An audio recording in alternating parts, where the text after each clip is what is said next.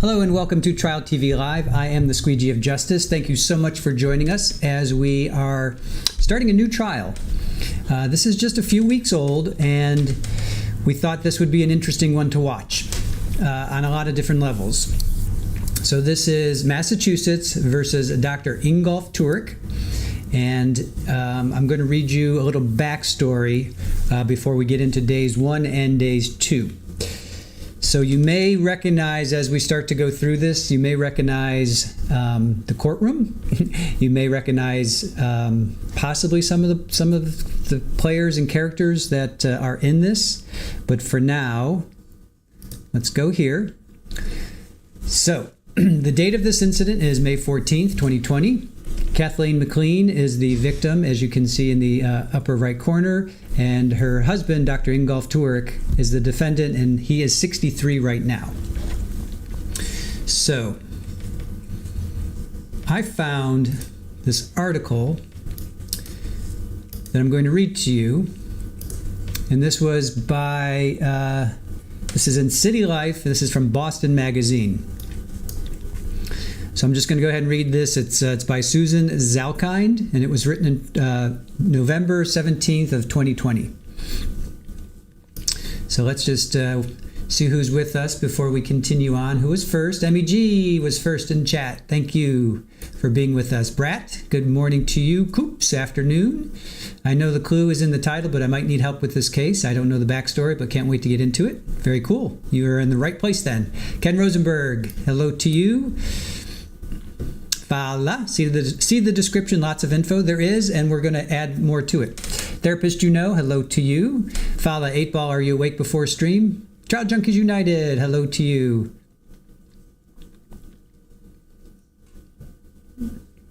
Let's see. I see our mods were very active. Shirley Ankle. Shirley Roth, Fala hugs for your ankle. Shirley Ankle. Sorry about that. Widespread Panic. Good to see you, Hazel. Good morning, afternoon, night. Good morning, after night. So when Drunky the Bear gets in, let me know. Kala, good morning to you. Oh, there's Drunky. Drunky. I'm going to reveal something that Drunky sent to us, if that's okay. Pammy, hello to you. Oh, thank you for the 5 gifted memberships. Let's get to that. MEG, thank you so much for the 5 Trial TV Live gifted memberships. Kala got one. Michelle B. TK Sewing Machine Repair. Hello to you. Maddie's mom, Cindy Bowman, got one. Selena K, hello to you. Runs with Scissors. Good morning, Carol. Good morning to you. Kala, you got one. Yes, you did. Awesome. Hey, Jim. Good to see you. Thank you for joining us.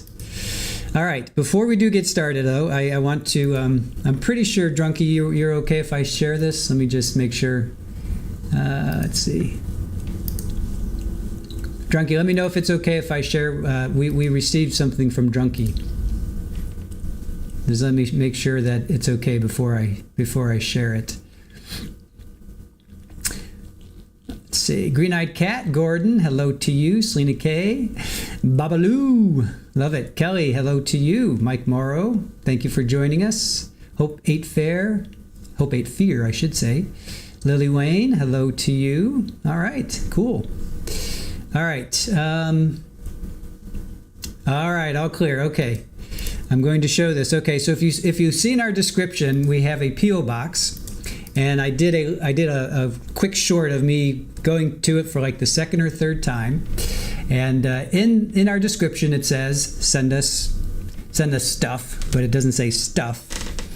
And so we received this, right?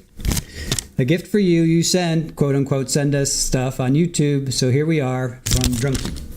So what did Drunky send us? Wait for it. Do do do do do do do do do. Wait for it. Can you guess what it is?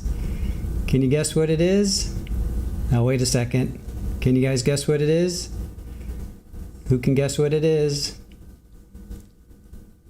Can you guess what it is? Boink.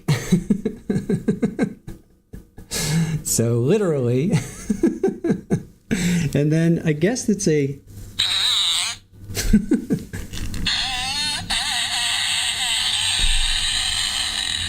It's not unlike the screaming goat, right? Isn't that similar to the screaming goat?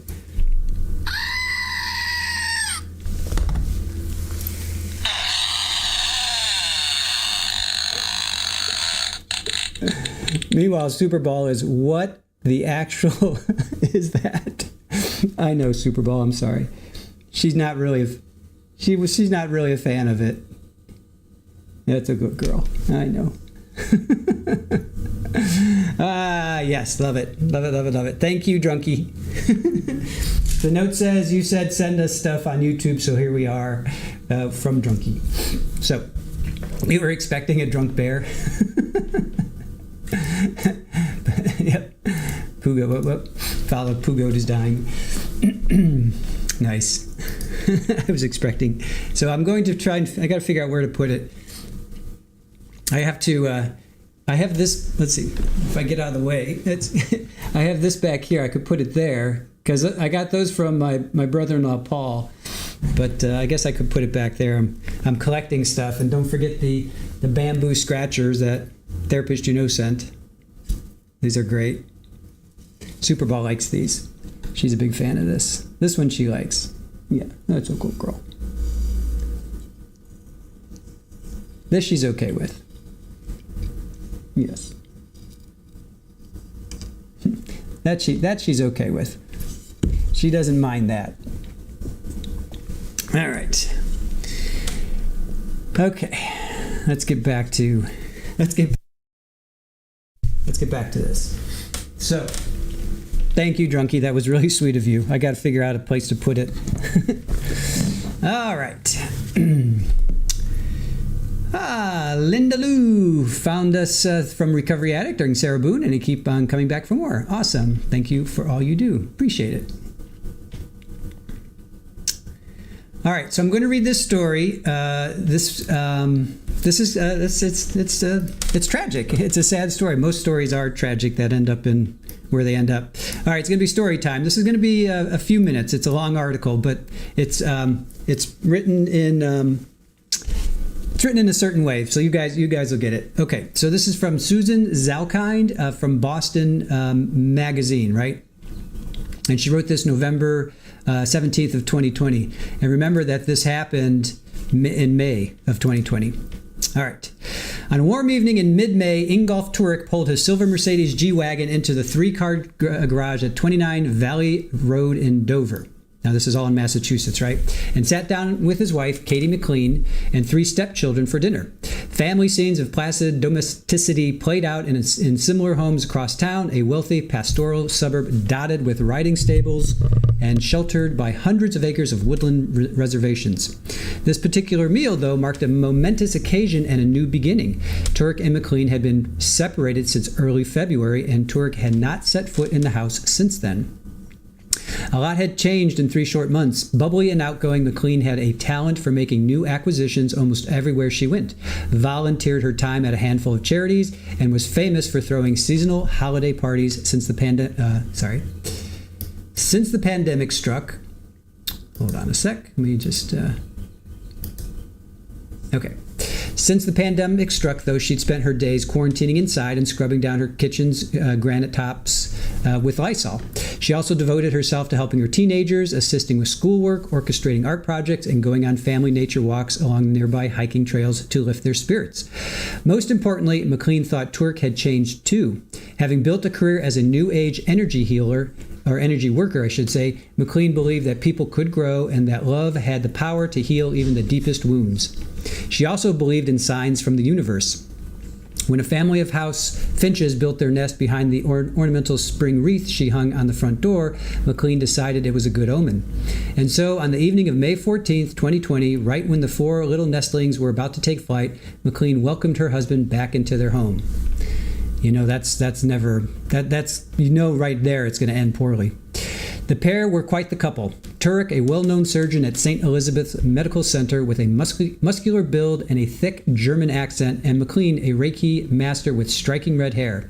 Together, they had 5 teenagers in Dover public schools. Her 3 children from a previous marriage, and Tuerk's 2 children from a second marriage, who lived primarily with their mother but often frequented the house. McLean, an all-American girl from Belmont, flew a German flag in honor of her husband below her stars and stripes from a tall pole on their green lawn, arguably the most perfectly manicured on Valley Road. Tuerk saw to it himself. On weekends, he could be found in front of his colonial mansion riding back and forth on his lawnmower barefoot. In February, though, McLean was planning to file for divorce and took down the German flag. However, the next 2.5 months, Tuerk alternated between a room at a lodger's hotel in another town and a friend's RV in Florida, while he made plans with real estate agents to sell the family home. Though they had been engaged since March of 2018 when McLean moved in, the couple had only officially been married for a few months and the house was still in Tuerk's name alone. In late April, as a gesture to signify his devotion and commitment to the reconciliation, Tuerk added McLean's name to the deed for the house. It was their place now. McLean could go ahead and take down the for sale sign marring the lawn and put the German flag back up. He was a new man. Dinner went well, and after the meal, Tuerk, McLean, and the 3 children gathered around the plush leather sofas and laughed while playing a board game. Afterwards, the kids went to the basement to watch TV while McLean and Tuerk stayed in the living room talking over drinks. It wasn't long, though, before they fell into old habits, arguing about text messages and fidelity. McLean hated to expose the children who could hear the yelling to their fights, so she and Tuerk went upstairs to the bedroom and shut the door behind them. Later that night, after the kids had gone upstairs to bed, one child heard a thump. The other heard the dog bark and the heavy footfalls of Tuerk pacing. When they were living together, Tuerk made McLean coffee in the morning, but when the children awoke the next day, the house was quiet, and there was no earthy smell emanating from downstairs. The door to the master bedroom was locked, and both cars were gone. Meanwhile, word of an old text message circulated among McLean and Tuerk's social circle, along with a growing ripple of concern. She is a vindictive devil. She played us all, Tuerk wrote to 2 friends at 4:31 that morning, according to the police affidavit. He also added that he was sorry. Tuerk didn't respond to calls or texts asking him to elaborate on what exactly he was sorry about. McLean wasn't answering her phone either. It was as if both of them had simply vanished. Now, McLean and Tuerk's relationship began like any modern romance, online. It was November of 2017. Both of them had finalized their second divorces within the past year. Drawn to his rugged good looks, McLean was intrigued by stories of the surgeon's humble beginnings in communist East Germany. Tuerk admitted McLean's maternal instincts and took her out for meals, live music, and rides on the back of his motorcycle around Dover, where he had recently bought a house.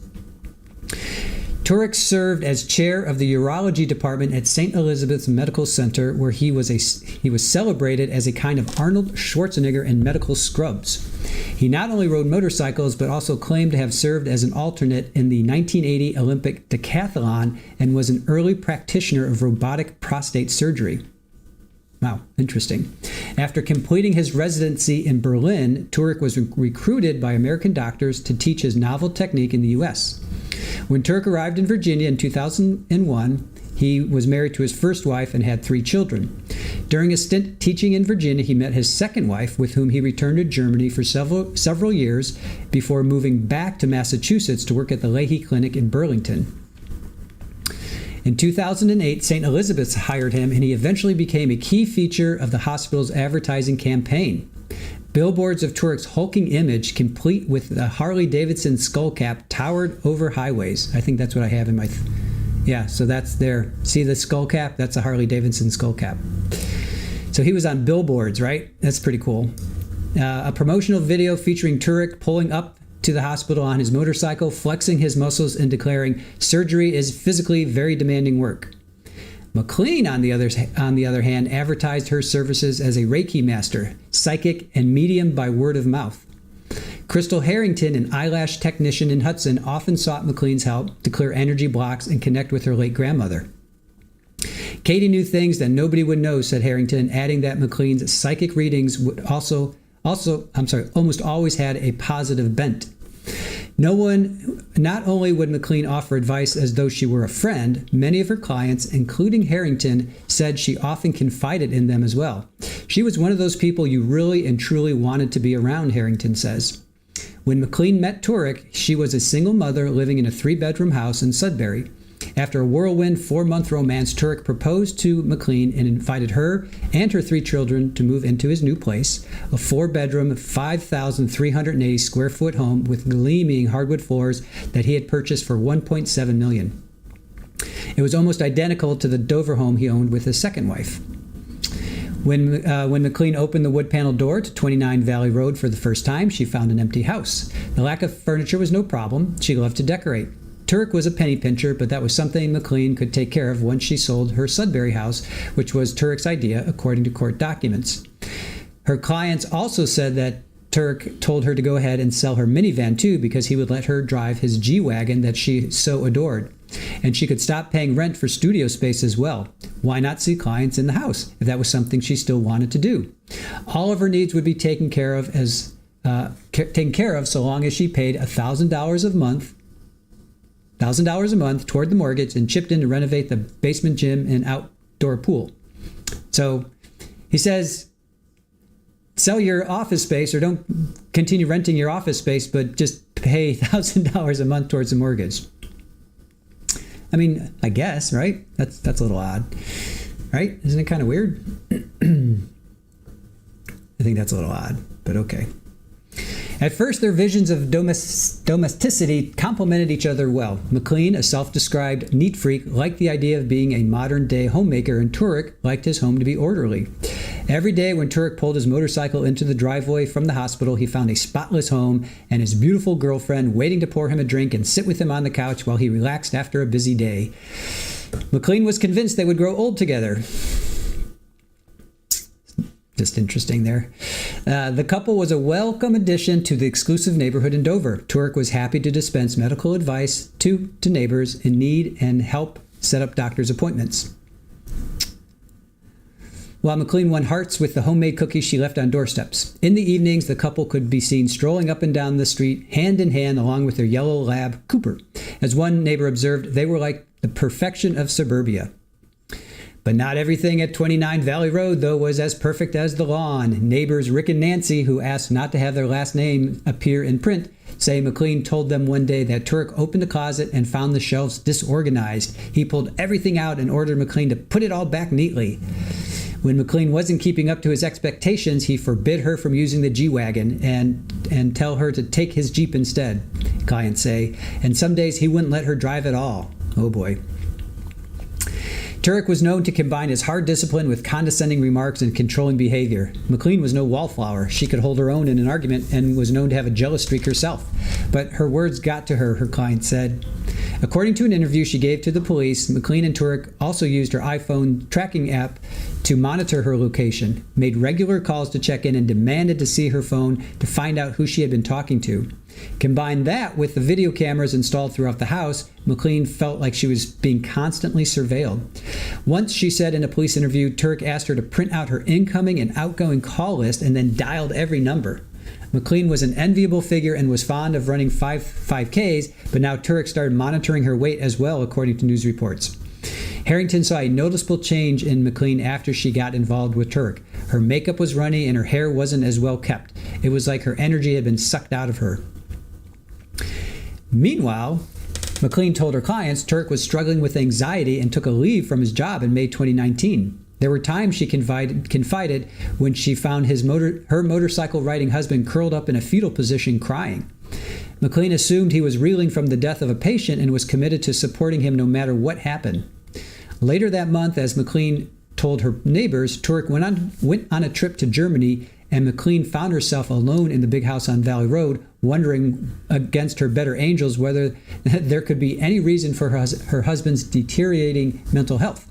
She knew Tuerk kept a vault hidden in the house. What could be in there? Unable to resist the temptation, she cracked it open and came across something unexpected, a trove of documents detailing a malpractice lawsuit. She also discovered papers related to an investigation by the Attorney General's office alleging that Tuerk had charged Medicare more than $31,000 over a 6-year period by writing off patients' visits with medical residents as if he had seen them himself and had billed for ultrasound services he never performed. I started to see someone I never knew, McLean told her neighbors. Around the same time, McLean and Tuerk's relationship started to take an even darker turn, McLean's clients say. Still, she felt that her nurturing and gifts as a healer would pave the way for things to get better between them. She even treated Tuerk with Reiki to ease his stress. As summer turned into fall, this would prove a bigger challenge than she thought. In November of 2019, Tuerk settled with the AG's office, agreeing to pay a $150,000 fine and was fired from his job at St. Elizabeth's. His professional fall from grace made a bad situation even worse at home. In December, McLean said during her interview with police, she and Tuerk were in the bedroom arguing when Tuerk allegedly grabbed her, smashed her head into the headboard, and put one hand over her throat and the other over her nose and mouth. He closed her eyes and everything went black. When she snapped to, she screamed so loudly that one of the children heard her. She texted some of her close friends that before she closed her eyes, all she saw was Tuerk's face full of rage. I thought honestly he wanted me dead, McLean later said in a text to one of them. Tuerk apologized profusely. He told her he loved her and they got together twice, according to McLean's interview with the police. The following week, Tuerk took McLean on vacation to Las Vegas. When she stepped off the plane, Tuerk surprised her with a Nevada marriage license, finally making good on his proposal from more than a year earlier. McLean saw it as an apology for his violent outburst the week before. They went to a Vegas chapel in the neon glare of the Strip and had a drive-thru ceremony that came with poker chips as souvenirs. Yikes. When the newlyweds returned home, things were different, but not in the way McLean had hoped. Tuerk wasn't working anymore and he wasn't sleeping either. McLean told her neighbors how he would wake up at strange hours and lift weights in the basement gym. He drank whiskey during the day and rarely showered. On January 11th, after McLean shut her phone off during a massage, she came home to find Tuerk waiting for her in the doorway, accusing her of effing around. According to McLean's interview with the police, he wrapped his arms around her 5'8" frame, picked her up, and dropped her on her back. She hit the floor so hard that her shoes flew off her feet. When McLean asked why he had thrown her to the floor, Tuerk said he hadn't. She simply must have slipped from his embrace. So not only is he violent, but now he's trying to gaslight her, right? Unbelievable. Too many red flags, I agree. McLean started to ask herself what she was doing to provoke him. This was not the first violent relationship she had been in. Maybe it was her fault, she suggested in text to friends. Maybe there was something she did to inspire violent behavior in men. Maybe he didn't know his own strength when he was drinking.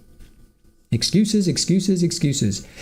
After the tumble on the floor, she could barely walk, but she hesitated to report her husband to the police. But then Tuerk's settlement with the Attorney General had made the news, and McLean worried that additional bad publicity would prevent Tuerk from finding another job.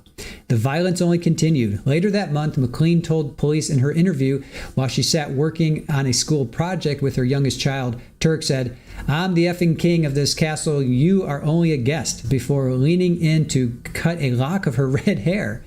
McLean reached up to stop him and the scissors struck her, sending a rivulet of blood down her hand.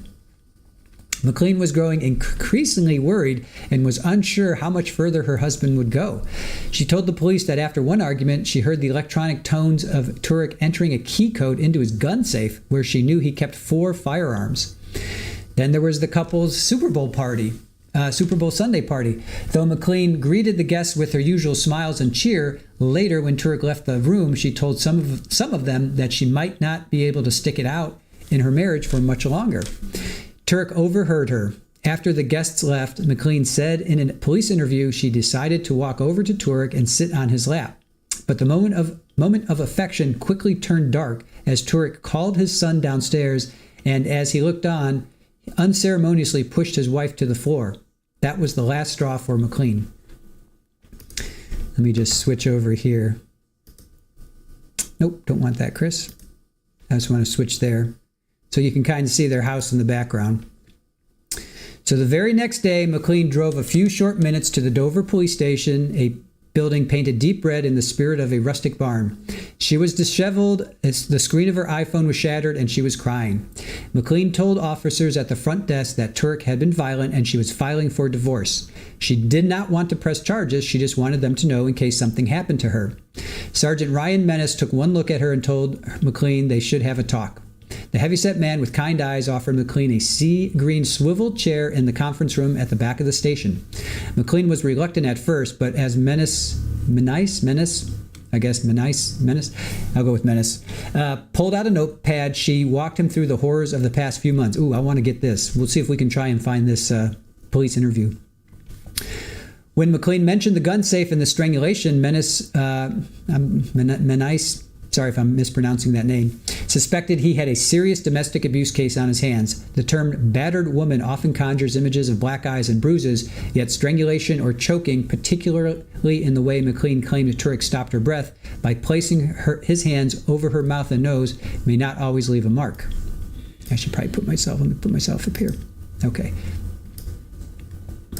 This is unfortunate because non-fatal strangulation is one of the most reliable warning signs that domestic violence may escalate to murder.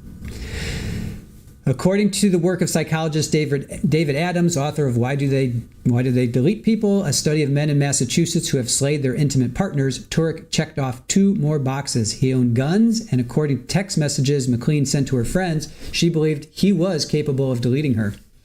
Menace told McLean that she should think about filing for a restraining order immediately and that police needed to seize Tuerk's guns. McLean just wanted the problem to stop, but Menace kept urging her. You have kids, he told her. You don't want to end up dead. Mentioning the children was enough. McLean agreed to it. Climbing into her Jeep, she followed the sergeant to Dedham District Court. Dedham, right? I told you you'd start to hear some familiar names. Dedham District Court, since she couldn't see her GPS instructions through her broken phone screen. Menace told McLean to come down to the police station when she was through, at which time the officers would enforce the order. Menace had just returned to the station to start the paperwork detailing McLean's allegations when he says a tall, well-built man walked through the door. It was Tuerk. He said he had come by because he was worried his wife was going to make false accusations against him. In his interview with Menace, Tuerk said McLean was the jealous and controlling one, not him. He had never been violent. He was the one who was leaving her. Menace took notes and Tuerk left. Meanwhile, a judge signed off on McLean's abuse prevention order, but instead of returning to the Dover police station as Menace had instructed her, McLean drove back to 29 Valley Road to show Tuerk the order herself. This was not part of the plan. Tuerk refused to leave the house. McLean called Menace in a panic. He won't leave, she told him. Get out of the house now, Menace told her.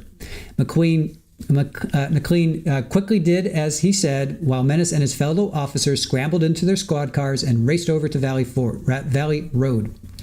Tuerk met them in the driveway, bending over and putting his hands on his knees like he was trying to catch his breath.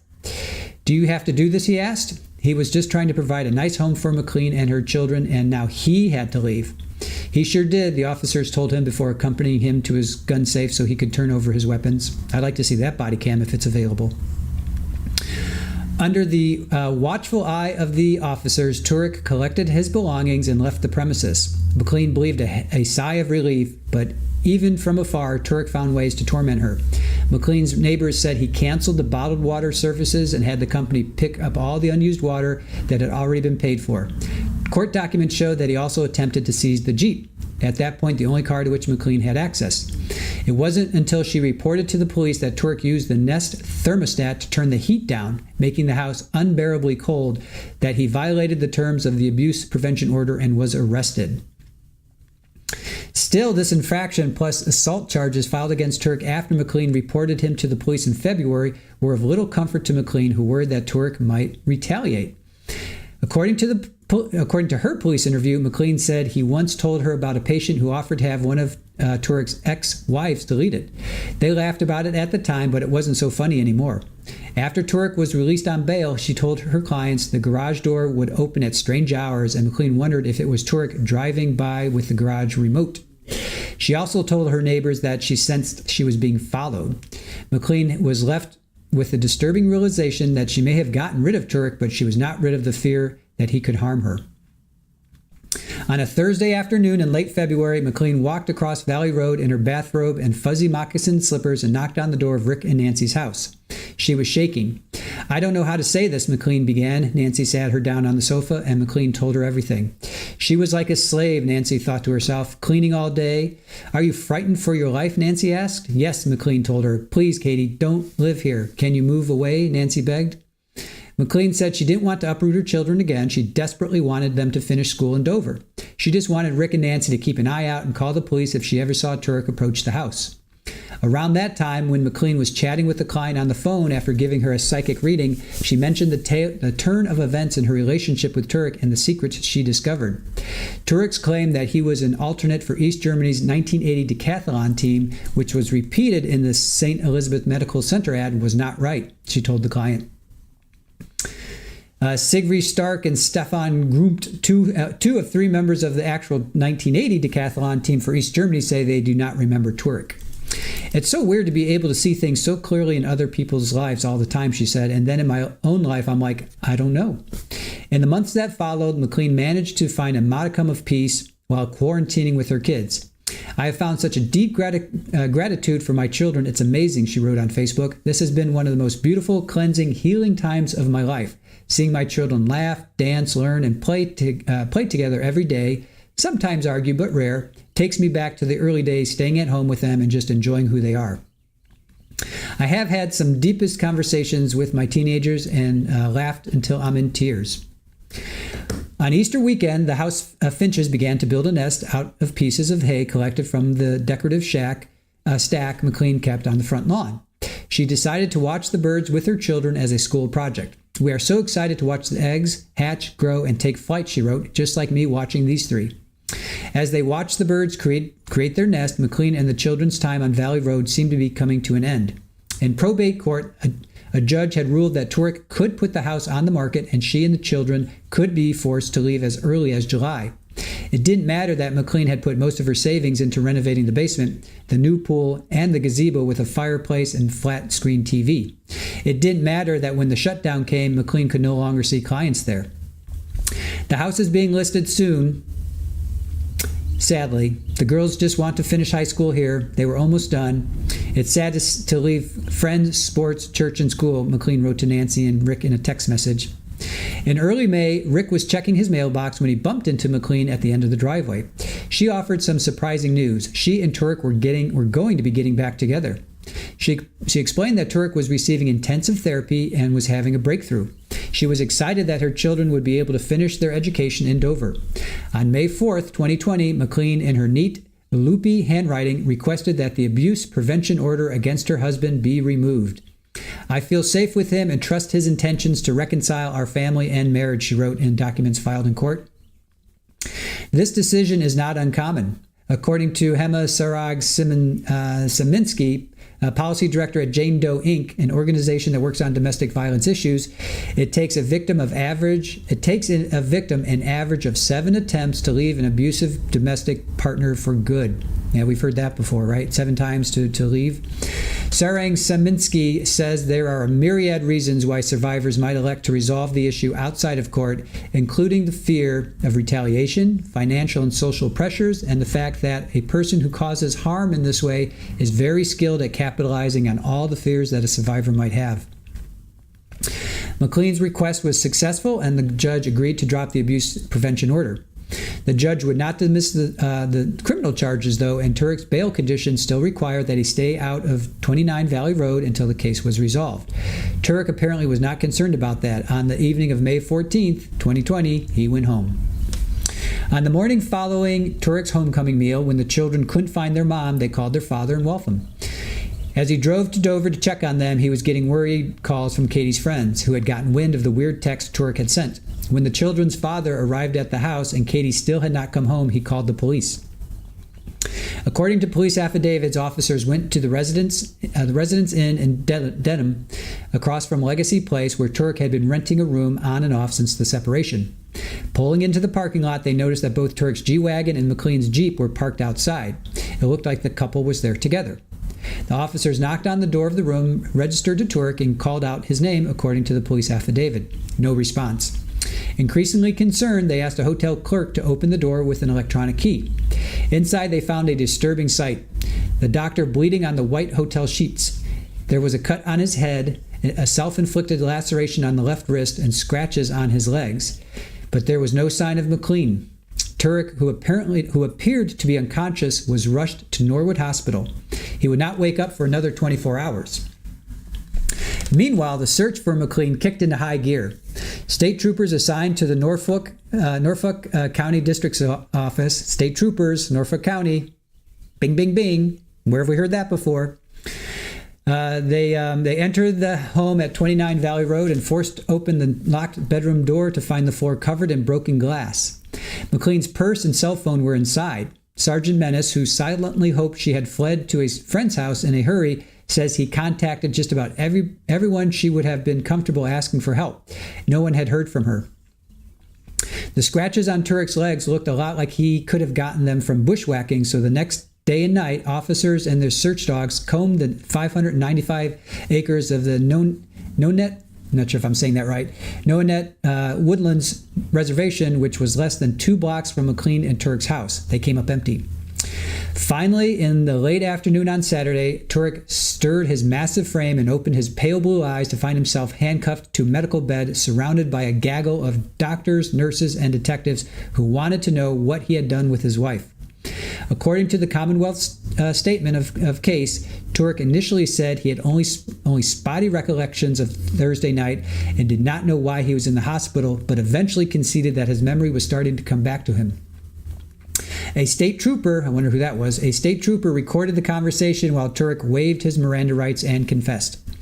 He told the officers that when he and McLean went up to the bedroom after board games with the kids, they were drinking and arguing over text messages. She threw a glass at his head, and he wrapped his arms around her neck and strangled her. It wasn't until she passed away in his arms, he said, that the doctor realized he had gone too far. Where was the body? Asked the troopers. Tuerk said he couldn't remember. Her family needs closure, they said. Where is she? Tuerk told the officers about the vacant lot near his home next to a newly constructed mansion that had not yet sold. A half dozen troopers and Dover police officers descended on the address Tuerk provided. It was dark when the officers began climbing over trunks of fallen trees to search for McLean. A trooper scanned his flashlight over the clearing, finding a dark, murky pond, and spotted something white roughly 15 feet from the shore. It was McLean.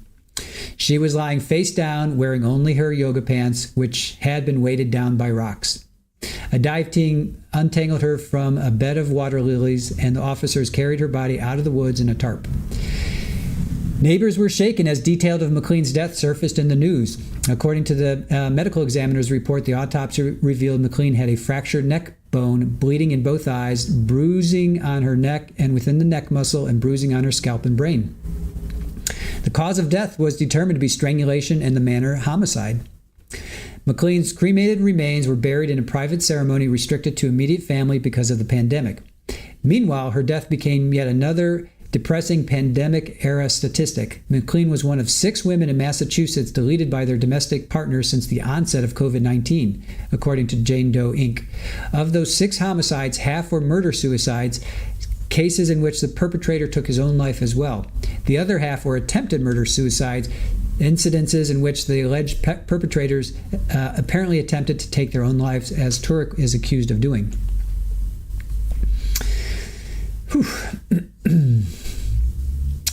So this is the first official homicide in Dover in recent years, yet the abuse that preceded is not uncommon.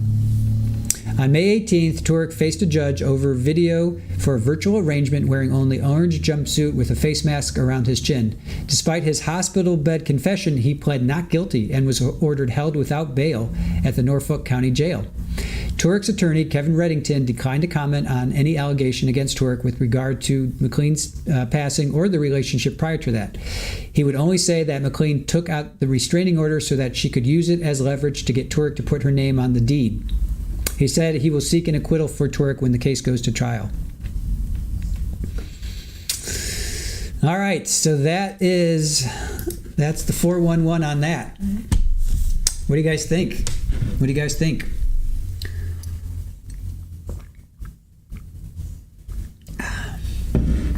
Hey, Golden Girl. How are you? Bice, how are you?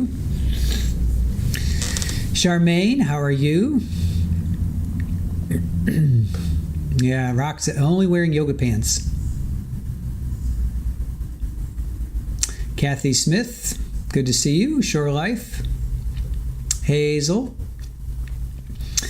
All right, well, let's get to the trial. Let's get to it. I can't believe he's pleading not guilty, but that's what he's doing.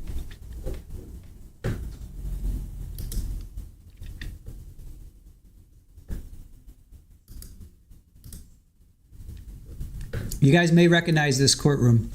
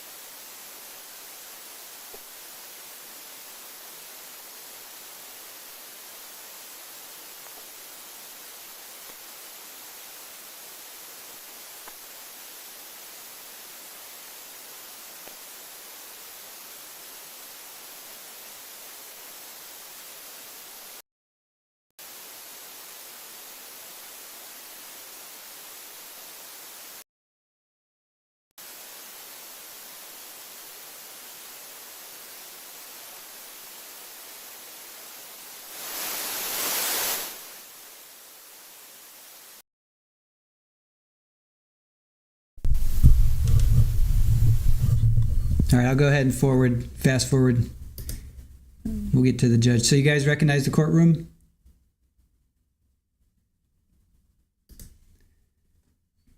I'm sure you guys recognize the courtroom.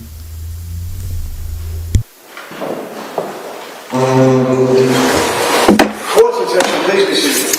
For the record, before the court, number one on today's list, Kumhoff versus Ingolf Tuerk, 20 CR 138. If the parties are present, the jury is not present, the matter is on for trial. Good morning, counsel. Good morning, Your Honor. Mr. Reddington, you want to see me at sidebar? Yes. With this file. Yeah, sure.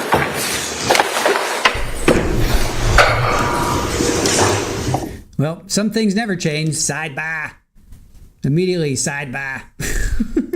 All right, I'm going to fast forward through this.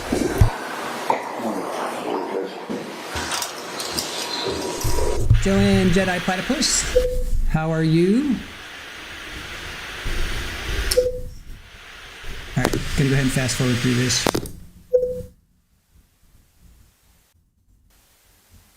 Oh, yeah. We can do it. Yeah, no, forget it.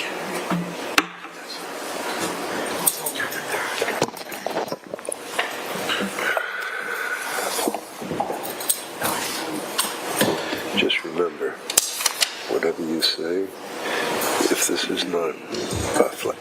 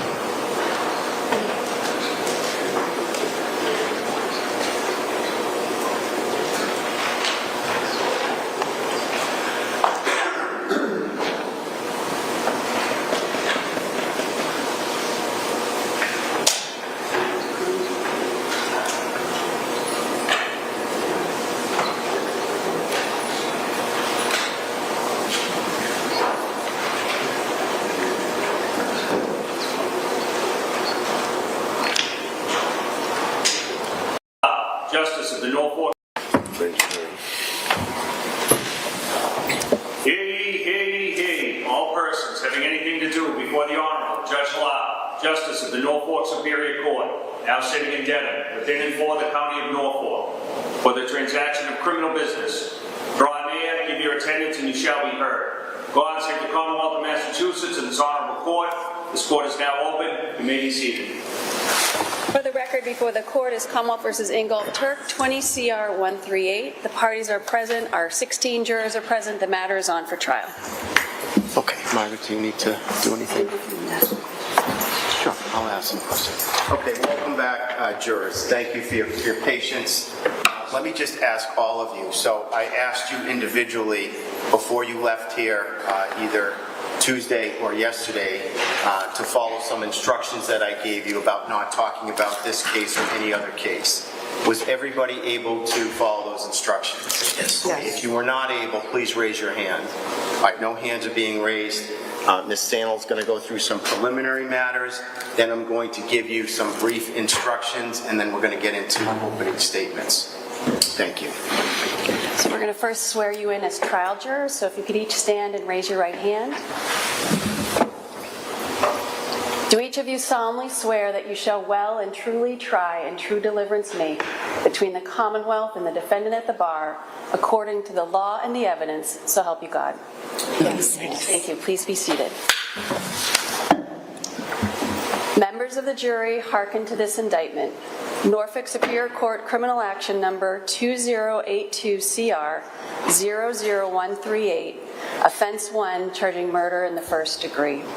Commonwealth of Massachusetts, Norfolk to wit, at the Superior Court begun and holden at Dedham, within and for the County of Norfolk, on the 5th Wednesday of July 2020, the jurors for the Commonwealth of Massachusetts on their oath present that Ingolf Tuerk, of Dover in the County of Norfolk, on or about and between May 14th and 15th of 2020, at Dover in the County of Norfolk, did assault and beat Kathleen McLean with intent to murder such person, and by such assault and battery did kill and murder the said Kathleen McLean in violation of Massachusetts General Laws, Chapter 265, Section 1.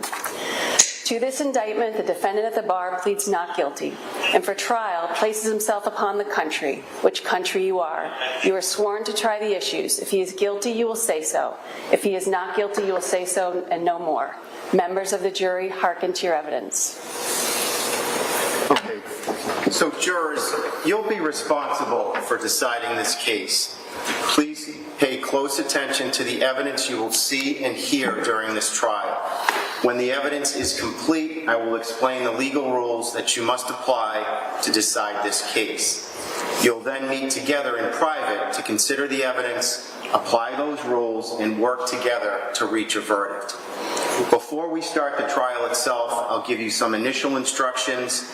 I'll explain the indictment that the clerk just read out loud and describe what will happen during the trial. I will then explain my role as the judge, the lawyer's role, and your role as jurors. I will discuss some of the legal rules that apply in this case, and I'll explain some important things that you must do and that you must not do during this trial. You may have noticed there is a camera in the courtroom. Please know the cameraman is not permitted to show any juror at any time during the trial. That is, the cameraman is prohibited from broadcasting or recording any images of jurors. I suggest that you ignore the camera and not let it distract you. A moment ago, Ms. Sandal read the language of the indictment in this case. An indictment is a legal document that formally accuses someone of a crime. In less formal terms, the indictment in this case charges the defendant with committing murder. The indictment is not evidence in this case. In the fact that the defendant is facing this charge does not mean that he is guilty of committing any crime. An indictment is merely a piece of paper that formally charges someone to get them to trial in the Superior Court. As I told you when we were choosing our jurors, the defendant has pleaded not guilty to the charge. At At the end of the trial, you will decide whether the prosecution has proved the charge beyond a reasonable doubt. When I finish with these initial instructions, the prosecutor and the defense counsel will make opening statements. An opening statement is a summary of what the lawyer expects the evidence will show. After the opening statements, you'll hear testimony from various witnesses. The evidence may also include documents and other things. The prosecution will call witnesses first, then the defendant will have a chance to call additional witnesses if he chooses to do so. Both sides may question each witness. Again, you must remember the defendant is presumed to be innocent and has absolutely no obligation to call or question witnesses or to present any evidence at all. After you see and hear all the evidence, each side will make closing arguments to summarize the evidence and to suggest conclusions you may reach based on the evidence and the law. The lawyer's opening statements and closing arguments may help you make sense of the evidence you hear and see during the trial, but the openings and closings are not evidence. At the end of the trial, I'll instruct you in detail on the legal rules you must apply in deciding this case. You will then discuss the case in private and work together as a jury to reach a verdict. Now, my job as the judge in this case is to make sure the case is tried fairly, efficiently, and according to the law. I must make sure that you hear and see only evidence that is allowed under our rules of evidence. Those rules determine what evidence the lawyers may and may not present to you. The purpose of these rules is to make sure that what you see and hear in this trial is relevant to the case and appropriate for you to consider. If one of the lawyers says objection, that means the lawyer thinks that a particular answer or exhibit violates the rules of evidence. If I am not persuaded by the objection, I will say overruled. That means that the witness may answer the question, or the other party may show you the exhibit, and you may consider the answer or exhibit as evidence. If I instead say sustained, that means the witness may not answer the question, or the party may not show you the exhibit, because under our rules, you may not consider the answer or exhibit. If I sustain an objection, you may not talk about or try to guess what the evidence might have been. There may be times when I instruct you to disregard something or allow what we call a motion to strike something that you have already heard or seen. If that happens, that means that the testimony or exhibit I tell you to disregard or that I strike is not evidence and you may not consider it. As the judge in this case, I must also explain the law to you. At the end of the trial, I'll give you detailed instructions about the law you must follow in order to decide this case. I'll give you those instructions orally, and we'll also give you written copies to read while we work together to reach a verdict in this case. The lawyers have important roles in this trial. Their job is to bring to your attention the evidence and arguments that best supports their position. They may also object to evidence offered by the other side, as I just discussed with you. Please do not hold it against the lawyers if they make an objection. The lawyers have to let me know when there is a potential issue about whether you may see, hear, or consider something. You, as the jurors, have the most important role in this trial. After you've heard and seen all of the evidence, you will decide who and what to believe and whether the prosecution has proved that the defendant is guilty of the crime charged based on the legal principles that I will explain to you. You must decide this case based only on the evidence you see and hear during this trial and on my instructions and the law. You may not decide this case based on suspicion, guesswork, or speculation. The evidence consists of the testimony of witnesses, as you recall it, and any documents or other things that become exhibits. Other things you will see and hear during the trial are not evidence. For example, the attorney's opening statements and closing arguments are not evidence, and the questions the attorneys ask are not evidence either. A witness's answers are evidence, but a lawyer's questions are not. Now, Now, a very important part of your job as jurors is to decide who and what to believe. Whether testimony is contradicted or not, it is up to you to decide whether you believe it. You may believe everything a witness says, part of it, or none of it. The same is true of each exhibit. You must decide whether you believe what it shows or not. I have no opinion about who or what you should believe or about how you should decide this case. So please don't take anything I say or do during the trial to suggest to you what to believe or how to decide this case. Now, our system of justice depends on judges like me and jurors like you being able and willing to make careful and fair decisions. All people deserve fair and equal treatment in our system of justice, regardless of their race, national origin, religion, or any other personal characteristic.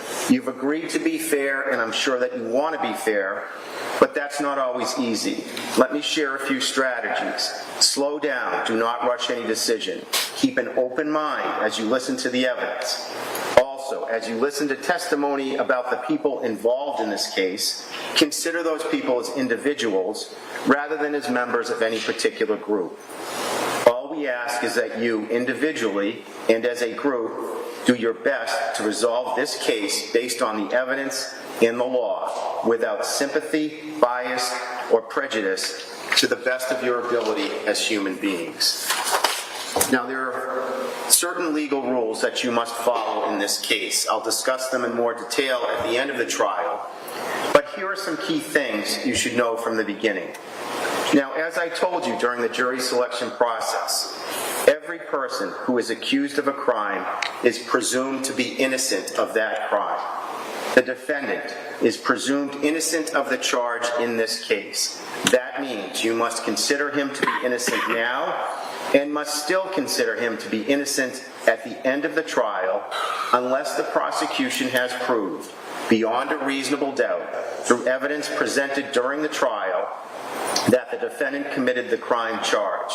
I'll explain what I mean by reasonable doubt in just a moment. The defendant does not have to do anything to convince you that he is innocent. He does not have to explain anything. He does not have to testify. He does not have to call or question witnesses or provide any evidence at all, because you must presume that he is innocent. Instead, it is up to the Commonwealth to prove the charge against the defendant beyond a reasonable doubt. This burden of proof never shifts to the defendant. At the end of the trial, after you've heard and seen all of the evidence, you'll deliberate with each other, meaning you will discuss the evidence and decide on your verdict. If you have a reasonable doubt about the defendant's guilt, then your verdict must be not guilty. You may find the defendant guilty of a charge only if all the deliberating jurors agree that the Commonwealth has proved the charge beyond a reasonable doubt. So the burden is on the Commonwealth to prove beyond a reasonable doubt that the defendant is guilty of the charge made against him. What is proof beyond a reasonable doubt? The term is often used and probably pretty well understood, though it is not easily defined. Proof beyond a reasonable doubt does not mean proof beyond all possible doubt, for everything in the lives of human beings is open to some possible or imaginary doubt. A charge is proved beyond a reasonable doubt if, after you've compared and considered all of the evidence, you have in your minds an abiding conviction to a moral certainty that the charge is true. When we refer to moral certainty, we mean the highest degree of certainty possible in matters relating to human affairs based solely on the evidence that has been put before you in this case. I told you that every person is presumed to be innocent until he or she is proved guilty, and that the burden of proof is on the prosecutor. If you evaluate all of the evidence and you still have a reasonable doubt remaining, the defendant is entitled to the benefit of that doubt and must be acquitted. It is not enough for the Commonwealth to establish a probability, even a strong probability, that the defendant is more likely to be guilty than not guilty. That is not enough. Instead, the evidence must convince you of the defendant's guilt to a reasonable and moral certainty, a certainty that convinces your understanding and satisfies your reason and judgment as jurors who are sworn to act conscientiously on the evidence. That is what we mean by proof beyond a reasonable doubt. As you heard, the defendant is charged with murder. I'll give you a full instruction on murder at the end of the trial. At the end of the trial, when you meet in private to deliberate, you'll have all the exhibits with you. We cannot provide you with transcripts of any witness's testimony, however, so you'll have to rely on your memory of what each witness tells you. You may take notes during the trial if you wish. Our court officers will give you a notebook or a notepad and a pen or a pencil. Some jurors find it helpful to take notes while listening to the evidence. It may help them to focus on the testimony and remember what the witnesses said. Some of you may not want to take notes, which is fine. Whether you take notes is entirely up to you. Whether you take notes or not, you need to pay close attention to each witness and what they say. In deciding who and what to believe, you should watch and listen to each witness carefully.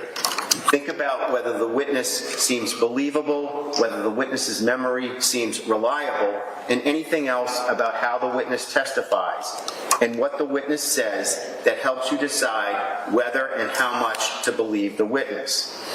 When you deliberate at the end of the trial, remember that it is your memory that counts.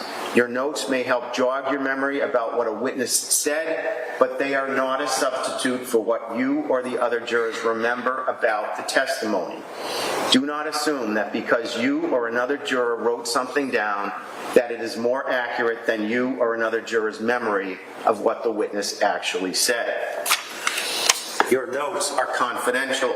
No one, including me, will read them. The court officers will collect your notebooks and pens at the end of each trial day and keep them safe until they are returned to you the next morning. When the trial is over, the court officer will destroy the notes. Now, if you have any trouble hearing or seeing during the trial, please raise your hand or let a court officer know, and we'll make any necessary adjustments. We generally take a morning recess at about 11 a.m., but if you need a break at any other time, just raise your hand or let a court officer know, and we'll take a break. Also, we want you to be comfortable. If you're too hot or too cold, let us know, and we'll try to adjust the temperature. You also may see clerks and court officers coming and going. Please know that is not to distract you. It is merely to make sure that we keep the many other cases in this building moving forward, so don't pay any attention to it. If you need to communicate with me during the trial, please let a court officer know or give the court officer a note to bring to me. Finally, there are a few things that you need to do and other things that you must not do during this trial. Keep an open mind throughout this trial. You must not decide the case until after you've heard and seen all of the evidence and listened to my final instructions at the end of the trial.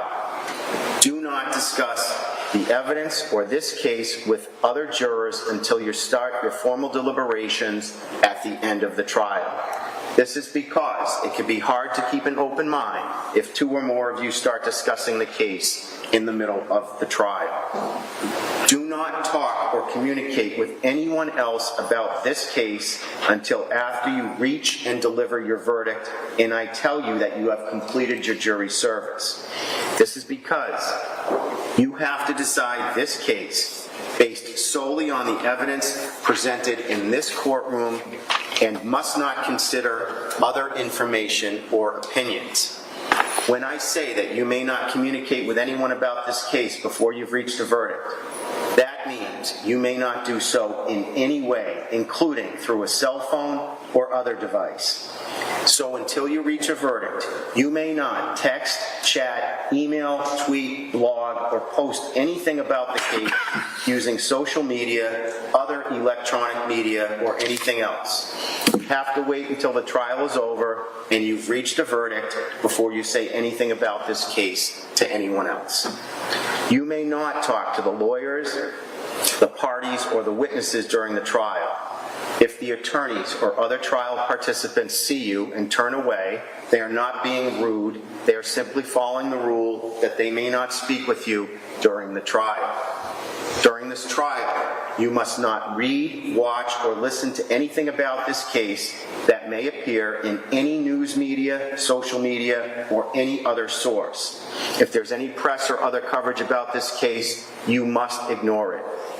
Do not do any research or investigation about the case online or in any other way, or have anyone else do that for you. Do not visit any place mentioned during the trial. Do not Google or search for the names of anyone participating in this case or anything else about it. Again, this is because you must decide this case based solely on the evidence in the law presented to you in this courtroom. The instructions I just gave to you apply not only to this case, but to the case starting in this courthouse next week, the Commonwealth of Massachusetts versus Karen Reed. That case has absolutely nothing to do with your duty to determine the facts in this case, and please do not let it distract you in any way. Now, the rules that I explained are very important. I'm going to keep reminding you of them and ask you if you've been able to comply with them. If anything happens that seems to be inconsistent with these rules, please do not discuss it with your fellow jurors. Instead, let a court officer know, and I will speak with you privately. Now, I know that you will try this case according to the oath that you just took as jurors. When you took that oath, you promised that you would well and truly try the issues between the Commonwealth and the defendant according to the evidence and the law. If you follow that oath and approach this case with an open mind and make your decisions fairly and without prejudice or bias or sympathy for anyone, then you will arrive at a fair and a just verdict. Okay, thank you, jurors. It's now time for opening statements, so I'm going to turn it over to Ms. Beatty. Thank you, Your Honor.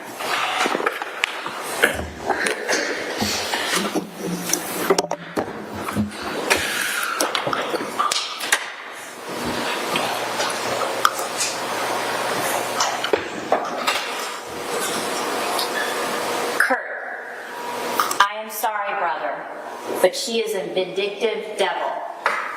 I am really sorry, brother, but she manipulated us all. Love you, Harry. That's the text message that Curt Pfannenstiehl received when he woke up in the early morning hours of Friday, May 15th, 2020. Immediately distressed, Curt contacted another friend of Katie and Harry, the defendant goes by Harry, as well as Ingolf, and shared the text message with her. Vanessa Pettigrew was also concerned, so she drove to Katie's home at 29 Valley Road in Dover to look for Katie. She called, she texted, no Katie.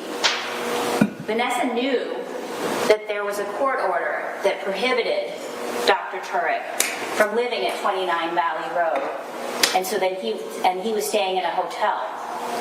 So she found the hotel in Dedham, and she drove there. She found the two cars that the defendant and Katie shared parked outside. No Katie. She contacted family. She contacted friends. And I expect you will hear that Stephen Rocca, who is Katie's ex-husband and the father of her 3 children, contacted the hotel. The hotel called the Dedham police and asked them to do a well-being check. And when the Dedham police responded to the hotel, no Katie, but they found the defendant totally unresponsive, passed out in his bed. He had scratches on his body. There was knives. There was a liquor bottle. And he was transported to Norwood Hospital, where he remained unresponsive for many hours. So family and friends continued to search. Law enforcement searched in Dedham Dover, Medfield. Her phone was pinged, and it covered a wide area. So law enforcement was searching in the woods with dogs. No Katie. There was concern that she could be injured in those woods. All day Friday, no Katie. On Saturday, the police learned that Dr. Tuerk had woken up, and they wanted to speak with him. You will hear from personnel at Norwood Hospital and from the police about the procedures that needed to be followed, in part because of COVID, because this was during the height of the pandemic, and things were more complicated. So it wasn't until after 5 o'clock on Saturday that the police were able to meet with Dr. Tuerk. And I expect that you will hear about the meeting that they had. That interview was recorded. It was an audio recording. I want to tell you that it is a little bit challenging to hear because, in part, everyone was wearing masks. But we will have a transcript that will help you, and you will be able to listen to the interview. It's about 3 hours. And I expect that you will hear that Trooper Jeffrey Kotkowski and Detective Deborah Gonski from the Dedham Police met with Dr. Tuerk in the family waiting room at Norwood Hospital. That he agreed to speak with them. He was provided with his Miranda warnings. The interview was hours, but the police were polite. They were respectful. There was no yelling, and they gave him plenty of time to talk. And in the beginning of that interview, the defendant said he didn't know what happened. He didn't know where Katie was. And the police said, "We're concerned. We need to find her. We think she might be in the woods. What can you tell us?" And eventually, as they talked more, he told them about what happened, about what he did, about the circumstances at 29 Valley Road. He explained that he and Katie had been having some marital problems and they had separated. He told the police that she needlessly got a restraining order that meant that he had to leave 29 Valley Road. And so he bounced around and he was having a hard time finding a place to stay, that he ended up in Florida. But that he and Katie had agreed to reconcile. He came back from Florida and they were going to work things out. And it was supposed to be a clean slate, nothing from the past. And on Thursday, they had a nice day at 29 Valley Road. They had a nice dinner. All 3 kids were home. They played a game. And then after dinner, after some drinking, there was an argument. And Katie wouldn't let it go. She wouldn't let the past go, like she had agreed. And so he put his hands around her neck. And just as the police were going to ask what happened after he put his hands around her neck, Dr. Tuerk asked for a break. And I expect you will hear that Trooper Kotkowski will say, "Yep, that's not a problem. We can do that." And so they took almost a 45-minute break. And when Dr. Tuerk came back, it was different. His tone was different, more resolute, and he almost immediately provided a lot of information. Something else had changed. Detective Gonski had left the room, and Detective Richard Porro was in the room. And Dr. Tuerk told the 2 male police officers that he strangled his wife, that he knew he killed her, that he panicked after he knew she was dead, and he carried her body out of the house. And the police said, "We need to know where she is. We can't leave her out there." And so he told the police directions for how to find her. In the course of this trial, you will hear a lot of information and evidence about the investigation that was conducted before Dr. Tuerk told the police that he strangled his wife and after. You will hear from the police who followed the directions, who went to the pond at 1 Francis Street in the night, in the dark, and who recovered Katie McLean's body from that swampy water. Dressed only in leggings, covered in dirt and debris. You will hear about her shirt recovered on a branch outside the pond. You will hear about 2 large rocks recovered from inside her pants. You will have a chance to see how heavy they are.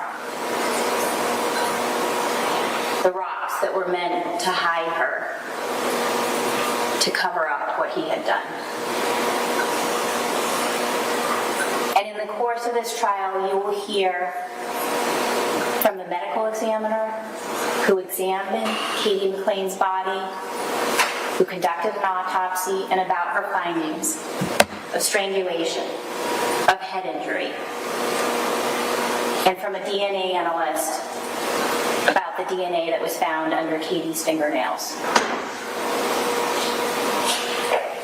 And in the course of this trial, you will also hear evidence about the defendant's anger towards Katie McLean. Evidence of anger that will prove that he is guilty of first-degree murder. And at the end of this trial, we will return and we will ask you to consider all of the evidence and the law and find the defendant guilty of first-degree murder. Thank you. Thank you, Ms. Beatty. Mr. Reddington? Yes, Your Honor, thank you.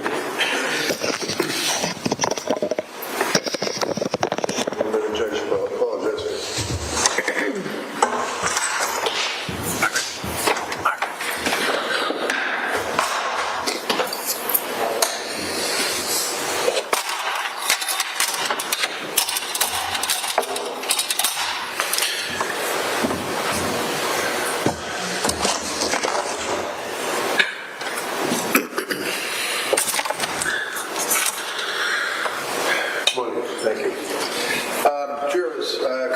That you have to understand, and His Honor is the umpire in the case. He calls the balls, he calls the strikes, he allows objections, excludes things, allows things.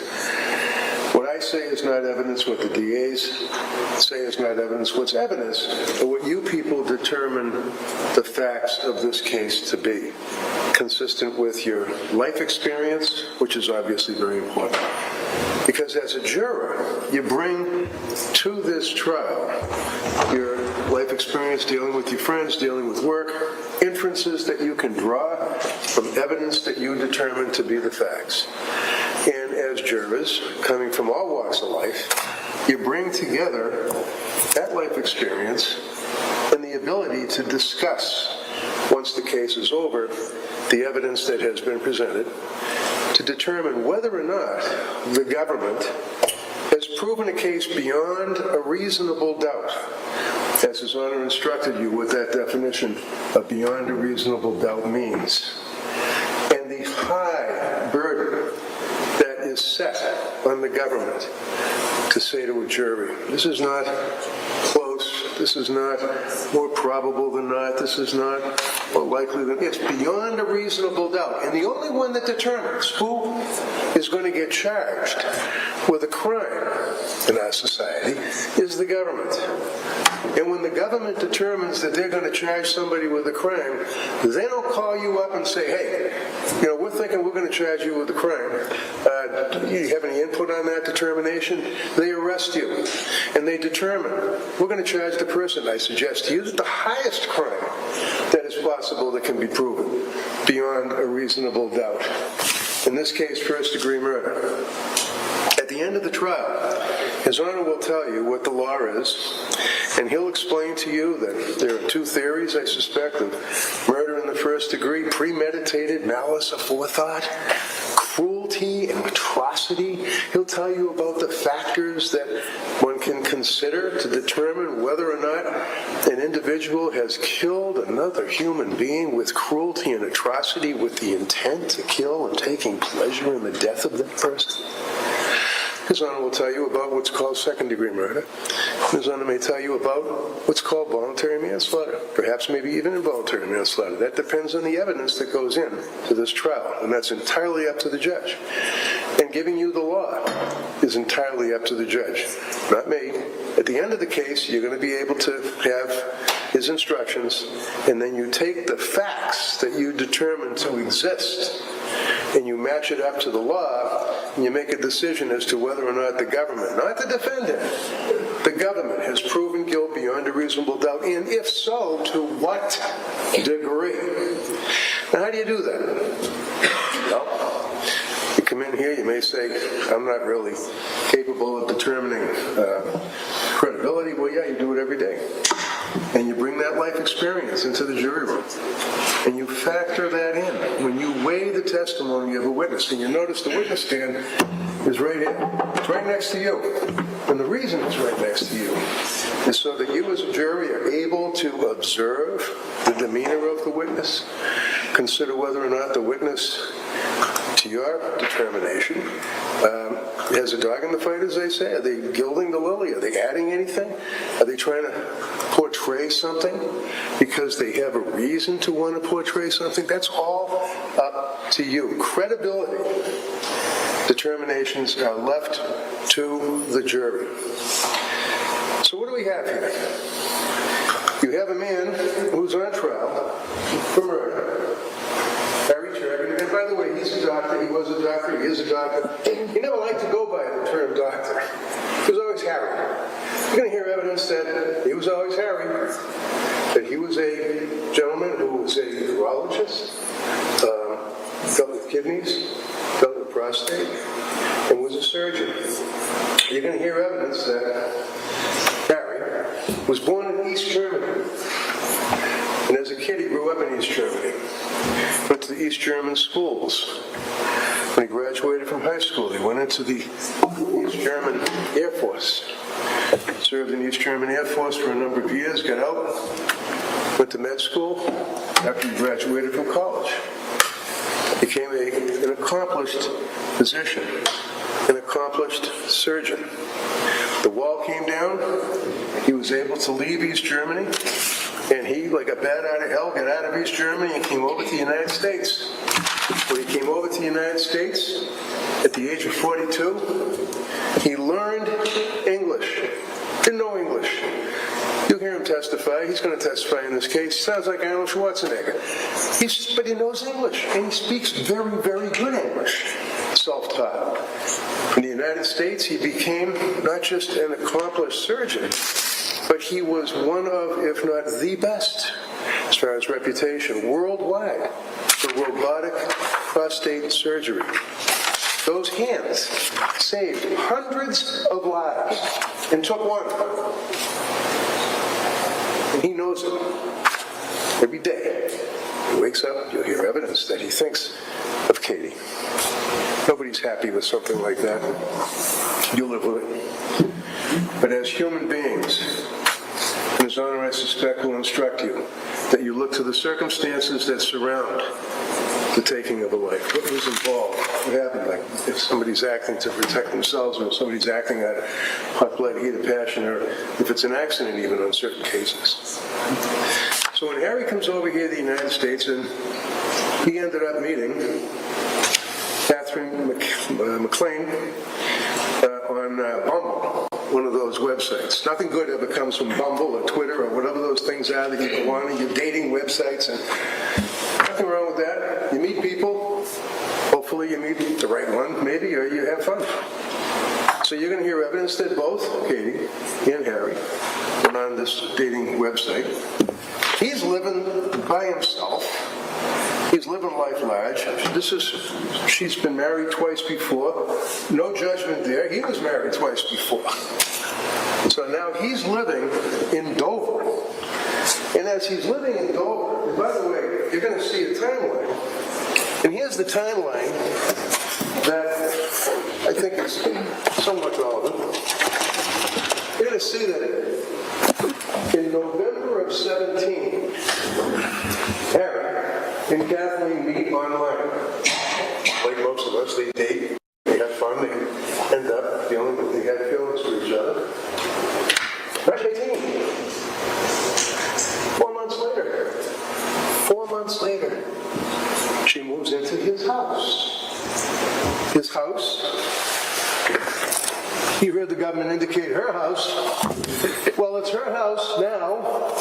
It was her house, and you'll hear evidence of that.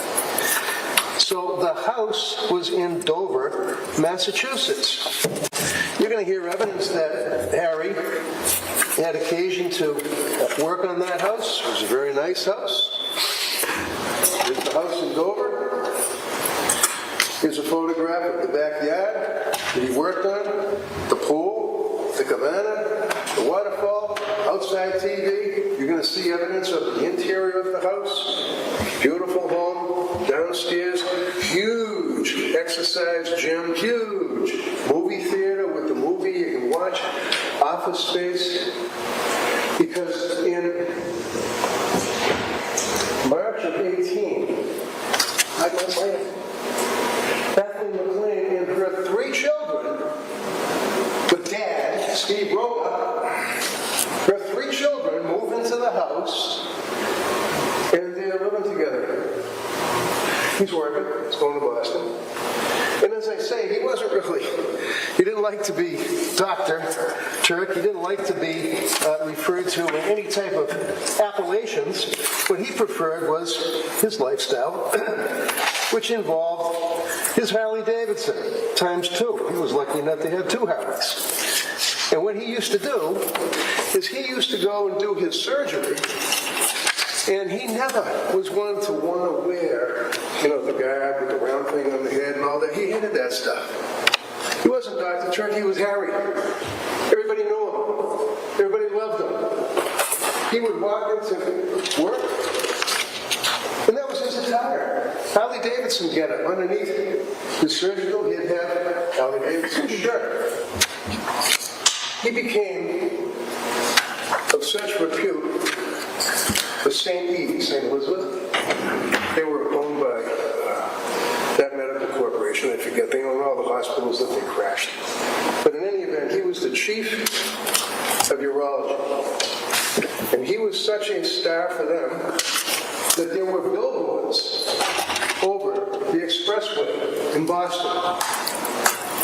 This is the guy living by himself.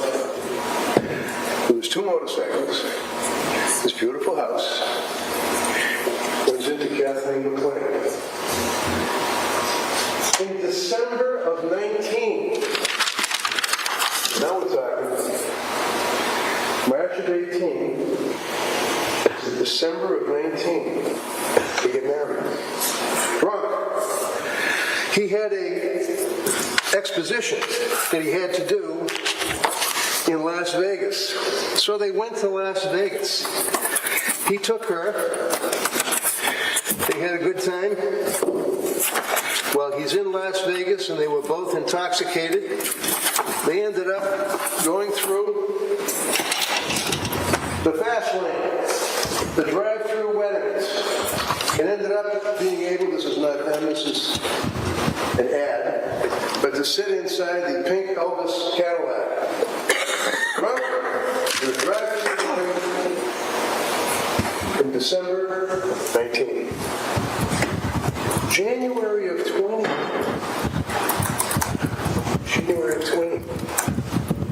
Harry meets with a divorce lawyer, a woman here from Dedham. Here, Ellis. What's a divorce? Doesn't want to be with Kathleen McLean after the 5 months or so. Doesn't want to be married. She sends him an email. She says at the end of the month, "Thank you for the retainer, the money that you paid her, to divorce Kathleen McLean."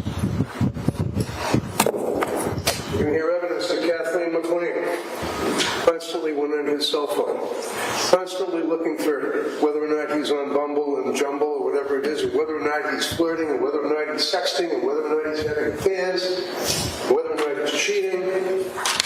There's a huge portion of it.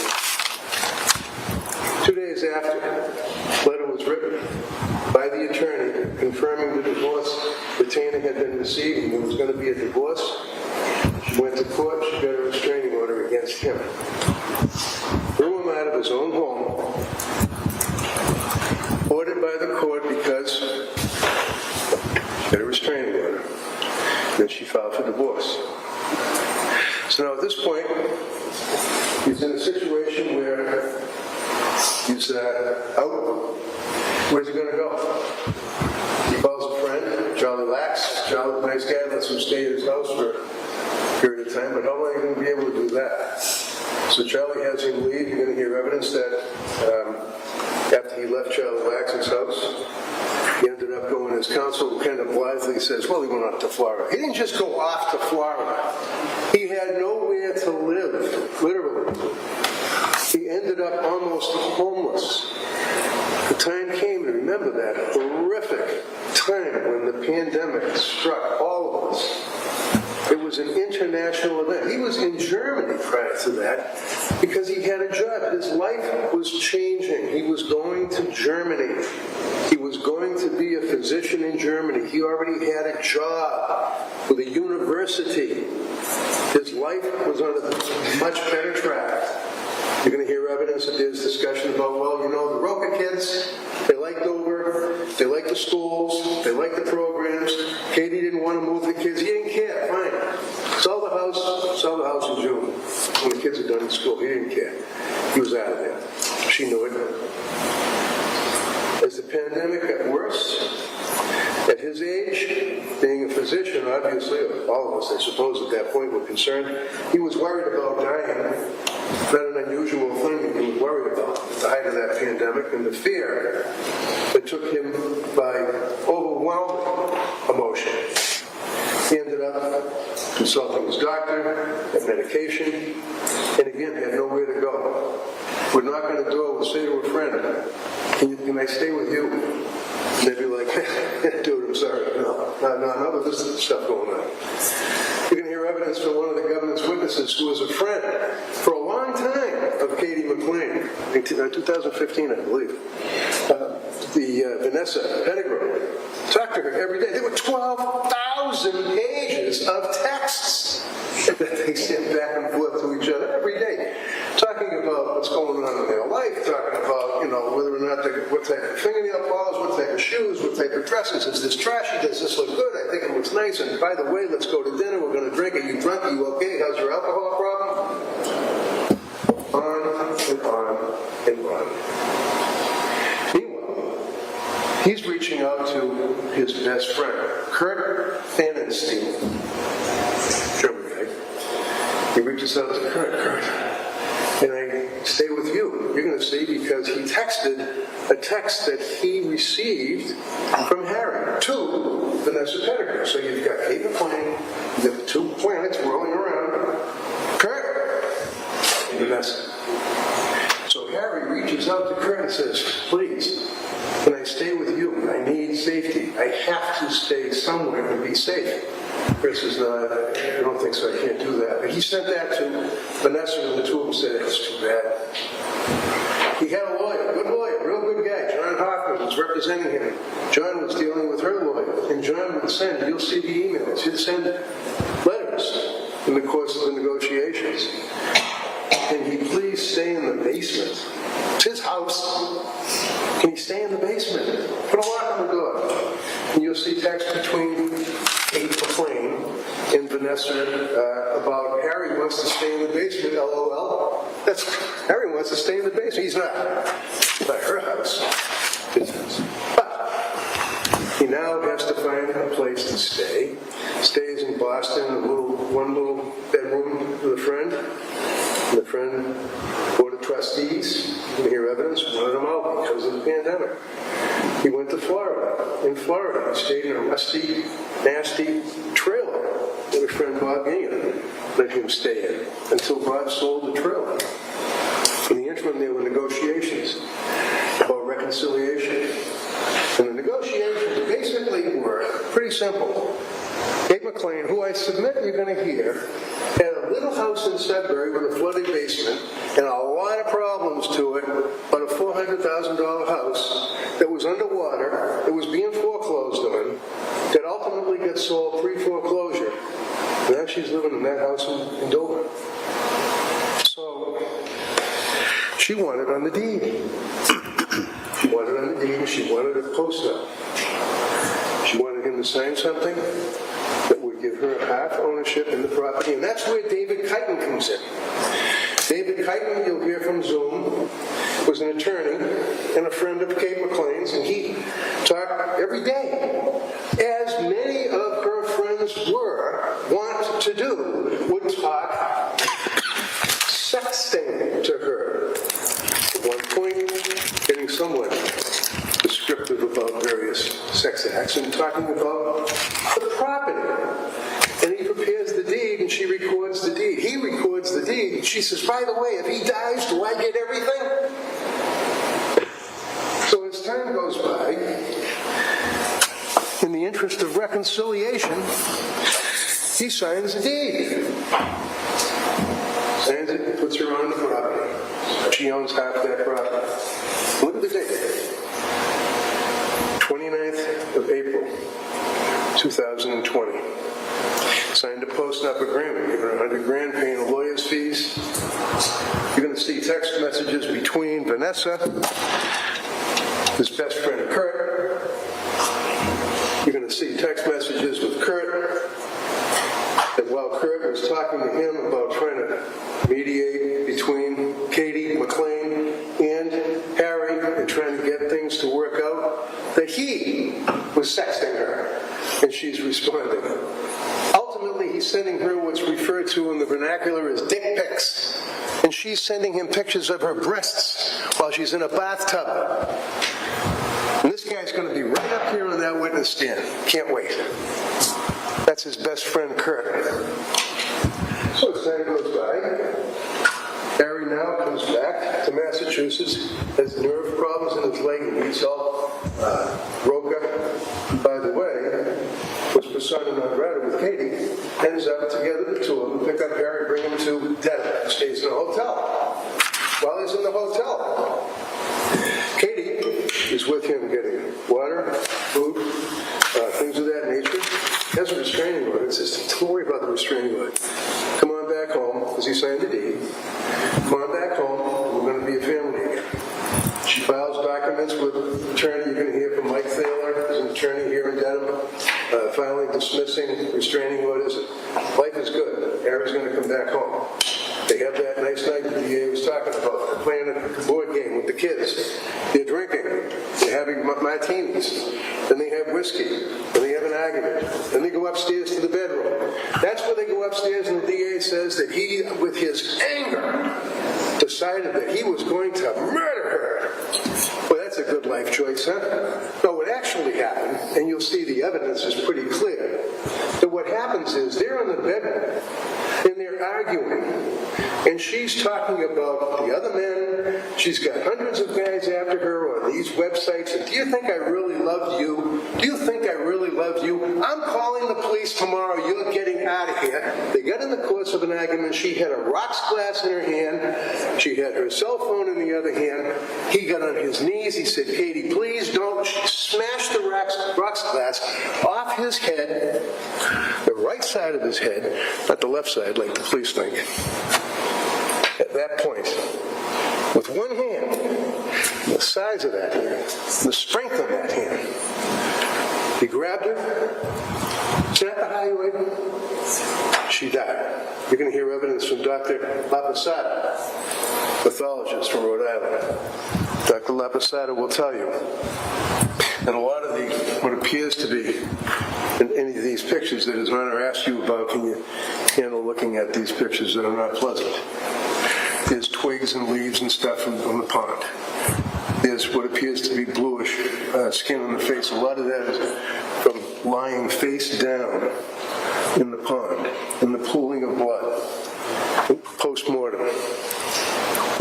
evidence that death was within seconds. He panics, doesn't know what to do.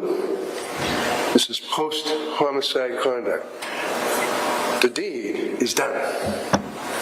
What's for you to determine is, can the government show you and prove to you beyond a reasonable doubt that this was not killing in hot blood, heat of passion, sudden combat, as opposed to premeditated malice of forethought and cruelty and atrocity. Putting someone in a pond, this is called fright or flight. Bad move. Should have called 911. Nevertheless, it was a panicked move. You're going to see that when he was in the hospital, you're going to see that he was passed out. He had a 226 blood alcohol level. District Attorney will talk to you about his statements to the police in the course of that questioning, almost as if, he's writing a presidential speech and has all of his wits about it. This is what he looked like when the police first went into the hospital. That's what he looked like. He was passed out. He was coming out of it. Medication, significantly intoxicated. Medical records indicating that the doctors at Norwood believed it was attempted suicide by alcohol poisoning. In the course of talking to the police, and you're going to hear the video, hear the audio, you're going to see, I submit to you, that he was confused with a lot of questions, but nevertheless was trying to be a gentleman, was trying to be cooperative. Police officers noticed his wrist. He tried, fell himself in a state of despondency. Total misery. That, members of the jury, is the evidence that will be presented to you, and ultimately at the end of the case, it's up to you to determine whether or not the government has proven this case, to what degree, if any, beyond a reasonable doubt. And you heard the magistrate, Margaret, indicate to you that you as a jury pass between the defendant. Even though we call people that are charged with a crime a defendant, the person, as his Honor said, doesn't have to defend against anything. Government's burden of proof, but nevertheless, you as a jury pass between the defendant and the Commonwealth, the DA's office, the police, crime labs, all the rest of it. You pass between the government and the defendant, who has placed himself on his country, which country you are. And that she then went on and said, and you are charged with hearing the evidence on your oath that you took as jurors. And we are confident and appreciate, because it is a service, when jurors come and you take time out of your lives, knowing that that protects all of us, that we have a right to go before a jury of our peers to determine whether or not the government has proven a case beyond a reasonable doubt. At the end of the case, you get a chance to do a closing argument. Again, what I say is not evidence. What the DA says is not evidence. What's evidence is what you hear from here, photographs, exhibits, things of that nature. Thank you. Okay, thank you. If we're going to pass out the notebooks and pens at this time, I'm just going to see counsel at sidebar, please.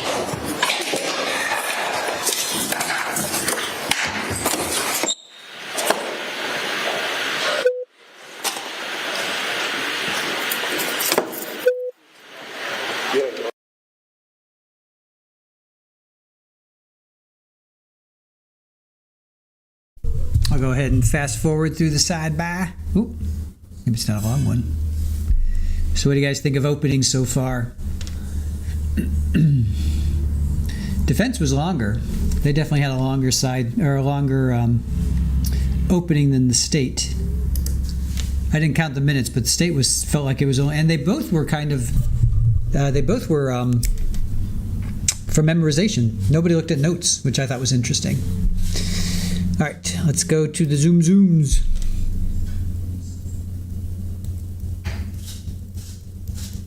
Look at that clock move. Okay.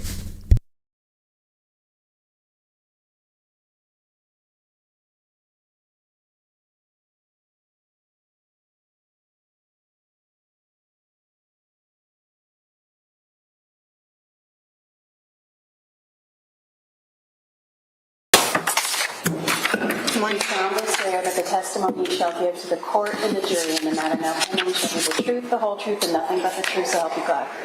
I do. Good morning. Slide. Thank you. There you go. Your Honor, may I inquire? May. Thank you. Good morning. Good morning. Could you please state your full name, spelling your last name for the record? Vanessa Irene Pettigrew. Could you please, oh, I'm sorry. T-T-I-G-R-E-W. What is your date of birth? 7/15/1983. Do you work? I do. What do you do for work? I'm a quality improvement specialist. What does that entail? I do quality improvement projects for hospitals, for community health centers, and for community members. Where do you live? I live in Wellesley, Massachusetts. Are you familiar with Kathleen McLean? Yes, I am. Did she also go by Katie? Yes. When did you meet Katie? I met Katie in 2015, and prior to that, I had met her on an informal basis. How did you meet her in 2015? I became a client of hers. I was referred to her from a friend. So when you say a client, what do you mean? She's a Reiki practitioner. Could you please explain to us what a Reiki practitioner is? Yes, I'm actually also a Reiki practitioner, and I studied 2 other different modalities as well. And it's an energy therapy that helps people with wellness. It helps them with calming and overall sense of great well-being. It's a modality that has been proven in studies to show to be effective in PubMed, and it's readily researchable now. So when you met Katie in 2015, she was practicing Reiki? Yes, she was. Where was she doing that? She was doing that in her practice in Marlborough, her office. Did Katie have any children when you met her? Yes, Katie has 3 children. So I guess I should back up a little bit. You met Katie when you were a client of hers while she was doing Reiki.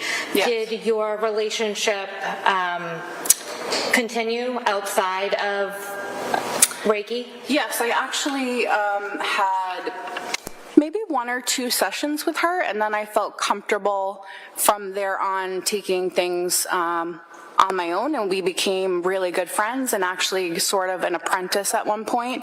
So we had a very close relationship. Okay. And you said when you met Katie, she had 3 children? Yes. Was she married at the time that you met her? Yes, she was married at the time I met her. Who was she married to? She was married to Chris Foley. Is Chris Foley the father of her children? No. Who is? That is Stephen Rocca. And where was she living when she was married to Chris Foley? She was living in Sudbury. Did her children live with her? Yes, they did. At some point, did she divorce Chris Foley? Yes, she did. Where did she live after that? She lived in Sudbury in her own home. Who did she live with? She lived with her 3 children. And are you familiar with Ingolf Tuerk? Yes, I am. How did you meet him? I met Harry through Katie around November. So you said Harry. Is that how you knew him? Yes, his nickname was Harry. Okay. And you said that you met Harry through Katie, is that right? That's right.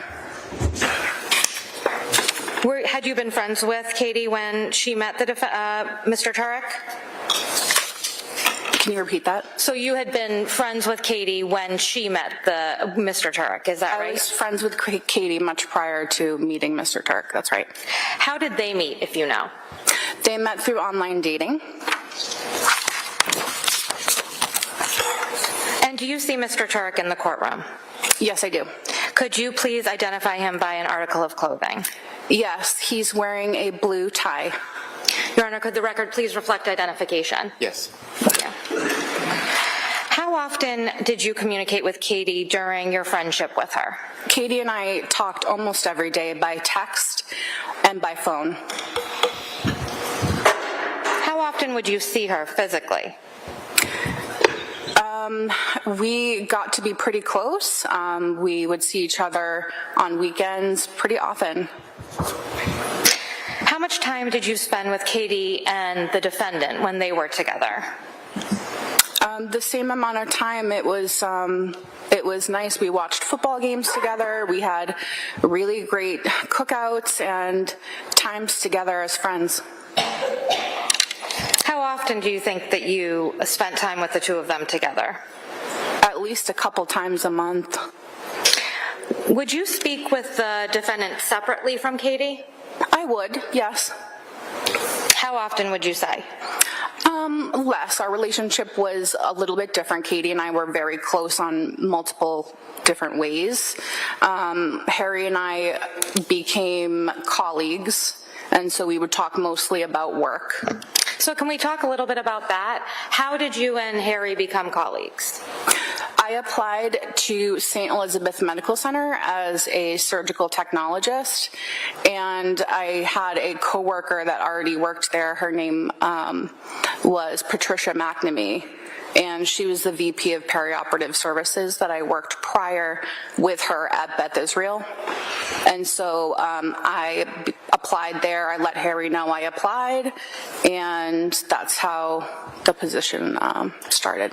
Why did you let Harry know when you applied to St. Elizabeth's? Harry was a surgeon there. And do you know in what field? Yes, he was the chief of urology. When did you... The surgery department. Oh, thank you. When did you get your job at St. Elizabeth's? It was around 2018 that I recall. Okay. Would you see Harry during your work shifts? I saw him almost daily, if not face-to-face. I saw him working. He worked almost 4 days a week in surgery. And I was in the OR with him on occasion. About how many times were you in the OR with him? Off the top of my head, at least 20, if not more. And how was the defendant referred to while he was at work? Most people called him Harry or Dr. Tuerk.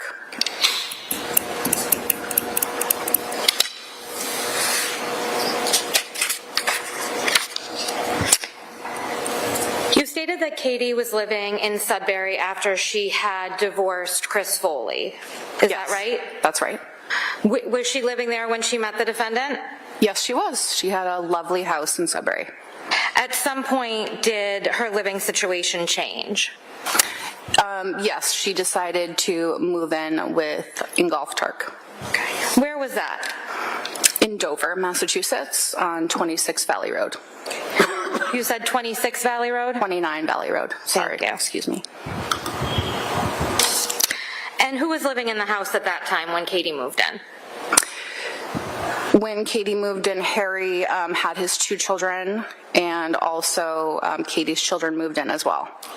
Were the defendant's children living in the house full-time? Part-time. Their mother lived in Dover as well. I'm sorry, could you just repeat that? The children that Harry had, mother lived in Dover as well. So there was shared custody between the defendant's children, is that right? Yes.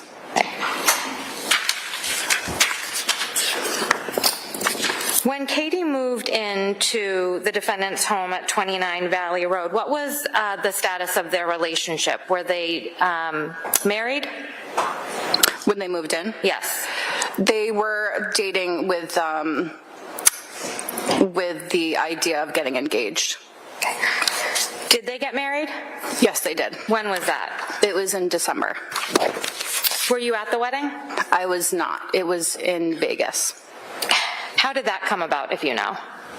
They had been talking about getting married for a long time in their relationship, and they had talked back and forth about getting married in Vegas a number of times. So on this occasion, it was just kind of a surprise for the family and all of us that they got married in Vegas. And, you know, the kids got along really well, so it made sense at the time. Were the kids at the wedding in Vegas, if you know? Not that I know of. So it was just the two of them that went on a vacation and ended up getting married? Yep, private moment. Mm-hmm. And after After they got married, did they continue to live at 29 Valley Road? They did. Turning your attention to February 3rd of 2020, did Katie obtain a 209A restraining order against the defendant? Yes, she did. As a condition of that restraining order, did the defendant have to leave 29 Valley Road? Yes, he did. Where did he go, if you know? He went to first a colleague, a friend, Charles Lax. He went to another place in Dover, and then he eventually, I think, went to Florida to live with Bob from Stewart. He had a camper in Florida that he was staying in. How often were you communicating with Katie at that point? Pretty much daily. How would you communicate with her? Mostly by text and also by phone. What types of things would you and Katie talk about? We would talk about her day-to-day, you know, the weather. We would talk about COVID, because it was COVID at the time. We would talk about anything and everything, fashion, nails, literally everything that a friend would talk to a good friend about, her family, her kids. I feel like I knew the kids myself very well. She would send me videos of the kids. Would you talk about your relationships? Yes. And in February 3rd, or around February of 2020, after the defendant had moved out of the house, were they taking steps towards divorce, if you know? They were, yes. At some point in April of 2020, did that change? Yes, there was a change. Harry had sent an email through his lawyer to reconcile. And was Katie considering that? She was going back and forth. She was uncertain, but conflicted. She had to weigh the pros and cons. She was very concerned about her children having a normal, stable life. She wanted the best for her kids. That's all she wanted.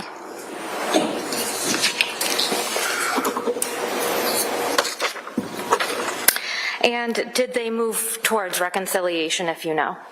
They did. And how did that happen?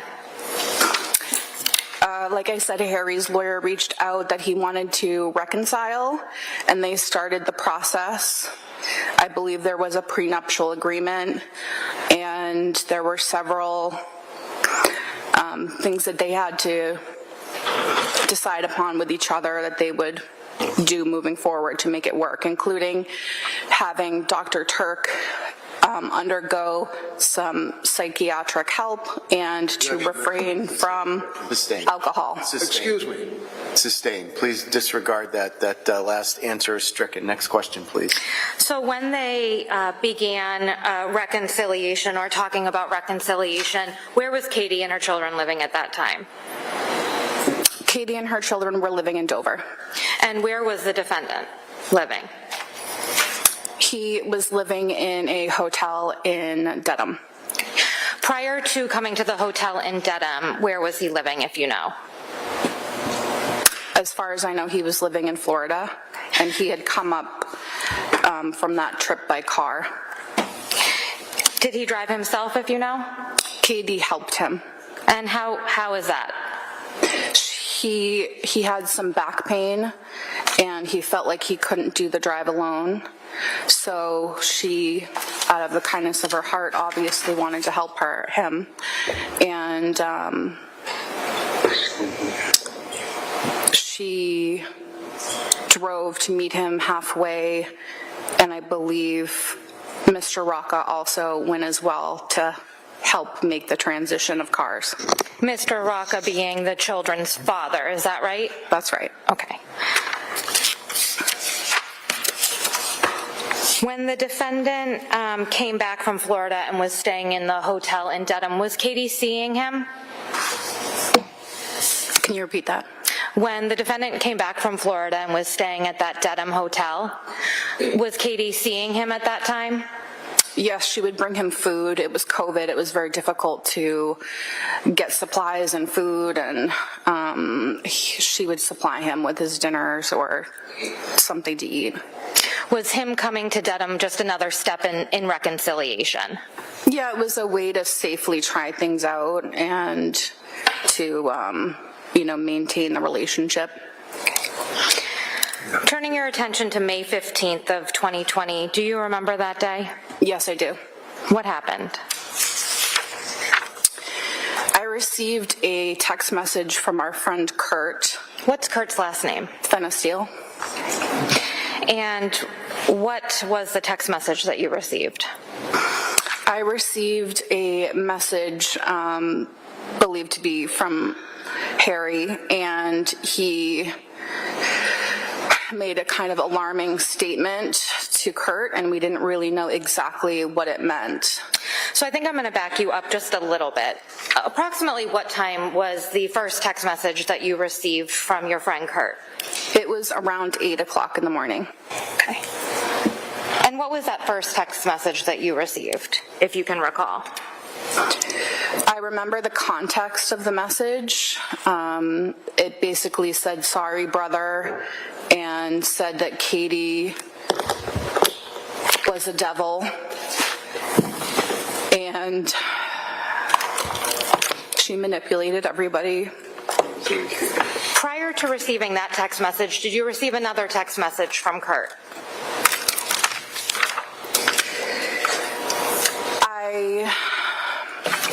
I'm not sure which text you'd be referring to.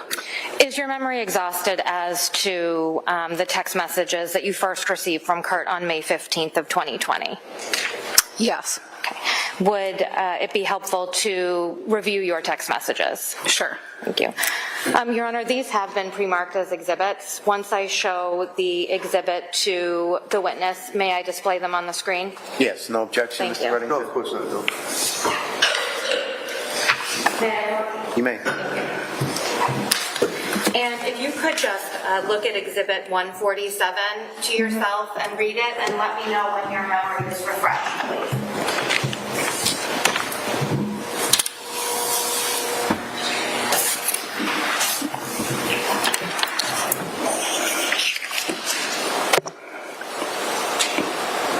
Okay, I understand.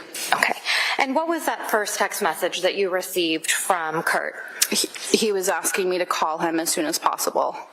And what else did he say? He said we might have a popcorn situation. What did that mean to you? I'm sorry, can you repeat that? I didn't hear it. We might have a what situation? We might have a popcorn situation. Okay, thank you. And what did that mean to you? Objection.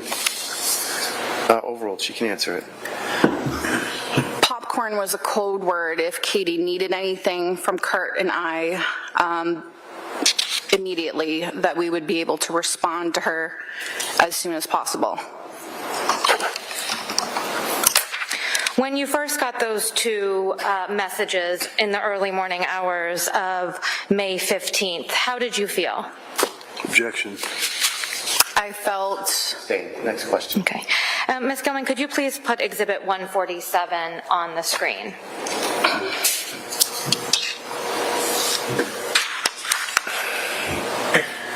And if you could move up just a little bit. There's a bit of a glare. Could we possibly turn the lights down a little bit?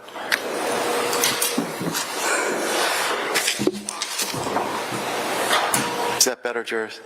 Yes. Okay. All right. Thank you. And Ms. Gilman, if you could just move the screen down a little bit. Thank you. And Ms. Pettigrew, are those the two messages that you received from Curt on May 15th? Yes, they are. Okay. And did you receive a third text message from him? Yes.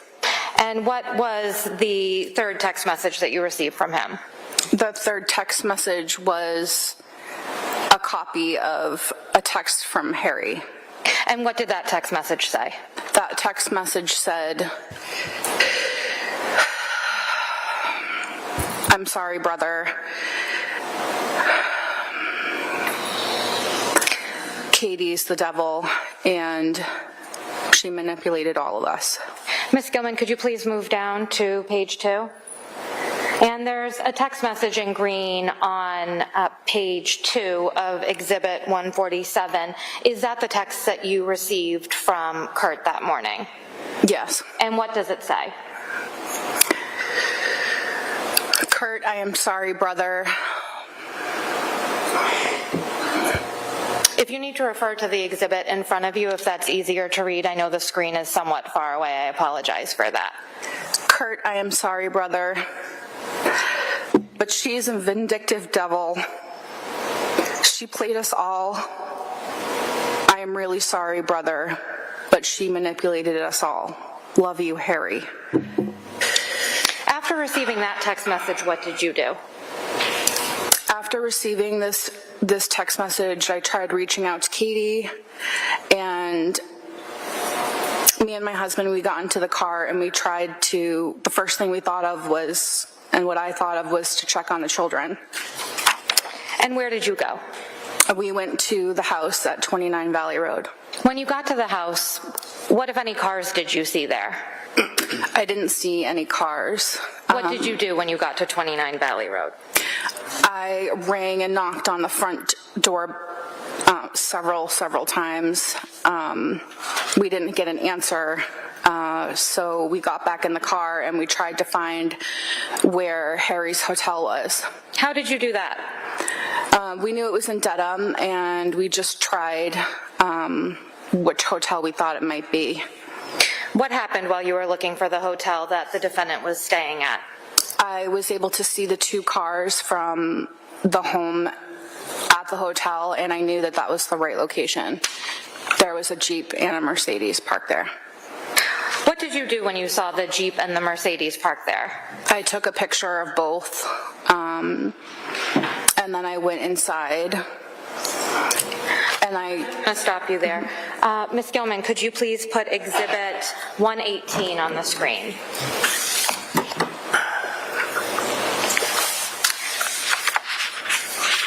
If you could just move, thank you very much. And looking at Exhibit 118, could you please describe what that is? That is the Jeep that they had. Is that the photograph you took when you went to the hotel in the early morning hours of May 15th? Yes. Ms. Gilman, could you please put Exhibit 117 up on the screen?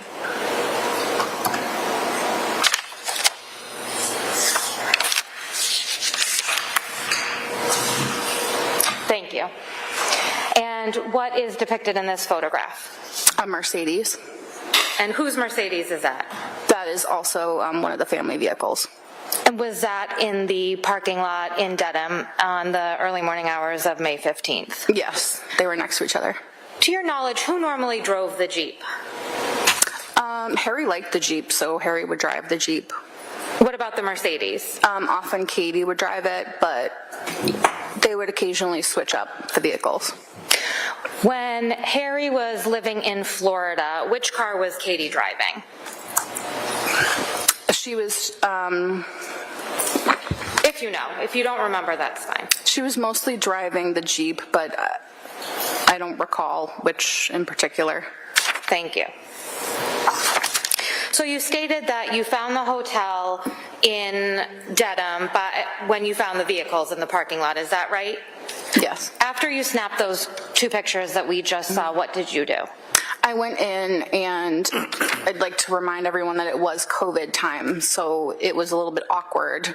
When you say awkward, what do you mean? People weren't supposed to be talking to each other, like gathering or anything like that, so it was just an awkward time for everyone. So to be like looking for someone and trying to find someone, it was just a little bit awkward. So I went up to the clerk at the front desk, and I asked if they could ring the room of Harry Tuerk. And what happened then?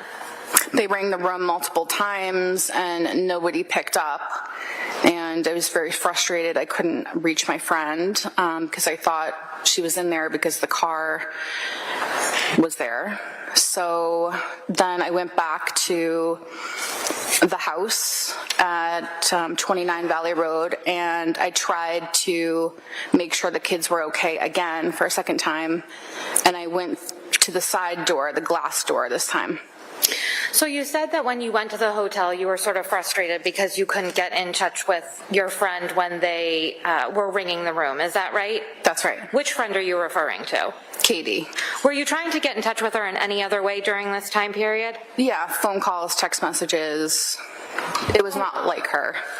I'm sorry, could you repeat that? It was not like her to not answer repeated texts or phone calls.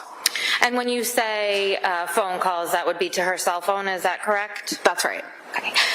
So after you left the hotel when you could not find Katie, you said you returned to 29 Valley Road, is that right? I did. Then what happened? I knocked on the side door, which was glass, and that leads into the kitchen, and I saw Sam there. And Who's Sam? Sam is her son. Okay. And approximately how old was Sam at the time, if you know? I don't remember, maybe 13 around. Okay. And what happened when you found Sam in the kitchen? I think I startled him. I was frantically looking for his mom at that point, and I asked him for the phone number of his dad, and I also asked him if all the kids were in the house, and he said yes, they were upstairs. Did you see any of the other children at that time? I did not. They were upstairs, and my goal was to get the phone number for the dad and just make sure everybody was in the house.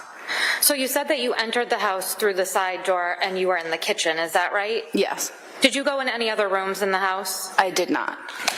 Ms. Gilman, could you please place Exhibit 148 on the screen?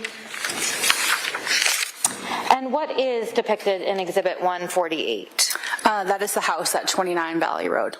Your Honor, may I approach, please? Yes. I'm handing you a laser pointer. Okay. So you have to press this button. If you could please show the jury, you stated that you originally went to the front door. If you could just show us where the front door is located at 29 Valley Road. I don't know if it's reaching. It will, just move it around. Thank you. This is the front door. Okay. And when you returned the second time after you had been to the hotel, you said that you went to the side door? If you could just show us where that side door is. The side door was over on this side. And that led directly into the kitchen? Yes. Is it in between, is the side door in between the garage and the house? It was in the back. It was in the back of the house. Like they had a patio and things like that in the back, and on the patio deck there was a sliding door that was glass. Okay, so if Ms. Gilman, if you could place Exhibit 149. So this door that's in between the garage and the home, that's not the door that you went in? No, it wasn't. I did look through that door, but I went to the side door to meet Sam in the kitchen. When you went to the sliding glass door, did you have to go through a fence or a gate or anything like that? I don't remember if there's a gate that I went through, but I had to knock on the door because that was a locked door, and Sam opened it up. Thank you. So you stated that you spoke with Sam and you were able to get Mr. Rocca's phone number, is that right? Yes. What did you do at that time? I had gone home, and I took a couple minutes to kind of gather myself and think about what to say to the father. And I told him that the kids were home alone, I couldn't find Katie, and I didn't know what was going on, but it would be a good idea to do a wellness check. And at that point, did your conversation with Stephen Rocca end? I sent him the pictures of the two cars of where I thought they were, or where now I knew they were. And I had also, I think, sent the text from Curt that made me more alarmed to think that needed a wellness check. And at that point, did you stay at your home after you had alerted Mr. Rocca to the situation? Yes, I did. I took a shower, and then I tried to kind of like look at places where Katie might have gone if she, just needed like some time by herself where she might be. At some point that evening of May 15th of 2020, did you go to the Dover police station? I did. Why did you do that? By that time, Stephen had called me and told me that something was going on with Harry, that he was being brought out by an ambulance, and he was like, what is going on? And the Dover police had been involved, and the Dedham police had been involved at that point. And then the Dover police called us in for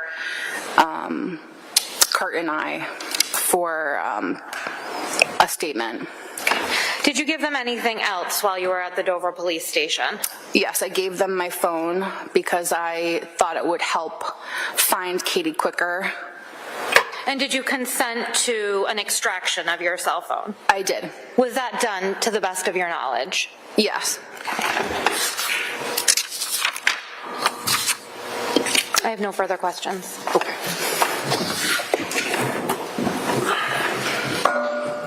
Does anybody need to break jurors before cross-examination?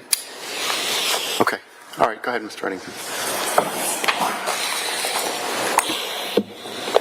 Probably towards the end.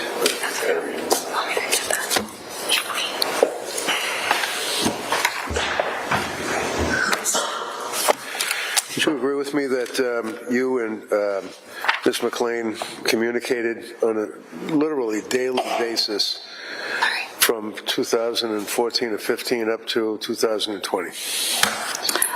Roughly daily. I mean, yes. And you'd agree with me that your communications on a daily basis would really pretty much consume most of the day. You talk in the morning, you talk in the afternoon, you talk late afternoon, you talk in the evening, you talk in the late evening. Depend on what was going on. Obviously, we have jobs, Right. family matters, So, activities. how many texts do you believe over that period of time? Would you agree with me that 2014 or 15 that you first made contact with Ms. McLean? Around 2015. And from 2015 until 2020, would you agree with me that you had almost 12,000 pages of text messages between yourself and Katie? I can't confirm how many pages. I've never seen them printed out. Okay. But there was a lot of text messages, A lot of yes. text messages, yeah. And when the police were investigating this case in the very beginning, did they ask you to sign a document to They get did. access to your phone? They did. And did they seize your phone? They did not seize my phone. Did they look at your phone? They did. Did you have any text messages from yourself and Katie, whether it's 12,000 pages worth or 1 page? Did you have any text messages between the two of you on your phone? Yes, we had text messages between us on my phone. And going how far back? As far as I know, they started in 2015. So your testimony would be that you did not delete any text messages with Katie. Is that right? I don't recall which text messages were deleted or not deleted. Okay. You started to get involved with this investigation on the 20th of May when you called the police and indicated that you had been to the house and that you could not find Katie. Is that correct? I didn't call the police. Mr. Rocca did, but I made a statement at the police department in Dover. And when you went to the police department in Dover, do you recall how many times, if you remember, that you spoke to the police investigators from Dover Police Department? Once or twice? Because you gave an interview, right? I gave an interview, yes. All right. Do you remember the date that you gave them the interview? It was on the date that she was missing. Do you recall when you spoke with, was it Trooper Jeffrey Kotkowski that you spoke to? if you remember. I don't remember his last name. I remember speaking to an officer Okay, in so the you don't- Dover PD that's all right, department. You don't remember his last name. That's fine. And you told the police in that investigation what you knew about the relationship she had with Harry Tuerk, correct? Yes, Now, you knew Harry Tuerk because actually he had done surgery on your father, right? that is completely incorrect. He did not do surgery on your father. No, he did not. Tell the police that he did surgery on your father? No. So when you first met Harry Tuerk, it would be through Kathleen McLean? Yes, it was through Katie McLean. And you knew that, and she introduced you to Harry, right? Yes, She told you that Harry was a surgeon at St. E's, right? that's right. Were you working at St. E's at the time? I was not. You wanted, however, to work at St. E's, correct? Yes, one of my prior colleagues was working there and Harry was working there, so Your answer is yes, correct? yes. Do you recall speaking to Ms. McLean and asking whether or not she'd talk to Harry about getting you a job there? I think it's normal for people who are getting a job to get recommendations, so yes, that's something I would do. I mean, there's nothing wrong with that. It's not what you know, who you know, as they say, right? I mean, if you know somebody, that's fine. You can reach out and they can help you out, right? And that's what he did, right? Yes? You're nodding your Yes. head? And he got you the job at St. E's, right? And you were a good worker. Yes. Yes? Yes, And on occasion, you even worked with him, right? I did. And you had occasion to observe his surgical techniques, right? Absolutely. And in your text messages, you actually, on one occasion, indicated that his surgery was music. Yes, it was. And it was fun to watch. It was interesting to watch him act as a surgeon because he did a damn good job at it, right? Absolutely. When you met Katie, when you first started talking with Ms. McLean, would you agree with me that one of the things that you two would talk about was her concerns that Harry was having relationships with other women online or offline, right? That topic came up. It came up about 1,000 times, right? It wasn't just come up once, it came up all the time, right? I think the culture of hospitals is that there's some questions about relationships that goes on. Okay. Well, I mean, she would reach out to you in your text messages. For example, do you recall in the beginning portion of your relationship would be page 1710 on the texts, that she sent you a message saying that she is text. All right, first of all, is there a date on that, Mr. Reddington? You have 1710 on this. August 6th. Of what year? 2018. Beginning of their relationship. Can you show Ms. Beatty and Ms. McLaughlin, please? Could we approach, please? Yes, we can approach. Bring the laptop.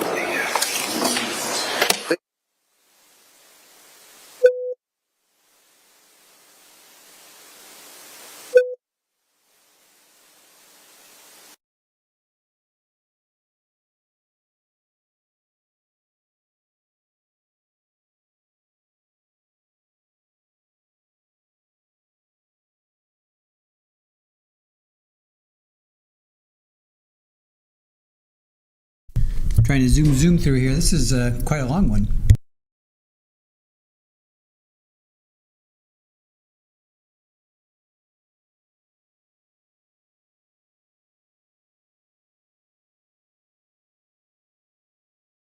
All right, this is a long sidebar, you guys. Let me just see. Wow, that was a long sidebar. Okay.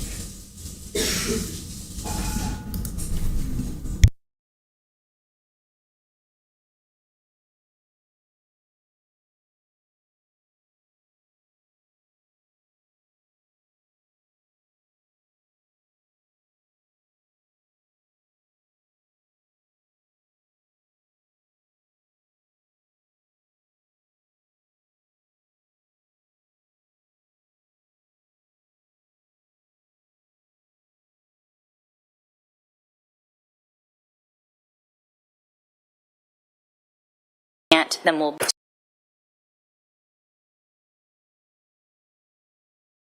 So if we can get him on by 12:30, he'll be the next witness. If we can't, then we'll move to Mr. Pfannenstiehl, but we need to talk about something before he starts to testify. But we're hopeful that we can finish this witness, then do Officer Wilcox. That's generally what people try to do in a trial, you know? Sorry. I don't care as long as I get out what I want to get out.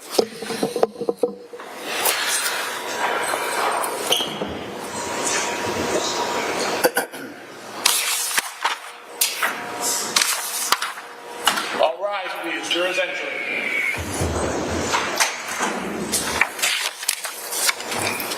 Can we get the witness? Can we bring the witness in?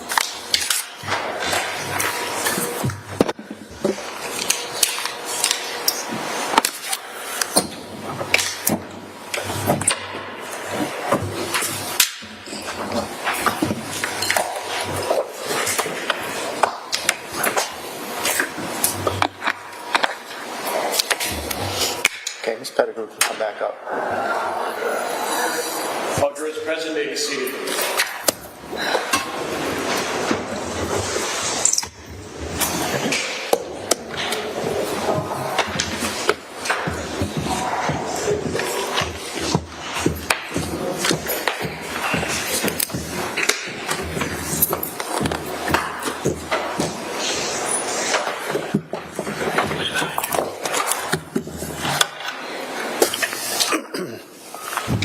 All right, so jurors, I just want to give you an instruction. You're going to hear this witness testify about statements that were allegedly made to her by Katie McLean. Those statements are only offered for a limited purpose. That is, to show the state of mind of Katie McLean around the time of the alleged event and the relationship. You may only consider those statements, that is, to Ms. McLean's state of mind, only if you find that the defendant was aware of her state of mind. You may not consider the statements for the truth of what is asserted in those statements. Okay. Thank you. So, Ms. Pettigrew, I'm going to ask you if you recall the content of these text messages in your communications with Ms. McLean. Do you recall that she indicated to you that she found in his cell phone a woman that he had an affair 14 years ago, Kate Kelly? I remember the name Kate Kelly. Okay. She was from New Hampshire, right? Yes? Yes. And do you remember that Kate McLean was very upset about the fact that she found that contact in Harry's phone? Talk to you about it. The two of you sent texts back and forth.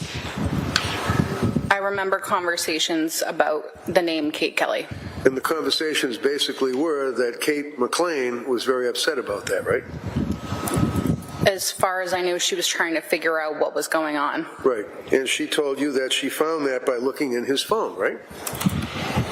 I don't recall that particular aspect of her looking in the phone. Do you recall her further into the conversations indicating that she texted him, "I know because I have his phone"? Do you recall her telling you that? I don't recall that specific text. And Harry emailed an open position at St. E's along the same time for you to get that job, right? Do you recall that? There was a job fair where multiple people could come. All right, do you recall that It there was a was job a text? fair. Excuse me. Do you recall sending a text to her, 1723, indicating that Harry emailed you an open position at St. E's? Email. Yes or no? Do you recall it? I recall the job fair. What's a job fair? Other people help? It's where anybody can come and... Do you have a problem with acknowledging that Harry actually emailed you an open position, information about an open position? No, I just don't recall that specific email. So that's the answer. I remember the job fair that he That's the forwarded answer, me. is you don't recall. It's easy. Okay. You don't recall. Do you recall that she was upset and texted you that Harry was going to lend a friend $200,000, and she was very upset about him depleting his assets. Objection. Sustained. Did you have text messages and oral conversations with her about how much money Harry had? Objection. Sustained. Now, do you recall her indicating that he, not her, was a dating site addict and he needed the rush? Objection. Overruled.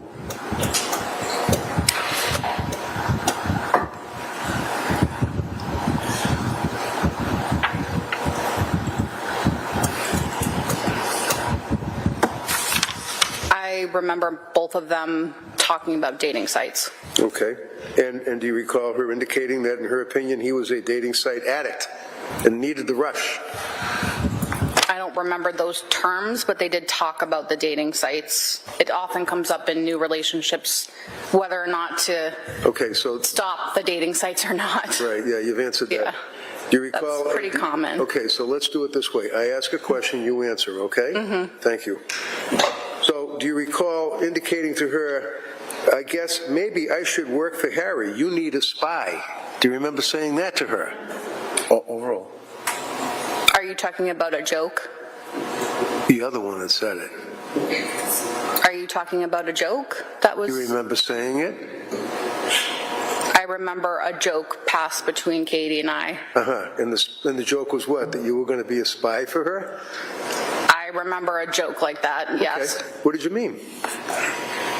It's just a joke. Like what? I don't get the joke. What joke? What was the joke? It's just a joke between friends.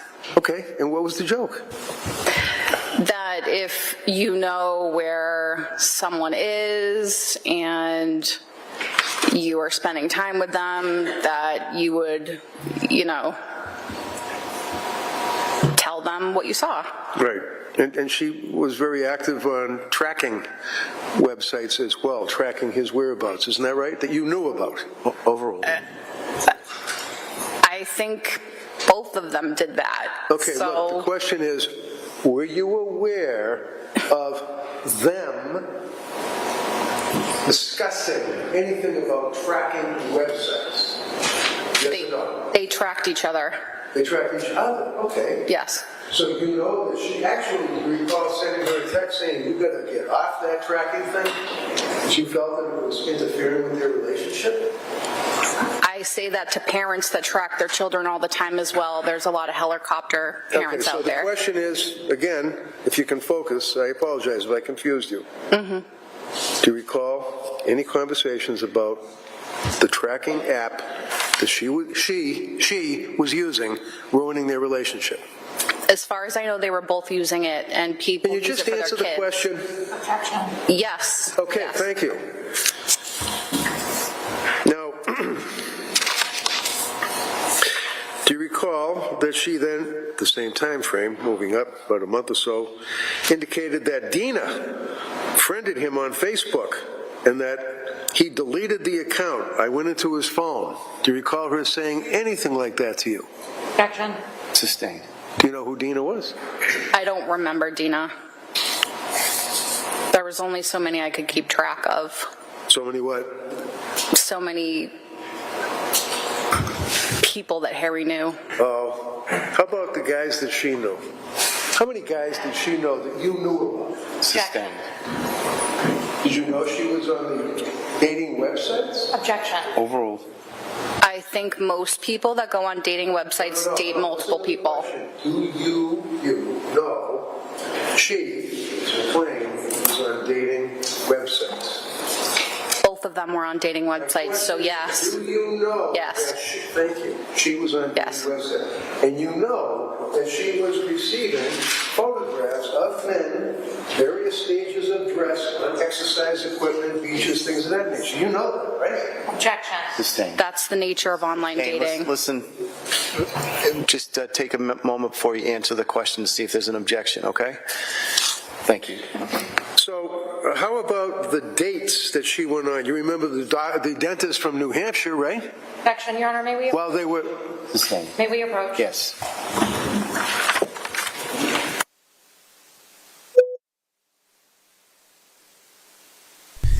Ooh, I had no idea this was going to get spicy. Who knew? Right? That's why we watch.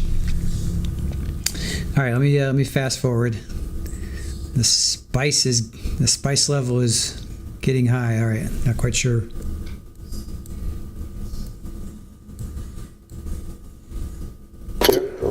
Okay. I've lost all my boards. Lisa? They're up here. Oh, they're up there? Okay.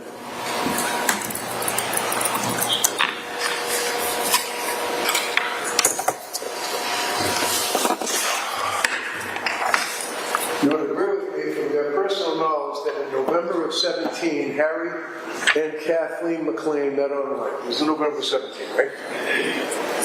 I believe so. And in March of 18, Kathleen McLean and her 3 children moved into his home, right? Yes. You recall talking to her about her moving into Dover and using the word, "it's a good score." Do you recall that? The sarcastic comment? Yes, that sounds Another joke? sounds right. Okay, so what did you mean by it's a good score? Congratulations, moved to Dover. I think when people get into a good relationship that they're happy with and they feel like they finally met the right person, which is how Katie felt, that's a good score. How she felt. Okay. Yes. And so the good score, somehow the town of Dover and the house and everything just kind of was on the periphery of that? I don't know. I'm from Wellesley, so I don't really judge towns. There's all kinds of people in towns. Okay. So she moves in March of 18, and you knew in December of 19 that he had consulted with a divorce lawyer because she told you, right? Objection. Sustain, rephrase it, please. All right, we have in mind the close relationship that you guys had and you're texting on a constant basis. You'd agree with me that everything from shoes to skirts to makeup to blush to eyelashes and everything, you guys would talk about it in your texts, right? We would talk about anything and everything. Yes? Yes. Yes. Okay. When you would talk about that, you also talked about kids, issues with the children, activities, things of that nature. You would share with Yes. right? Mm-hmm. And when Harry, 5 months, less than 5 months after they get married, went to see a divorce lawyer, you were the first person she told, right? I don't know if it was the first person, but she told me yes. Is that right? Yes. And what did she tell you? What was her state of mind when she told you that? She was conflicted. Okay, what does that mean? She had feelings both ways. It doesn't matter her feelings. He's the one that went to a divorce lawyer, right? First. 5 months later. I don't recall the details of him going to the divorce lawyer. You don't remember your friend telling you that he wanted to get a divorce? They would have arguments all the time. Couples do. They talk about divorce, but that doesn't mean they're going to do it. Okay, so if I ask you about that, when did they talk about and what did they talk about divorce? You wouldn't be able to tell me one thing because that is not true. Correct? Objection. I'm not sure. I feel like you're putting words in my mouth. Excuse me, ma'am. When there's an objection, you don't answer, okay? Okay, I'm sorry. All right. So the objection is sustained. Please rephrase the question. So, the end of January of 2020, you knew that he was going to get a divorce, right? You at least knew that. I did not know for sure what his plans were. I had never spoken to him about it. Things changed. Yes. You knew he saw a divorce lawyer, right? She told you. They talked about divorce a couple different ways. Not they, please, focus. They, nothing. Her told you got a divorce lawyer, right? That's all. Yes. Okay. And as a result of that, then she took action and got a divorce lawyer of her own, right? Sure. Right. And then she went and got a restraining order against him and got him thrown out of his house, right? That's not how I recall the timeline of events. Well, it was February 3rd that she got the restraining order. It was the end of January that he signed the divorce letter, well before she started with him.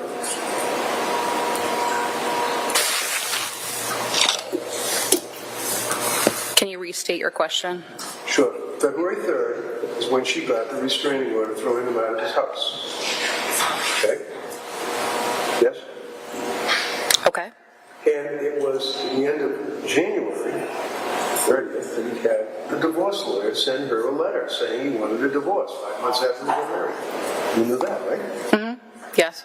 And it was February 3rd, after he got the divorce lawyer, that she went and got the restraining order to throw him out of his house, right? Objection asked and answered. No, overruled. I'm over here. I didn't know if you objected. Okay. It was an objection. It was overruled, so you can answer the question. Trying to be good. Sorry. Yes. Yes. So now, when he was out of the house, you knew that she stayed in the house, right? Yes. With the 3 kids. And one of the questions the DA asked you was about car, right? Yes. And which car was it that she had? She would use either one. I know She had the Jeep and she had the Mercedes. Okay, and they were his cars, right? Yes, I mean, she had 3 kids, I don't so care about the 3 kids. depending on how many kids she had to cart around. Right. Right. His car, right? I think once you're married, it doesn't become his and hers, but sure. No, I guess not. Before they got married, he owned the Jeep, right? Yes. Before they got married, he owned the Mercedes, right? Yes. Mercedes was over $150,000, right? I don't know how much it costs. He liked to drive the Mercedes, right? I'm not sure. Is this relevant? Who paid for the car while he was out? Again, I'm over here. Who paid for the car when he was out down in Florida during the pandemic? Who paid for the car? Staying.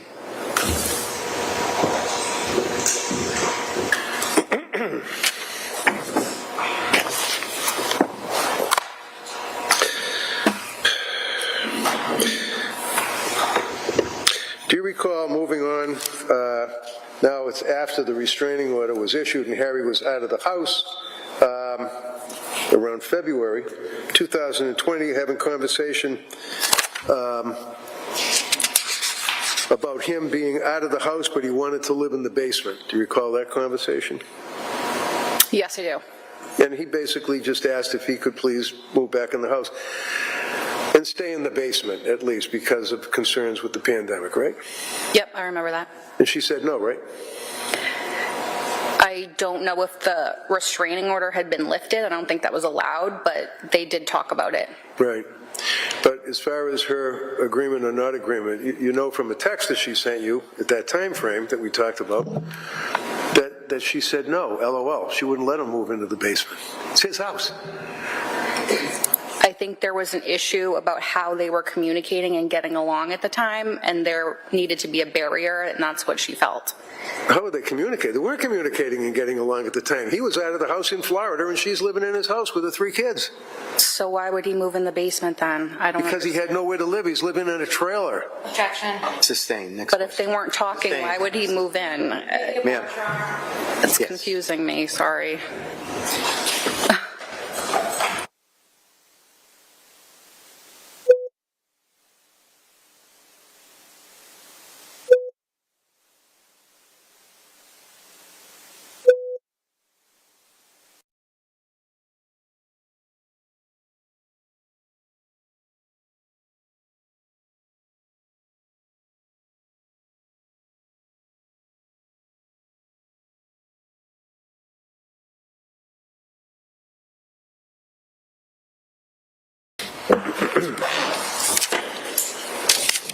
Okay, go ahead, Mr. Reddington.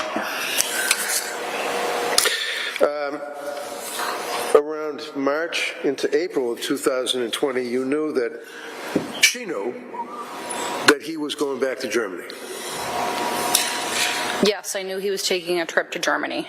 And in fact, that he was going to Germany and he had a job there. She knew that, right?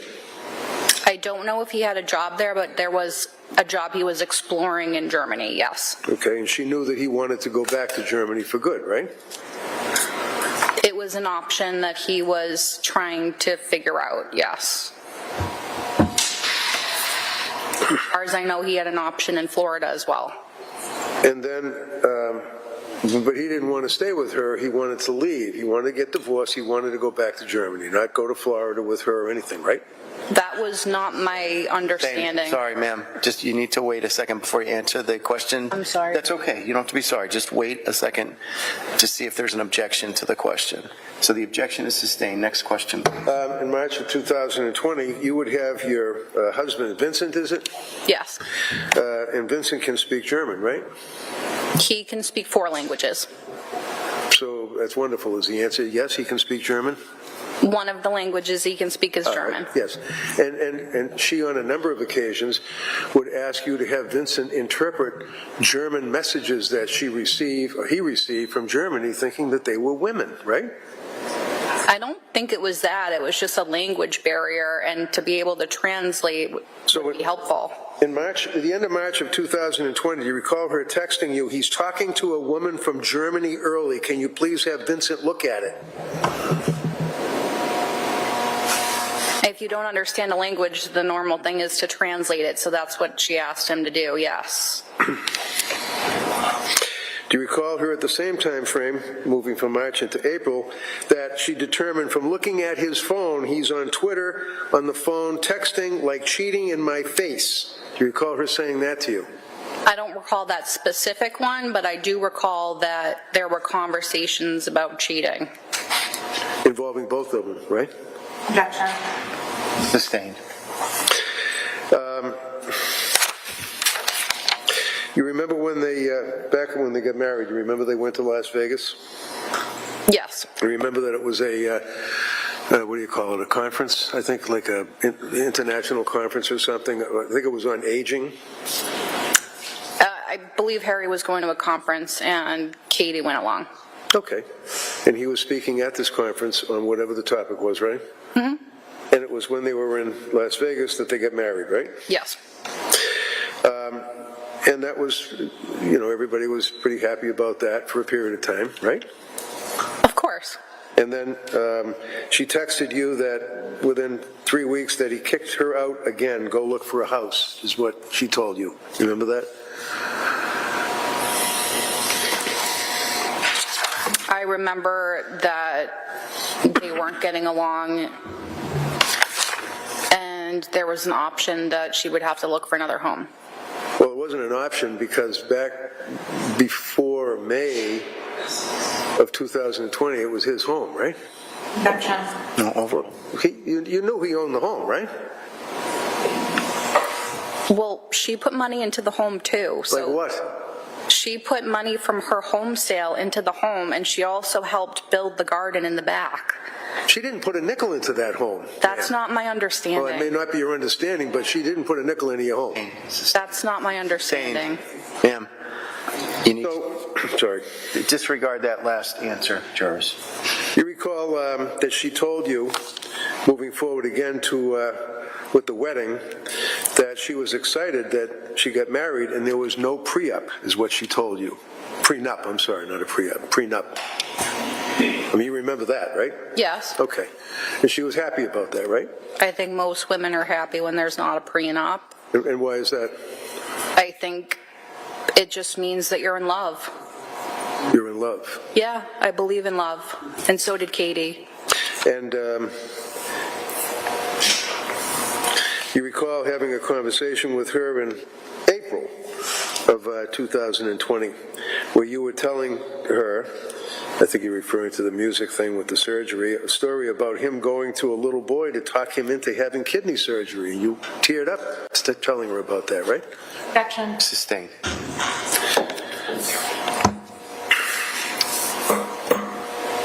Do you recall that she indicated again at that same time frame that she texted you that she was determined to move home to Germany? He was determined to move home to Germany. Remember that? I think that was one of the options for him. I think he had others as well, so it's Okay, so the I'm way you're asking asking the about the question. text, ma'am, not what you think other options were, might have been, could have been, should have been. She was upset and told you that he was determined to move, and I quote, determined to move home to Germany, is the text she sent you. Do you remember that? I do. All right.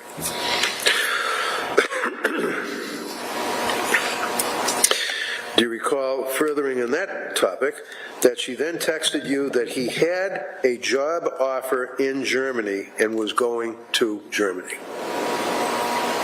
I do remember that conversation. Okay. All right.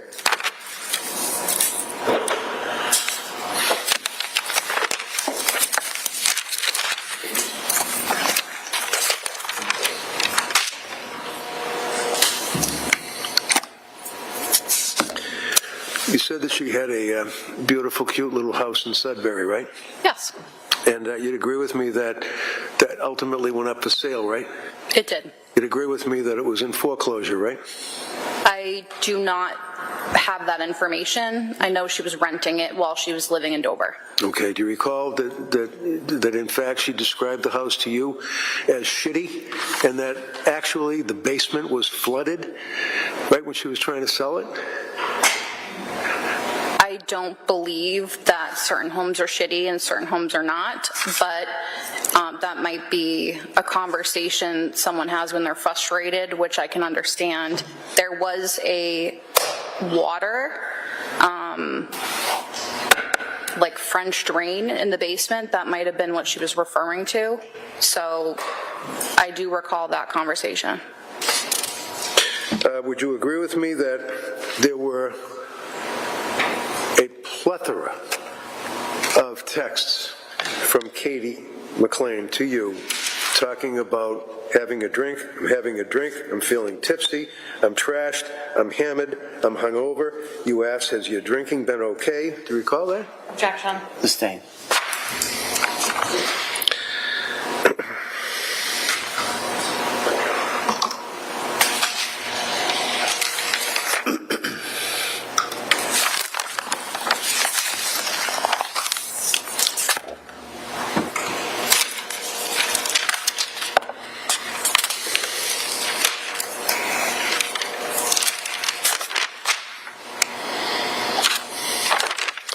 Do you recall her indicating that she had, and she texted you, and this would be right around the same time that they were supposedly reconciling, that she had a new app to track his location? Do you recall her telling you that? I do not recall. Do you recall her indicating, wow, Dr. Tuerk apparently can perform surgery from Home Depot? Do you recall that one? It's kind of funny. Sustain. Did she ever tell you that she used the the tracking app, his location? You gotta wait till she objects. Okay, overruled. She can answer that. Okay, you can answer. I answered this already. They both had tracking apps, so yes, both of them had tracking apps. Okay. But you don't recall her indicating that he was at Home Depot on one occasion? No? I'm sorry. Sorry.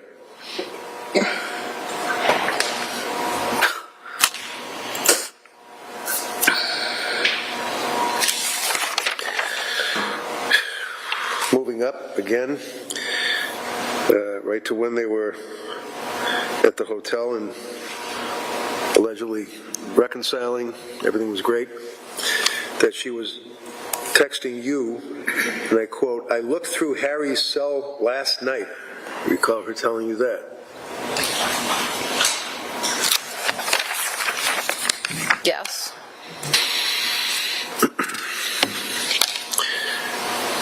Do you recall her texting you and saying, I'm so happy I have Vanessa to look at the phone?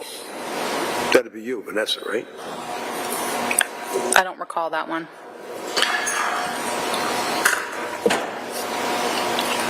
Do you recall her right before the May alleged reconciliation that she texted you for help to find out who is this Stephanie bitch It's his type, fake blonde, fake tits.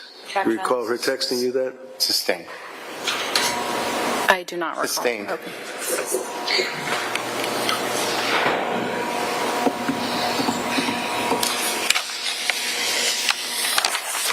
Do you recall while they were ostensibly reconciling that she indicated to you that she was still going out on dates with the dentist from New Hampshire?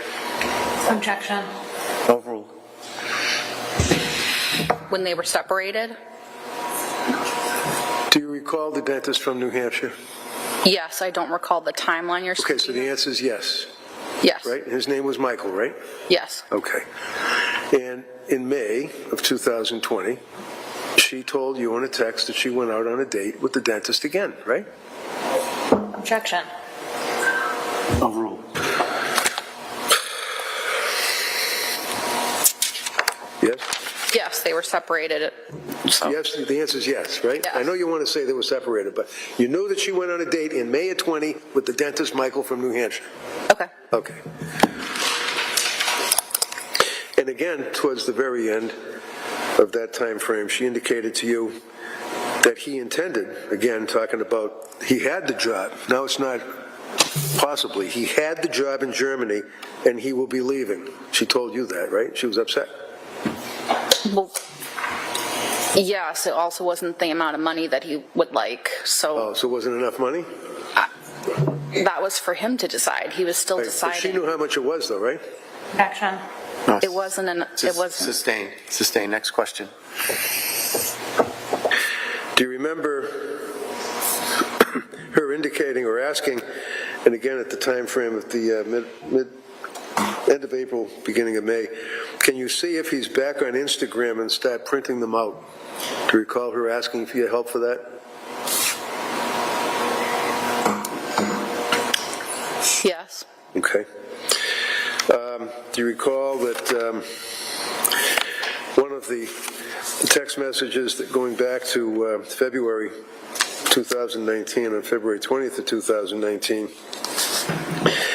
that you sent a text to Harry, and he was asking you about why Katie was having... You're objecting. Objection. Sustained. Well, can I see it sidebar? Yes.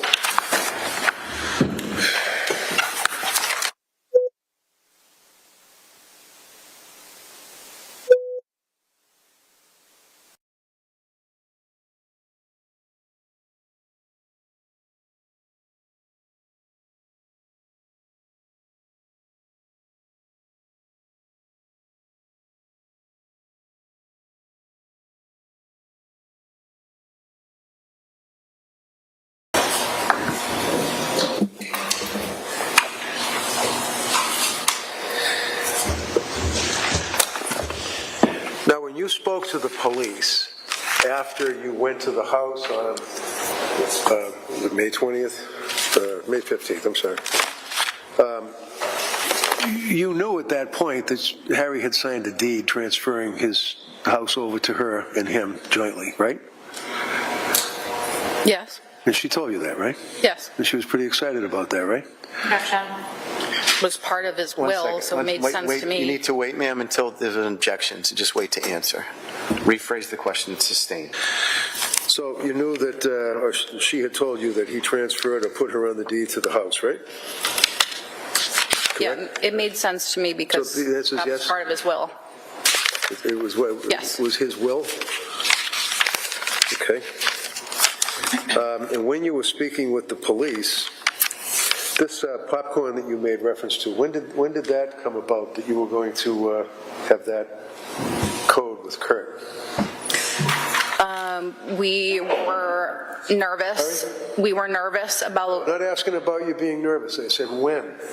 It's a W word. When? Okay. When was it? So we were trying to figure out when they were reconciling it. When was it that you decided to use this popcorn word? Before Harry moved back into the house. November. So that would be around April. Okay. It was really just a week before you talked to the police that you decided to to use this popcorn. You told the police about popcorn a week before, just a week. Okay. Is that right? I don't know. I'd have to check. So when you were speaking to Lieutenant or Detective Kwiatkowski,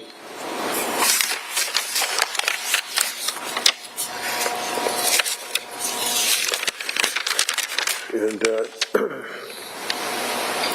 pursuant to this investigation on Friday, May 15th, the police spoke to you, okay? I can show you the report if you want it. It's got coffee all over it, but I can show it to you if you want it. And that they interviewed you about your relationship with Katie McLean, right? Right. Remember that? And you've had a chance to review your statement to the police, right? It's only 2 pages. Yes? Yes. Okay. And you indicated to them that this past week you created the code word popcorn. So that would have been, like May 9th, 10th, 11th, 12th, something like that, right? I would have to check the time. So do you want me to show you where you told the police it was this past week? Have in mind you were speaking to them on May 15th? I can show you where it says that. I agree. We came up with popcorn before Harry moved in, yes. Right, you told the police when your memory was a lot fresher than it is today. It was 5 years later. ago. Right, Yeah. 5 years ago. Yeah. That in fact, it was this past week that you created the code word popcorn. Okay. Okay. Yes.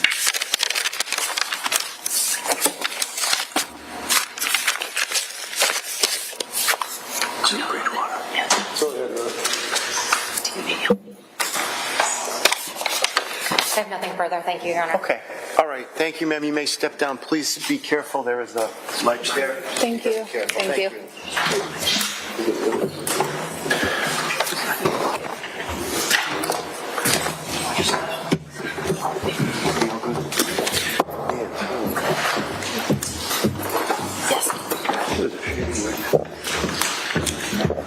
Okay, does the Commonwealth want to call its next witness? Yes, Your Honor, the Commonwealth would call Sergeant Todd Wilcox, please.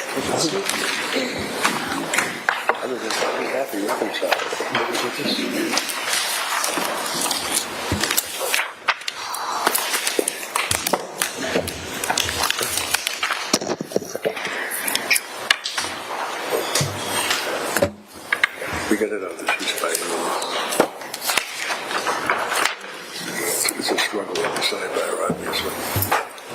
Actually noted to the record, but I get it up. That number.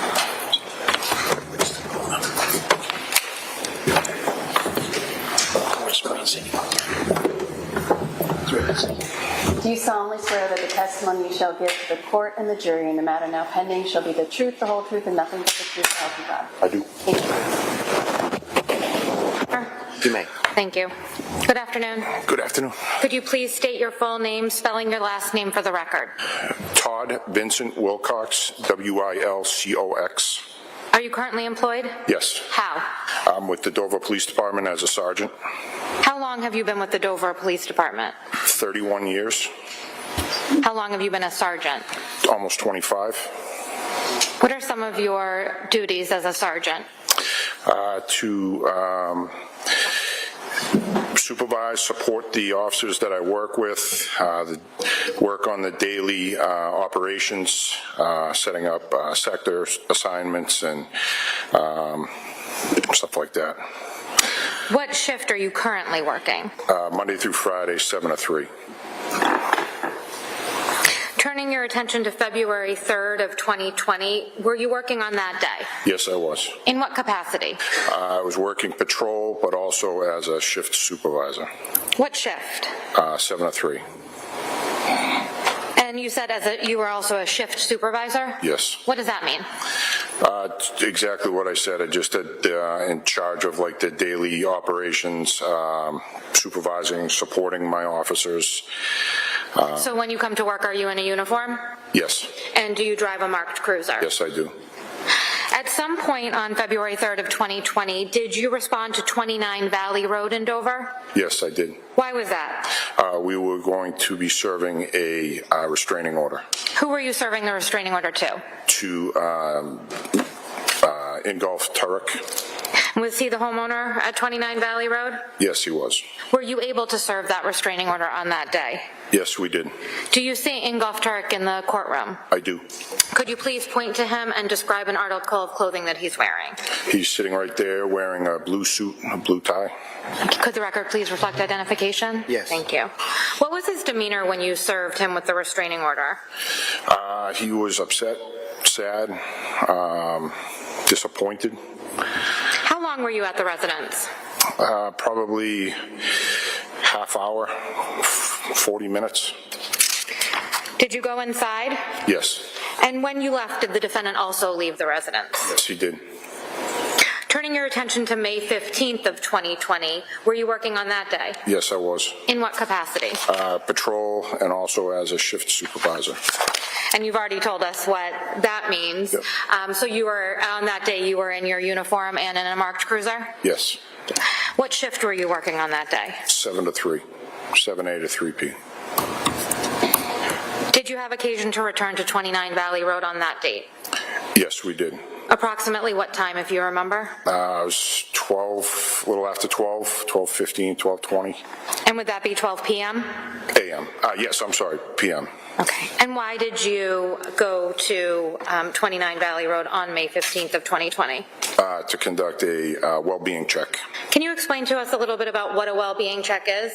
Well-being check is where we get called or requested to respond to a certain residence or could be a car to check on a person, their well-being. Our main purpose is to check on them, locate them, and render any type of assistance that we can. On a weekly basis, how many well-being checks do you think you do? Weekly, maybe 1, 2. How often have you conducted well-being checks in your career? Many. What did you do when you arrived at the residence on that date? I arrived, I was the third officer to arrive. The Chief McGowan and Officer Cash had arrived prior to me. They were speaking with Stephen Rocca, Miss McLean's ex-husband, in the driveway. And if I could just stop you right there. I'm sorry, you just answered my question. You encountered them when they were in the driveway? Yes. And when you approached them, what happened?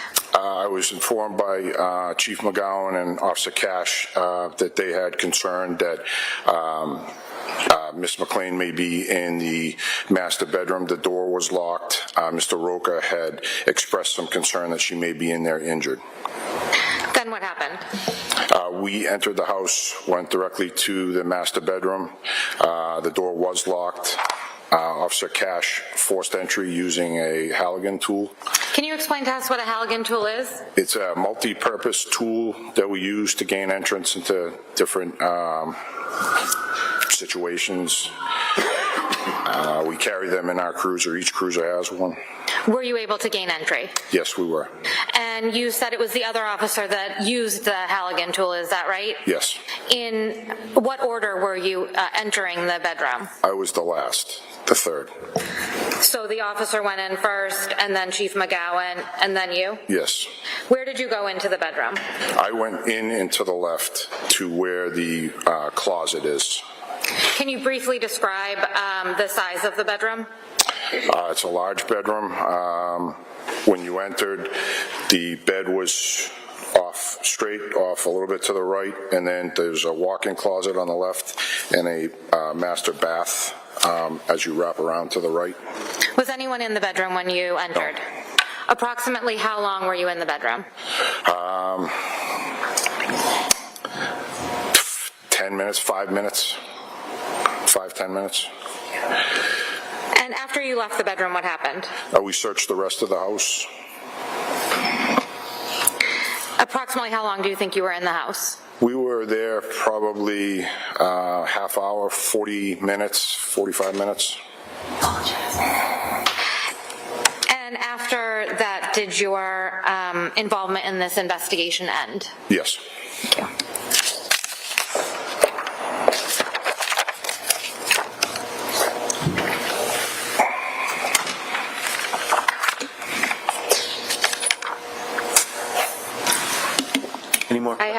further questions.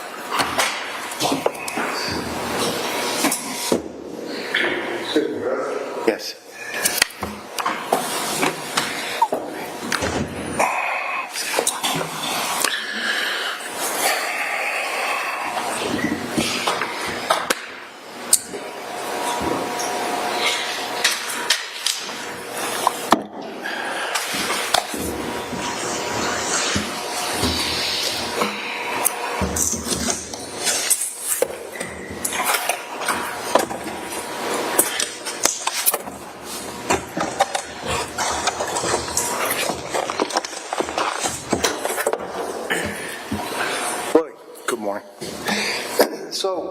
You were there on a well-person check or well-being check, right? Yes. There were a number of police officers from various departments, perhaps? At the time I was there, it was First time, just one? Dover? It was just over, yes. Okay. And you indicated that one of your brother officers had used the Halligan tool to enter the bedroom. Yes, sir. That's the thing that forces the door and splinters the door and things like that, right? It can, yes. And it did in this case. It splintered the door and you guys were able to open it and go in. Yes, sir. And when you went in, one of the things that you saw would be the bed in the master bedroom, right? Do you remember seeing the bed? I did not. I saw it, yes. Okay. I'm going to approach you, sir, with an item that's been marked. It's exhibit for ID, excuse me. Do you recognize that as being the bedroom? One second. Was it marked for ID? We haven't had a chance to mark them for ID yet this morning. Why don't we? Can we just do it right now? Nancy, what's the next letter? Identification. Okay. All right. Whatever you want. Thank you. Okay. Thank you. Thanks. See for ID. Do you recognize that, sir? So to be honest with you, I don't. That's all right. I don't. I mean, this has happened 5 years ago. I came in from, if this was the way the bedroom was set up, I would have come in from the other side. The other side meaning over here? Yeah, I would have entered in here if the bed was, if that. don't recognize that. I don't. It's okay, fair enough. You have to.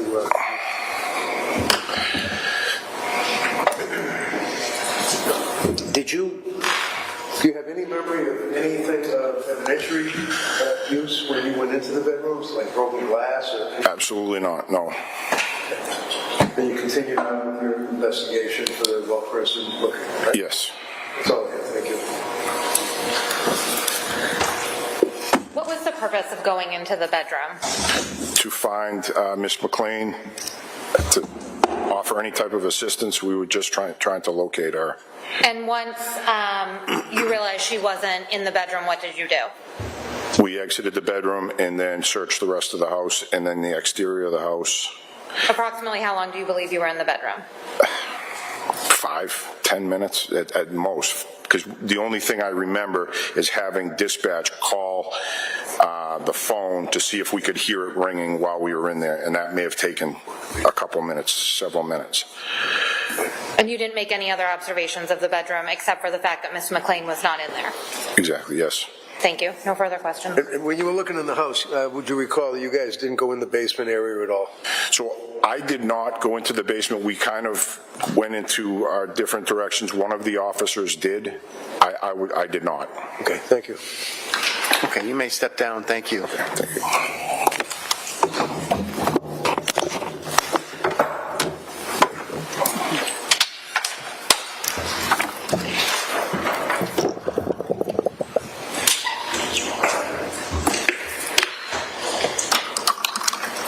All right, Ms. Beatty, do you want to call your next witness? May I approach, please? Yes.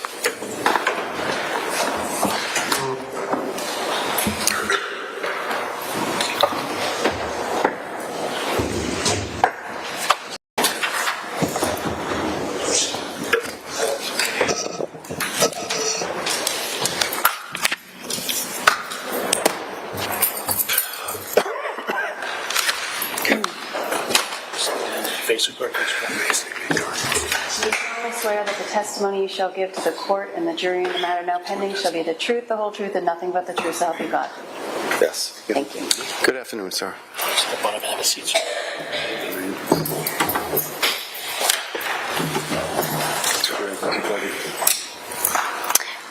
Good afternoon, sir. Could you just take that microphone and pull it as close as you can to you? Yeah, that's great. Thank you so much. Could you please state your first and your last name and spell both of them? Curt Pfannenstiehl, C-U-R-T, P-F-A-N-N-E-N-S-T-I-E-H-L. Okay, thank you. How old are you, sir? 55. And where do you live? I live in Dover. Okay, how long have you lived in Dover? About 20 years. Okay. And can you tell us, what do you do for a living? I'm a heavy equipment operator. And so who do you work for currently? Town of Sherburne. What kind of work, what does it mean to be a heavy equipment manager? A heavy equipment operator. Operator, sorry. Operator operates like front-end bucket loaders, excavators, heavy machinery, six-wheel dump trucks. All right, I'm going to ask you, sir, can you just scooch forward a little bit? That microphone is like 2 inches too short. Okay, thank you.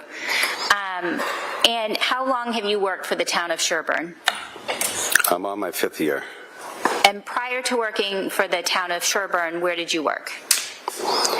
I did tree work with a guy in Dover. And about how long did you do that? About a year and a half. And prior to that, what did you do? I ran my family's business. Okay. And did you ever do any plowing work? Yes, I did. I plowed for town of Dover and Sherburne. About how long did you spend doing that? For Dover, I did it 9 years. And how about Sherburne? The whole time during the winter for the last 5 years. I'm on my 5th year. Okay. And have you lived in the same house in Dover the whole time that you've lived in Dover, or have you moved? I've moved. Okay. How many houses have you had in Dover? 4. Okay. So I won't make you go through all of them, but in 2020, where were you living? 85 Walpole Street. 85 Walpole Street. And can you just tell us generally, where in Dover is 85 Walpole Street?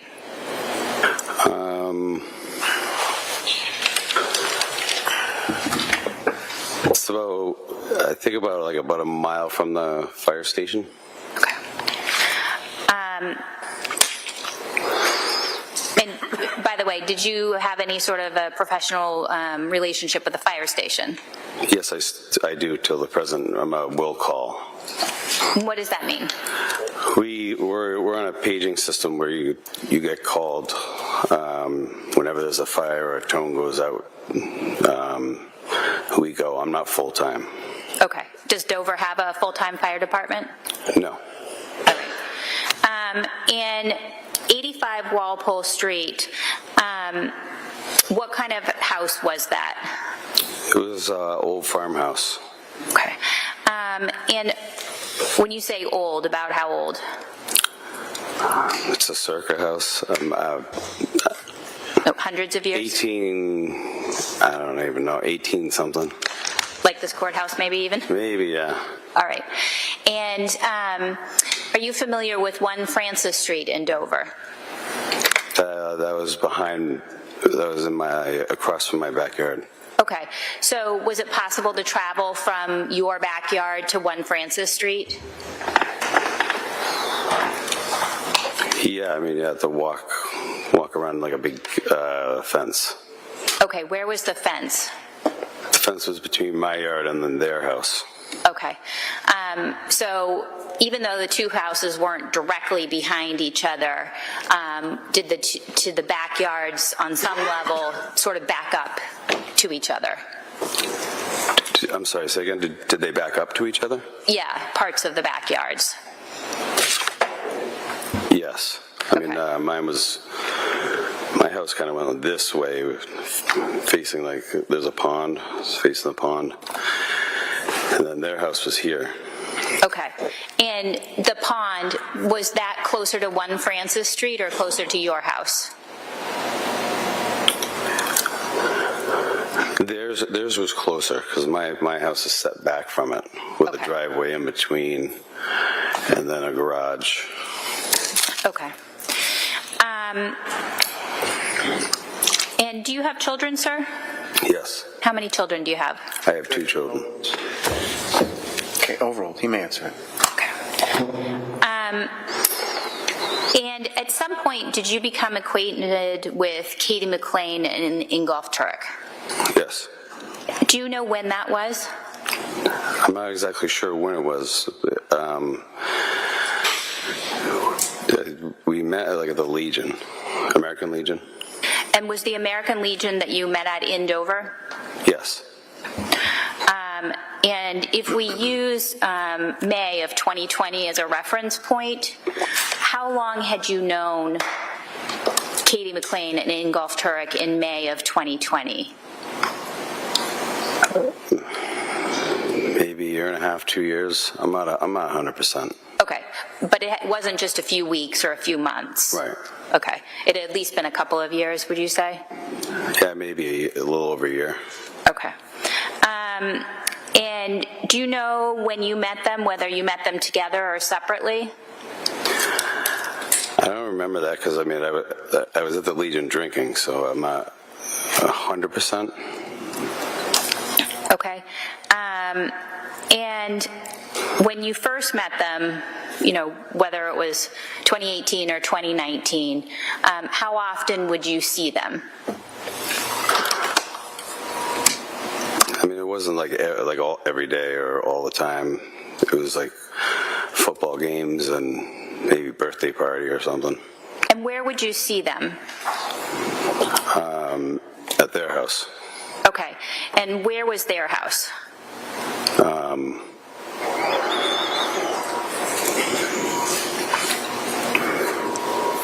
I'm drawing a blank. Do you remember the street?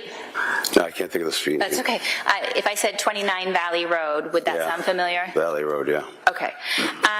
And how would you get from your house to Valley Road? How far away is it? Maybe a mile. Okay. Or less. A mile or less? Yeah, I don't remember. And when you saw Katie McLean and Ingolf Tuerk, would they always be together or would you see them separately as well? No, I think that I saw them together. Okay. Would you ever spend time with them separately?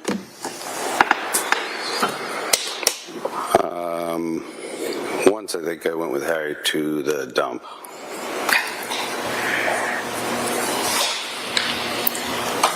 And do you know about when that was? I don't. Okay. And had you met their children? Yes, when I was at their house. Okay. Both sets of children? Both Katie's children and Harry's children? I think so, yes. Okay. And had you met any of their ex-spouses? No.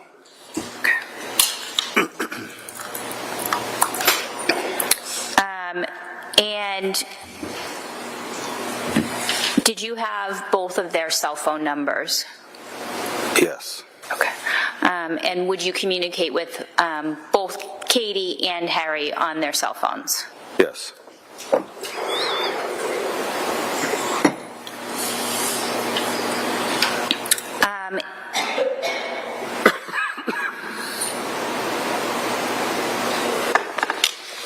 Would this be a convenient time to stop for the day? Yes. Okay, thank you. Okay, you may step down, sir.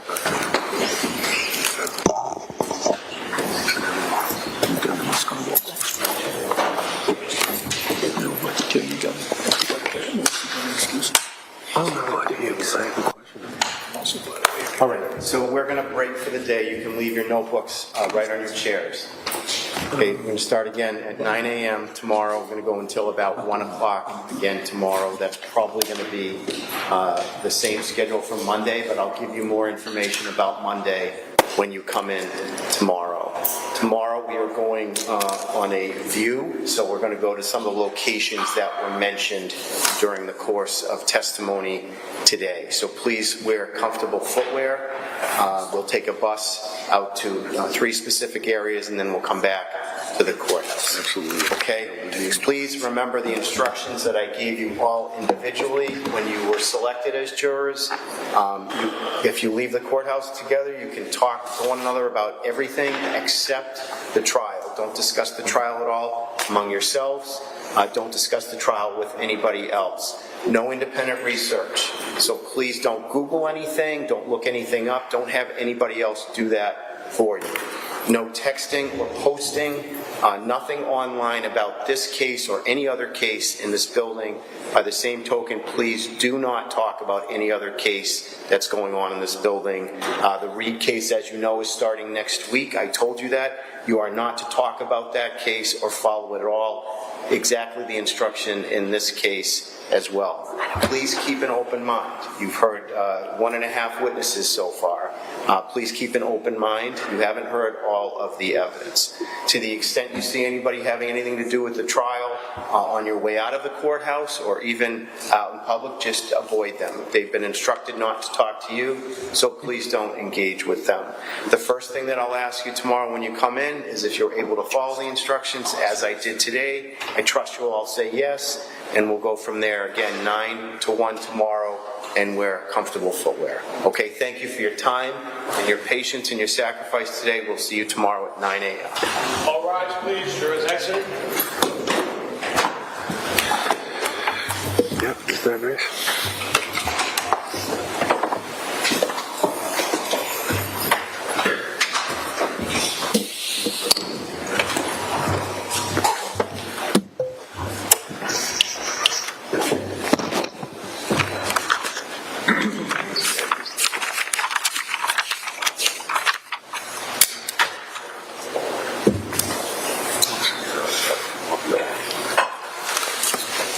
Can I see counsel at sidebar?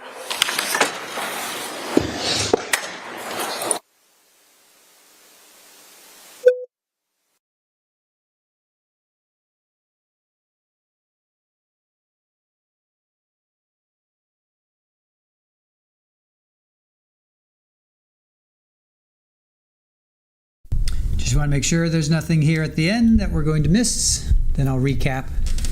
Sidebar. Seems like that's it.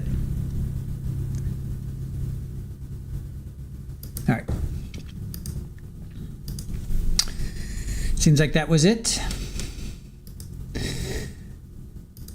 All right. So, what an interesting day. What an interesting day. I had no idea this would be... That first witness was crazy, right? Vanessa Pettigrew. What's that Harry Potter Pettigrew? Isn't there a Harry Potter character? Professor Pettigrew, right?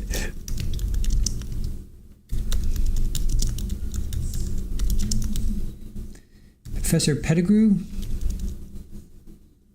Or maybe I'm thinking of something else. Isn't there a Professor Pettigrew? Oh, yeah. Oh, yeah. Okay, yeah. He's the one that got turned into the rat. He was in Prisoner of Azkaban. Professor Pettigrew. So we have a Harry Potter reference. All right, she was interesting. All right, so let's get into it. Day 1.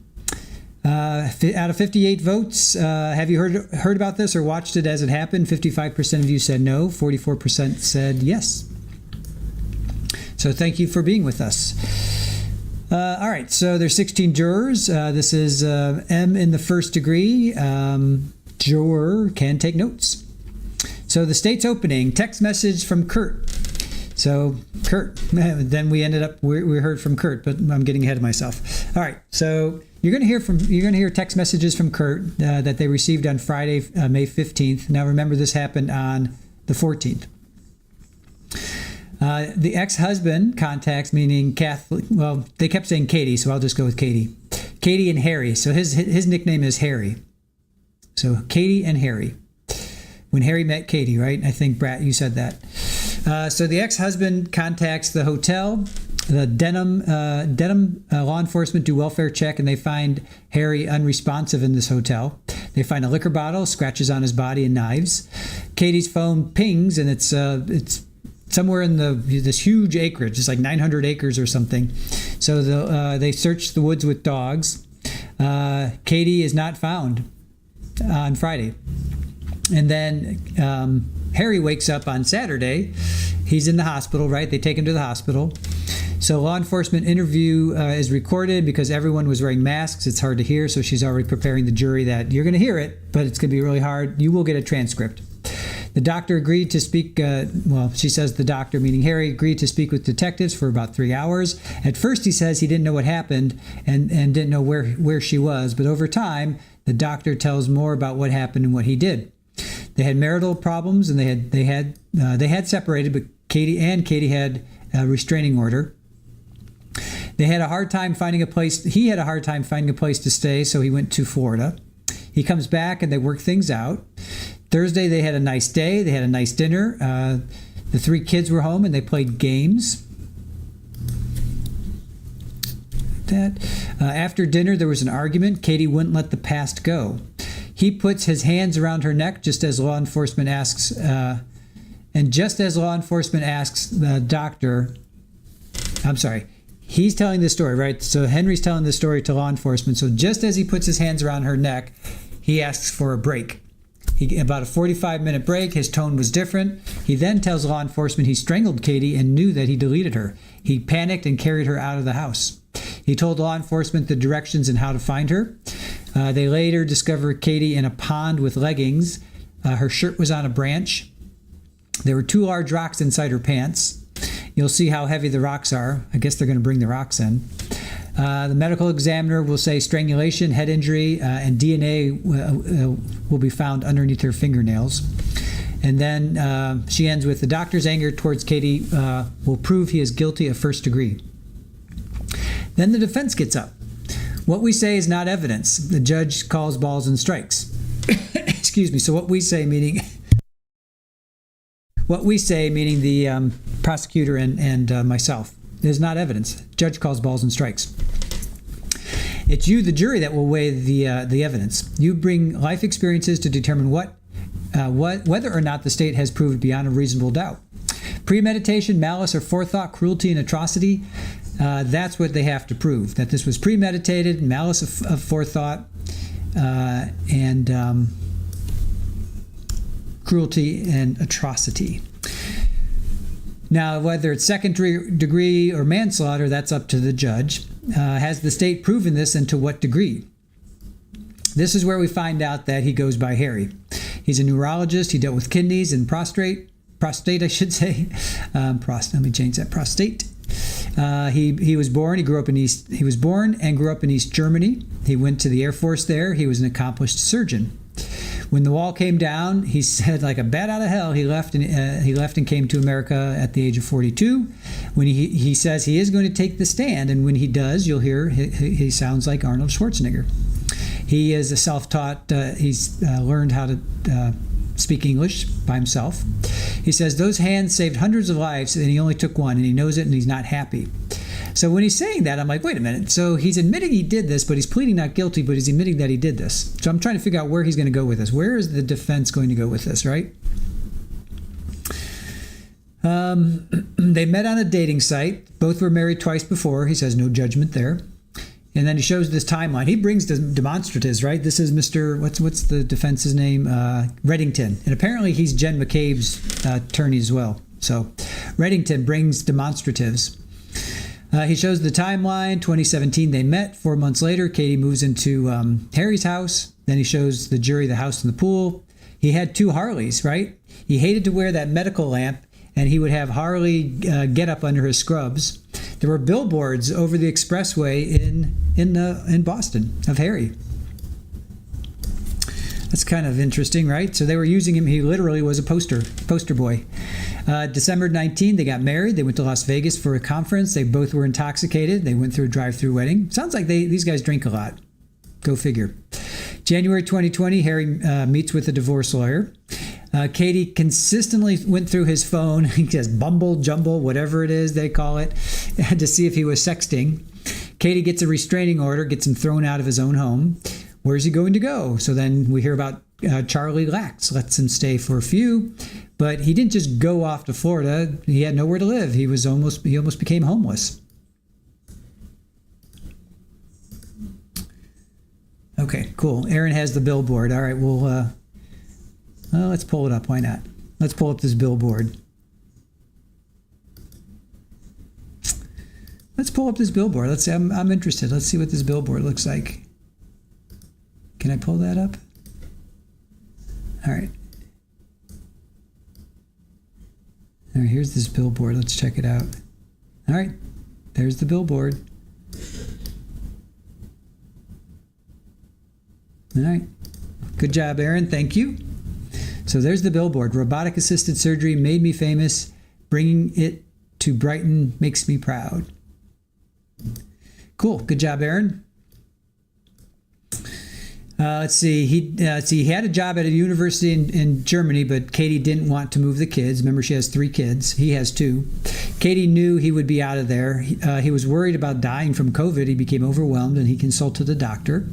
Then we're going to hear, he says, Katie's longtime friend, Vanessa, they had 12,000 pages of text of what's going on in their lives. He went on and on about 12,000 pages of text. Like, how dare 2 people have 12,000 pages of text? Oh, my gosh. I hate to see how many pages of texts Aaron and I have, right? So he reaches out to Curt. He says, can I stay with you? Curt says no. And that's Curt with a C. I got to change that.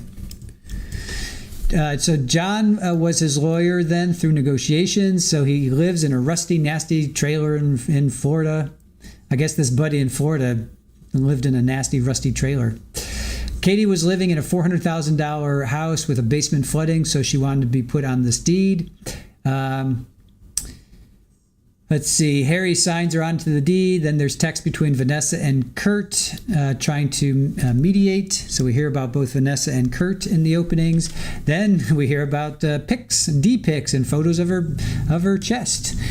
These are texts to friend Curt. I guess Vanessa and Curt had something going on. I'm not quite sure. We gotta hear more about that.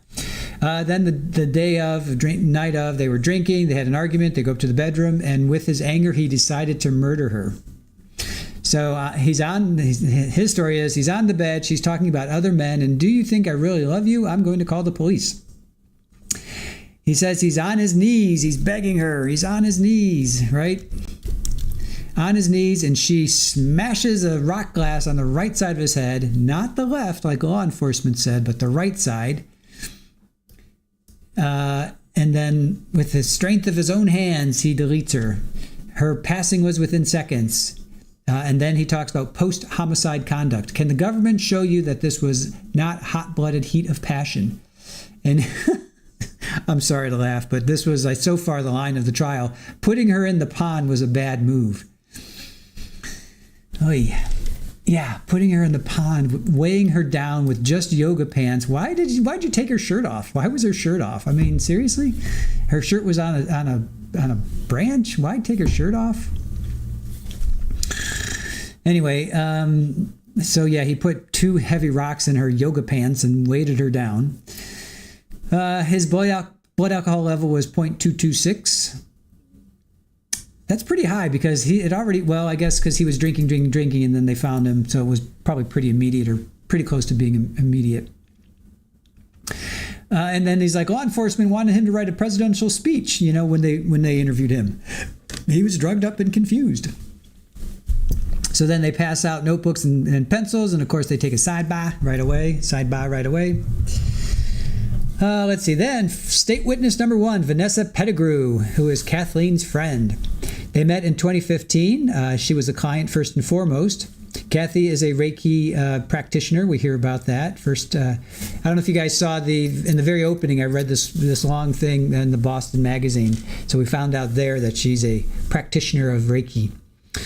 And then Vanessa ends up being a practitioner of Reiki as well. Katie had an office. She had 3 kids. They had 1 to 2 sessions. Then they became friends, and she became an apprentice. Katie was married to Chris Foley. But that's not the biological dad. We found out there's a Steve Rocca is the biological father.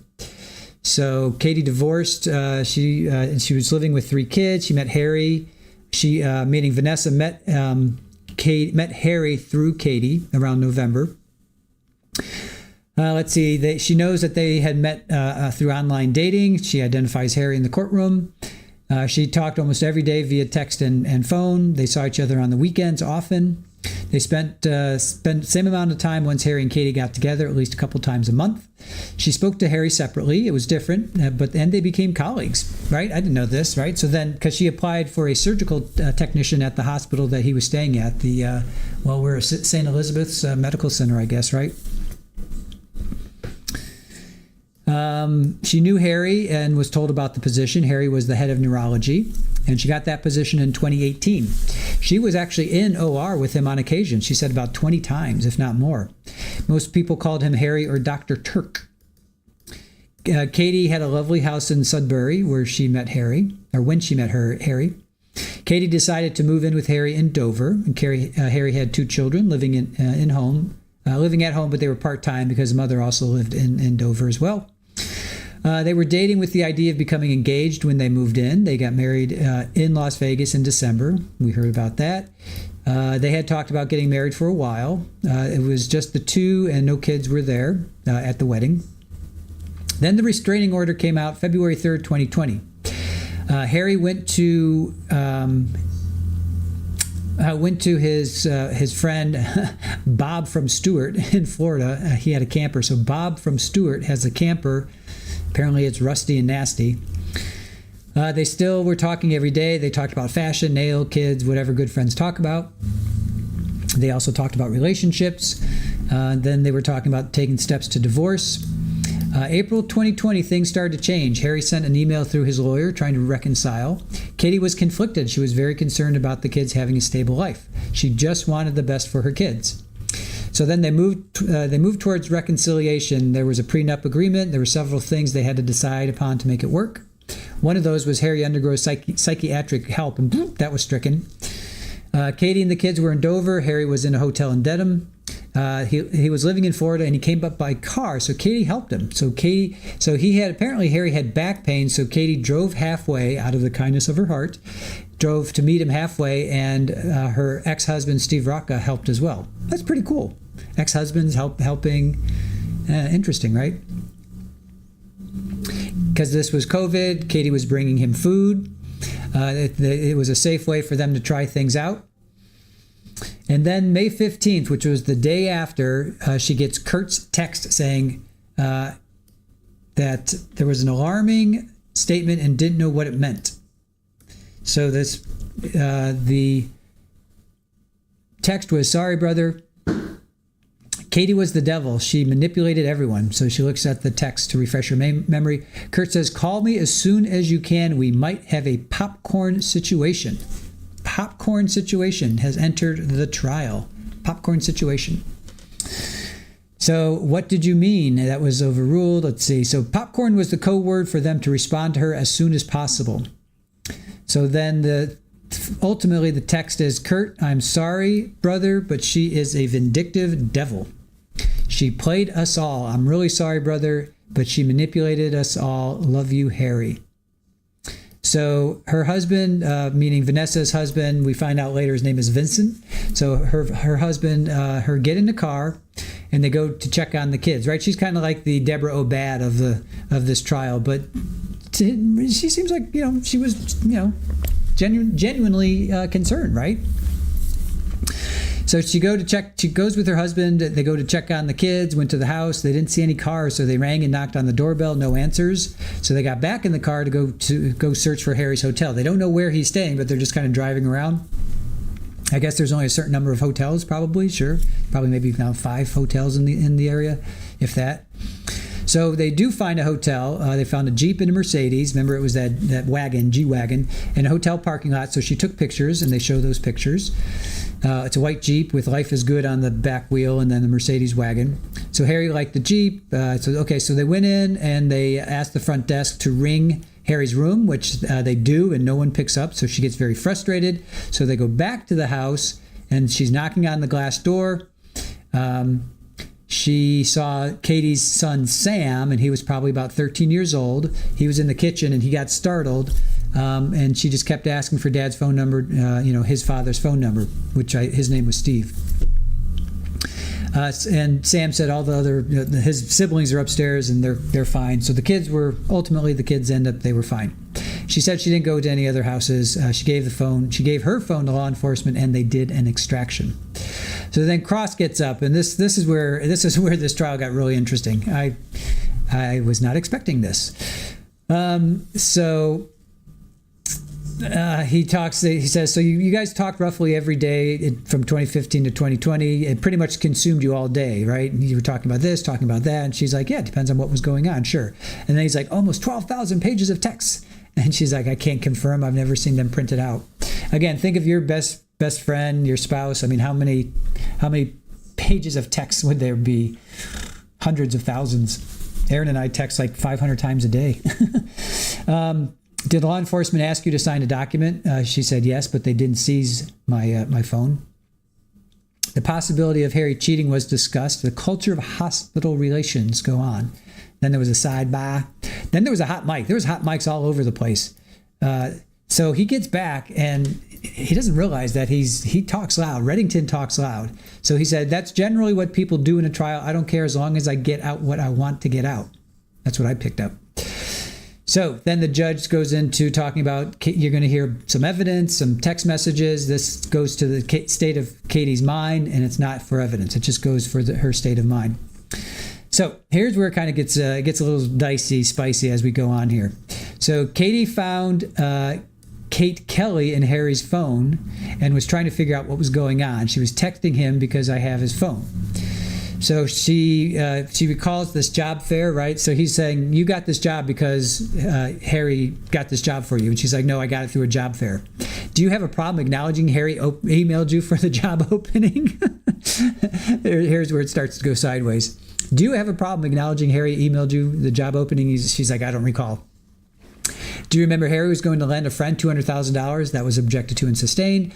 Harry was a dating site addict and needed the rush. That objection was overruled. She says, I remember them both talking about dating sites. She doesn't remember those terms, though. That this is all Katie saying Harry was a dating site addict. Do you remember? Let's see. Let's do it this way. I ask a question, you answer. Vanessa just kept on riffing, right? She wouldn't just say yes or no. She would just keep on riffing. So let's do it this way. I ask a question, you answer. He talks about Katie saying, I need a spy. And she's like, are you talking about a joke? And he's like, you're the one that said it. The joke was that you were going to be a spy for her.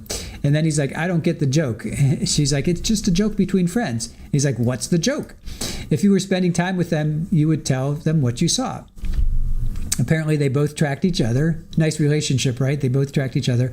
Oh, she felt it was interfering with their relationship. And he's like, I apologize if I confused you. And then he's like, and this is Reddington, will you just answer the question? And she's like, finally, she's like, yes. And he's like, thank you. She doesn't remember Deanna, I forget which. There were so many people I can't keep track of. This was fun. You never know what you're going to get with these trials, and I thought, okay, this just looks interesting, but I had no idea that we were going to get this. How about the guys she knew? Ooh, wow! Did you know she was on other dating websites? She says yes. She was receiving photos of men in various states of dress, and the judge is like, take a moment before you answer.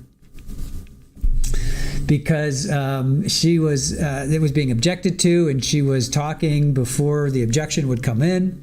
So then he talks about a dentist in New Hampshire, and then may we approach. So then they talk about November 2017. They meet. Oh, it's a good score. She talks about saying it was a good score. Was that sarcastic? And she's like, I think when people get into a good relationship, it's a good thing. And she says, I'm from Wellesley. I don't judge towns. What was it? Remember who was in Karen Reed's trial? She had, right? Wasn't that the thing about her? She came from another town. So they were throwing her under the bus, meaning the McAlberts, the McCabe's, the McAlberts. They were throwing her because she came from another town. She's got a nice butt, but she comes from another town. I think that's what Higgins said. So let's see. Do the shoes. Talk about shoes, the skirt, the makeup, the blush. And we would talk about anything and everything. Is that a yes? She's like, yes. They would talk about divorce. That doesn't mean they were going to do it. Judge is like, excuse me, ma'am. When there's an objection, you don't answer. So January 2020, you knew he was going to get a divorce. She says, I didn't know his plans. She told you? Yeah, they talked about divorce. And he's like, please focus. Please focus on my questions. She got a divorce lawyer too. That's not how I recall the timeline of events, meaning the restraining order. Fall River accent, thank you. Yeah, justice obsessed. Yeah, Fall River. Yeah, right. She's got a nice body, but she's got a Fall River accent. They're such douches up there. Sorry. Okay, so let's see. Let's see. Didn't know if that was, yeah, at one point she's like, I didn't know if that was an objection. I'm trying to be good. As she looks over at the jury. Then they say, then he gets out, well, those were his cars. She's like, who cares? Whatever. Yeah, he owned them. Big deal. She had kids. She had 3 kids, And he's like, I don't care about the kids. He owned the Jeep and Mercedes before they got married. You like to drive the Mercedes. She's like, I'm not sure. Is this relevant? As she looks at the defense. So now she's asking him questions. And then they talk about Katie's text, LOL, she didn't want Harry to move back in or move back. So why would he move into the basement? Because he was living in a trailer in Florida. That was objected to. And she's like, it's confusing me. And then there's a sidebar. Then March into April, you know that Katie knew Harry was going back to Germany. She's like, yes, he was taking a trip to Germany, but she didn't know if he had a job, but he was exploring one. It was an option Harry was exploring as well in Florida. Judge is like, you need to wait to see if there's an objection. And she says, sorry, because they're objecting left and right, and she just keeps answering, right? So Vincent, we hear Vincent is her husband and he can speak 4 languages. And Reddington's like, that's wonderful. Is German one of them? So he's talking to a woman from Germany. Can you have Vincent look at him? So apparently Katie saw it, got Harry's phone, and he's talking to somebody in German, and she wants her husband, Vincent, who can speak 4 languages. That's wonderful. Is one of them German? This was really funny. He's on Twitter cheating in my face. That's another thing. So then they talk about the Las Vegas conference. Was everyone happy? She says, of course. I think most women are happy without a prenup. And he's like, well, why is that? She says, well, that means you're in love, and I believe in love, and so did Katie. He was determined to move home to Germany. I think that was an option. And then Reddington's like, I'm asking about the text, not what you think should have been, could have been. Yes, he had a job offer in Germany and he was going there. And she's like, I do remember that. He's like, okay. So the Sudbury house went up for sale, but she doesn't have the info about foreclosure. Apparently it was foreclosure. Do you recall it being a shitty and the basement was flooded? She's like, I don't believe certain houses are shitty, and that might be a conversation that people have when they're frustrated. And she says there was a French drain in the basement. She might have been referring to that. And then he's like, there was a plethora of texts from Katie. I'm drunk, I'm hammered, I'm hungover. That was objected to and sustained. Did she ever tell you about the tracking device? She's like, I answered this already. They both did. And then there's something about Home Depot, and she's like, no, I don't know that. I looked through Harry's cell last night. She does recall that. She doesn't recall, I'm so happy I have Vanessa look at his phone. So apparently Vanessa was looking into his phone as well. And then who's this Stephanie bitch? Fake blonde, fake tits. That was objected to. That was sustained. Then there's this dentist from New Hampshire. And she's like, she kind of walked around that. And then he's like, so is the answer yes? And she finally says yes. His name is Michael. So she went on a date again, yes, but they were separated, he and Harry. So apparently Katie went on dates even though they were separated. I know you want to say separated, but you knew she went out on a date, yes. Can you see if he's back on Instagram and print them out? This is a text message. And she's like, yes, I recall that. So he gets halfway through the question and says, you're objecting. Okay. Oh yeah, right. So he asks a question and he gets halfway through a question and the state objects. And he's like, can I see at sidebar? Then they talk about May 15th. She goes to the house. Did you know Harry had signed over the deed? And she starts to talk, and there's an objection. The judge is like, ma'am, you need to wait. Wait for the question to come out to see if it's objected to. And then they talk about popcorn. When did that come about? Well, we were nervous. I'm not asking about you being nervous. I'm asking when with a W. This is killing me. I've never seen anything like this. Reddington he's got some serious snark.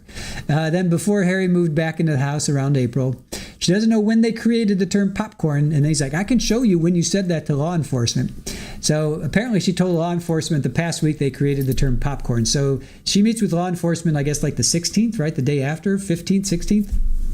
And they apparently made it up like the week before, like the 10th or 11th. So that ends Vanessa Pettigrew. She was interesting. I thought she was interesting. Krista Limited Edition. Thank you for joining us. So then we get to Sergeant Todd Wilcox.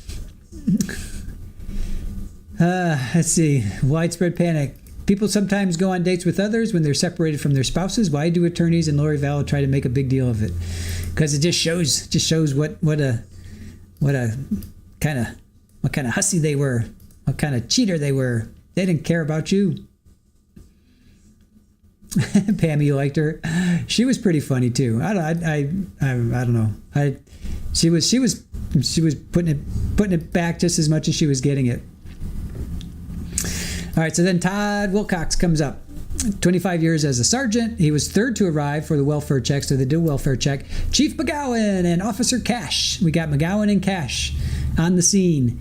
Two other law enforcement were talking to the ex-Steve. So he's in the driveway, right? Let me say, we're talking to Steve in the driveway. He thought Katie might be inside, so they break in. They bust into the bedroom. They're only there for like 5 or 10 minutes. Nobody's there. They search the rest of the house for about 30 minutes.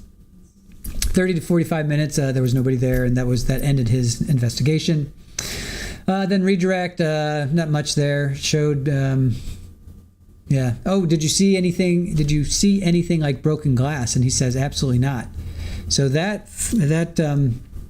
so either there was no broken glass and he's lying about it, or he cleaned up afterwards. So, oh, and then Curt. Oh, I'm not even going to pronounce his last name. Good Lord. Curt Pfannenstiehl. He's Katie's friend. He's 55, lives in Dover. He's a heavy equipment operator. He plows for Dover and Sherburne. I was wondering if he knows Lucky the snow plow driver. All right, so they're going on a viewing today, but we are going to show. We're going to show it because that's just what we do.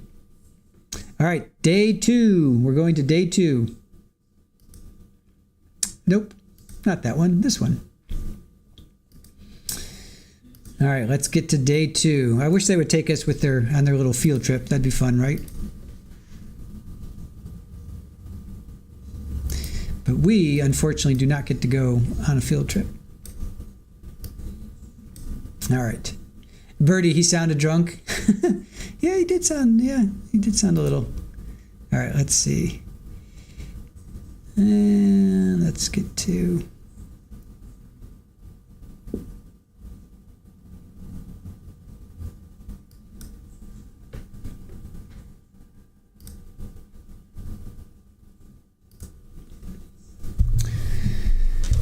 All right. Day 2. Here we are at day 2.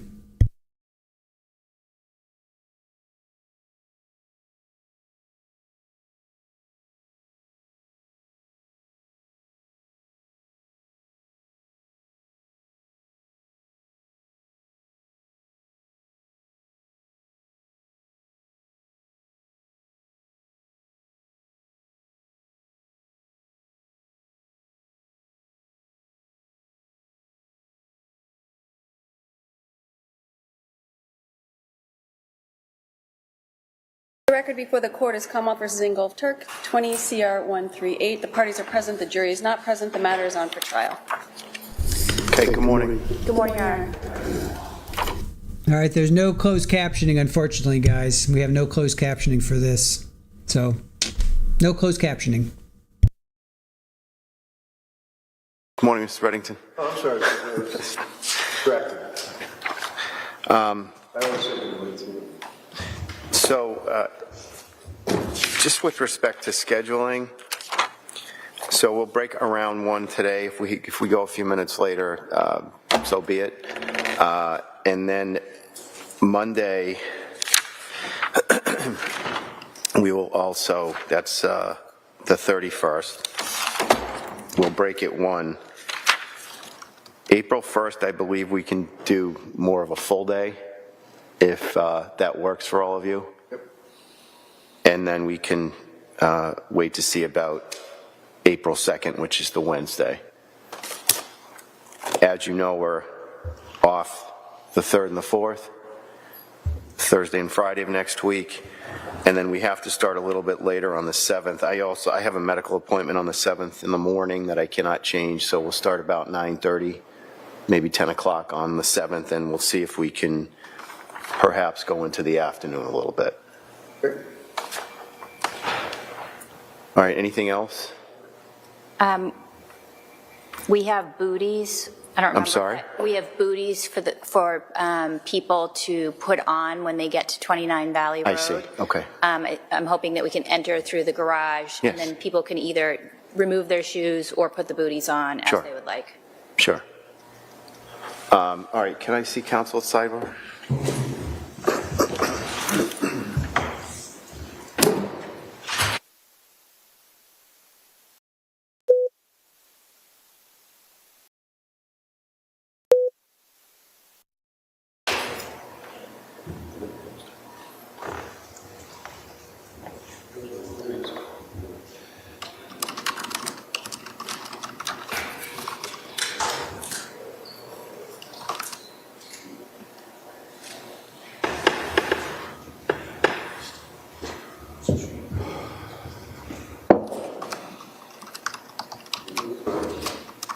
Yeah, see? That's really neat. Last night, huh? I was there the whole day, all day.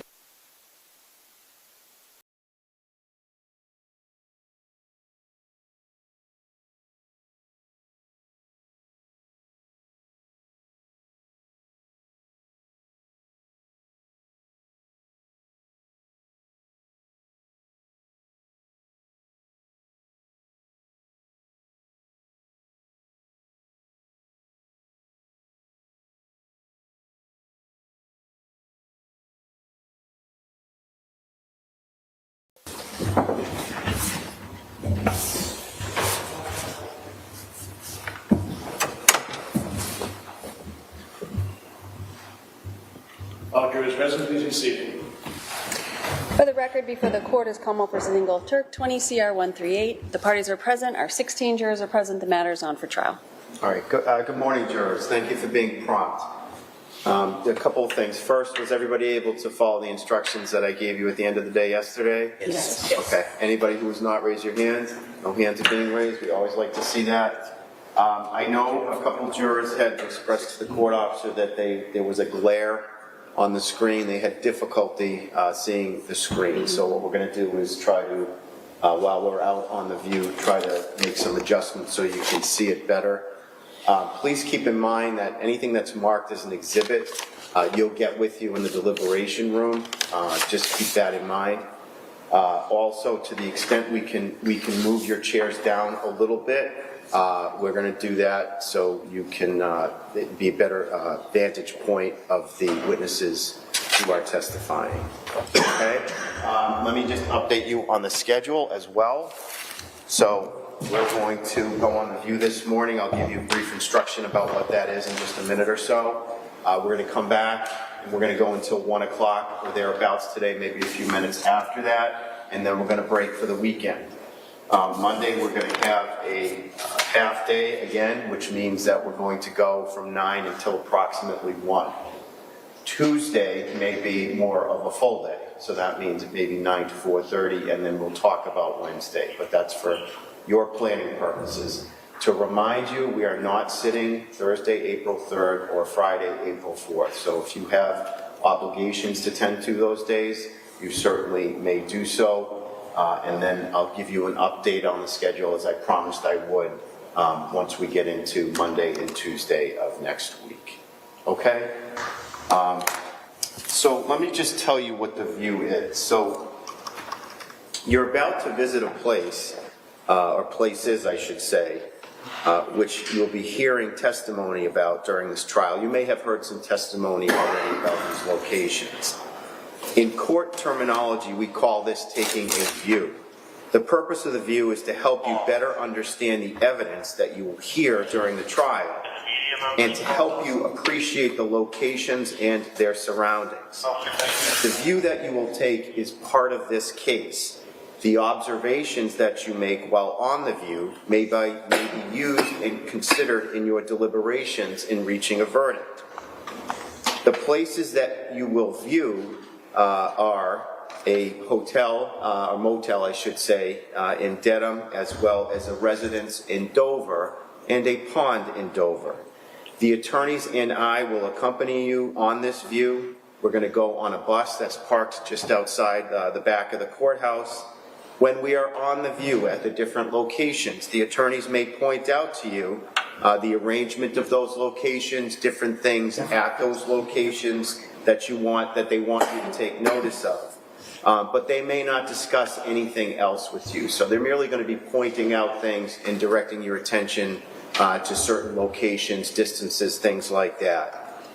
While you are out on the view, you must not take any notes or sketches, and you cannot in any way take photographs, video, or audio record anything while we were on the view. You must not conduct any independent investigation while we're there. So don't start pacing distances off and things like that. Please pay attention to the court and to the attorneys while we were out on the view. You must not return to any of these locations after we go today. So you can't go back this weekend or ask somebody to do that for you or go by next week. That is not permitted. Your responsibility while on the view is to see the places, observe them carefully, and make mental notes of what you see while we were on the view. During the trip, so while we're on the bus, in between locations as well, you must not discuss the case or anything about it among yourselves or with anyone, and you must not permit anyone to talk with you about the case. You will be under the supervision of the court officers at all times, and you'll remain together as a group until you return to the court. Again, the bus will pull up to the back and drop us off when we're done with the view. If anybody needs assistance on the view, just let the court officers know, and we'll make arrangements while we were on the view. Okay, with that, I'm going to ask that you go back to the deliberation room, get ready to go on the view, and we'll meet you out back on the bus in just a few moments, okay? Thank you. May I swear the court officers Yes. first? Thank you. All the court officers joining us, please raise your right hand. Do each of you solemnly swear that you will take the jury upon the premises in question and there suffer them to view the same or any property, place, or thing bearing upon the issue in this trial as the parties think necessary, that you will not permit the parties to enter into a debate in the hearing of the jury, nor any person to speak to them unless it is the attorneys of record, then only to point out such places or things as they may deem expedient for the determination of the issues, that you shall keep the jury together until they shall return to court, unless the court shall otherwise order, so help you God. I will. Thank you. Let me just say two more quick things. So our court reporter comes on the view, so you'll see Ms. King on the view as well with a portable recording device, and we're going to be escorted to the different locations by the police just so we're not sitting in traffic all day. Okay? Thank you. Jurors exiting, all rise. Jurors, follow me, please. Watch your step. Get right with you, folks, okay? Usually that's when we try to do that now, okay? Go. Watch your step. Restroom, let's do that now. Be with you in a moment. If you guys need to use the restroom.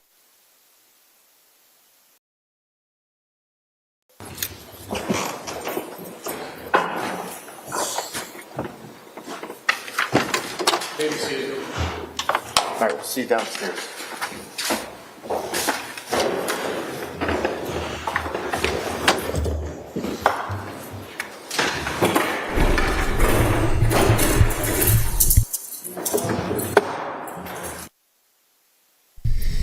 All right, Nancy King is the court reporter.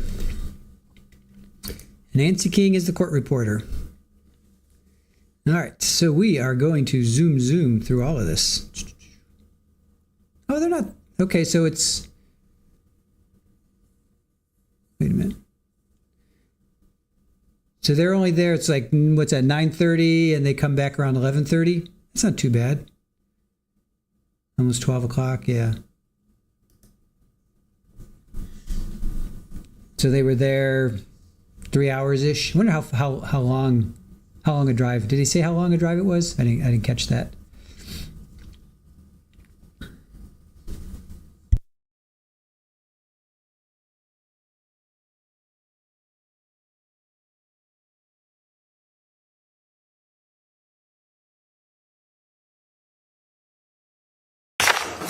Okay, if we could have the witness back, please.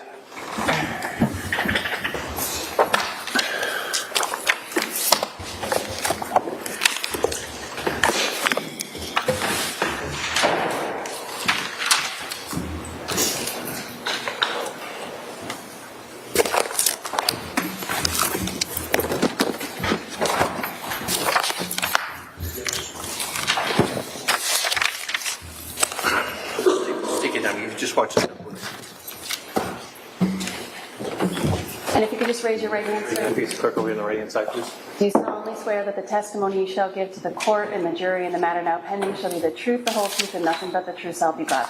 Yes. Thanks, sir. Would you step right up? You can have a seat. You do me a favor. Good afternoon. Just keep your voice when you speak. Thank you.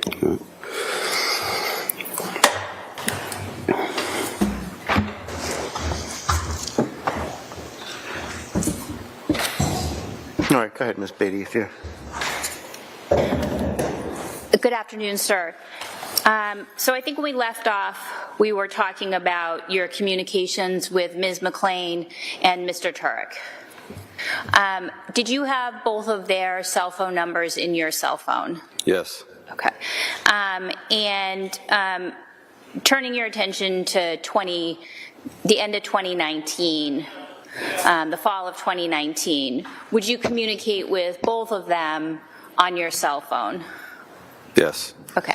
And do you have any idea of how often you would communicate with Ms. McLean the fall into the winter of 2019?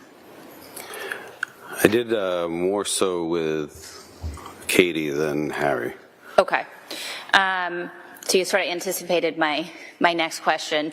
Do you have any idea during that time period, fall into winter of 2019, how often that would be? I don't recall how often. Okay.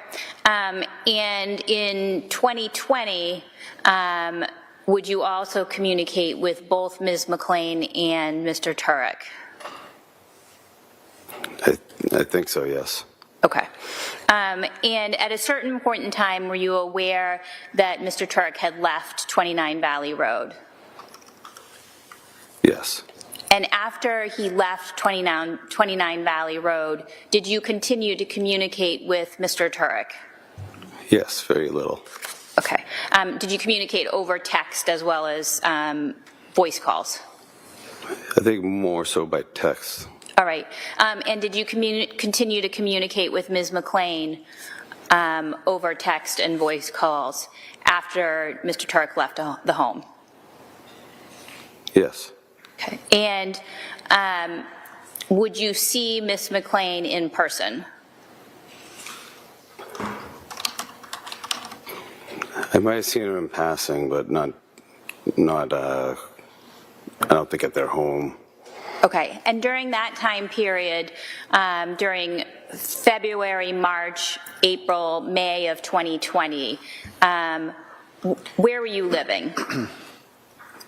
I was living at 85 Walpole Street.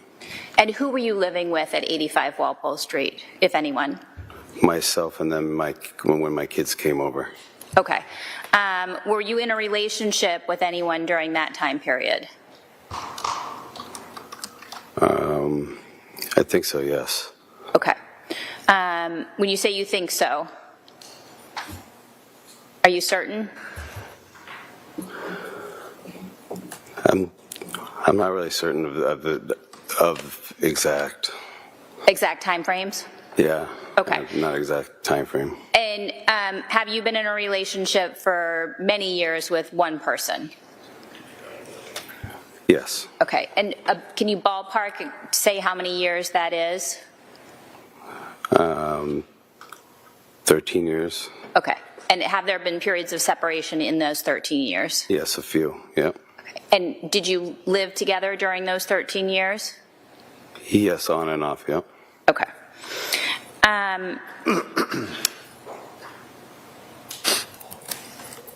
In terms of being a patient or a client of Ms. McLean and Dr. Tuerk, did Dr. Tuerk ever provide any medical attention to you? No. All right.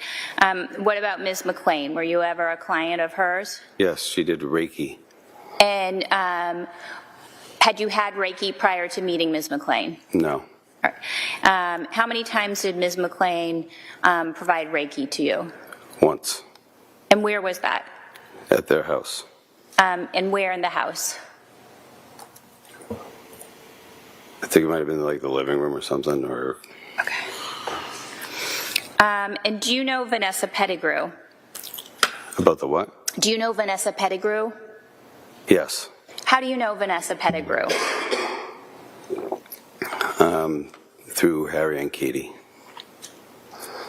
Do you know when you met her? I don't know exactly when I met her. Okay. In May of 2020, do you know how long you had known her? Whether it had been months or weeks or years? Maybe a year and a half. Okay. Maybe. And what did you understand her relationship to be to either Katie or Harry? They're friends. She was friends of theirs. Okay. And did you have an understanding about whether or not she was married? Yes, she was. Okay. And did you know her husband? Yes. And did you ever spend time with Vanessa and her husband and Katie and Harry? Yes. Okay. And did you have text or phone communication with Ms. Pettigrew? Vanessa? Yes, with Vanessa. Yes. Okay. Directing your attention to May 15th of 2020, Friday, May 15th, in the early morning hours, what, if anything, happened when you woke up that day? I think that was when the text from Harry. Okay. Do you recall the text that you received from Harry? It was something about sorry. I think, sorry, brother. She was vindictive. I don't know it for word for word, but... Your Honor, may I approach? Yes.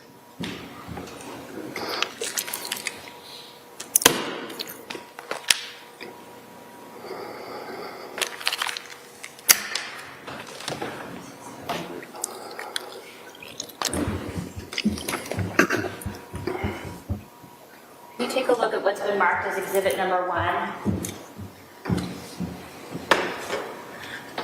Do you recognize that? Yes. Okay.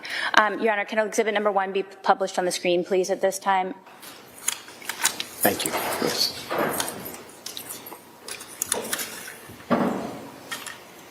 All right, Ms. Gilman, if you could just move down and thank you. All right. Do you recognize what's in exhibit number 1?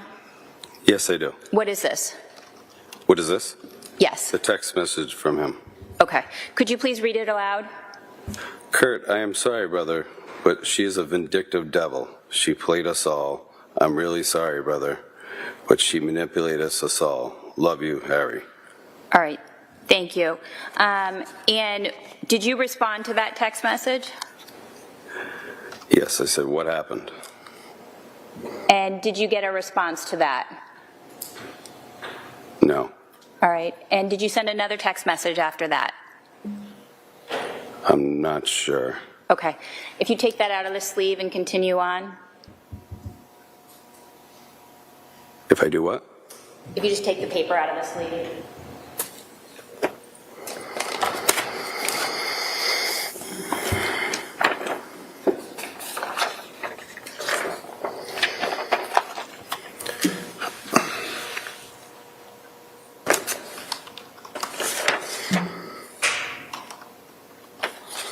Is there another text message after that? Yes. What does it say? It says, where are you, buddy? Do you recall sending that text message? Yes. Okay. All right, thank you. You can just put both those things down.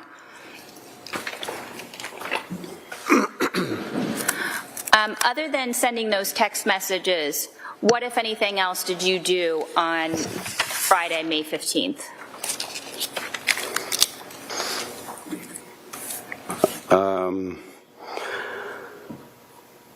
I think I forwarded that text message to Vanessa. And why Vanessa? I was probably guessing it would probably say that I was trying to figure out what was going on. Okay. And did you ever get a response from Vanessa? I don't recall. Did you speak with Vanessa on the phone at all on Friday, May 15th? I might have. I did not 100%. Okay.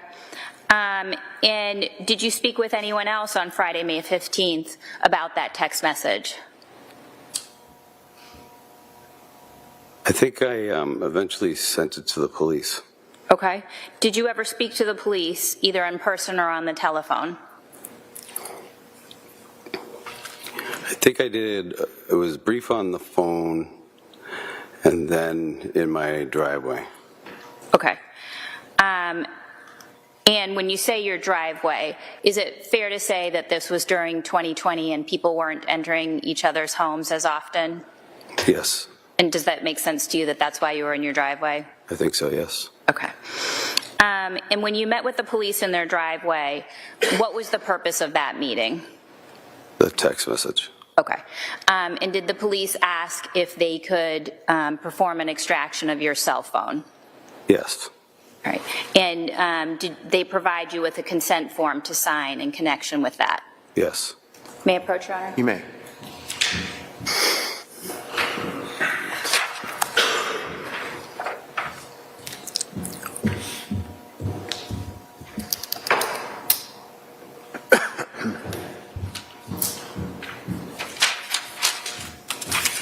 I'm showing you a document that's entitled consent form. Do you recognize that form? Yes. And do you recognize your signature on that form? Yes. Did you sign that form? Yes. And is there a date on it? Is there a what? Is there a date on the bottom of the form? 5/15/20. Okay. Your Honor, may that be marked as the next exhibit? May be marked. Exhibit 277.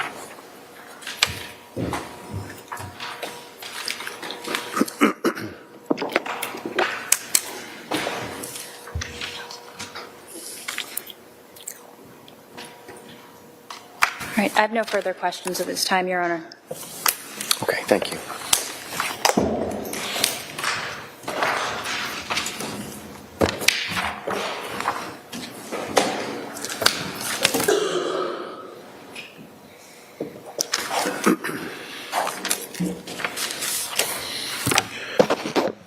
Back in 2019, that's when you first met Harry and Katie?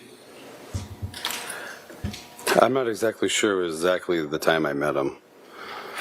Okay, was it in 2019? Was it, excuse me? 2019? I'm not 100% of the time that I met him. I met him at the Legion and we were drinking, so I You remember what?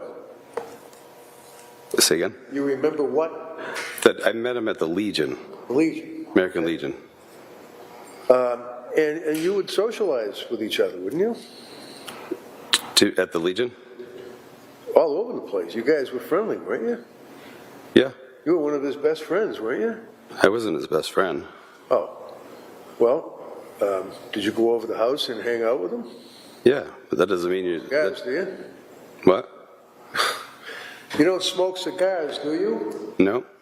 Did you go over his house and see that he would be sitting by the pool and he'd be smoking cigars and you'd have a beer or you'd have a drink with him? Yeah? On a number of occasions, right? You're nodding your head. Yes. Yes.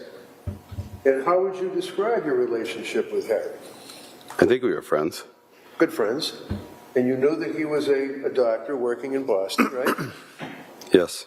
You were also, were you good friends with Ms. McLean as well? Yes. In 2019, up until 2020, for example, did you know that Harry and Ms. McLean were going to get married in August of 2019?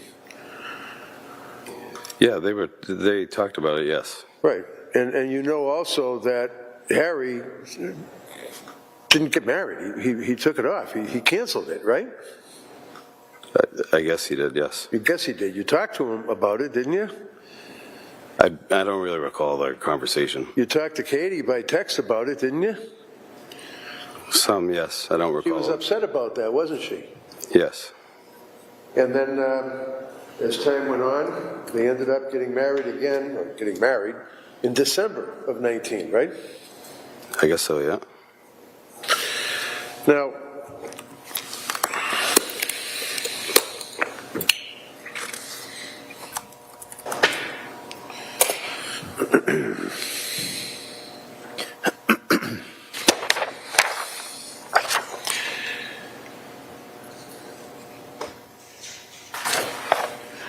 your telephone number back then, sir, was 617-201-4714. Is that correct?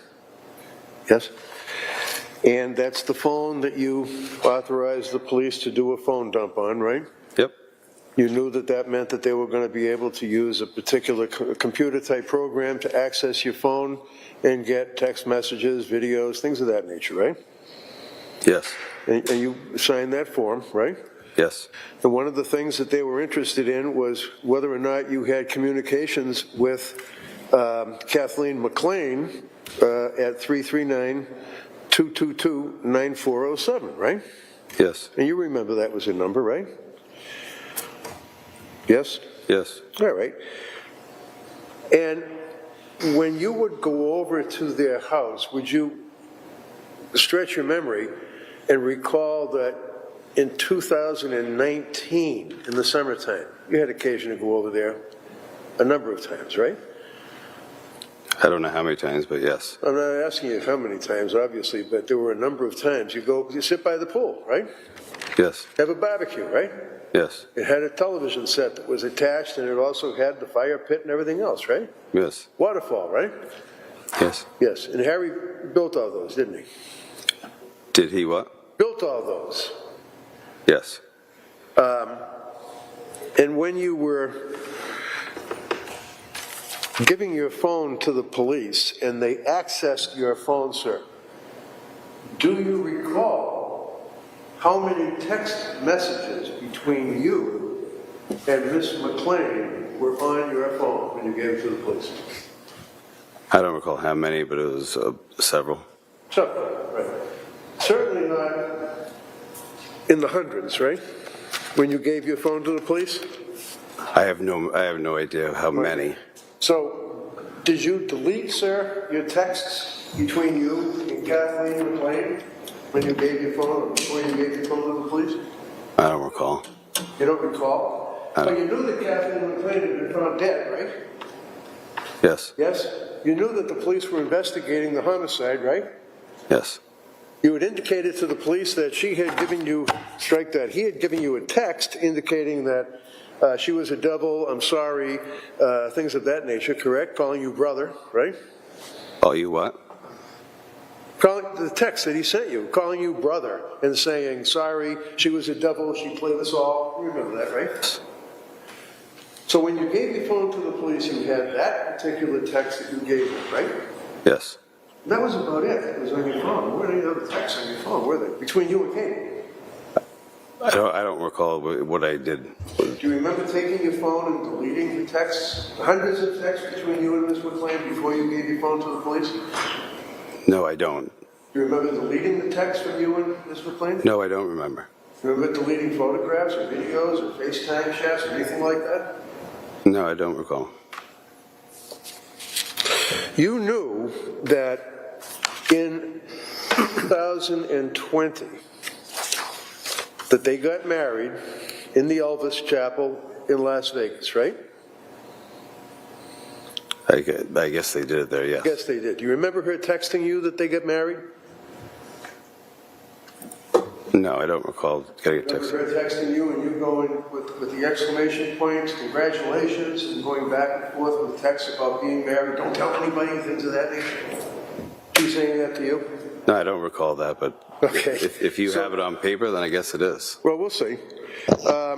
Would you agree with me, sir, that you knew in your conversations with Harry, when you guys would maybe be sitting out by the pool having a cigar, he had a cigar, a drink or whatever, he confided in you that he made a huge mistake about getting married, didn't he? He said that? Yeah. I don't remember that. But you knew that he was going to see a lawyer for a divorce, right? I mean, this was so long ago. Your Honor, could the witness answer be allowed to? I don't really remember conversations. Hang on, sir. Go ahead. May the witness be allowed to finish his answers? Yes, just let him finish his answer, Mr. Reddington, please.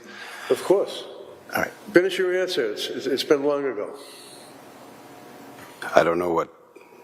I don't even know where we're at. All right, why don't you ask the question again, Mr. Reddington?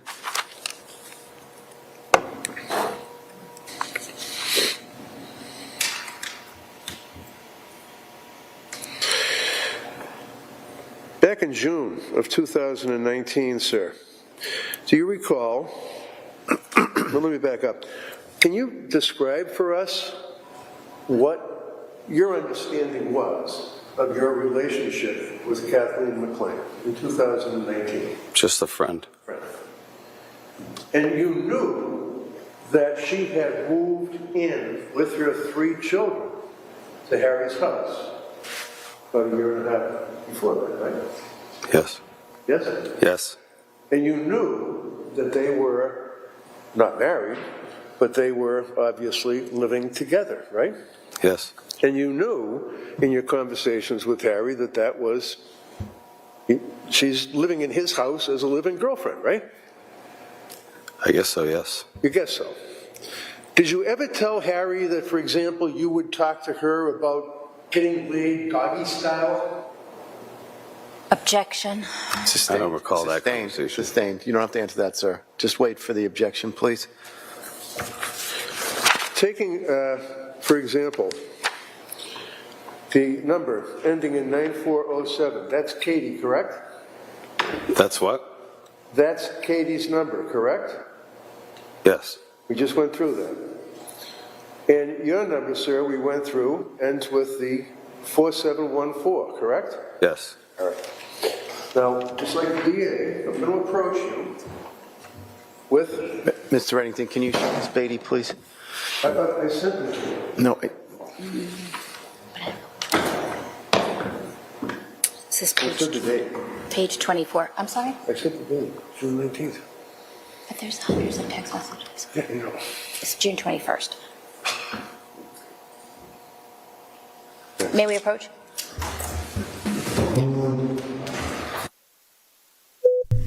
So don't forget that Reddington said in his opening that there were D pics and pictures of chests and all kinds of stuff. So I have a feeling those two were like sexting. I think that's where this is going.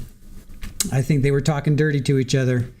So he's going to try and throw Katie under the bus and make her look like a you know what. She was sleeping around. I think that's where he's going with this. How dare she? All right, I'm going to fast forward.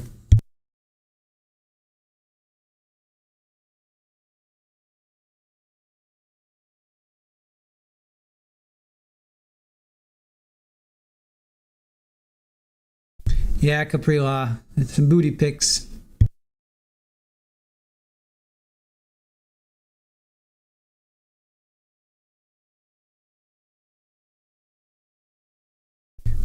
Ugh, They turned off they don't have the sound. Dang it.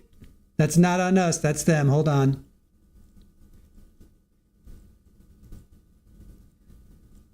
To you, Harry wasn't part of that conversation, was he? No. I've offered this, Your Honor. Objection. Sustained. For the record, then, I'd like to offer this to, as part of the identification. Okay, it is. It's O for Yes. identification. All right?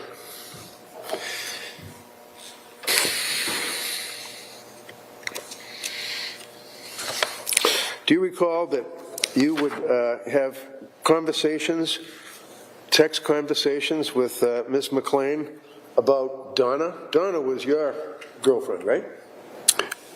We were broken up at that time. What time? We were, I'm not sure exact time, but it was, I think the time frame, I think it was around that time. Well, I'm just asking you around what time? I'm not 100% sure. I don't remember. Say 2000? We were on and off. We were on and off for... All right. Do you recall that Ms. McLean would ask you about the status of your relationship with Donna, whether or not you guys were an item in talking? I think she did, yes. Yeah.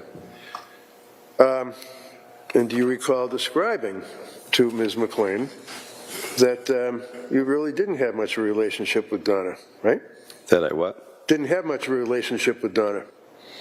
Then we must have been off then. Do you recall that on one occasion she indicated to you, sir, in your text messages, anything about her forcing him to fuck her? No, I don't recall that. And again, 9407 blue would be her, 4714 green would be you, correct? Okay. Could I see that, Mr. Reddington, please? Excuse me. Pardon me, I got to show that to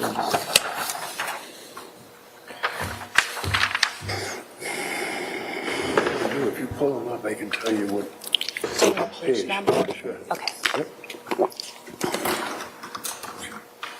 It's 45. Take a look at that and tell us on the bottom of the balloons of whatever, what time frame we're talking about here. 6/21/19. Okay. And I want you to read that to yourself. And does that refresh your memory about her communicating to you that she wanted to something about forcing him to fuck her? Okay. I said, I don't know. Then I said, What is that? I don't know why, but no, you're not. Okay, you're going to have to keep your voice up and make sure the jurors can hear you, especially. Oh. I said. Just objection, just as to whether it refreshes his memory or not. So ask him again if it refreshes his memory, Mr. I'll ask him Reddington. again. Does that refresh your memory, sir? Well, I mean, reading it, I guess it does, but I don't remember the conversation, just what I see now. Okay, so your memory, by looking at that document, is not refreshed, but you do agree that that document shows text communication between her phone and your phone, right? Yep. Yes? Yep, it shows me that. So you're not as refreshing recollection, but he's obviously adopted the document I offered. Objection. Sustained. So no, mark it for ID. You can mark it for ID. Sir? You can mark it for identification. There'll be P for identification. Thank you.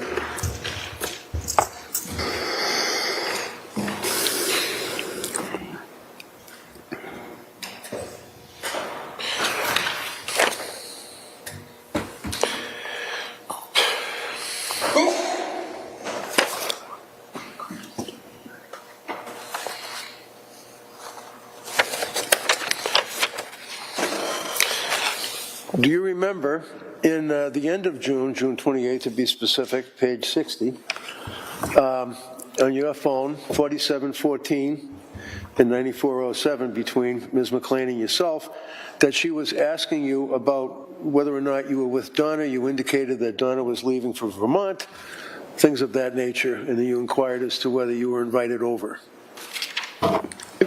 Inquires if I was invited over? Yeah.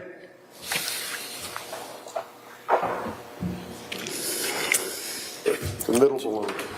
Page, please. I gave it to you, page 60. Are you asking if that refreshes his recollection? Yep, that refresh your Okay, recollection. so read it to yourself, please.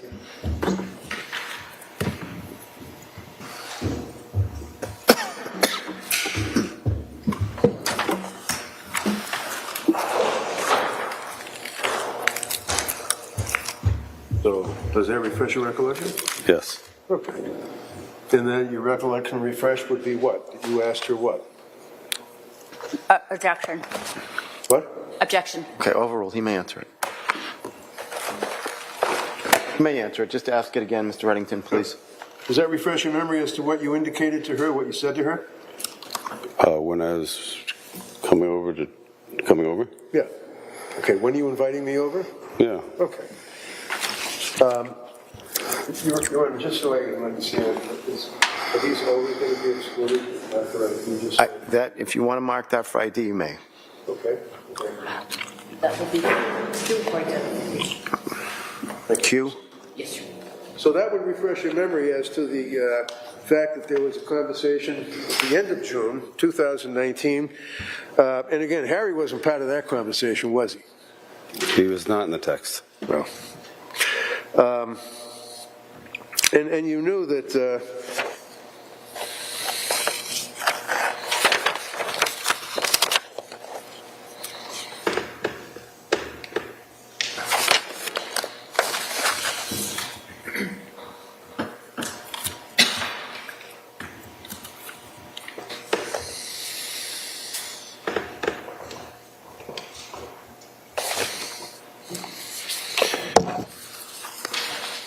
in page 73. And I can get the plastic sleeves for, well, if they're in ID, it doesn't matter. Do you recall, sir, at the very end of June 2019, having a text conversation with Ms. McLean, again at the end of June 2019, wherein she described in graphic detail 3 hours, fucking him every way, describing what they did. You remember that? No, I don't remember Did she that. ever tell you things like that? Do you remember? Yeah, I mean, she jokingly said things to us. What? She would just say things in front of us, I guess. In front of us. Okay, who's us? I mean, friends. Friends. Yeah. What friends? There's a text between you and her, right? Well, okay. That's your phone and her phone, right? Yeah. You didn't have friends involved in that text thread, right? No. And you certainly weren't sitting with friends with Katie and making a joke about what she described for you, right?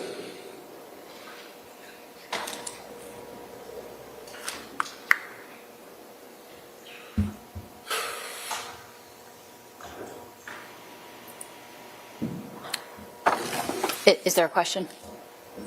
Yeah, I asked him a question. He was reading this.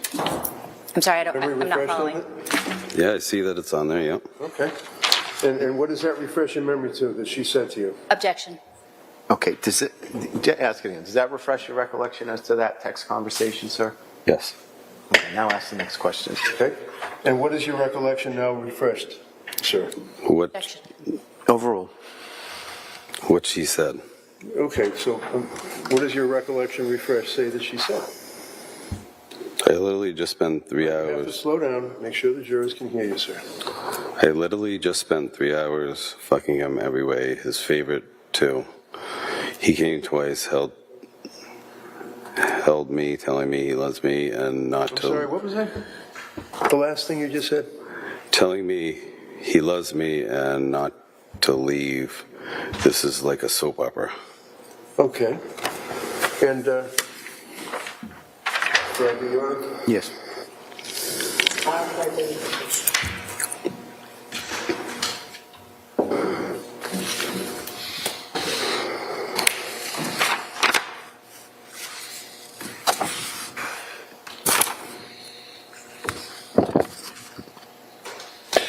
Do you recall in the middle of July, well, July 10th specifically, page 105, Do you recall a text where you texted her at 4:30 in the afternoon and asked her to call you, and she said, yes, let me go outside? Do you remember that?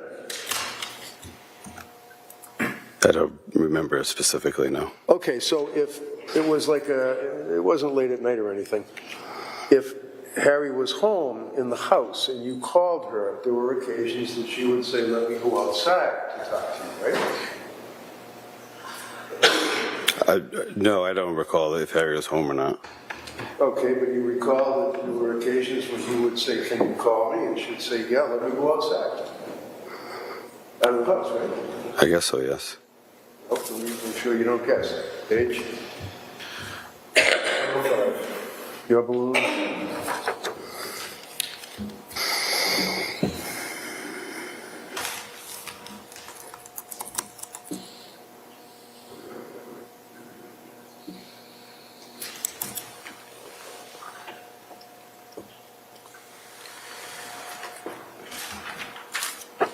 Okay. Does that refresh your memory, sir? Yeah, that we had that conversation, yeah. She wanted to go outside before she talked to you, right? Right. Right. Okay. Black for ID. The S for identification.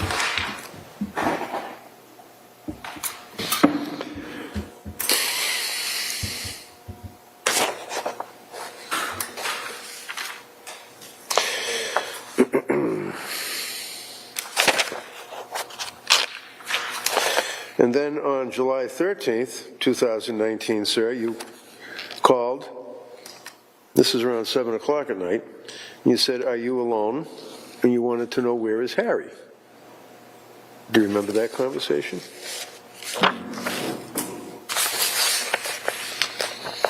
Not towards what it was about, I have no idea.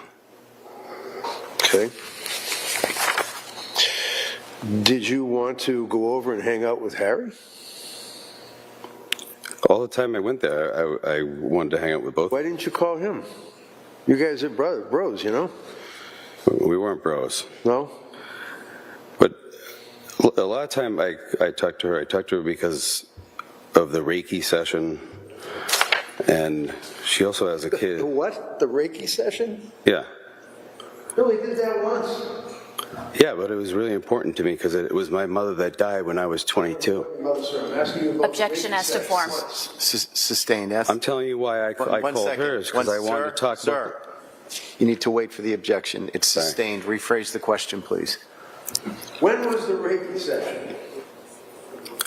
I don't remember when it was. It was before. I suggest to you, sir, that out of the hundreds of text messages between 2019 and 2020, you didn't talk once to her about Reiki on a text. What are you telling this jury? What about Reiki? What am I telling what? You just said to me it was about Reiki sessions. No, I said that I talked to her about Reiki sessions. Yeah, okay. In text? No, by phone. Oh, by phone. Okay, well, let's stay with the texts. She would tell you on a number of occasions that she was either drunk or wasted or trashed, were the expressions. Is that correct? Objection. Sustained. Next question. Do you recall on July 20th of 2019, she indicated that she was drunk and you wanted to know if she was going to still be awake? Objection. No, overruled. That may stand. You can answer that, sir. I'm sorry, Lisa, that would be page 145.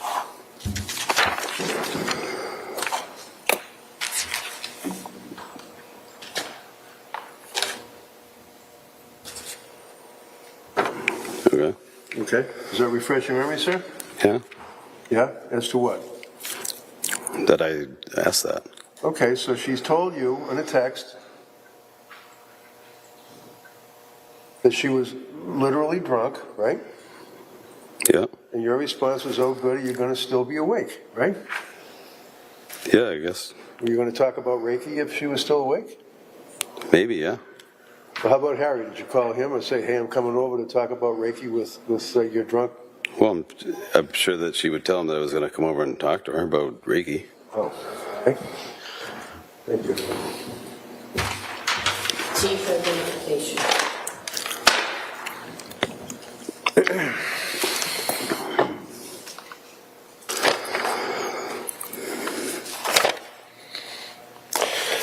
Did you ever, to your knowledge, sir, have occasion to reach out to Harry's then girlfriend close to the August marriage date? About the what? Ask her, do you recall reaching out to her at the end of July, close to the alleged marriage date? You knew that they were serious, right? Yeah. Yeah? Yes. Okay.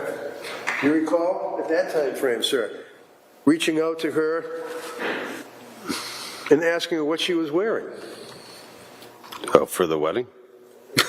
No, what she was wearing, because she said that she was down in the beach.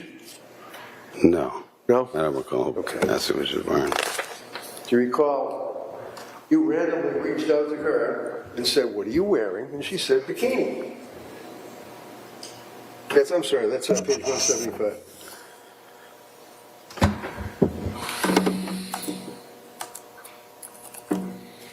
Okay. Okay. Let me flip the page. Does that refresh your memory as to the conversation further, that you wanted to look at it? Yeah. Did that have anything to do with Reiki? No. Did you know that Harry was there? Or Harry was aware that you wanted to look at his wife or his girlfriend? No, he was, yeah, I knew he was right there. Okay. So was he aware, to your knowledge, that you wanted to know what he was wearing? I have no idea. Objection. Wait, sustained.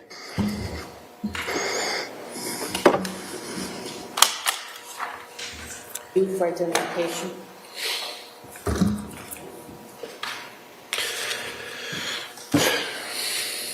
And then on August 12th, sir, of 2019, and I'll ask you again, do you recall her calling or texting you and complaining that he had canceled the wedding?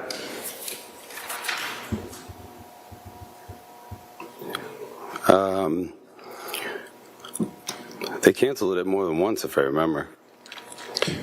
So I don't know that date, but I'm asking you, sir, if you recall. I guess that was one of them, yeah. Right. Do you recall her indicating, sir, refresh your memory, page 179 and 180. On vacation, she was on the beach. You remember that conversation, and she told you about the wedding.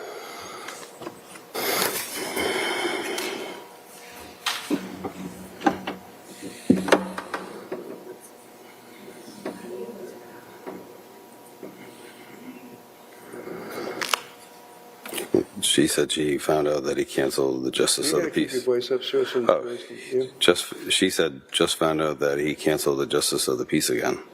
Okay. And I said, oh no. Your job is to remind me of this. Your job is to remind me of this. Okay, and then what else, sir? I said, okay. I can't believe I'm sitting here on the beach and was just told he canceled the Justice of the Peace he booked. And she said, oh, my fucking birthday. Okay. And did you, to your knowledge, sir, chat with her further about him canceling the wedding, Justice of the Peace, and things of that nature? No, I don't. I mean, was that your business? Say again? Was that your business? No, but she was telling me, I guess. Right. That would be V for identification. Thank you. V for Thank you. Actually, do you recall that it was your fire department reverend that was the Justice of the Peace? Do I recall that? Yeah. No, I did not know that. Is your fire department reverend a Justice of the Peace? I don't know. You don't know? Page 182. Objection relevance. Sustained. Sustained. That can be marked Friday if you want.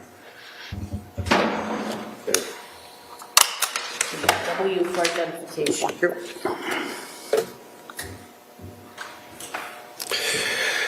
Now, sir, as time goes on,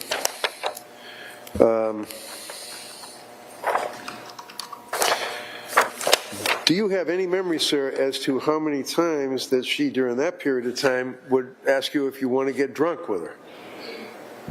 No, I don't recall. There were times, though, right? What? There were times that she would ask you, come over, let's get drunk, things of that nature. I don't recall that. How about her sending you pictures of a sundress that she said was short? You remember that?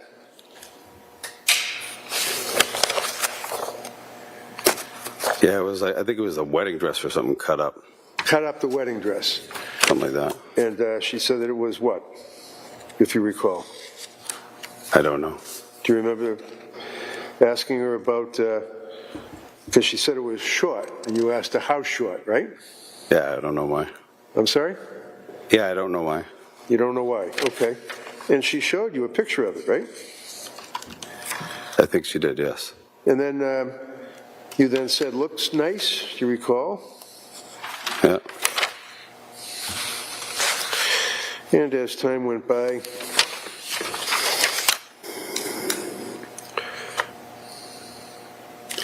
do you recall in August 25 of 2019, having a text about her being angry with him?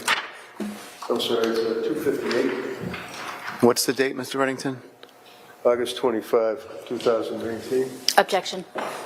Just the form of the question. There's no statement that. I'll rephrase the question. I'm going to show you your balloons and her balloons, August 25 of 19. Ask if that refreshes your memory as to her state of mind and her confiding in you. Objection. Overruled. You may answer it. Does that refresh your recollection as to a text conversation?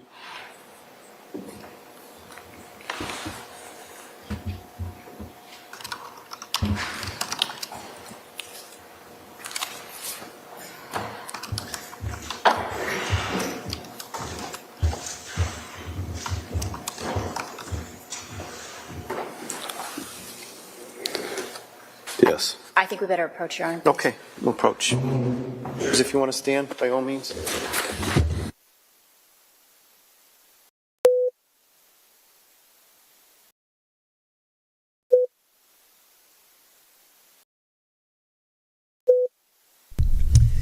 Well, they are just dragging Katie through the mud right now. Wow, wow, wow, wow, wow, wow. Oof. I think Mr. Pfannenstiehl should just admit, yeah, so what? So we were flirting with each other, big deal.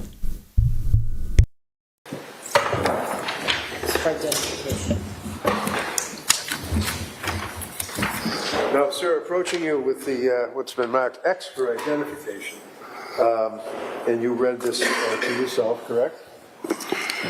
You read this to yourself? Yes. Okay. And listen to my question. She's confiding in you or telling you that she didn't care that she caught him lying about contacting that ex sucks, is what she told you, right? Yes. Okay.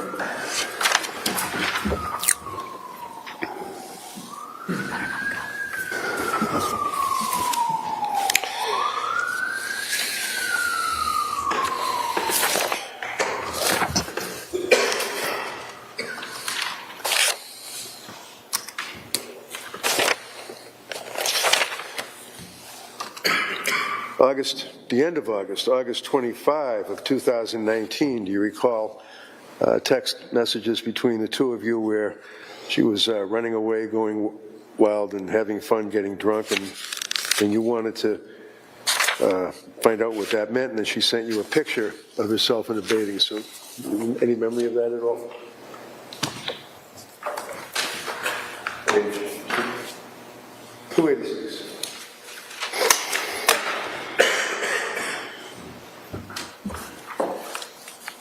All right, take a look at that to yourself.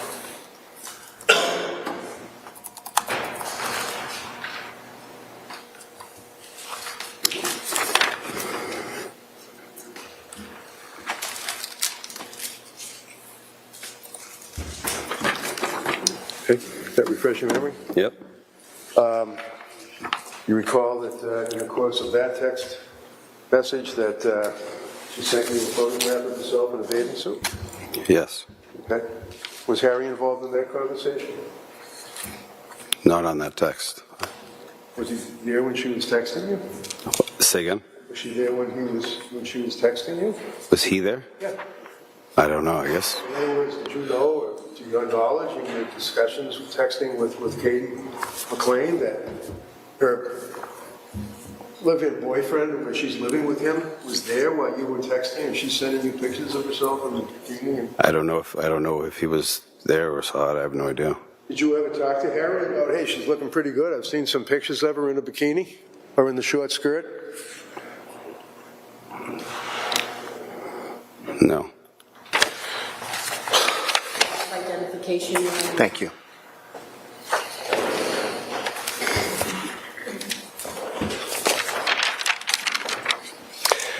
Would you agree, sir, that at the end of September in 2019, you had met up with her, this would be page 323, and she conveyed to you the fact that she was so effing trashed, she doesn't remember.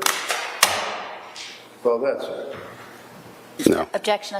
Sustained. Sustained. Well, I'd like to have that marked for identification. And obviously, Your Honor, I have a standing objection to the rule. Okay, right? marked for ID. Thank you. Z for identification.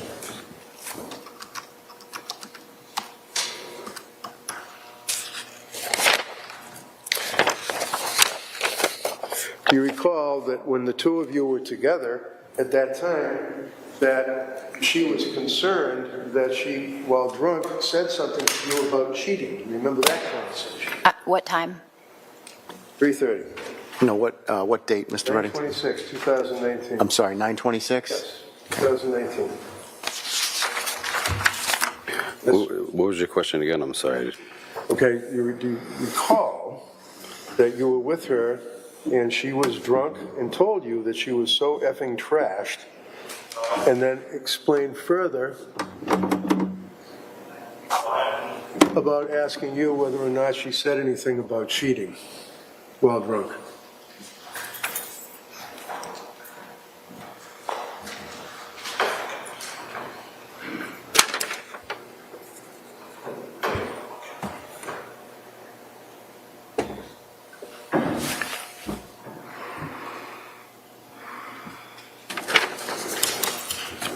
I see that text, but I don't know what it refers to. You see the text, but you don't know what it refers to. Would you agree, sir, that she basically indicated that she was with you? Yes? No, I don't think she was with me. We were texting. Okay. She's talking about something that happened like the previous day, that she was so trashed she doesn't remember it, and asked you if I said anything about cheating. Objection as to form. Okay, overruled. He may answer it.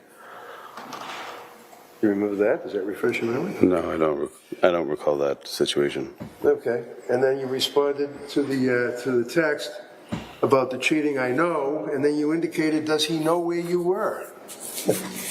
I know, but I don't think it was with me. So your memory is refreshed. You're texting with her about being with her that she was so trashed, and asks you whether she said anything about cheating, and then indicates that, and you then respond, does he know where you were? Right? Yeah, but I don't recall the situation. Do you remember where you were? You must have a memory of if you guys were in a car or in a party or somewhere. I don't recall. One second. Sustain. Next question. And is that 8A for identification? Thank you. Double A. Yes. Do you recall the end of September 29th, 2019, that she called you and asked if you can talk? You said by phone, and she indicated Harry's leaving in 20 minutes. Does that refresh your memory at all, sir?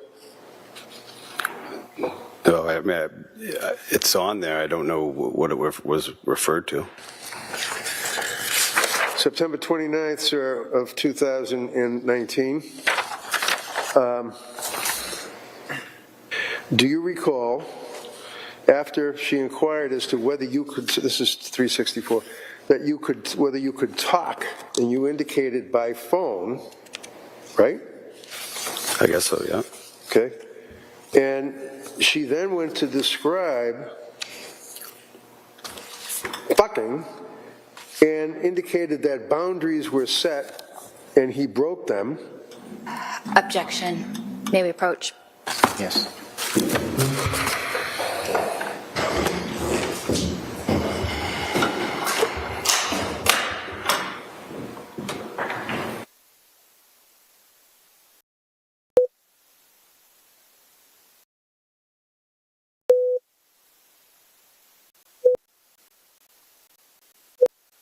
For Double B.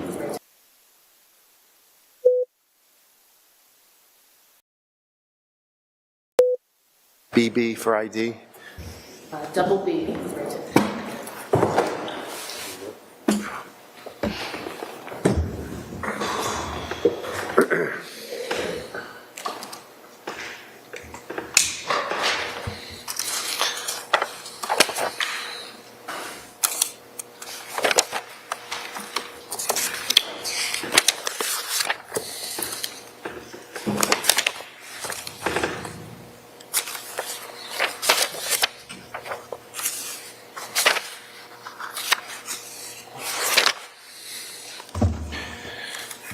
Would you agree, sir, that there were a number of text messages spanning the period of time from the end of September into the middle of middle of October 2019, where she would repeatedly ask you if you could talk, you would repeatedly ask her, "Where's Harry?" and then you would chat. You would chat on text messages. Do you recall that? I don't recall where they were. I have no idea. Okay, so without going through each and every single text where you would ask, "Where's Harry?" do you have any memory at all, sir, in that time frame of being concerned where Harry was before you texted with her? No.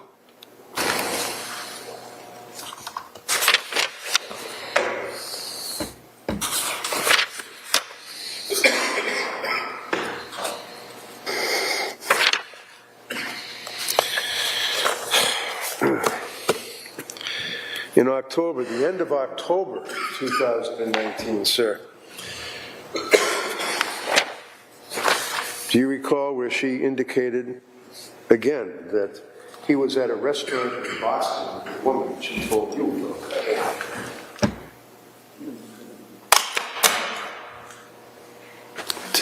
Did I recall that he was at a restaurant? Yeah, she told you that she was at a restaurant in Boston, and that he was at a restaurant in Boston with the woman I caught him with. You then said, "Please call me." Mr. Redding, could we have a page? Sorry. What page is it? 413 and 20. Let's focus on 413. Again? Let's focus on 413. Does that refresh your memory? That. Yes, I'm going to lose it on him, that list. Yes, sir. Oh, yes, I'm going to lose it on him, that list. He was at a restaurant with a Boston woman I caught him with. I mean, So you recall that, right? well, now that I'm seeing it, yep. All right. CC for identification.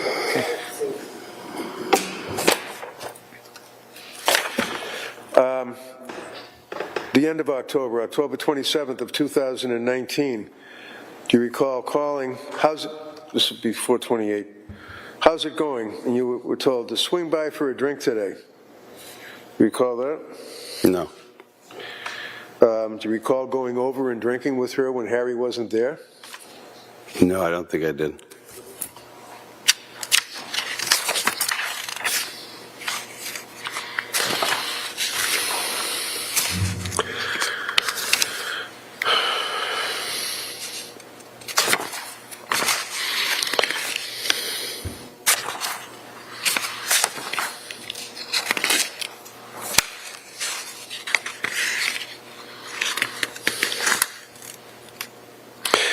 Do you recall, this would be page 376, oh, wait a minute.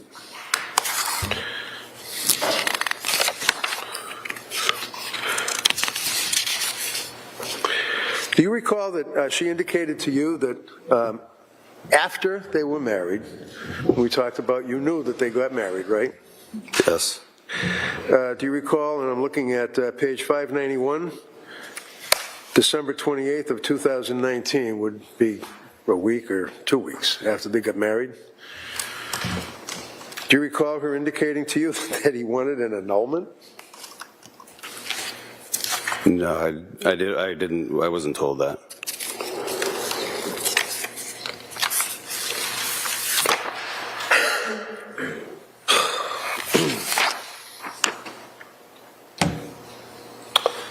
So again, looking at page 591, her phone ending 9407, yours ending in 4714. Recall her indicating he wants an annulment. Literally just said it.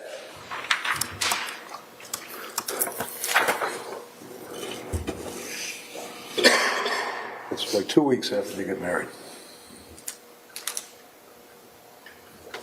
I see that she said that, yep. Okay, so that refreshes your memory. She did say that to you, Yes. right? Okay. And you knew, sir, Double D for identification.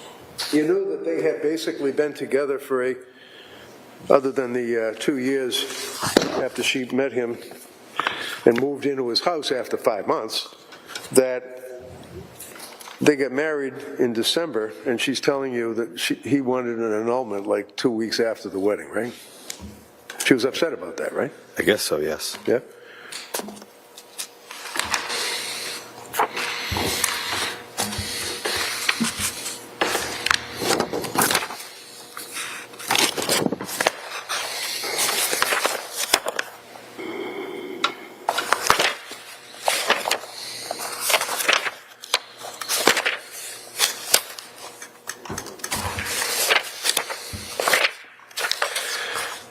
Do you recall on February 22nd of 2020, and by the way, you knew he was out of the house by order of the court because she got a restraining order against him on February 3rd of 2020, right? Come on, you knew he was out of the house, right? Yeah, I think so, yes. Sustained. He was out of the house because of a restraining order that she got on him, right? I guess that's why he was out, yes. Objection. May he finish his answers, please? You have to ask it again, Mr. Reddington? Sure, she told you that, right? Told me that he asked her, that she asked her. I'm sorry, say again. Sure. You know that on February 3rd, at the beginning of the month of February, she got a restraining order and Harry was thrown out of his house, right?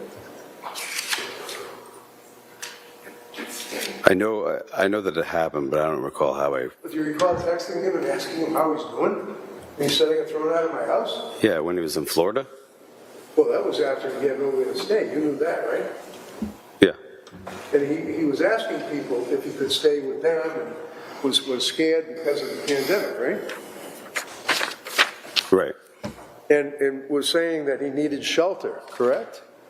Yes. He was reaching out to various friends or acquaintances, right? Yes. And that would be including you, right? Yes. You recall, sir, in April 22nd of 2020, page 29, on the Curt and Harry text messages, that you asked how he's doing and, you know, does he have hope? And his response was, I wish there was a little more than hope. And then he said, hey, Curt, let her know I'm more or less living on the street soon. I really need a safe shelter. The basement of my house would be safe, but she would need to take some actions. I don't want to die of COVID-19. As Massachusetts is getting worse, I have little protection. Do you remember that? Yes. And your response was okay. I guess it was, yeah. So he had asked you whether he could live with you or move into your house, and you indicated that, well, you know, I got the kids, and let's go out to dinner soon, was your response. Okay. So you knew he went to Florida. Did he go to Florida then? I don't know. I'm asking you. You knew that Well, if he was looking for me to give him a place to shelter, Right, did you give him a place to shelter? No. Okay. But you were concerned for him, right? Yeah. And you knew that he had been thrown out of the house in the beginning of February. Okay. And you were in touch with Ms. McLean at that point from there on, right? Yes. And you knew that Harry was looking for shelter and you couldn't help him out, that's okay, right? No, I could not. So on February 22nd, right after that, and this would be page 827, do you recall texting her in the morning and stating, I'm really, you know what, this morning? She says, what? And you say, horny. Remember that? Not really. Okay. Page 827. See if that refreshes your memory, sir.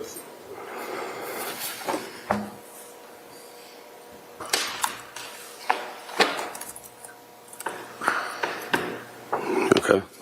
Okay.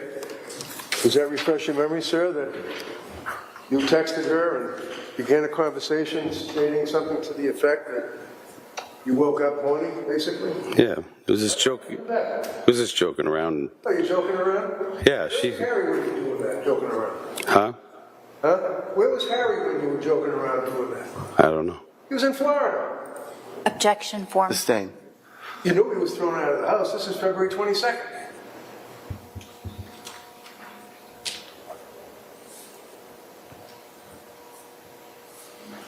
All right, why don't we take, let's break for the day.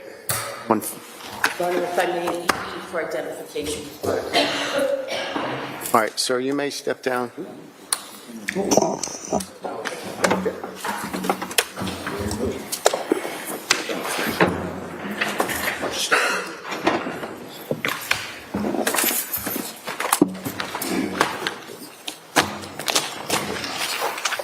All right, so jurors, we're going to break for the day.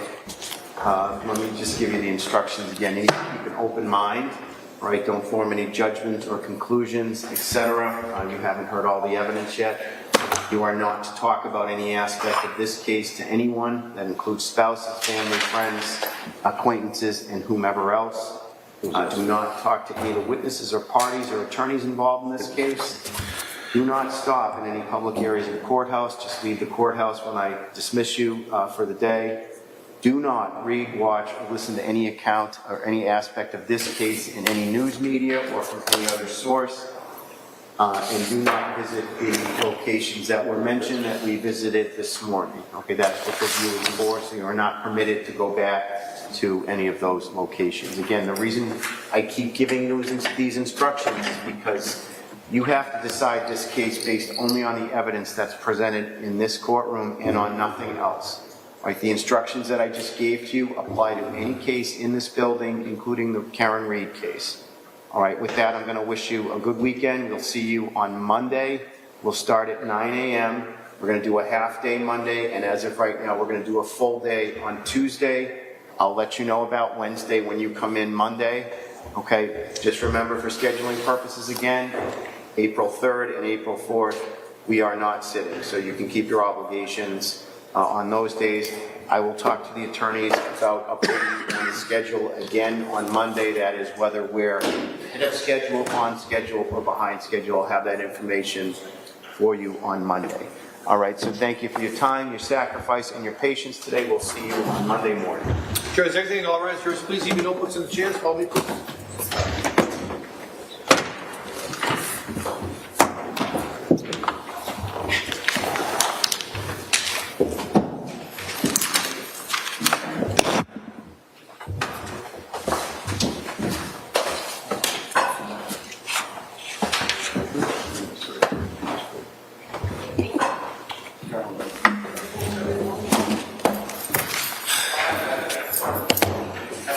You may be seated. Okay, counsel, anything for the break? Thank you. Commonwealth?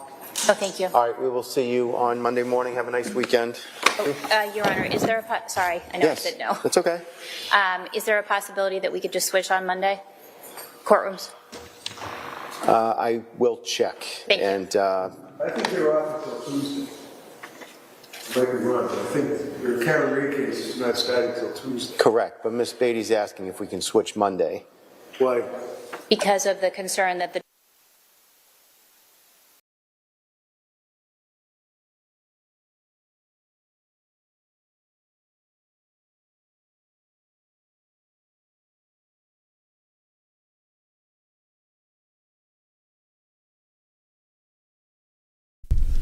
So you guys want to do day 3? It is pretty short. It's only 3 hours.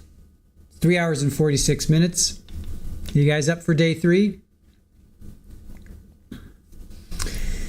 Who's up for day 3?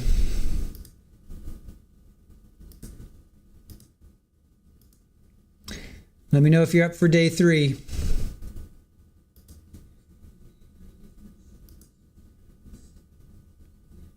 Day 3? I know Sure Life wants day 3. All right. What the chat asks, the chat shall get. All right, here we go. Day 3. 3 hours and 46 minutes. I'm not gonna go over that recap, or should I go over? You want a recap or no? If that's okay, do I need to take a break? Who cares about me? A break? What's that? All right, day 3. All right, no recap though. I'm not going to do a recap. I'll do a recap another time. That was a long. That was. Man, I understand he was doing his job, but that just. I don't like when they trash the victim like that. I do not appreciate that at all. But. No, we don't do speed. We don't do speed watch. That's one thing we do not do. We do not do speed watch. Oh, Allie. Well, thank you. I appreciate that. Appreciate the support. Thank you. All right. Let's do day 3. No soup for me. Oh, Hellcat. Gifting Nani of 3. Come on down. All right. Yeah, I hate when they victim just drag her. If I was Curt, I would just been like, yeah. So what? Yes. We had raunchy texts between each other. Who cares? Yes. Big deal. Get over it. You know, I mean, so what? So she was, even if she was, like you guys were saying, even if she was she slept all over town. Who cares? Did she deserve to die? No. All right, maybe we have closed captioning. Yes, we have closed captioning. Cool. regarding the victim or the defendant. All right, hold on. Let me get back. Okay. Oh, Krista, you absolutely need you to recap. We don't do speed. Yep, go tell your dealer back home. Do you guys want to recap or not? Recap. Let me know if you want to recap. I'd be like, we shmushed. What of it? Do you guys want a recap of that or no? A recap before we go into day 3? Let me know.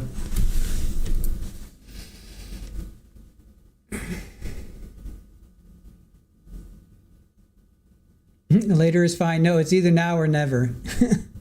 No recap. Quick recap, no recap. It was a joke. Nah, no. It's the dirty bits. No. Okay. All right, no recap, guys.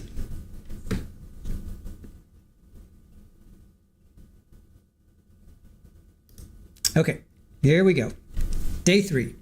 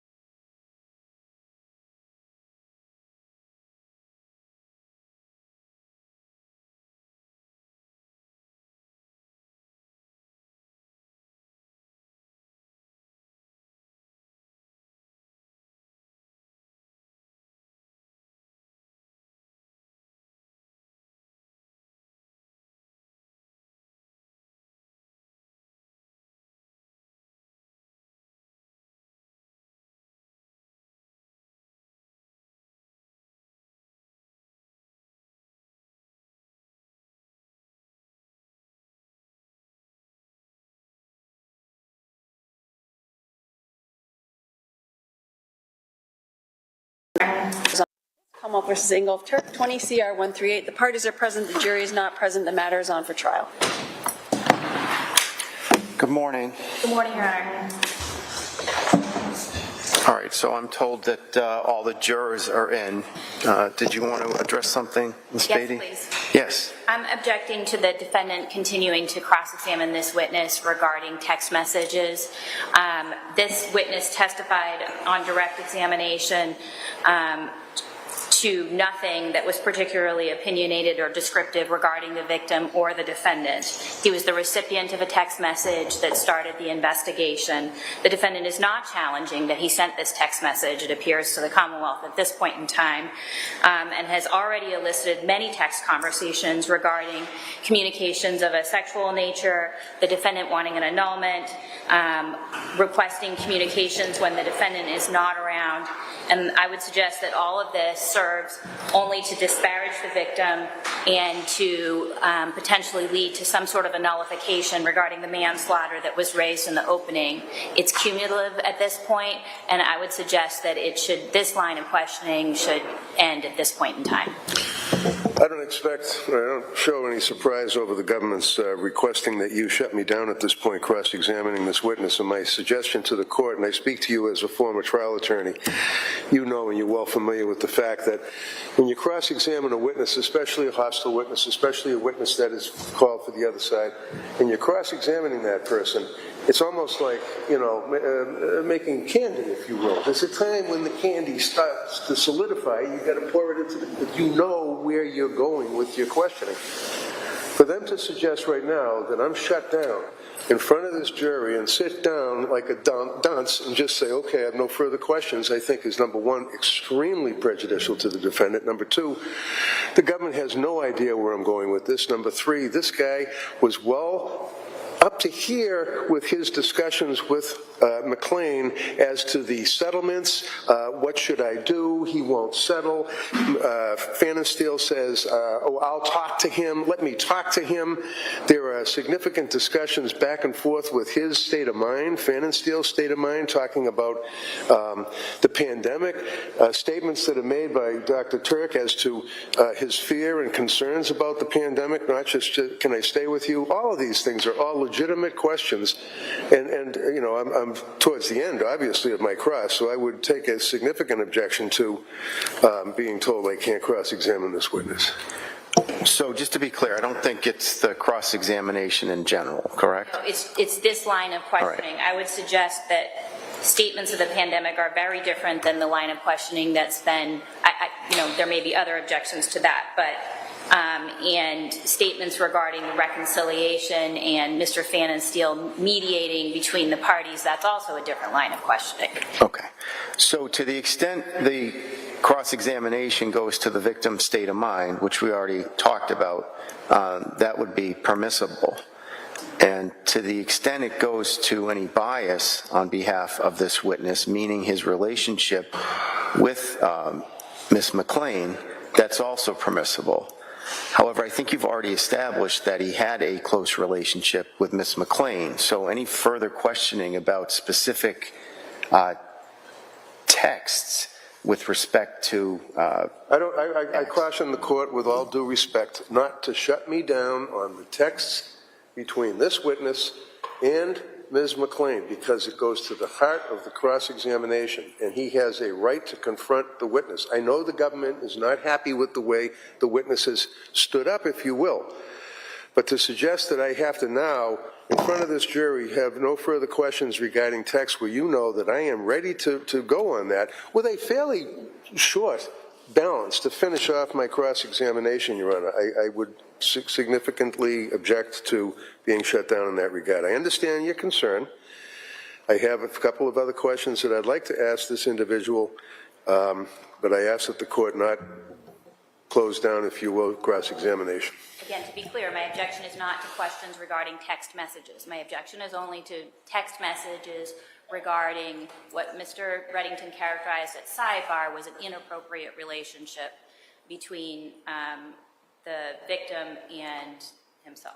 All right. Well, it is an inappropriate relationship, and So I will take it question by question. Your objection is noted. I think you've established, with respect to the inappropriate messages back and forth, that's been established. I understand that, yep. Okay. Anything else? Nope. Thank you. All right. And who do you have after this witness? Officer Ellis? Okay. All right. And before I bring the jurors in, you prepared to go a full day or almost a full day tomorrow? Yes. Yes. Okay. And if Wednesday is possible also, we could talk about that tomorrow. All right. We'll check on Wednesday. We are moving courtrooms tomorrow. So we'll end at 1 o'clock today. Thank you. Okay. We're going in the small courtroom? We are. Okay. All right. I'll step off and bring the jurors in. Court, all rise. Yes. You may be seated.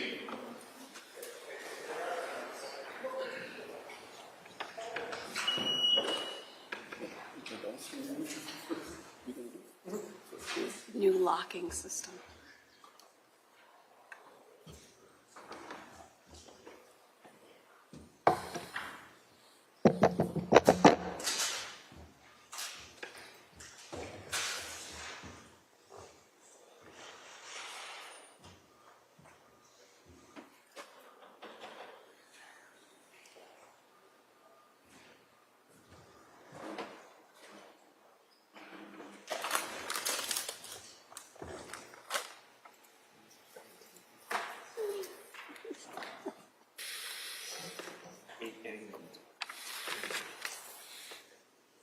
It's very nice.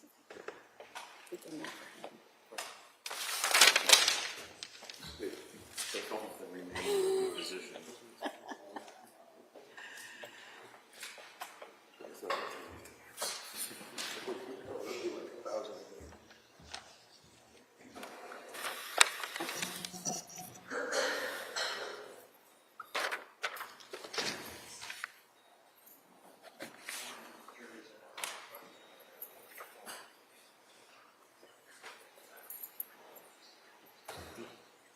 Thank you. I just hope it's a real simple so you can get out. Because you could do 6 months. This is another 6 months. That wouldn't kill it. It would be enough.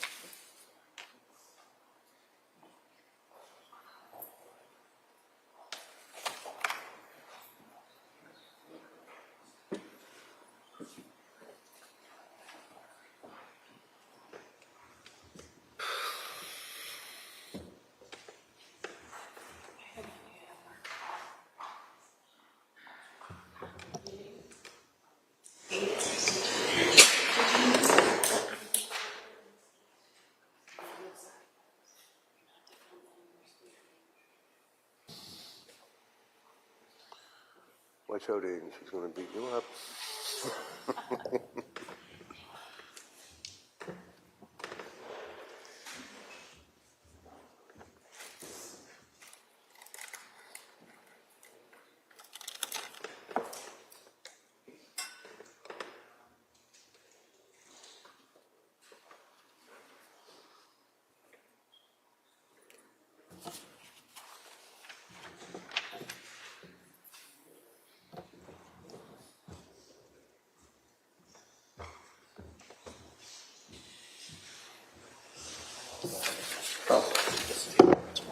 Sure, there was something right in the I lost something all over the place. It's face down.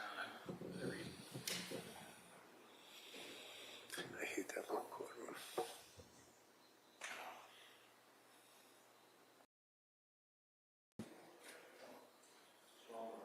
Really thinking about this stuff. Do you know what that courtroom was?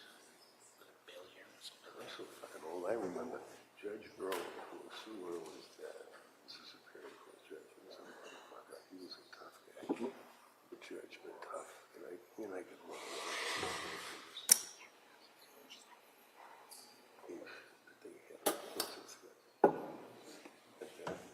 Probation wanted to make little warrants. And he was the actually. I said, no. I mean, it's cool. No, I'm not sure that in the court.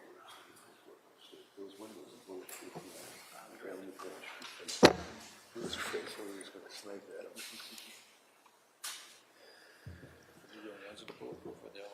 No, just those two behind, just the ones like behind. You can kind of see it's a little opaque if you look at it, but they look pretty good. They look like regular glass, but so that was his courtroom, and then they, ever since then we've been using it.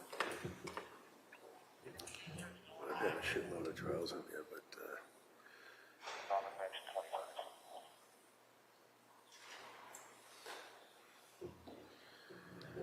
I love Mike.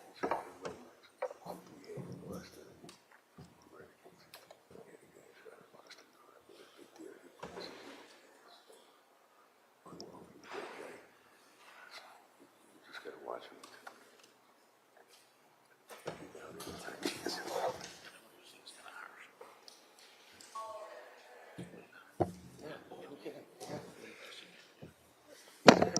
And it's, like it's to be expected.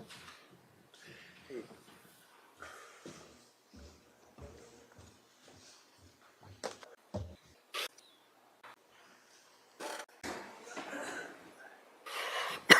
Now in session, you may be seated.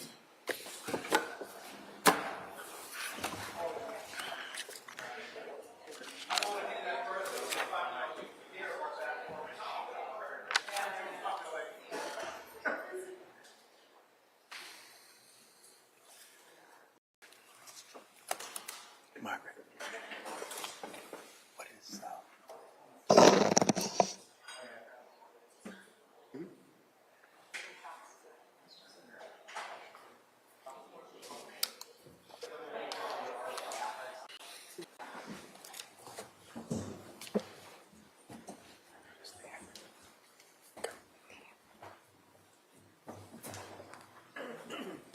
Take your time, just watch your stuff. Watch your stuff.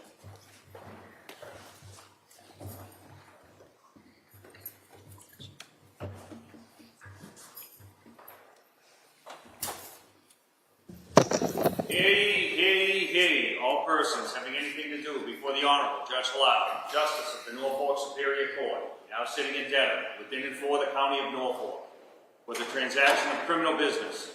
Draw near, give your attendance, and you shall be heard. God save the Commonwealth of Massachusetts and this honorable court. This court is now open. You may be seated. For the record before the court is Commonwealth versus Ingolf Tuerk, 20 CR 138. The parties are present. Our 16 jurors are present. The matter is on for trial. All right, good morning, jurors. Hope you had a nice weekend. Let me just ask, was everybody able to follow the instructions that I gave you on Friday? Anybody who was not able to follow the instructions, please raise your hand. Okay, no hands are being raised. We're going to continue on.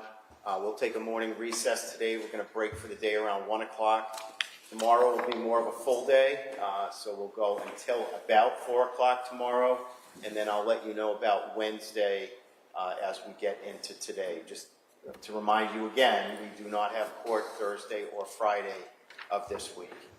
Okay, thank you. Do you want to recall the witness, Ms. Beatty? Mr. Pfannenstiehl, please.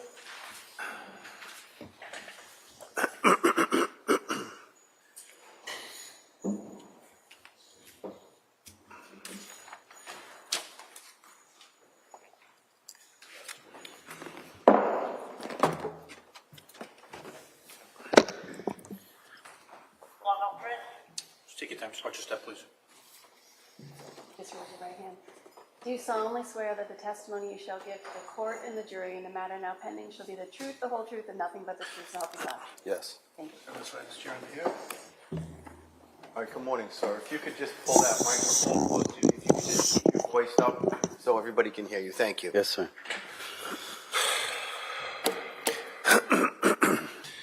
Now, sir, just for the record, you are Curt Pfannenstiehl, the same witness who testified at the time we broke on Friday. Is that correct?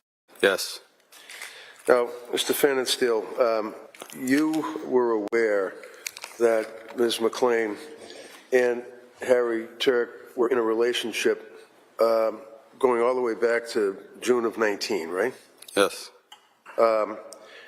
Did you know them when she moved into his house after dating for about 4 months or so?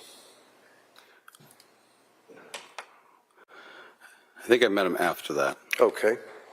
And Do you remember when you spoke to the police, for example, Sergeant John Fanning from the Massachusetts State Police, a detective? You spoke with him, right? You may not remember his name, but you spoke to a state detective, state police? Yes. Okay. And you've had a chance to review your police reports, right? I don't think so. Would you agree with me that it was on May 15th at 2020 around 6 o'clock that you were interviewed initially by the police, being Chief McGowan from Dover Police as well as Detective Fanning from the State Police? I think so, yes. Okay, and that interview took place in your driveway, if you remember? I think so, yes. All right. And you knew that they had found Ms. McLean at that point, is that correct? Yes. And you knew that this was basically a homicide investigation that was being performed, correct? Yes. And you knew that obviously the person who was deceased was Ms. McLean, right? Yes. And you knew that the police would be looking into various people that could possibly be suspects and things of that nature, right? Yes. And one of the things would be if a person was having a relationship with somebody. They may very well, usually, it's a husband or a boyfriend or something like that, right? Yes. So you were concerned about whether or not you would be in the crosshairs of this investigation, right? Sure. So as a result of your concern, and prior to speaking to the police, you deleted a number of texts, correct? I guess so, yes. You guess so. If I suggest to you, sir, that a review, let me back up. When you gave your phone to the police to have the phone done, you knew that they were going to use some device to get into your phone and pull out the text, emails, photographs, things like that, right? I guess so, yeah. Did you tell the police that you had texts on your phone? I don't recall. Well, you did tell them about receiving the text from Harry at 3:30 or whatever in the morning, right? Correct? Yeah. It was a devil. We remember that, right? Did you tell the police that you had a number of texts going back to June 14th of 2019 that were deleted? No, they didn't ask me that. They didn't ask. Okay. Now, when you gave your phone to the police, they extracted what they could, which would really be a handful of texts, isn't it? Is that right? Objection. Sustain. Rephrase it, please. Do you know how many texts the police got out of your phone? I have no idea. Did the police ever talk to you about your phone? No. Did the police ever ask you one question about whether or not you had any type of a relationship with Ms. McLean? No. So, you know that during the course of this litigation that I was able to access her phone and have a phone dump on her phone. If I suggest to you, sir, that there are 5,173 texts that you deleted, would that refresh your memory this morning? Objection. Overruled. He can answer that. You can answer it, sir. I don't know how many there were. I'm sorry? I wouldn't know how many. But there were a lot, right? I guess so. Okay. Where did you delete the text? Were you like sitting in your kitchen or were you out in your backyard? Where did you delete it? I don't recall. You don't recall?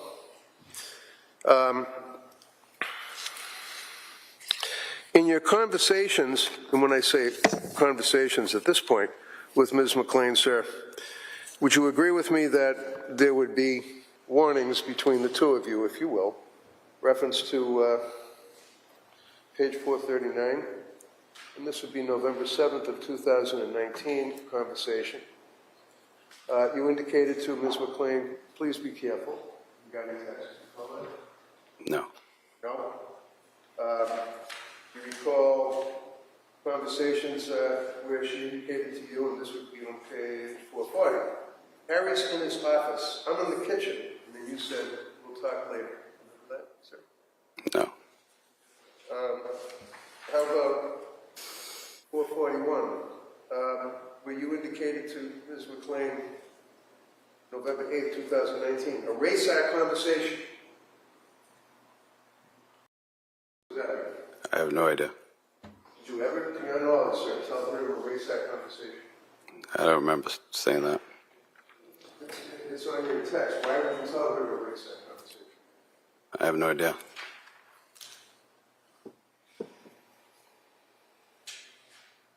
November 17th of 2019. 2019. This is representation of representative. You recall, sir, they're texting her and then making reference to texts on the cell. Erase mine, please.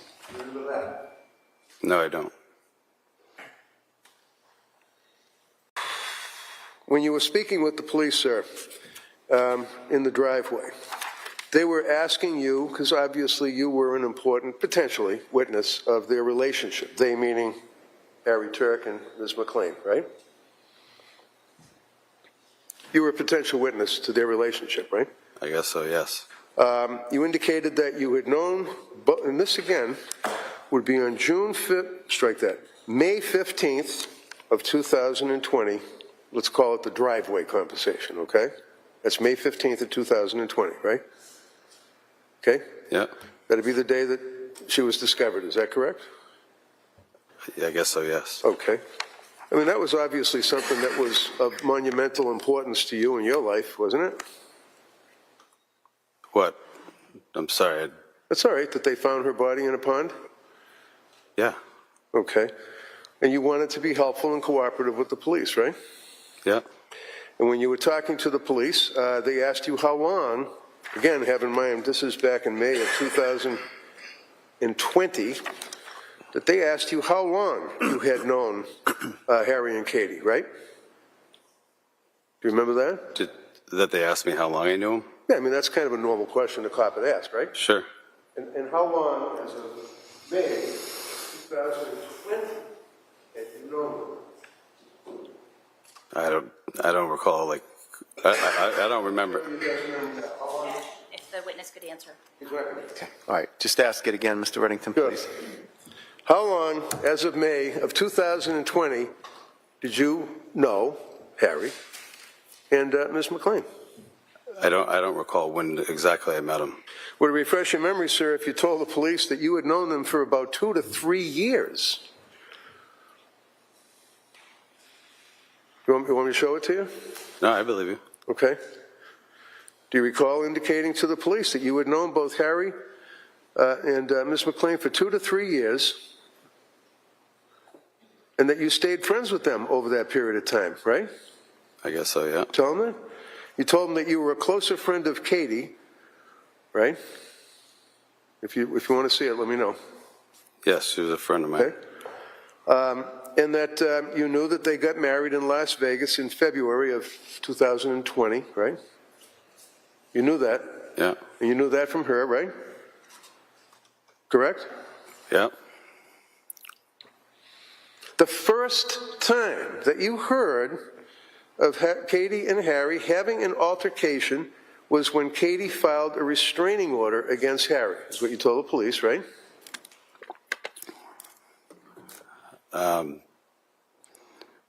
What do you mean? Did they tell me that? Okay. You remember the conversation in the driveway, right? With the police? Yes, with the police, sir. Yes. Okay. Okay.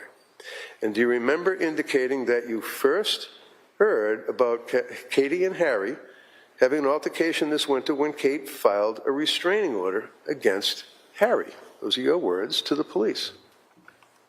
Okay. Okay. Okay? Yeah. That's correct, right? Yeah. And when you say you mean basically that you agree that the first time you heard was when Katie filed the restraining order in May of 2020, right? Objection as to form. Okay, sustained. Rephrase it, please. Would you agree with me, sir, that you indicated that you first heard about Katie and Harry having an altercation was when she filed a restraining order against Harry? Yes or no? I think so, yes. Do you remember talking to the police in the driveway? I don't really remember the conversation. When you were being prepared for your testimony in this case, sir, anybody ever take a police report with your statement in it and show it to you? No. So I'm going to show you Curt Pfannenstiehl, excuse me, right? You, right? Yeah. Okay. And this would be when the detectives were making their notes or putting their report together as to their interview with you in the driveway, right? Yeah. Yep. And read that to yourself, sir, the bottom line about when you first heard. See if that refreshes your memory.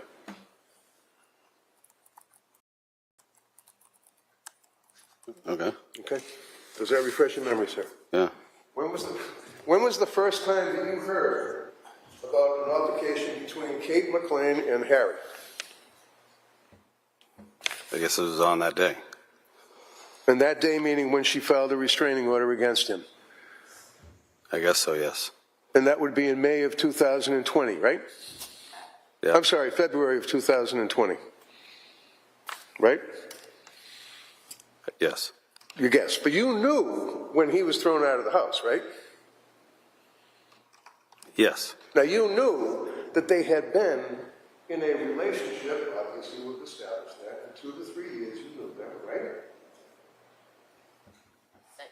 Yes. And you knew when he got married, right? Yeah. And you knew they were married for about 4 to 5 months, and then she got the restraining order, correct? I guess so, yes. That's when he was ordered out of the house, his house, right? Okay. She stayed in his house with the 3 kids, right? Yeah. And you knew that, correct? Yeah. Because you were over there on occasion, right? Yeah. And how many times have you gone over there? I have no idea how many times. Was it to talk about Reiki? I was there for Reiki, yes. Oh, you were there for, you had Reiki with her in the house? Yeah. How many times did you do that? Once. Objection, asked and answered. Okay, overruled. That may stand. So during this period of time, that when I say this period of time, I mean that he is out of the house. Fair to say that you continue to ramp up, if you will, the texting with her, right? You texted a lot, right? I guess so, yeah. Okay. Your relationship with Harry, you would agree at least that you were friends. Maybe I think you would say you're not best friends, but you were close friends with Harry, correct? Friends, yeah. Well, he thought you were close friends, right? Objection. Sustained. So he sent you the text saying, Curt, I'm sorry, brother, but she's a vindictive devil. She played us all. I'm really sorry, brother, but she manipulated us all. Love you. Harry, he sent that to you, right? Yeah. You wouldn't just send that randomly to some guy that you knew as an acquaintance, would you? Objection. Sustained. So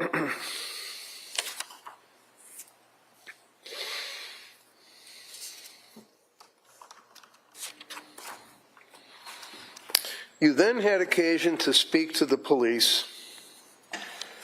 How many times did you speak to the police, by the way, if you recall? I don't recall. What? I don't recall.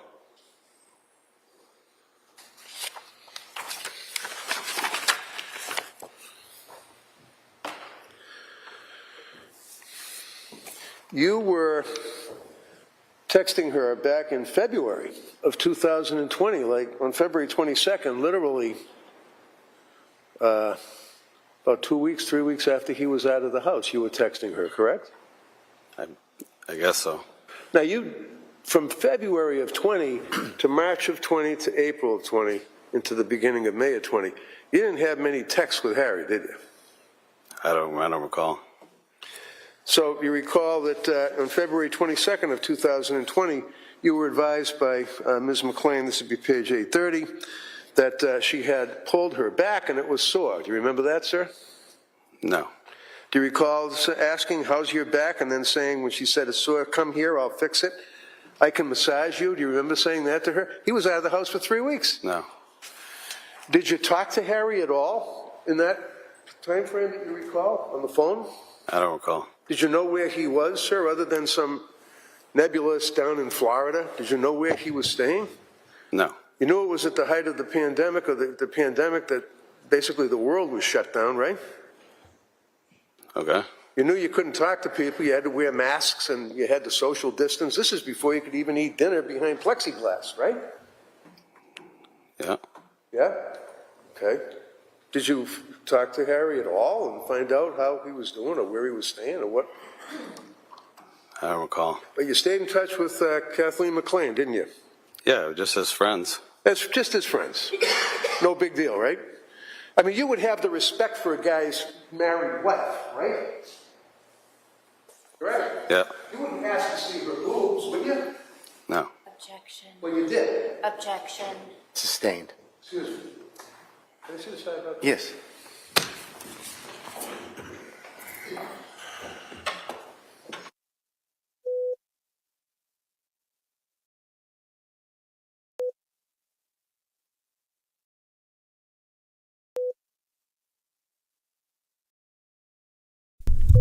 Well, he teased it. He said that this guy sent D pics to her, and she sent pictures of her chest. So just admit it, man. I know this has already happened, but I'm like, just admit it. Yeah, sure. We sent pictures of, yeah. I had the hots for her. Big deal. She's dead. She's dead. I didn't kill her. He did. That's where I would go with this. I'd be like, he's trying to hide this, and just admit it. You had the hots for Katie. She was attractive. Big deal. He just looks so much worse. Just admit it.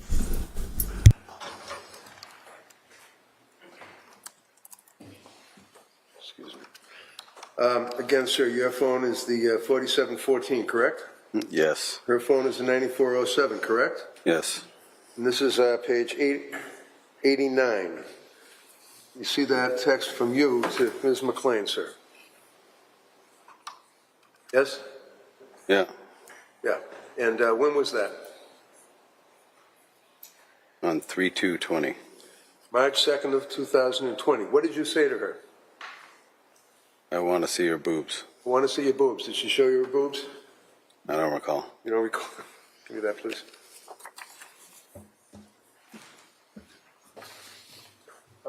In the same conversation, sir, do you recall that the two of you were talking about the pandemic and her state of mind, and it was that she had it on a reliable source, that they're going to implement shelter in place, and that they had the National Guard called in? Do you recall her saying that to you? No. Do you recall discussing the pandemic with her? Do you recall discussing friends that you knew that had died from the pandemic with her? No. Do you recall her discussing with you friends that had died, relatives in the pandemic, sir? I don't really recall who. And you were living in your house at this time, right? Yeah. You were safe in your house, weren't you? Yeah. And she was living in Harry's house, right? I guess so.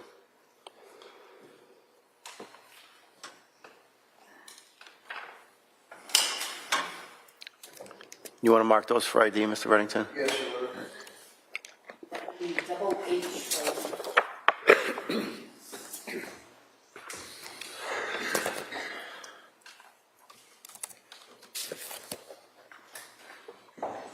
Do you recall asking her to put on her best sexy outfit, telling her she's bad and naughty? Objection. Sustained. No.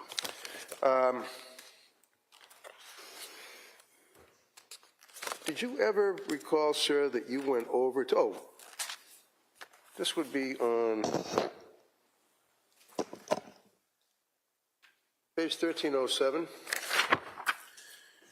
Do you recall, now this is April 10th of 2020. You knew in April of 2020 that Harry and his wife were in the process of trying to negotiate a settlement, right? I don't recall that. Well, you recall, you knew, let's do it like this. You knew that they were separated, correct? I guess so. You knew he was living out of state in Florida, correct? Yeah. Because you talked to him. You know he was living in a trailer, right? Okay. Huh? Yeah, I guess. What? What is that you just said there, Grant? What is that? I guess so, yeah. All right, he's living in a trailer and he would talk to you very seldomly, but you know what you were saying, right? I guess so, yeah. Recall him sending you a text that you would forward it to Katie LOL because he had said to you that he was in dire fear of dying in the pandemic and that it's not good, Curt? Remember that one? I don't really remember, but yeah. But yeah, I don't remember, but yeah, and that he was in dire fear of dying from the pandemic and that he told you it was not good and that he was not well and asked if he could stay with you, right? He did ask me, yeah. Right, you said I'll get back to you on that, but let's have dinner. What you said, right? I guess so, yeah. You recall that April 10th of 2020, she sent you a text that he said, I got an email, he's not negotiating us staying here. He's not negotiating, remember that? No. But when she said to you, us staying here, that would mean her and her 3 kids staying in his house, right? I guess so. And he's not negotiating, and she was upset about that, right? I guess so. And you then responded, come on. Remember that? No. And then she said, so I got to move forward. Remember that? No. And then you said, with what? And she said, everything. He said, if he's not negotiating, then this leaves me no choice. And then you went on and said, he's crazy to keep going. You told him, right? You told her. I guess so. And then she said, he'll be broke from lawyers. Did you recall anything about those conversations, sir? No, I Do you don't. recall her ever reaching out to you for advice or assistance with her negotiations? No, I don't really recall that. Double I for identification.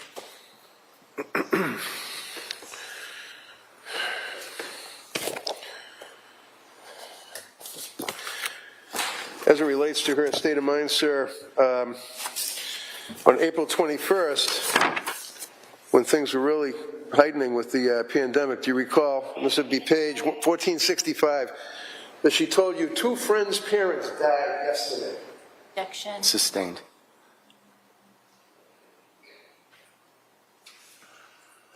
Does that at least refresh your memory as to further conversations? Objection. Sustained. Well, okay, can I prefer ID, please? Double J for identification.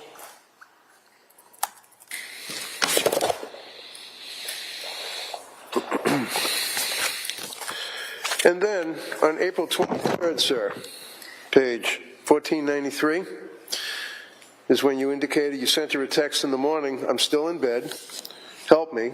And then she told you that she was talking to people on the phone. Do you recall that, telling her you were in bed? Form. Sustained. Rephrase it, please.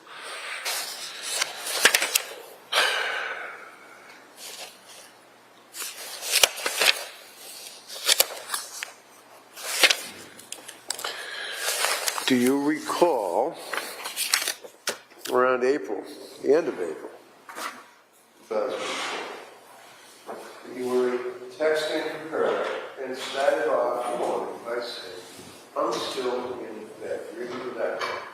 No. Do you recall texting her and her indicating, around that time, I'm on the phone, and she was on the phone with a number of people, and you kept asking her when she was going to be able to FaceTime and text you? Objection. Sustained. Good. Sustained. Do you recall during the course of that conversation that you don't recall, that she said, you are so naughty, you're a bad, bad boy? Do you remember that, sir? Sustained. No. Do you recall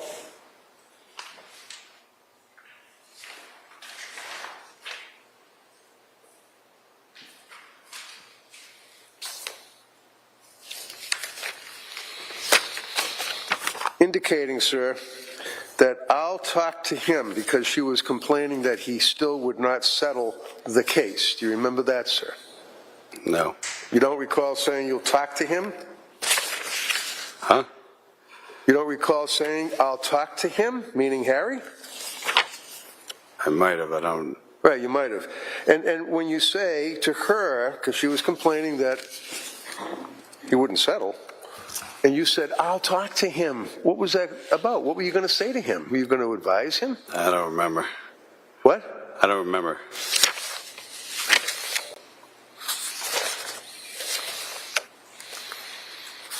Did you ever talk to him about settling the case, the probate case? I don't remember. April 23rd? No, you don't remember?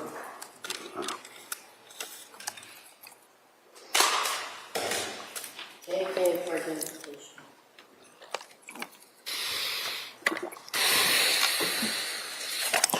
Do you recall, sir,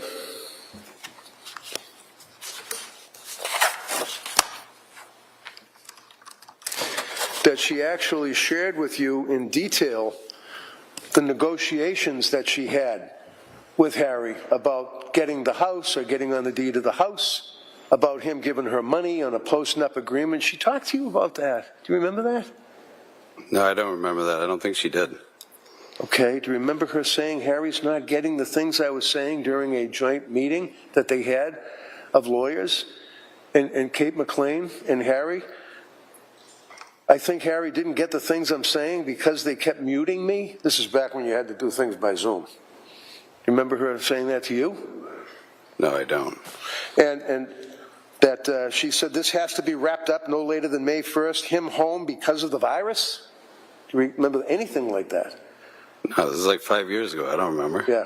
Do you remember saying, okay, I'll talk to him? And that would be this page 1513. I'll talk to him. Again, what are you going to talk to him about? I don't recall.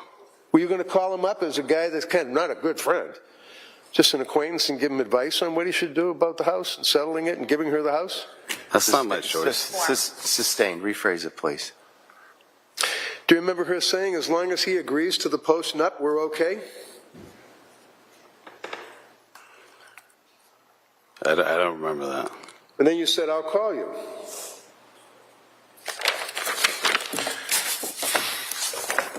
So you have basically, you have no memories apparently at all of assisting her in the sense of talking to him about settling the probate case, the divorce between the two of them, right? Is that right? Right. LL for identification.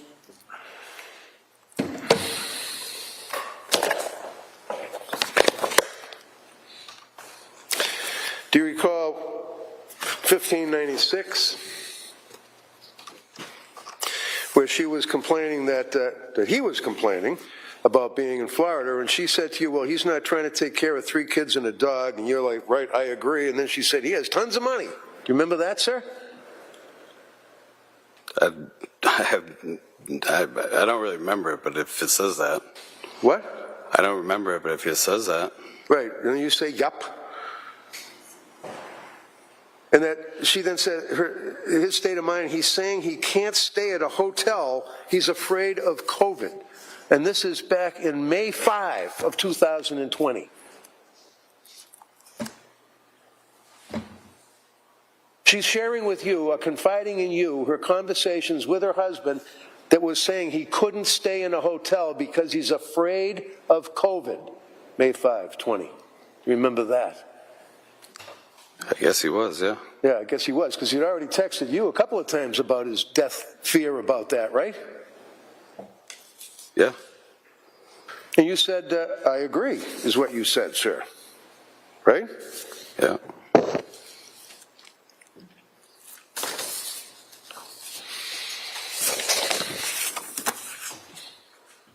Do you recall responding, tell him to suck it up? No.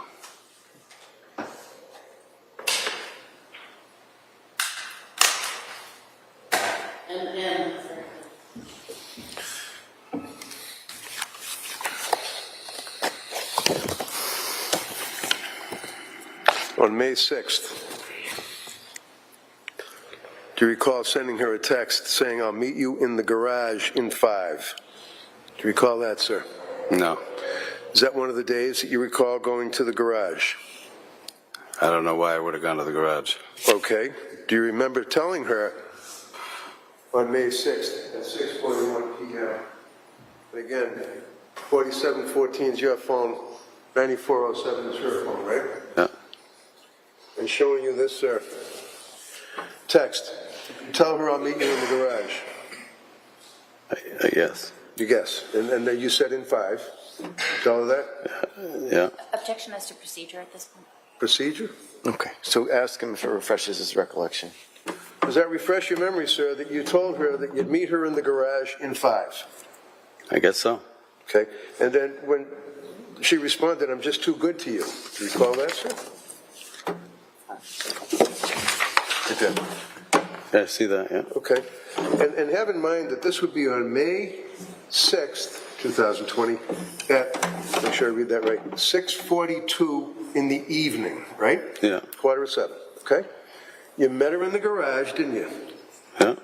And what did you do in the garage? I think she gave me food for some reason. She gave you food? Yeah, it was like, wasn't that around the holiday? I didn't have family around and... What holiday? This is May 6th.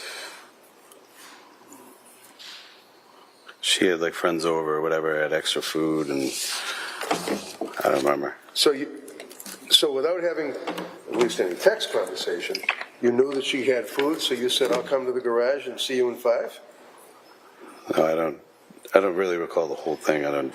So May 6th, 2020, at 7:09, which is about 20 minutes later, she texted you, "You were so nervous. It was cute. My mind was racing." And you responded, "Me too." Remember that, sir? Yeah. Okay, why was your mind racing and why were you nervous? Because I didn't want to be at that house. Sustained. Wait for the objection, sir. Go ahead. Next question. Do you recall her indicating, "I'm going to come"? No. Okay, overruled. Next question.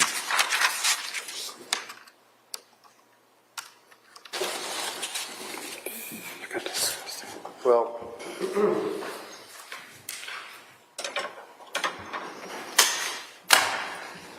And for the.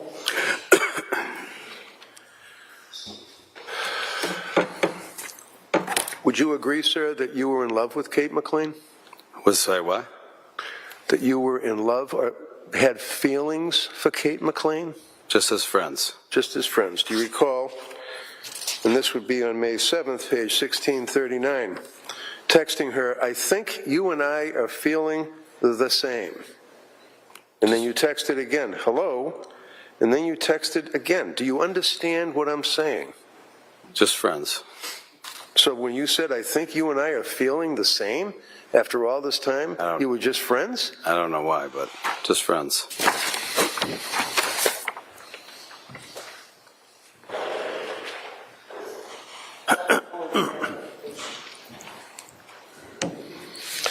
And finally, sir, around page 1646, and she's providing you information as to her state of mind about her husband's condition during the pandemic, and I think she's objecting. Ask the question. She indicated to you that she was upset. You said, "Why? What happened?" She indicated to you, "He's hurt and he needs my help." And then she said, "He's hurt. He looks bad." And you asked, "How was your visit with him?" She said, "He looks bad, Curt, very bad. He's on tons of medication, high blood pressure." You said, "Sad." "Yeah, it's more his spirit. It's collapsed. He's different." Objection. No, overruled.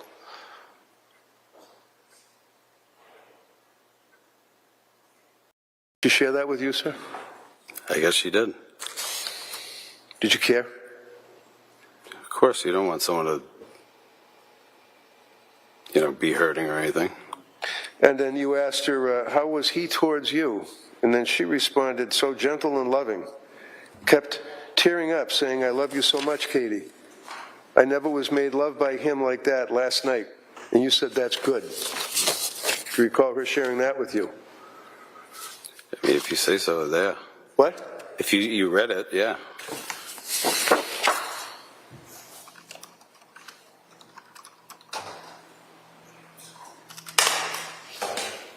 The whole piece right there. May I see the other texts that have been introduced right here? Thank you.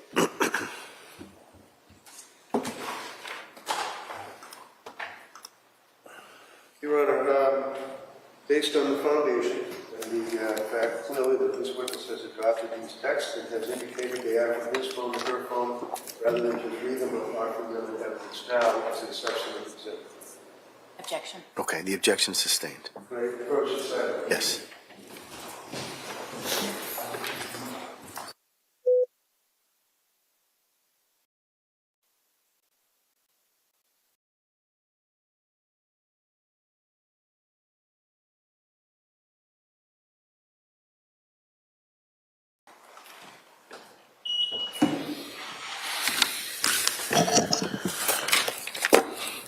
No further questions.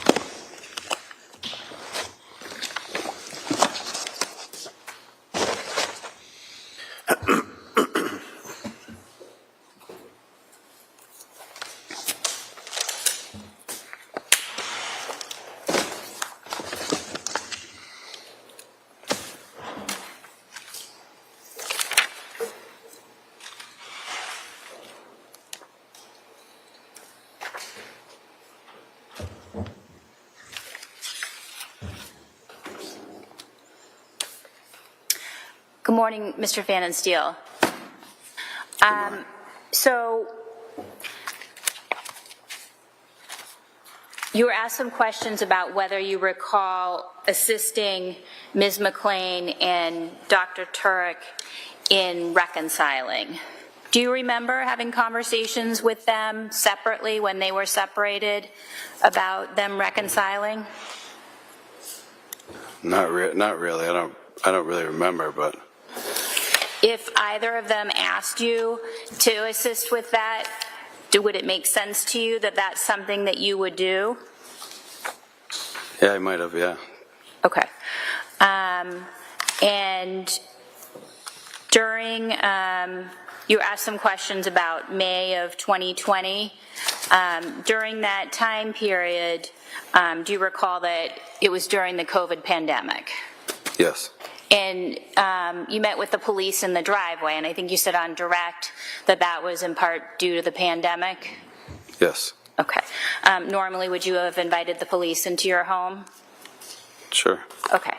And I think you were asked about May 15th, meeting with the police in your driveway, and Mr. Reddington said that Katie was deceased at that point in time and had been found. Do you remember what day it was that Katie was found? No, I don't. Okay. I'm not 100%. All right. Do you know whether or not Katie was missing or whether or not she had been found at the pond on the time that you met with them? I don't think she was found when I met with them. I'm sorry, can you say that last part? I don't think she was found when I met with them. So the first time you met with the police, she was just missing? Yes, yes. Okay. And the police asked to see your cell phone? Yeah. Okay. And did you understand why they wanted to see your cell phone? Yeah, from the text message that Harry sent me. Okay. And you agreed to provide them with your cell phone, right? Yes. All right. And why do you think that you deleted text messages with Katie? What makes you believe that you did that? I don't know. Do you know if you did that? I don't know when I did it. Okay, but Mr. Reddington asked you a question about deleting text messages. Do you know that you deleted text messages? I'm not sure if I did, or I did later on, I think, because I did. I don't know. Later on, meaning after you met with the police? I think so, yeah. Okay. Do you remember that? I think so, yeah. All right, but what we're talking about is before May 15th, before you handed your phone to the police. Had you deleted text messages at that time? Do you know? I don't recall when I... You don't know. Okay.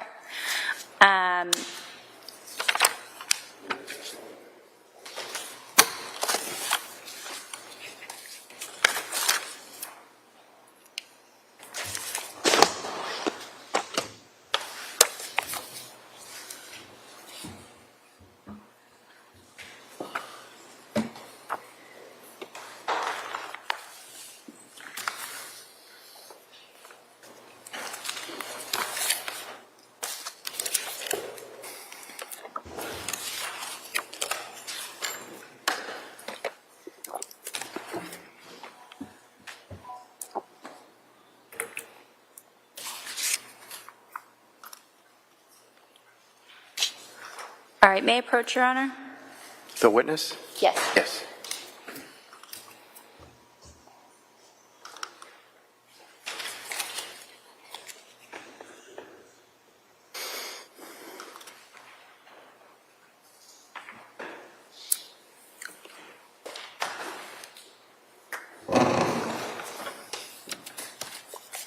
And do you recall speaking with Dr. Tuerk in April about reconciliation over text?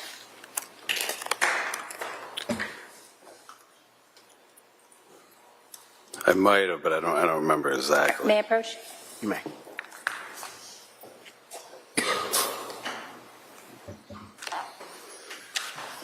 I'm just going to ask you to read this to yourself, starting on page 19 and going to page 28.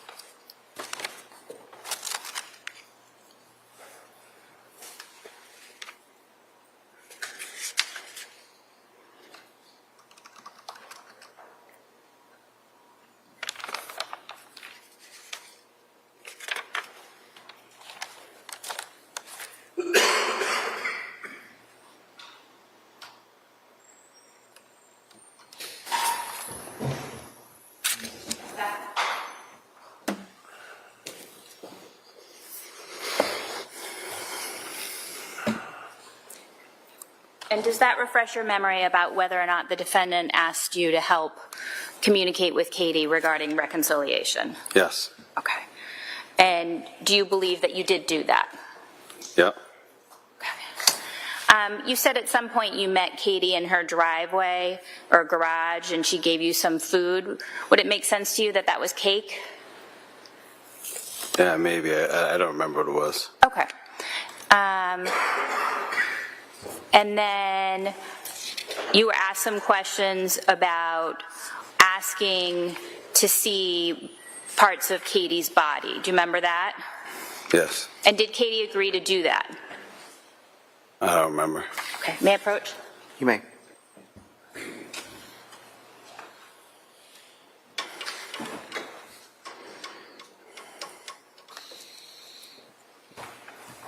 I'm handing you 4 pages, starting 890, going to 894. Can you read the whole conversation?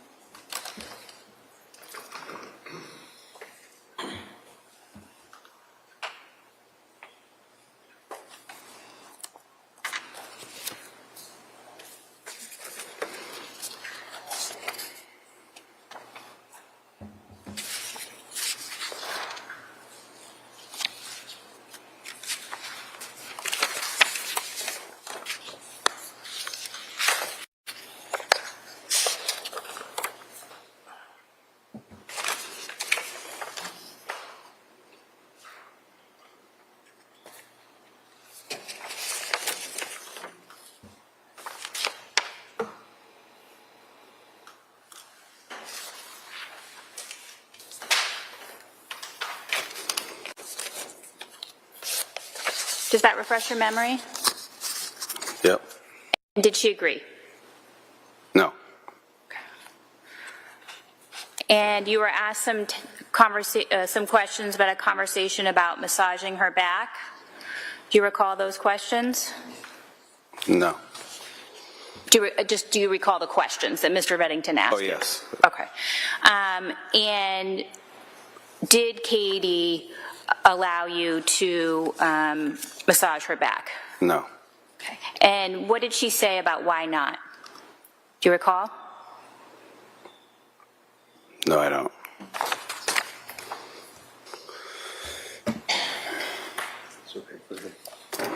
May I approach? You may. Showing you 4 pages, 830 to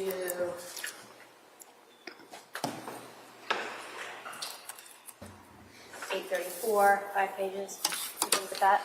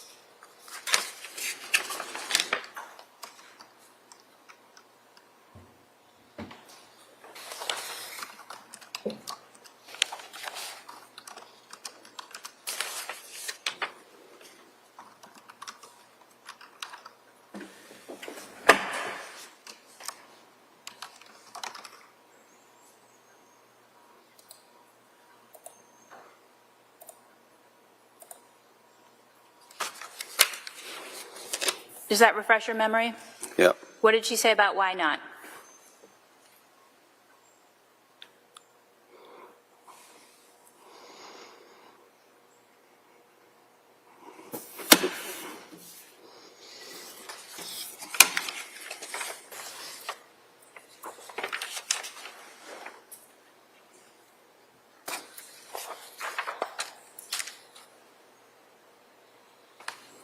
Because it's something about cheating?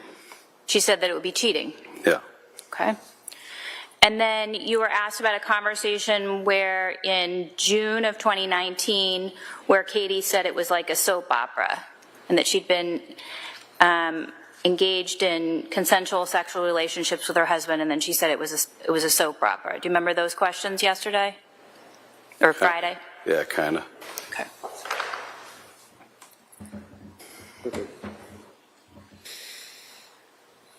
And do you recall the what that conversation was about other than that topic? No. May I approach? You may. Showing you pages 73 to 77. Can you read those to yourself, please?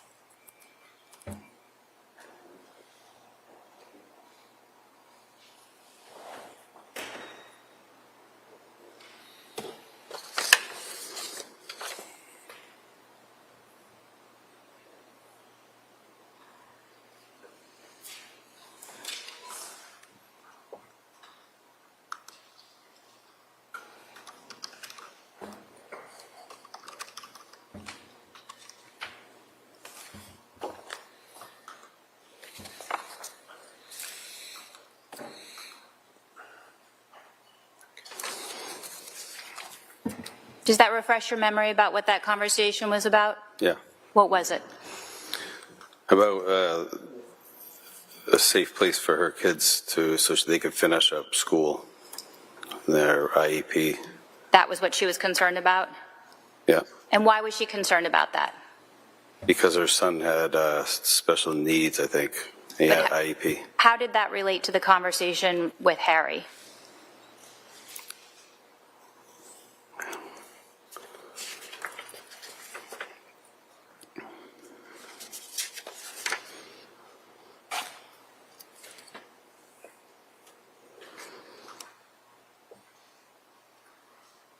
May I approach, Your Honor? You may. I'm going to direct you to one particular spot.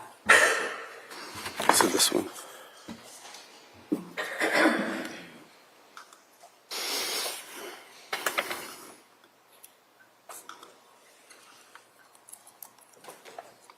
Said, tell him not to keep telling you to leave.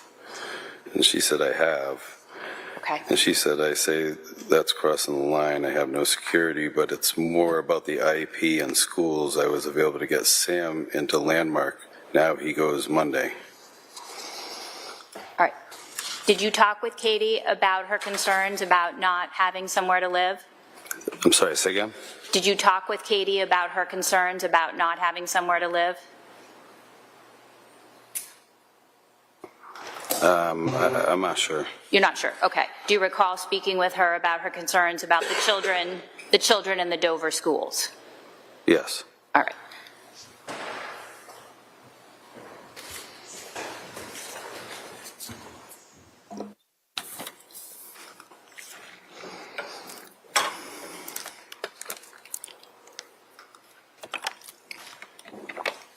No further questions, Your Honor.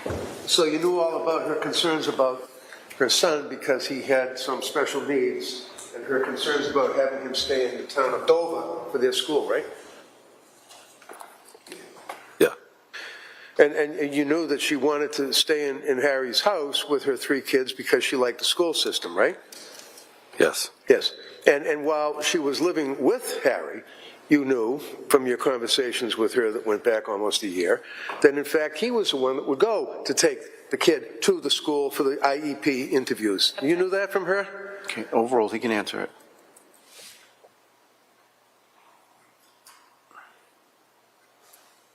Your Honor. Answer it, sir. Okay. Did I know that he was willing to bring him? Yeah. I didn't know that.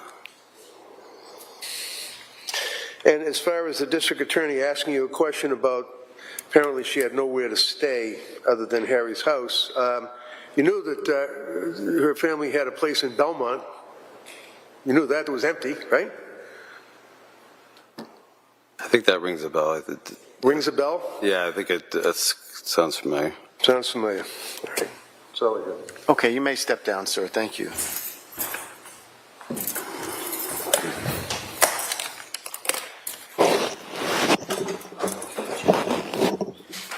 Sorry.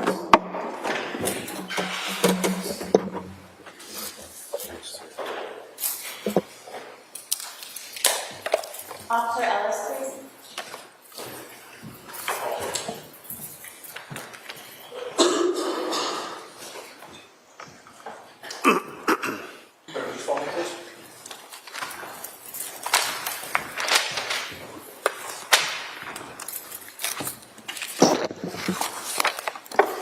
Take your time, watch your step, just raise your right hand, face the clerk, please.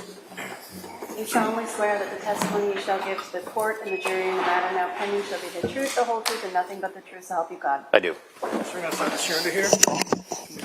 Good morning, sir. Morning, Judge. Could you do me a favor, just keep your voice up? Sure. Good morning. Could you please state your name and spell your first and your last name for the record? It's Joseph Ellis, Josephellis. And how are you employed, sir? I'm a Dedham police officer. How long have you been employed by the Dedham Police? A little over 15 years. And what are your current responsibilities? Currently, I'm a patrol officer, so basically handling calls for service and enforcing motor vehicle laws, that type of things. So I'm going to direct your attention to May 15th of 2020. Were you working on that day? I was. And at a certain point, were you dispatched to the residence inn? I was. What time was that? I don't remember exactly what time. Do you remember it being in the morning? In the morning, yeah. Okay. If I said 10:45 approximately, would that make sense? Yeah, that sounds about right. Okay. And did you go alone or with anybody else? I was also with Officer Katie. Okay. And were you in the same cruiser and separate cruisers? Separate cruisers. And was that a marked cruiser? Correct. And how were you dressed that day? In a full police uniform. And when you got to the Residence Inn, who did you speak with? Someone at the front desk. I don't recall the name. Somebody who worked for the hotel? Correct. Okay. And what was your purpose in going to the Residence Inn? It was for a well-being check of a Katie McLean. And can you explain what a well-being check is? Generally, like a family member or a friend will call the police to have us get in touch with a person they haven't been able to contact or because they feel there's something out of the norm with them. And is that something that you do typically? It's pretty typical, yes. Okay. And so on this day, what, if anything, did you do?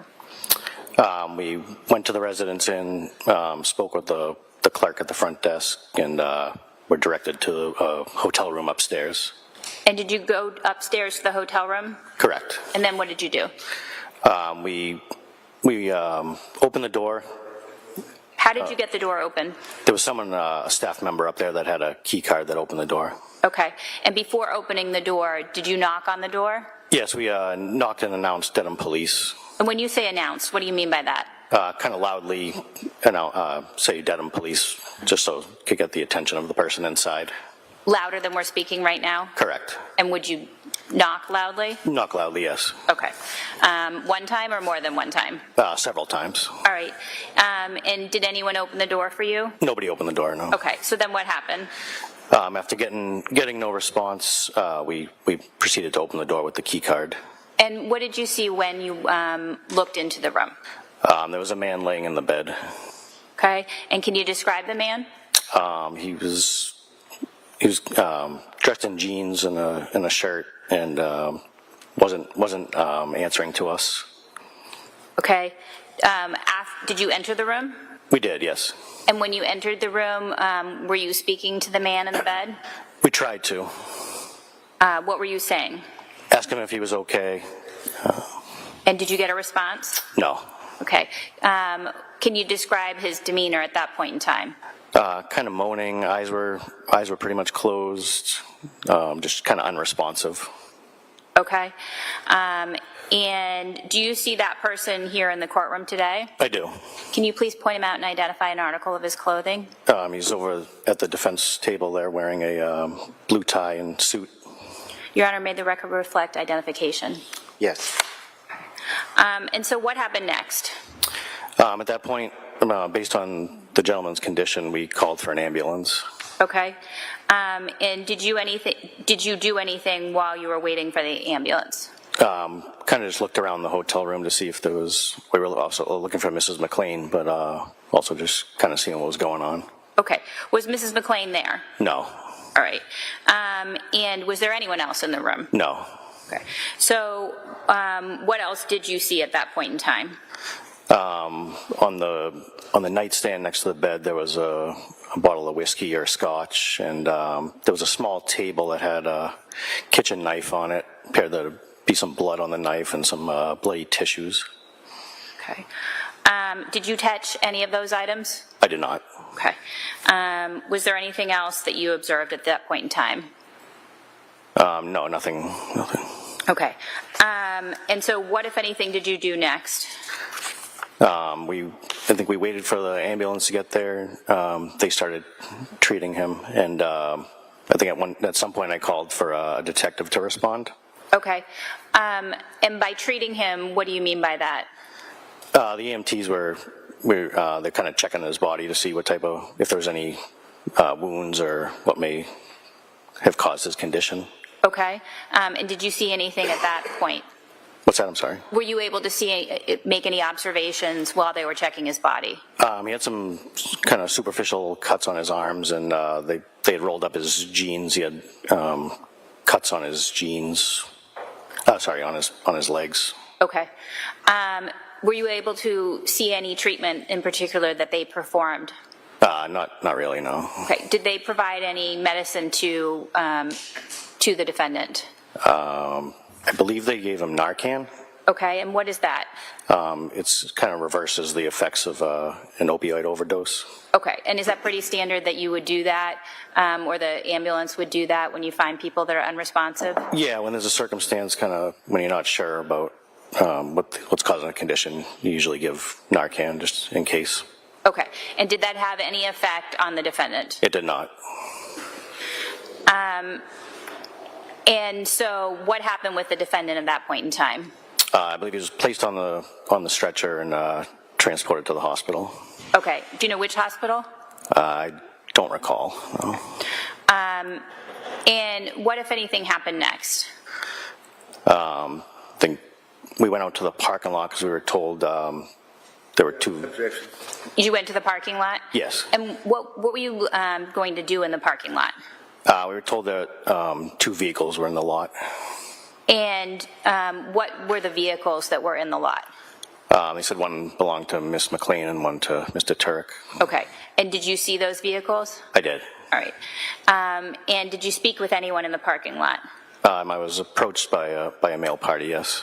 And did the male party identify himself? Yes, he said Stephen Rocca. Okay. And did you have a conversation with him? Yes. All right. And what, if anything else, did you do? Spoke with him, and then that was basically it at the hotel. At the hotel. Okay. And so then where, if anywhere, did you go? I went back to the police station to start doing my report. Okay. And after completing your report, what, if anything, did you do? I responded back to the residence inn because the state police K-9 unit was there to search the area. Okay. And what area did the state police K-9 unit search? So like around the perimeter of the hotel is kind of a fenced area. They did that along that area, the perimeter. Okay. And what, if anything else, did you do? At that point, there was nothing at the hotel, so I went back to the police station to make some phone calls. Okay. And who were you speaking with at the police station? There was a Curt and a Vanessa. Okay. And did you talk with them on the phone or in person? On the phone. All right. And is there anything else that you did after speaking with Vanessa and Curt? No. Okay. Do you recall speaking with Medfield Police at any point in time? Oh, yes, I did. Just because there was a ping on Miss McLean's phone, and it was tracking in that area in Medfield. Okay, and what's a ping? So basically, you would call a cell phone provider and get a location of a person's cell phone. And when are you able to do that? In what circumstances? Usually just emergency circumstances or missing persons, that type of stuff. Okay, and so what was the point of calling the Medfield Police? Just because Miss McLean was unable to be located. And what was happening in Medfield? Her phone was in that area. Okay, so it was your understanding that her phone was pinging within the town of Medfield? Yes. And so were you asking them to assist you? Yes, I gave them the location that it was possibly pinging, and they were going to search the area. Okay, and the ping, does it give you an exact location, or what kind of information do you get? It usually gives like a certain area in meters. It could be a big area or a small area, depending. Okay. I have no further questions, Your Honor. Just two questions, actually. Counsel had asked you about the Narcan. What exactly is Narcan? Is that a substance that if somebody's using drugs and they're in an overdose, it helps them? It usually reverses the effects of an opioid overdose, yes. It refreshes the effects? What does that mean? Reverses. Reverses, I'm sorry, I misunderstood you. And it had no effect on Harry at that point, correct? Correct. Which would indicate that it has nothing to do with drugs. Extreme alcohol, possibly, but not. Nothing to do with an opioid. Okay. And as it relates to the vehicles, you indicated something to the jury in response to the district attorney's question about the cars that were in the parking lot, one of which was owned by Miss McLean? I don't know who it was owned by, but I was told that she operated it. Right. Okay. So you don't know that both vehicles were in fact owned by Harry and that she was driving them. You didn't know that? I didn't know which person owned them. Okay. That's all I have. Thank you. Nothing further. Okay, you may step down, sir. Thank you.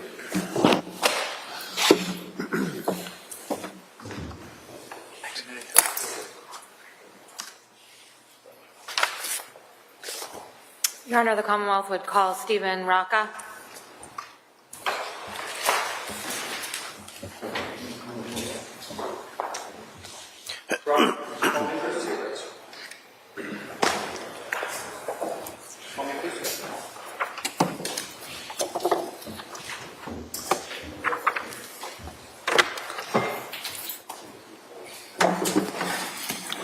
Just take your time, just watch your step, please, okay? And if you're going to raise your right hand, face it click over here on the right hand side, please. Do you solemnly swear that the testimony you shall give to the court and the jury in the matter now pending shall be the truth, the whole truth, and nothing but the truth, so help you God? I do. Thank So you. you'll start at the beginning. Is that what you say, okay? Thank you.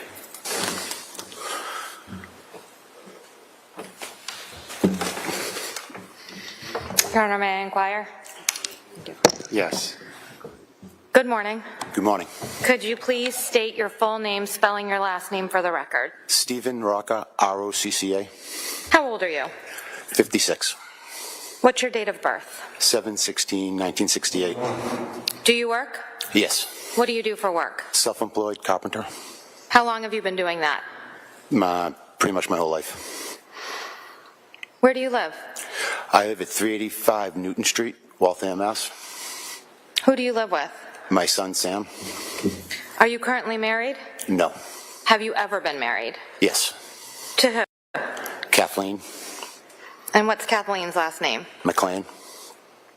When did you meet her? I met her back in high school. Did you have any children together? Yes, 3. What are their names? Sophia. And what's Sophia's date of birth? Sophia's date of birth is 7/16/2002. And your next child? Mary Grace. Does she go by Grace? Yes. And what's Grace's date of birth? 12/29/03. And you said that you lived with your son, Sam? Yes. And was that Katie's son as well? Yes. And what's Sam's date of birth? Sam's date of birth is February 7th, 2007.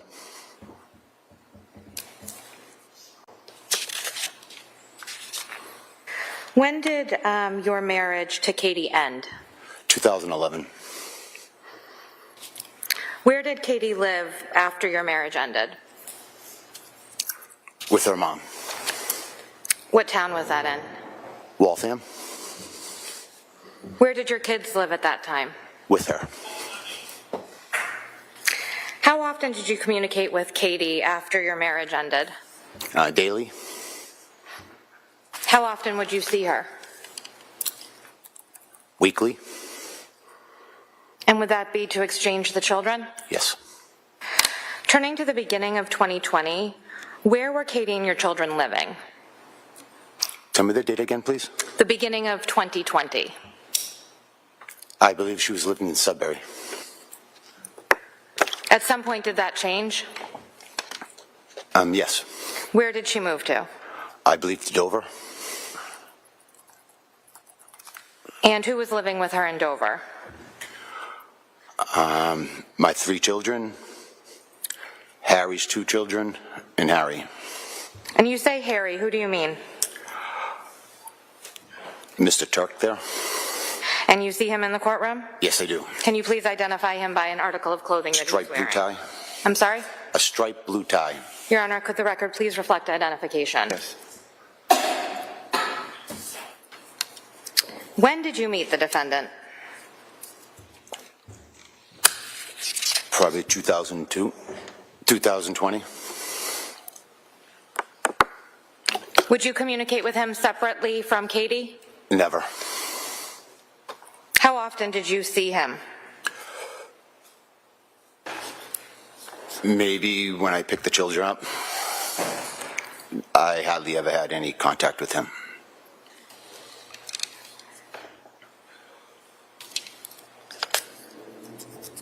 In February of 2020, were you aware that the defendant was no longer living in Dover with Katie and your children? Yes. How did you know that? Katie told me. Where was he living, if you know? Not sure. How often were you communicating with Katie at that point? Daily. And how would you most often communicate with Katie? Text message. Would you ever speak with her on the phone as well? Times. How often did you go to the house after the defendant left? Once a week. Weekends. After COVID hit in March of 2020, how often did you communicate with Katie? Same, daily. How often would you see the kids once the world shut down for COVID? I didn't. How long did you go without seeing your children? Probably about 3 weeks. Turning to April 17th of 2020, did Katie discuss the possibility of reconciling with the defendant with you? Yes. Did Katie text you an email from the defendant's attorney that you read? Yes. Your Honor, may I approach? Yeah, let me just see counsel at sidebar, please.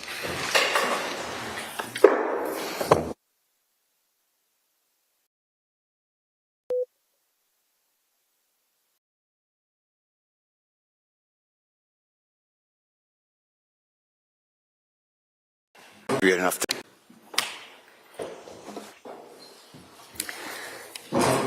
Do you recall the substance of that email?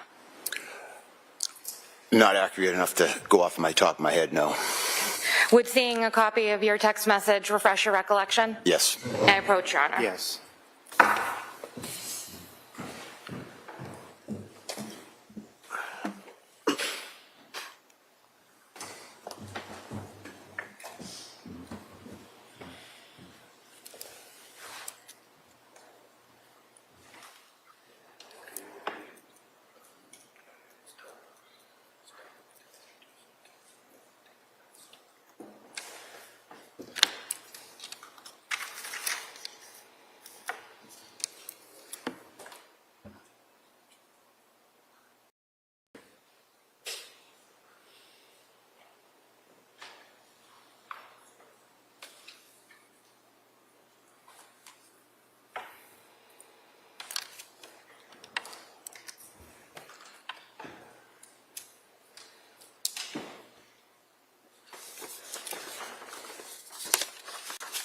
Is your memory refreshed? Yeah. And what was the substance of that email? She was saying, he was saying that he wants to get back into the relationship and he's willing to go to... I'm just going to stop you right there. So when you say he, who do you mean? Harry. Okay. And what's the date on that email? Well, this is like triple level hearsay. I'm objecting to it. Is that an objection? Yes, it is. I apologize. All right, rephrase, sustained. Rephrase the question, please. Okay. And could you just tell me what the date on that email is?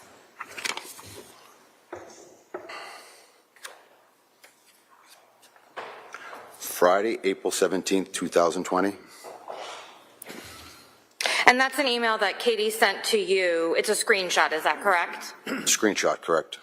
And after you read that email, did you receive another text message from Katie, or did you have a conversation with her regarding the substance of that email? I don't remember. Do you remember discussing the email with Katie? Yes. Do you remember discussing the reconciliation with Katie? Yes. And what were her feelings on reconciling with the defendant in April of 2020? Overruled. Answer? Yes, please. She wanted to get back together so the children have a stable place to be in. On May 8th of 2020, did the defendant return from Florida? Yes. What was your understanding of why he was coming back? Sustained in that form. How did he get back from Florida? If he knows. He drove. Did you have any part in that? Yes, I drove Katie to New York and dropped her off, and she drove back with him. Who else was in the car when you drove Katie to New York? My 3 children. When you dropped Katie off in New York, did you see the defendant? Yes. And at that point, is it your understanding that Katie and the defendant continued to drive back to Massachusetts from New York? Yes. Where did he stay when he got back, if you know? Don't know. Prior to the defendant coming back to Massachusetts on May 8th of 2020, did you have any conversations with Katie regarding where the defendant would stay when he returned to Massachusetts? Objection. Overruled. She asked me if he could stay at, I have a two-family apartment. She asked me if he could stay there. I said it was rented and he couldn't. Were there any other conversations you had about where the defendant could stay once he returned to Massachusetts in May of 2020? Objection. Overruled. One of her possibilities was staying at her mother's condo in Belmont. So Katie was actively looking. That was empty. That was empty. I'm sorry to interrupt. So Katie was actively looking for places for the defendant to stay. Yes. Turning your attention to May 15th of 2020, do you remember that day? Just say the date again, please. May 15th of 2020? Yes, I do. What happened on that day? I believe I got a phone call, phone call from one of her friends. Do you remember that friend's name? No, I don't. As a result of that phone call, what did you do? I called her phone several times. I called the children. And then I called that hotel that I received the name from that friend. Okay. When you say that you called her cell phone several times, who do you mean? Katie's cell phone. Did you receive any answer? No answer. You stated that you contacted your children? Yes. Were you able to speak with them? Yes, I did. You also stated that you contacted the hotel? Yes, I did. Did you speak with somebody at the hotel? Yes, I did. After making all of those phone calls, what did you do? I drove to that hotel. What happened when you got to the hotel? I saw an ambulance taking Harry out on a stretcher. Then what did you do? I drove to Dover to where my children were. Did you enter the house? Yes, I did. Where did you go in the house? Went into the kitchen and then up to the kids' rooms. Who was in the house when you entered the house? My 3 children. Where were they located when you first went into the house, if you can remember? I don't remember where they were. I yelled out to them and they came to me. You stated that you went up to their bedrooms? Yes. Did you make any observations of the floor when you were in the house on May 15th of 2020? Yes, I saw some black dots that were on the floor that looked weird. Had you seen them before when you had been in the house? Never. Ms. Gilman, could you please place Exhibit 195 on the screen?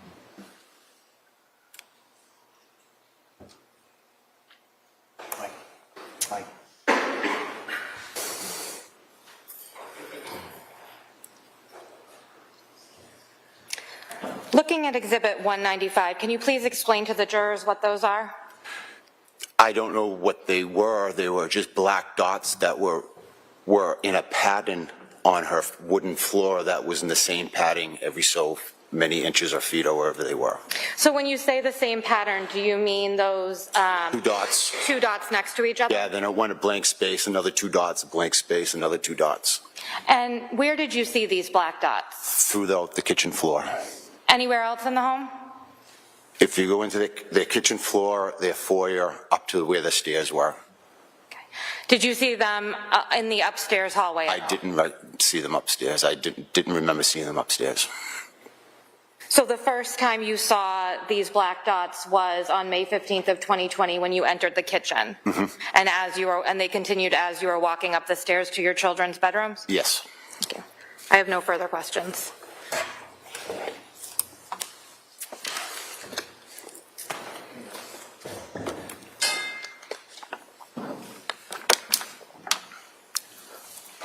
Rocca, District Attorney asked you a question about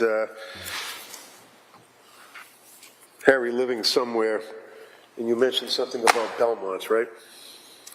Excuse me? You mentioned something about her empty place in Belmont. Yes, I did. Okay. And in fact, sir, you had exchanged text messages with her, did you not? Yes, I did. And she told you that Harry was coming back from Florida at the end of the week, back in May of 2020, right? Yes, she did. She indicated that he needed a place to quarantine for 2 weeks, right? Yes, she did. She indicated that she wanted him to go to her mom's empty place in Belmont, but my family's being hard about it, is what she told you, right? Don't remember exactly what she said, but she was asking about staying there. Okay, but her family was being hard about it. You know, she told you that much. Yes. Didn't want her to, yes? Yes. Okay. And she said, I don't understand why, because the place is empty, right? Yes. A couple of times said, I don't understand what the problem is. So when, like a timeline, did you get divorced from Miss McLean? I got divorced in 2017. Okay. And then she was remarried again, correct? I believe so. You believe so? I'd never seen it. Yes. There's a guy by the name of Chris Foley, right? Yes. Do you remember when she married Chris Foley? No. Did your 3 children live with her and Chris Foley? Yes. And how long were your children living with her and Chris Foley? I don't know. Was it more than a year? Yes. And then she got divorced from Chris Foley, correct? Yes. And she, to your observation, her state of mind was that she didn't get along very well with Chris Foley, correct? Sustained. So, when was it? Because you told the jury that it was 2020 that you knew that she and her children were living with Harry, right? 2020, right? I believe that's correct. Okay. If I suggest to you, sir, that in fact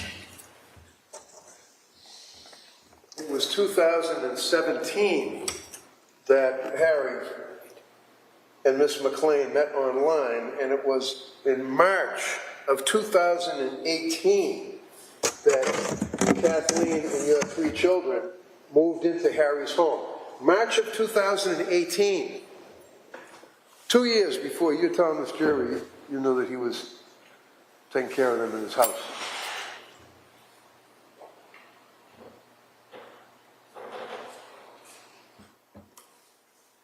Their dates, I don't know. Of course, that's understandable. So let me ask it like this. Do you recall that your 3 children, for a chunk of time, from March of 2018 until, let's say, December of 2019, were living in Dover, in Harry's house with Harry? I don't know the exact dates she moved.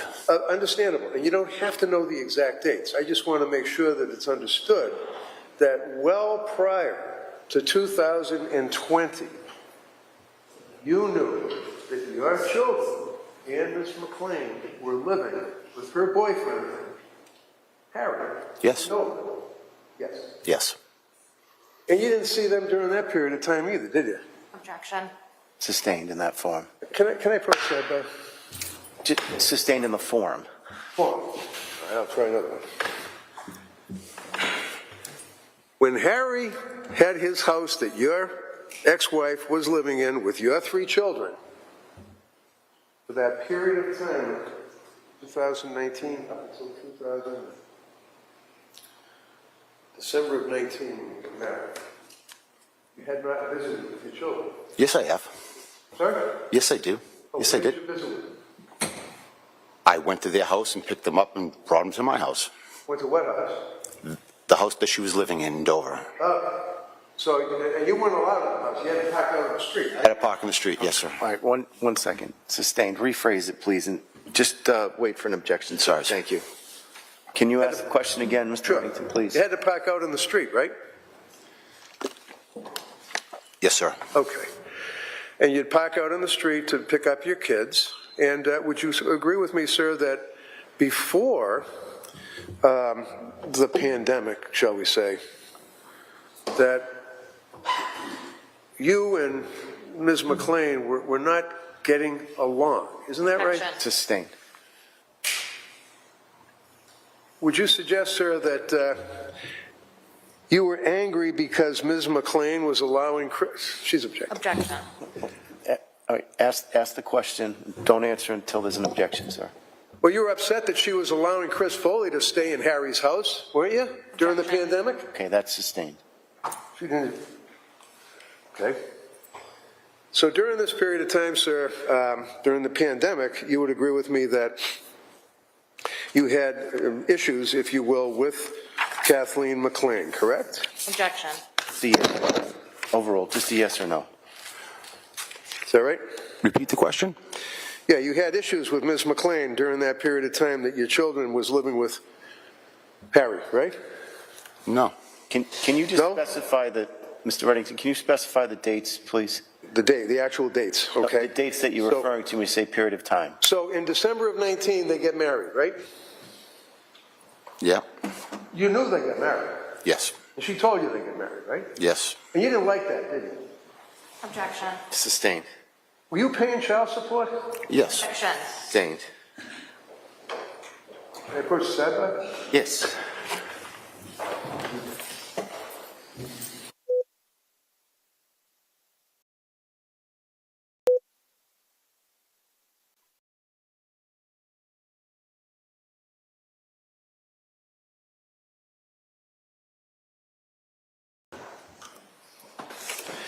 So you knew after they got married, you knew prior to the time they got married, that your children were living in that house with Ms. McLean and Harry Tuerk, right? Yes. Yes. And you knew that, for example, as counsel has already elicited or brought out, that your son Sam has certain issues that require IEPs in the school and things of that nature, right? Yes. A lot of intensive attention, correct? Yes. You never went to one meeting in the school at all regarding your son's condition, did you? Sustained. Did you know, sir, that Harry would go to the meetings for your son? Objection. Sustained. Did you ever take your kid out in a car, your daughter, and teach her how to drive a car? Objection. Sustained. You know that you did? Objection. Sustained. How old were they at the time? Sustained, sir. The objection's sustained. You don't answer that. So,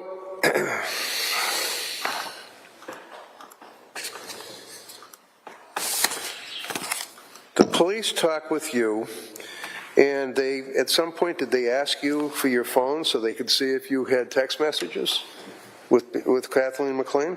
No, sir. Did they ever even look at your phone? No. Now, you knew that in December of 2019 that Harry and Ms. McLean had gotten married, right? Or thereabouts. Thereabouts, yes. And they were married for about 4 months, 5 months, right? I guess so. And at some point they got divorced, right? Or they were in the process of trying to get divorced, right? I guess so. You guess so. During that period of time, sir, did you have occasion to go, when he's out of the house, you knew he was out of the house at some point, right? Yes, I did. You knew that he had, she got a restraining order against him and he had to leave his home in February 2020, right? Yes. Now, would you agree with me, sir, that your relationship was strained using that term? She's objecting. Objection. Ask the question. Ask the question. Wait 1 second. Okay. That your relationship with Harry Tuerk as the husband of Ms. McLean was strained. Would you agree with that, sir? Objection. Okay, the objection is sustained. Kathleen McLean called the police on you on a number of times. Sustained. I want to approach the side by. Sustained. So you are to disregard.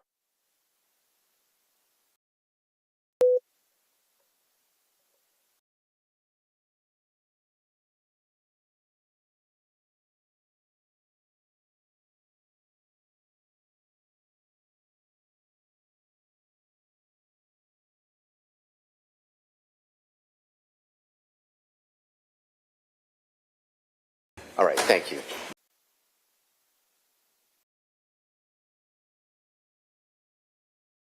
We'll resume at 11:30 and we'll go to about 1. All right, thank you.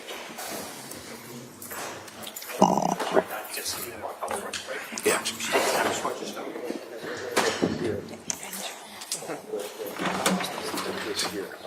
I'll wait for them to direct us. Jurors exiting, all rise. Jurors, please leave your notebooks in the chairs. Follow me, please.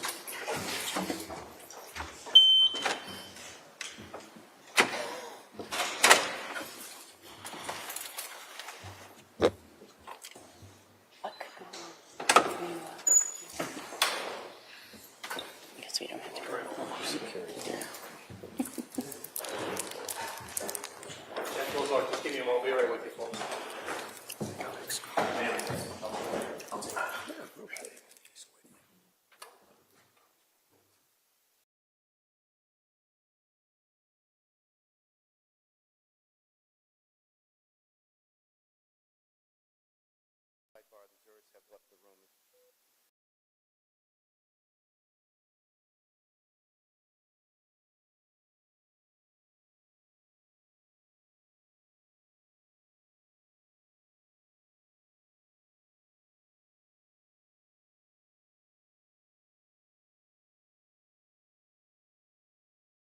Is post. Ms. King, you all set? Want to wait a minute? Okay. Okay. So the issue is post 2020, post January of 2020. That's the time period we're talking about? No, the issue, Your Honor, would be May 4th of 2019, October 29th of 2019, May 5 of 2019, June 14th of 2019,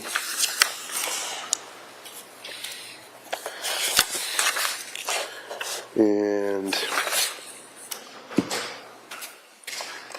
yeah, so that would be the time frame. What is the proffer? What are you seeking to elicit from this witness? And he stepped out? The proffer is the bias. 1 second. Has he stepped out? Yes. Okay, go ahead.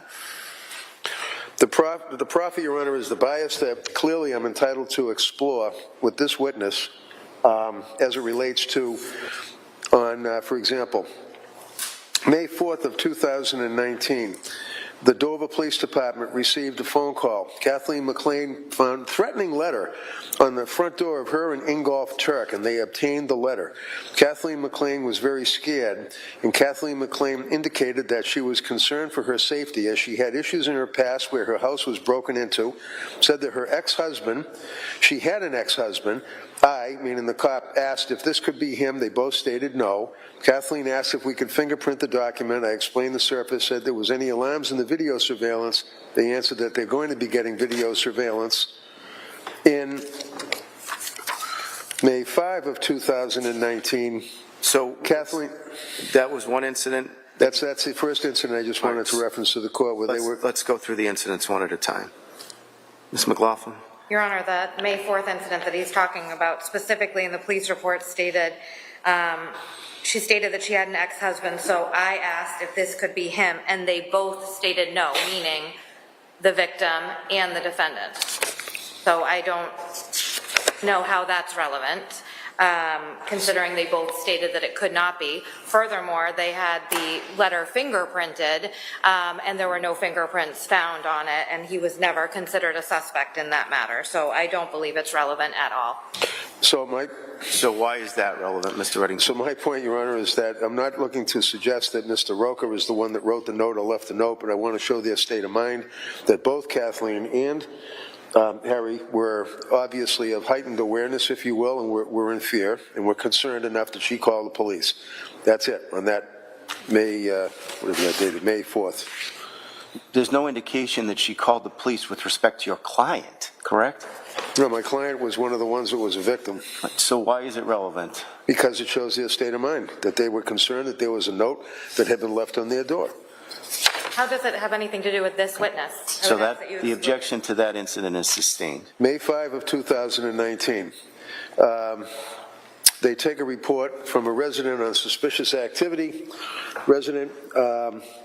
when you say they, you're talking about the Dover Police? I'm looking at the police department. I'm sorry, I apologize for that. Dover Police Department, on May 5 of 2019, Detective Chason, C-H-A-I-S-S-O-N, took a report regarding the fact that Mr. Rocca had sent a text to Kathleen McLean indicating that he, Rocca, knew that Tuerk has handguns, whatever that has to do with anything. He had a license to carry, license was valid, and he had firearms that he had purchased legitimately and were kept in a gun safe under lock and key. They were very concerned over the fact that he, meaning Rocca, would send this text. McLean states that Rocca has many law enforcement connections and a tendency of getting out of serious trouble in the past. She then made reference to the fact that she's been a victim of domestic violence from Mr. Rocca, which I understand has been excluded by you. I can't get into that, and I would not attempt to. That he's been the subject of civil restraining orders in 2011, 2013. I understand that's been excluded. I won't get into that. It appears the last order, this is the police report, last order expired in 2015. Detective Chason asked McLean if she was in fear at this time. At that point, she was not in fear. They advised she could go to Dedham District Court, contact the department at any time she felt in fear. The main concern is how Rocca was basically stalking them and why he was getting access to information that would normally not be subject to public purview. So this is a text sent by whom? No, Ms. McLean had reached out to the police because they were concerned. I'm sorry, text sent by Rocca to McLean and Harry regarding his purchase of handguns, that he knew that he had handguns is what it says. This is a text that Mr. Rocca sent to Yes. Katie McLean? To Kate McLean, and she was concerned about that, yep. I don't know why the guy's sending her a text. Your Honor, there is no text, first of all, on the police report or any that we have found. It is a phone call that Ms. McLean made to the Dover police. Could I respectfully interrupt? I apologize to my sister. It says right in the police report, received a text from her ex-husband, Stephen Rocca. But we don't have the text. I don't care you have the text. It's still a police report. Let her finish, Mr. Reddington. It is a conversation that Ms. McLean had with the Dover Police Department stating that the defendant had purchased handguns from the Bass Pro Shop and that she had received a text message from the witness, Mr. Rocca, stating he has handguns or asking something about the handguns, and they wanted to know how the witness, Mr. Rocca, would be able to get that information, and that was the concern. I don't think this is relevant. I also think it's opening a door to the defendant owning guns. There was a 209A restraining order that we heard about. Sergeant Wilcox was the one who testified about the restraining order. The Commonwealth did not bring in that the Dover police confiscated multiple guns in February of 2020, and that the defendant no longer had access to guns on May 15th of 2020 when he strangled his wife. So, Your Honor, I think we're getting into a situation where we're going to be eliciting testimony that the defendant had access to handguns in May of 2019, then they were confiscated in February of 2020 when the restraining order was issued, and he never received them back. I'm not sure how Mr. Rocca getting the information about the defendant having handguns is relevant to any of the issues in this case, and I would ask that you not allow that testimony. So no, my objection. Okay, the objection is noted. That's the objection is sustained, and the objection is noted. June 14, 2019, Kathleen McLean called the police in Dover Police Department that she had concerns about Mr. Rocca, that he was acting erratically, that he was basically causing her significant concern, that he was challenging the custody of their children, and she explained that she had sole custody, and then of course she gets into his being physically abusive to her, which I understand I can't get into, the restraining orders, which I won't get into. While on the phone with her, Rocca called the police department looking to speak to an officer. Rocca indicated that he was upset because he wanted to go see his children. She didn't want him to see the children. He was supposed to stay away. He didn't stay away.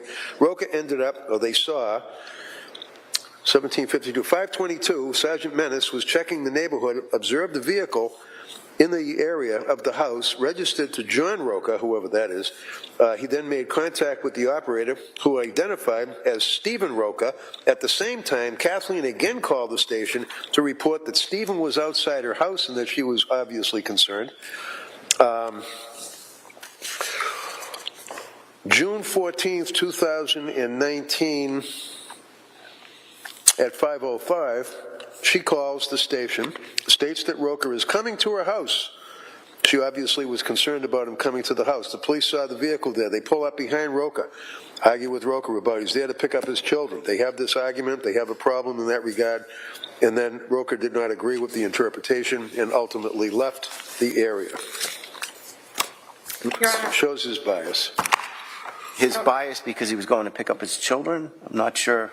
It shows his bias because every time the guy moves, Kathleen McLean's calling up the police and lying about the guy or exaggerating about the guy or trying to get orders against him. Ms. McLaughlin. Your Honor, this is exactly the type of information that the Commonwealth's motion in limine dealt with. It was all bad acts. There was no time frame on it regarding probate court matters, civil matters, anything having to do with the witness and the alleged victim, and it has no relevance into the matter at issue, which is whether or not the defendant killed his wife.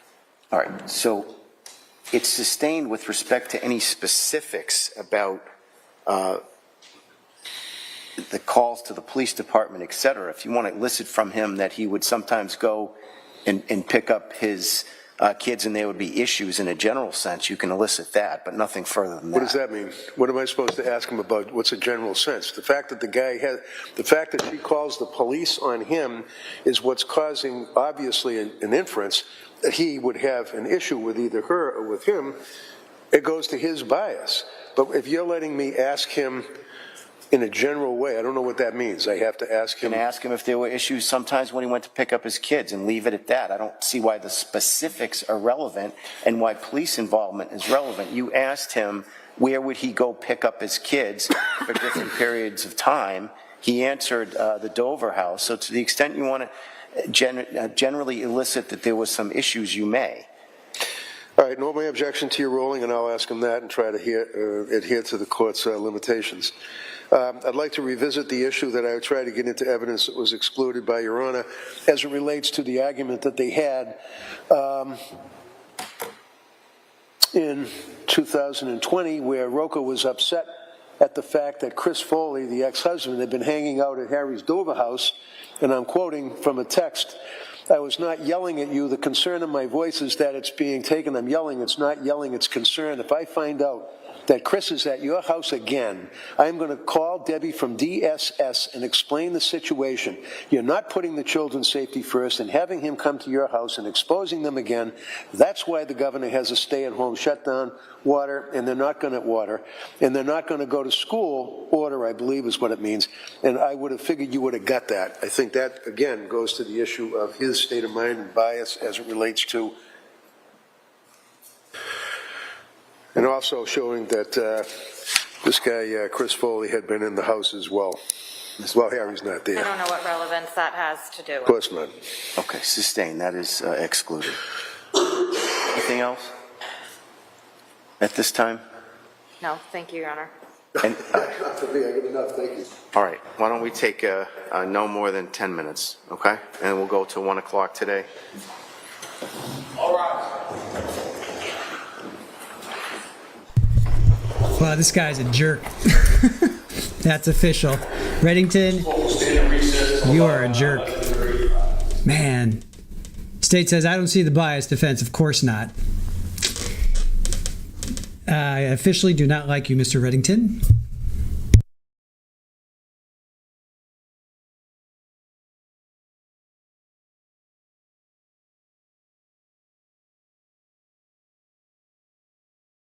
Reddington?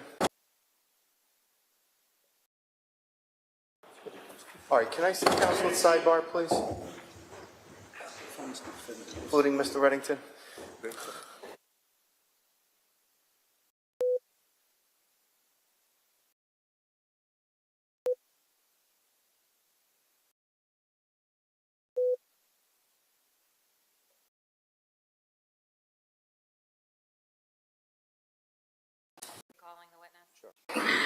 You want to get the witness back, or should we wait? Sure. Can we get the witness? Do you mind waiting until No. the jury No. comes in and then recalling the witness? Sure. Just had an issue in another trial. Okay.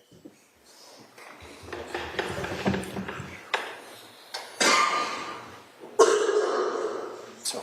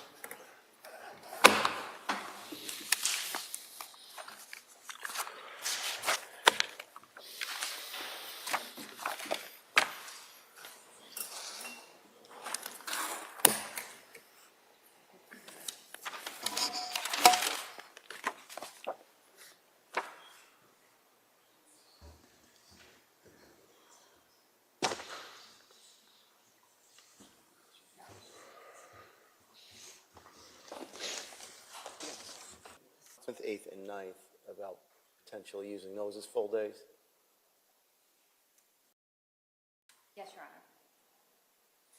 7th, 8th, and 9th? Yes. Yes, of course. Works for the Commonwealth as well? Yes. Okay.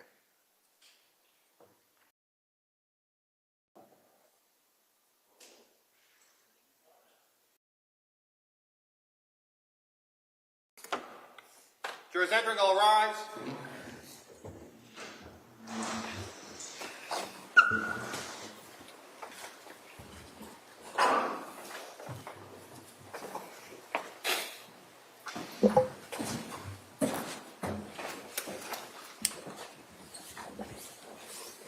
Oh, shit, it's okay, you're fine.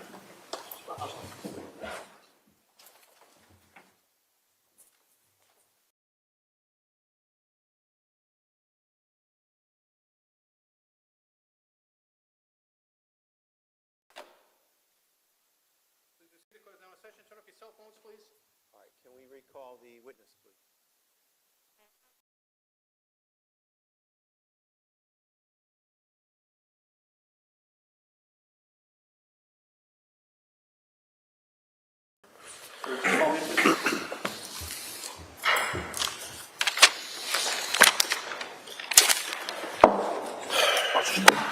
Sure. Keep your voice up for me, please. Thank you. As it stands now, Your Honor, then I have no further questions for this witness. Nothing further, Your Honor. Okay, you may step down, sir. Thank you. You got okay? Thank you.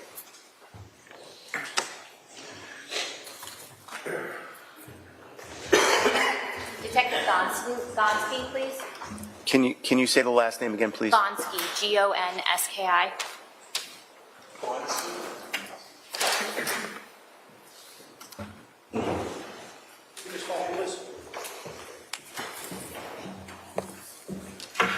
Chief? Yes, sir. Just watch a step. If you're going to raise your right hand, face the clerk on the right. Thank you. Do you solemnly swear that the testimony you shall give to the court and the jury in the matter now pending shall be the truth, the whole truth, and nothing but the truth, so help you God? I do. Thank you. Have a seat. Thank you. Just going to keep your voice up, okay? Sure. Great, thank you.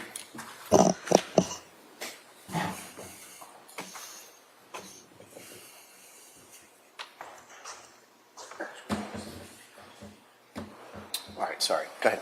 Thank you. Could you please state your name and spell your first and last name? Deborah Gonski, Deborahgonski. And how are you employed? With the Dedham Police Department. How long have you been with the Dedham Police Department? Approximately 13 and a half years. And what's your current rank? Detective. How long have you been a detective? 10 years. And in connection with being a detective, what are your responsibilities? Any incidents that require further investigation. Directing your attention to May 15th of 2020, did you have the opportunity to respond to the Residence Inn in Dedham? Yes, I did. Okay. And when you first arrived at the Residence Inn, where did you go? Initially, I was in the parking lot. Okay. And who did you speak with, if anyone, in the parking lot? I spoke to Officer Ellis and Mr. Stephen Rocca. And about how long did you spend in the parking lot? Just a few minutes. Okay. Do you know about what time it was? 10:42 a.m. And when you met with Mr. Rocca, did he show you anything? He did. He showed me a text message. Okay. May I approach? You may.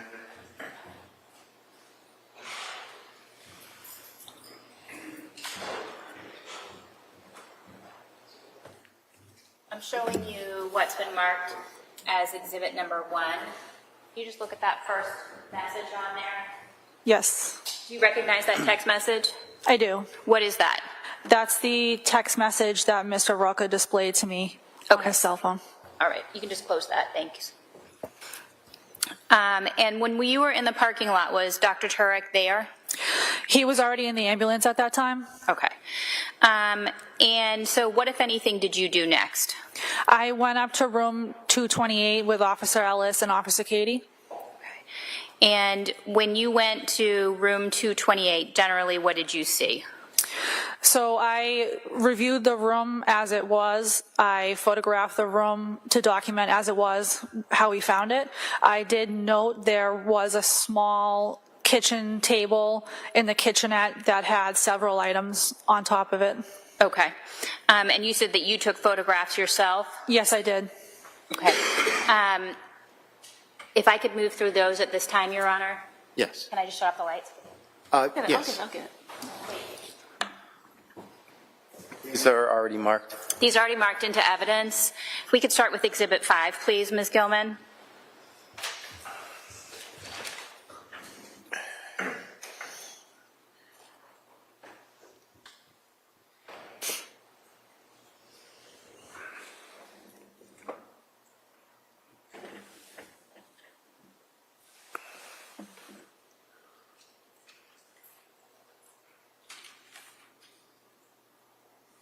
Do you recognize what's in Exhibit 5?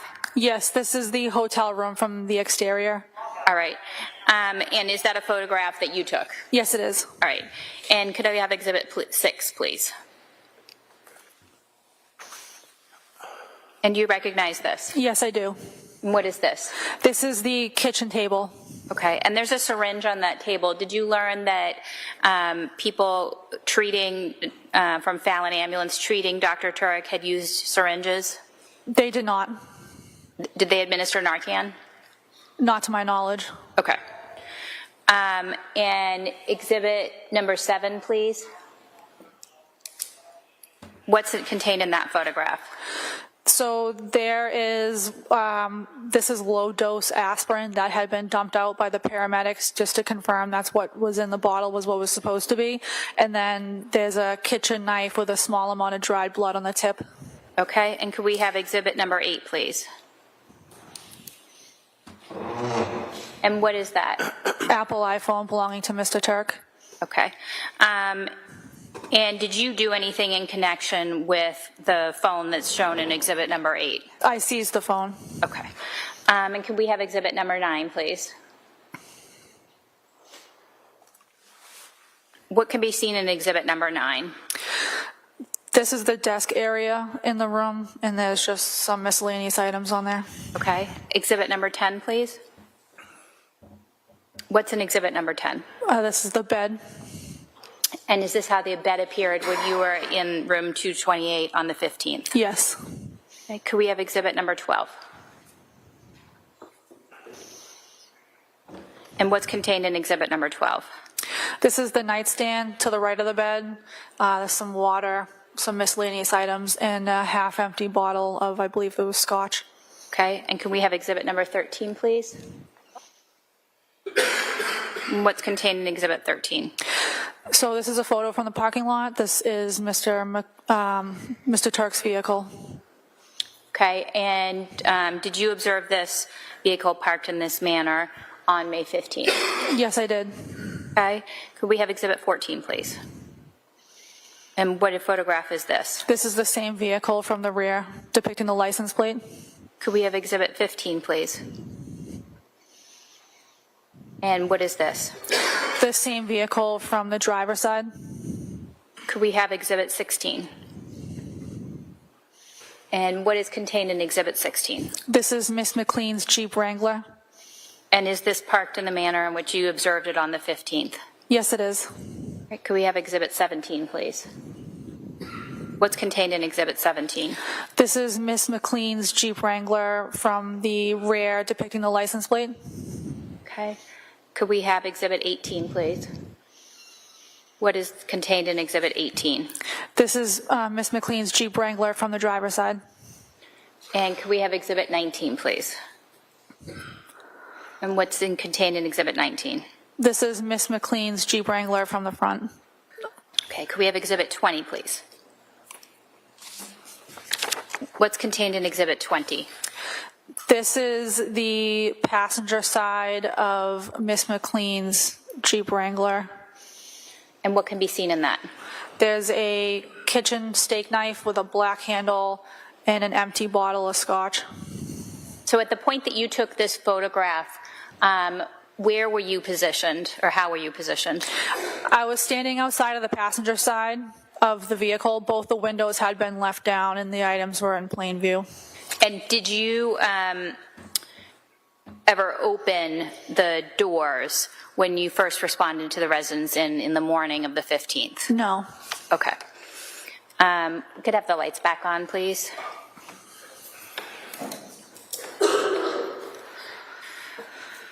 When you were at the Residence Inn, what, if anything, did you do with regard to surveillance at the hotel? I went down to the front desk and I spoke to the front desk supervisor, George Cummins. He was able to pull up surveillance video from May 8th at the time that Mr. Tuerk had checked into the hotel initially. He utilized that image to see what Mr. Tuerk looks like, and I had asked him if he could begin reviewing surveillance video from May 15th and from the day prior, May 14th, to attempt to gather Mr. Tuerk's whereabouts. Okay. And was it your understanding that more video was going to be provided to investigators? Yes. Okay.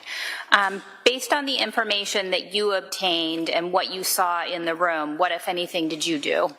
I asked Officer Ellis if he can contact our dispatch and have our dispatch center ping Miss McLean's cell phone. And what was the purpose of that? The purpose is to locate the phone and thus hopefully locate Miss McLean. Okay. And under what circumstances would you request a ping? For an exigent circumstance, so an emergency circumstance. Okay. And what, if anything, else did you do?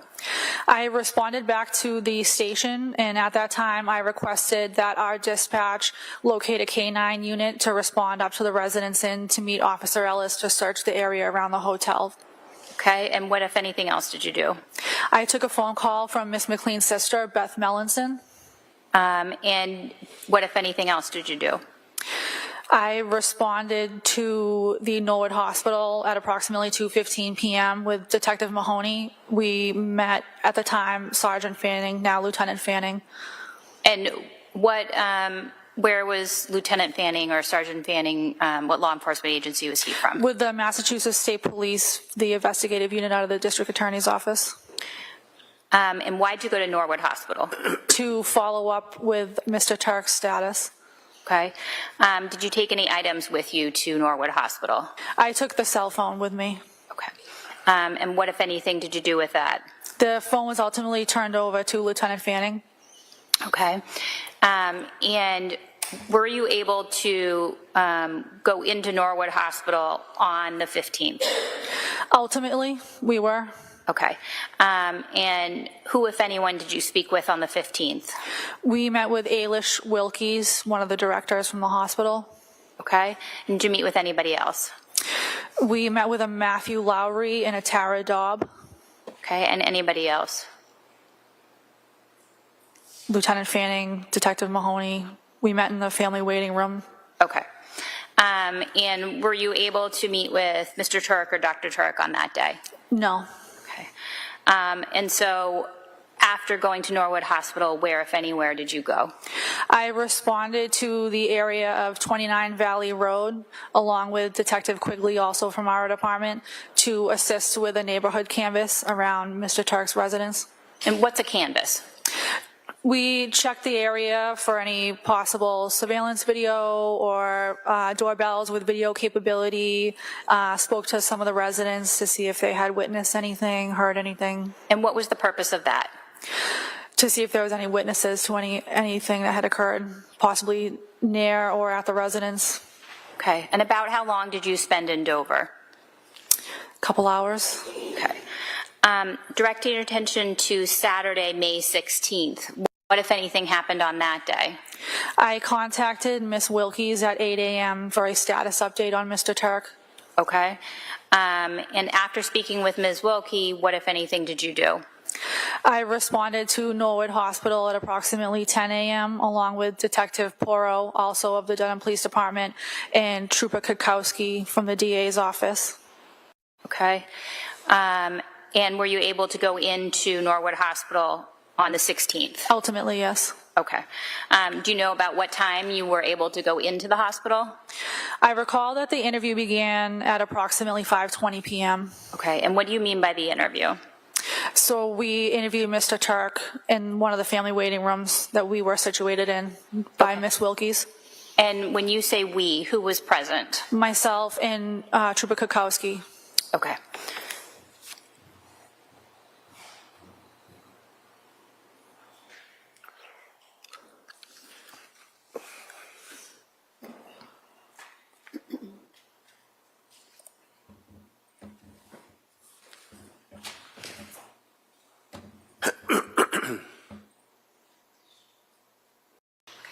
May I approach?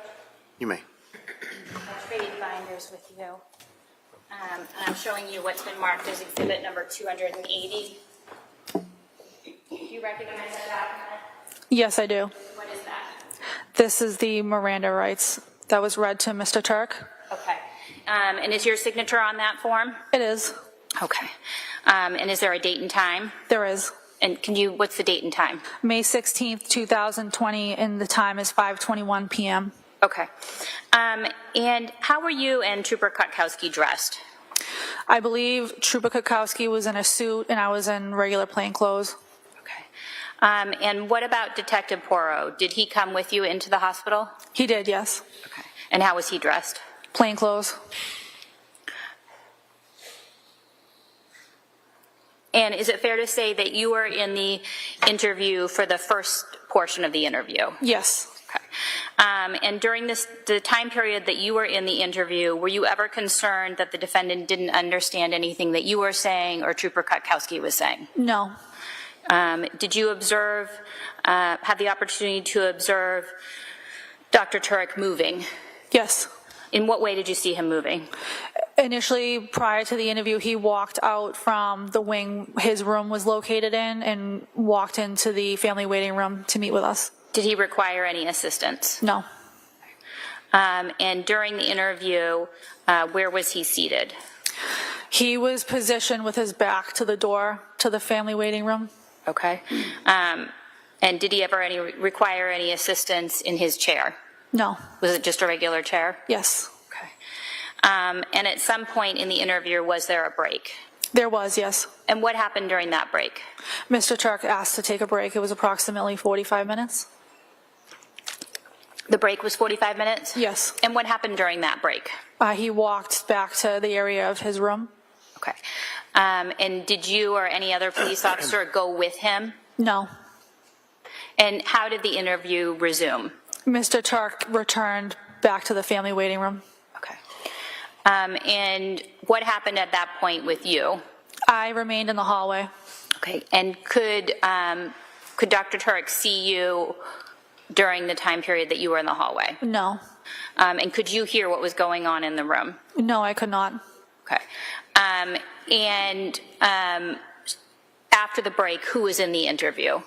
It was Trooper Kukowski and Detective Porro. Okay. After Saturday the 16th, what was your involvement with the investigation? There was no further involvement from myself as the jurisdiction fell on Dover and the state police. And what do you mean by jurisdiction? That the crime had occurred, alleged crime had occurred in Dover. Okay. Your Honor, could we approach? Yes.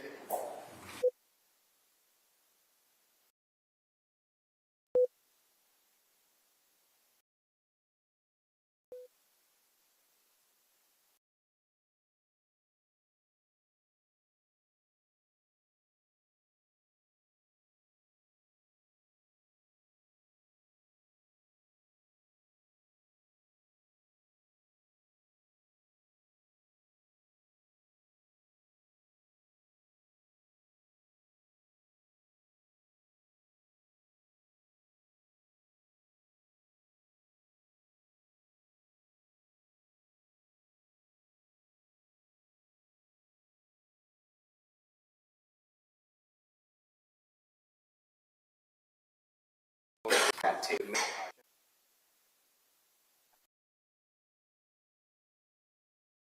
can consider this as proven. The needle that you saw in the photograph just a moment ago. That was a needle, the parties stipulate, that was used to administer Narcan to the defendant and then left by the EMTs on that table that you saw. Okay? Thank you. No further questions at this time, Your Honor.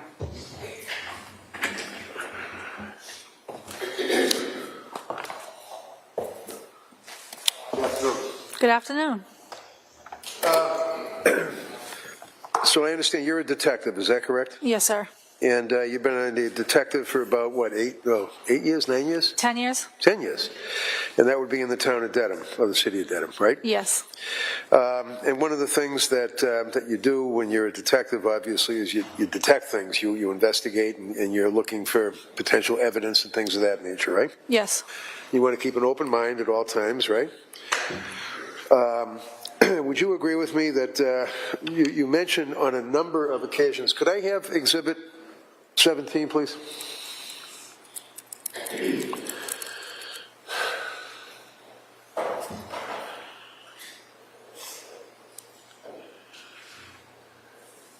Now, you referenced this motor vehicle, the Jeep, as being Miss McLean's Jeep, correct? Yes. Can I have 18, please? Now, looking at Exhibit 18, you would agree that what you refer to as Miss McLean's Jeep is the white Jeep, and it's parked within the white lines, but it's pretty much far over, if you will, towards the brick, correct? Yes. And you know now, in the course of your investigation of this case, that in fact it was not Miss McLean's Jeep, that it was Harry Tuerk's Jeep, right? I was advised that it was Miss McLean's Jeep that she drove. Okay. In any event, did you know that in your investigation that Ms. McLean was living with, you can put the lights on, that was living with Harry Tuerk in his house in Dover? Yes. Did you know that they were boyfriend and girlfriend for a period until they got married? I didn't know how long they dated for before they got married. Did you know they were married for about 4 or 5 months tops and then they got divorced, or they wanted to get a divorce? No. So when you're investigating the case and you see the white Jeep Wrangler parked in the parking lot, did you look inside that vehicle? From the window. Okay, so you really didn't open the door and look inside it, but... No. Okay. You indicate that on the 15th, I believe, that you went to Norwood Hospital initially, is that correct? That's correct. And you could not meet with the defendant, is what you said, right? That's correct. Now, why could you not meet with the defendant? Because he had still not woken up yet. He was still unresponsive as far as we were advised. All right. And you know that when he was admitted to the hospital, that in fact he was more than unresponsive, he was almost in a coma. I don't know what state medically he was in, how severe or not. All right.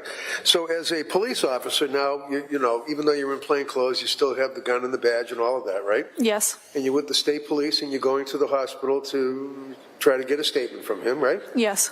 And one of the for example, one of the things you guys do is you tell people you have a right to remain silent, right? Yes. You have a right to an attorney. Yes. Can't afford one, we'll give you one. Yes. And if you want to stop talking, you can stop any time, right? Right. Those are Miranda warnings. Right. And the reason you do that is so the person, the citizen who's being questioned by the police officer is able to make, hopefully, a knowing, intelligent, and voluntary waiver, right, of their rights. Correct. Right? Yes. Okay. One of the other issues is that of what's called voluntariness. In other words, is the person making a voluntary statement, not so much a legal statement with the Miranda, but a voluntary statement, right? Mm-hmm. Yes. Yes? Yes. And one of the concerns that you have is, for example, whether or not somebody's impaired as a result of ingestion of drugs or ingestion of alcohol or mental illness or anything like that, right? Yes. So you as a police officer, a detective with your almost decade at the time of experience, a concern that when you're interrogating or questioning a person, as you were, that the person is able to make a voluntary statement to you, right? Correct. And in fact, you knew that Harry Tuerk was in the hospital, and when he was unresponsive, it was in fact because his blood alcohol level on admission was such that the Norwood Hospital doctors were concerned that it was attempted suicide by alcohol. This is the first time I'm hearing of that. Okay. Well, how about the fact that when you observed him in the hospital, did you have at any point have any concern or know anything about his blood alcohol level? I never observed him in the hospital on the 15th, and I was never made aware of his blood alcohol content on the 15th. I see, okay. So it was on Saturday, the 16th, at 8 o'clock in the morning, that you went to see him in the hospital, is that correct? 10 a.m. 10 a.m. We arrived at 10 a.m., but we actually didn't see or communicate with Mr. Tuerk until closer to 5:20 is when the interview began.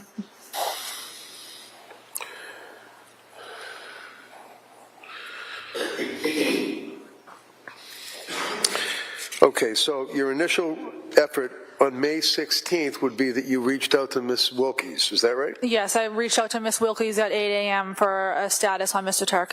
Excellent. And Ms. Wilkies advised you that he had actually woken up around 1 o'clock in the morning, is that correct? That's correct. And he was asking for water, right? That's correct. So you guys go over to speak with him in the hospital that morning, right? Yes, we went over arrived. to question him. Yes, we arrived at about 10 a.m.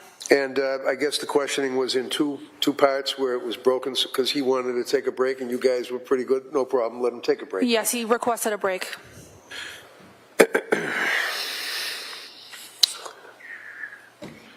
Rona, we have the medical records from Norwood Hospital certified, I believe. I'd like to offer those if I could. Can we just approach? Sure. There's no objection. I just want to approach.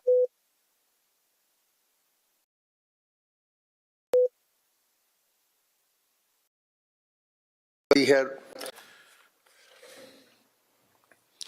when you were speaking with Harry, did you notice, I know the EMTs had been treating him, did you notice that he had all sorts of like linear cuts and scratches on his arms?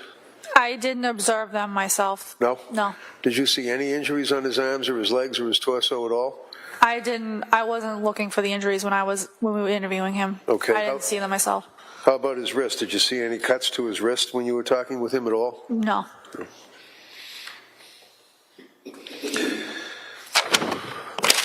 That's all I have, Your Honor. Thank you. Nothing further. Thank you. Okay, you may step down. Thank you. Thank you, Your Honor.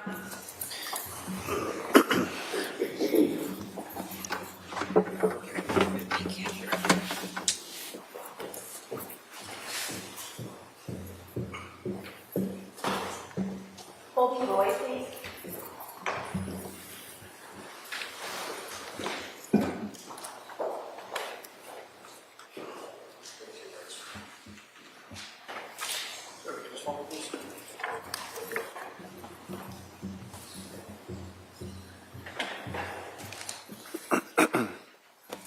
Just take your time, just watch your step. Raise your right hand, face the clerk, please. You solemnly swear that the testimony you shall give to the court and the jury in the matter now pending shall be the truth, the whole truth, and nothing but the truth, so help you God. I do. Thank you. Have a seat. Thank you. Just do me a favor, just keep your voice up, okay? Yes. All right. Good morning. Good afternoon. Could you please state your name and spell your first and last name? Sergeant Colby Roy, first name Colby, last name Roy, ROY. How are you employed, sir? Currently by the Millis Police Department. And how long have you been with the Millis Police Department? Approximately 3.5 years. And what's your rank? Sergeant. And how were you previously employed? By the Medfield Police Department. And how long were you employed by Medfield? Approximately 6 years. Okay. So directing your attention to May 15th of 2020, were you working in Medfield Police Department during that time period? Yes, I was. Okay. And were you dispatched anywhere in particular around 2:45 in the afternoon on May 15th? Yes, I was dispatched to the area of Rocky Woods on Hartford Street in Medfield. Where is that generally in Medfield? Off of Route 109, Hartford Street is a cut through that goes towards Dover and Westwood. And did you say Rocky Woods? Yes. What is that? A conservation area, reservation. About how big is it? Approximately 450-ish acres. Okay. So it's pretty large. Is all of that in Medfield? Not all of it. Some of it does extend into Dover. Okay. And on May 15th, when you went to, where did you go? I met with other officers from the Medfield Police Department, probably halfway up Hartford Street, on the side of the road where they were all staging. And what was your purpose in going there? I was informed that they were attempting to locate a cell phone ping that was possibly in the area. Okay. And what was the purpose of the ping, was your understanding? But my understanding was that there was a missing, possibly endangered female that this phone belonged to. Okay. And so then at some point in time, did you leave Hartford Street? Yes. And where did you go? We responded to, I should not recall the exact address, Valley Road in Dover. And who were you with? Officer Bonadies, who at the time was our canine officer. Okay. Can you just, for the record, do you know how to spell Bonadies? Bonadies. All right. And you said Officer Bonadies was the canine officer? Correct. Okay. And so why did you and Officer Bonadies go to Valley Road? The information that we received from dispatch, the phone was pinging in the area of our Rocky Woods with a radius, a very large radius, and being that it was a large area of woods with people walking in it, it did not make sense to begin a track from the location with the canine where we are currently at. So I had asked dispatch what the address was of the location, and if that address fell within the perimeter that the ping was coming from. Okay. And did it? It did. All right. So then what was the purpose of going there with the dog? So the purpose was to meet a officer from Dover there if there was going to be a track to be initiated into Rocky Woods, the most logical starting point would be the point of origin where it was coming from. Okay. And this is in the afternoon, is that fair to say? Yes. Okay. And so when you got to, is 29 Valley, does that make sense to you? Yes. Okay, so when you got to number 29 Valley Road, where, if anywhere, did you go? So we pulled up to the residence and began to walk around the perimeter of the residence prior to bringing the dog out. And then I believe as we began to walk with the dog, that's when a Dover officer, Officer Marsher, showed up on scene. Officer Marsher? Yes. Okay. And then what, if anything, happened next? Officer Marsher informed us that he had a entry code to get into the garage of the house that was provided by family to check the interior of the residence to ensure that nobody was inside. Okay. And at the point in time that you were speaking with Officer Marsher, were you aware that police had previously been in the home? I was not. Okay. And so then what, if anything, happened at that point in time? So at that point, we entered the residence via the garage. There was a door that entered into a hallway, I believe, kitchen area, announcing our presence inside the residence. And then we began to search the first floor to see if anybody was there, which there was nobody there. We then made our way to the upstairs of the residence. Okay. And what did you observe upstairs? Upon getting to the top of the stairs, we looked left down the hallway and saw that there was a bedroom door that looked like it had been forcibly opened at the end of the hallway. The door jamb was splintered. It looked like there was damage to the locking mechanism at the end of the hallway. Okay. And did you make note of that? Yes, we did. And what, if anything, happened after that? So at this point, unknowing what the situation was at the time and if there was somebody possibly on the inside of that room, I believe I drew my department firearm. Officer Bonadies drew his taser. We made entry into the room to ensure that nobody was in there. And were you able to clear that room as well? Yes. And when you were in the room, what observations did you make? There was a bed in front of us, appeared to be bedding, sheets on the ground, noted that broken glass was on the ground, and there was a bathroom in there. There was nobody in the bathroom as well. And then we noticed that there was a purse sitting on a nightstand table. Okay. And so what, if anything, did you do at that time? At that time, I had dispatch make a phone call to the cell phone that we were getting the ping from, and they called the phone, which began ringing inside of that purse. Okay.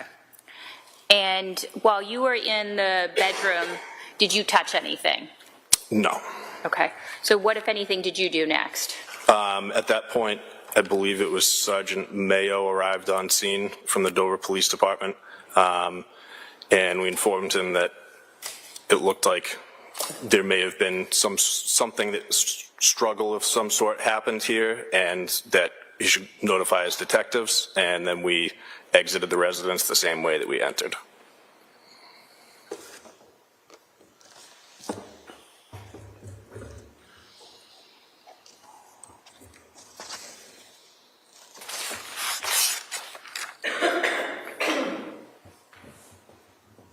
All right, I don't have any further questions at this time. Okay, thank you. 1 minute, please. Apologize. Yes.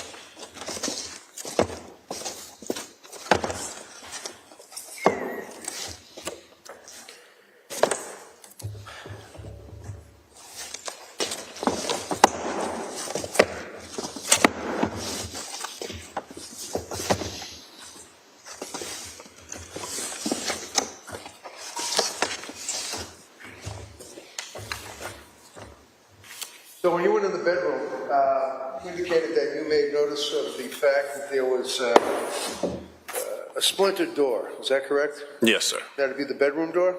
Yes. Top of the stairs, you take a left, go all the way down the hallway, and the bedroom is right there, correct? Yes, sir. I'm going to approach you, sir, with a photograph and ask if you can identify that photograph.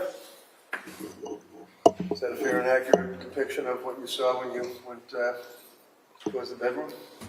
Yes, sir. That would be the staircase there. All right, so, good, I would offer this, and then I can publish it, and then you can point out different things on it. No objection. Okay, maybe a minute.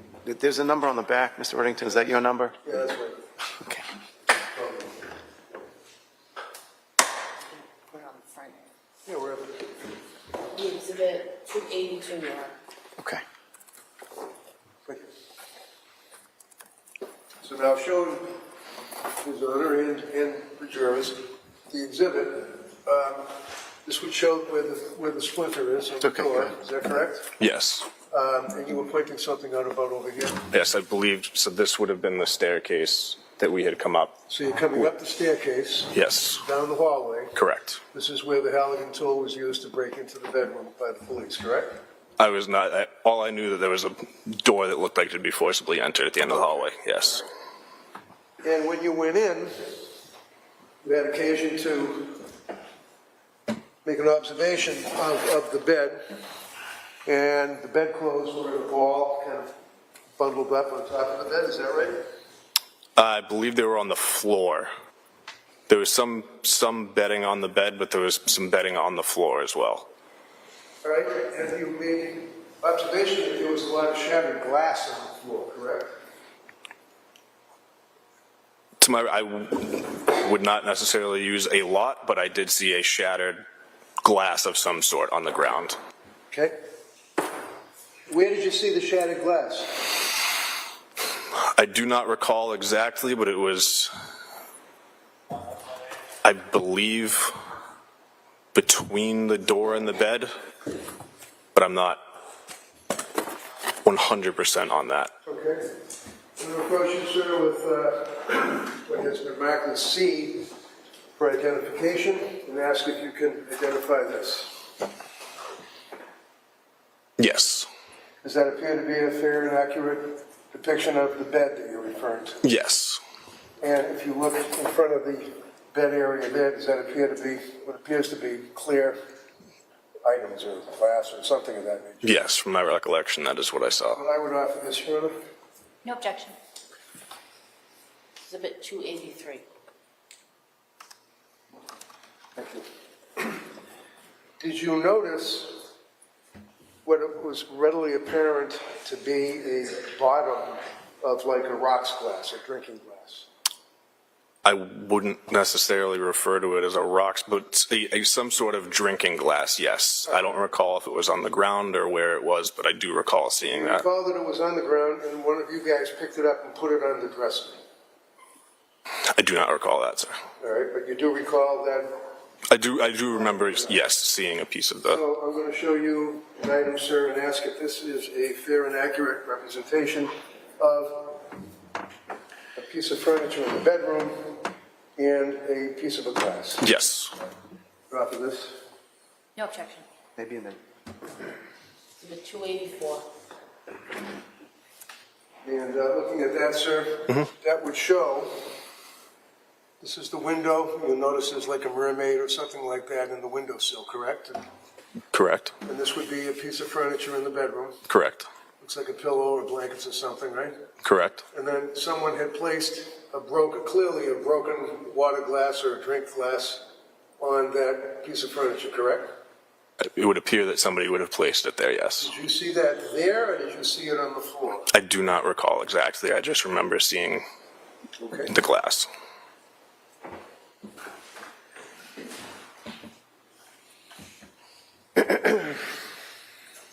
And that pretty much concluded your involvement in this investigation, is that right?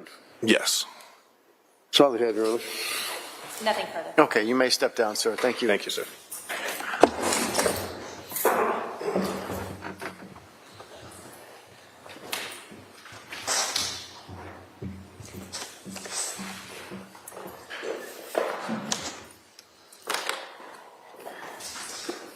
McLaughlin? Your Honor, the Commonwealth would call Detective Matt Lavery. Matt Lavery.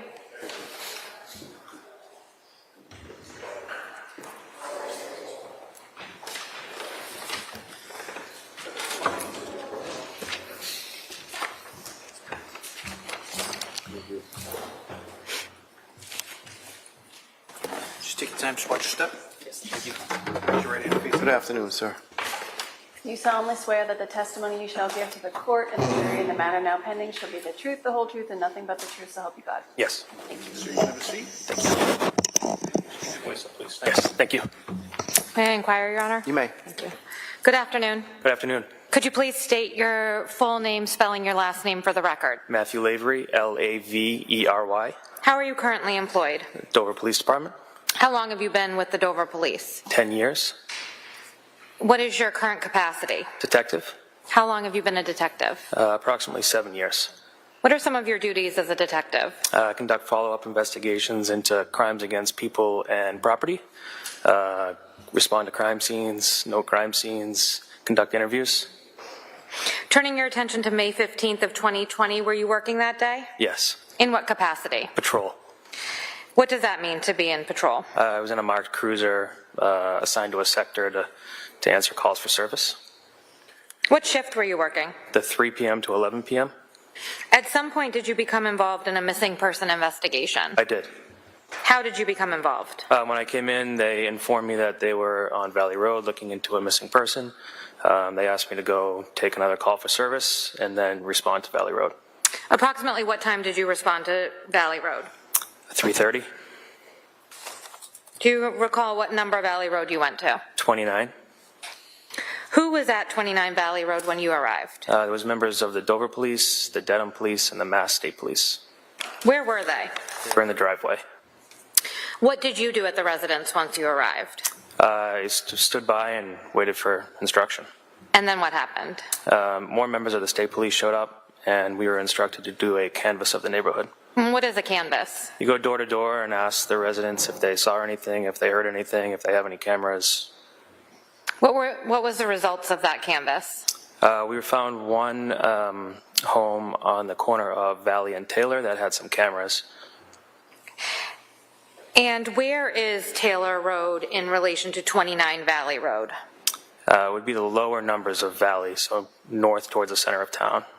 What about 1 Francis Street? That would be the opposite direction.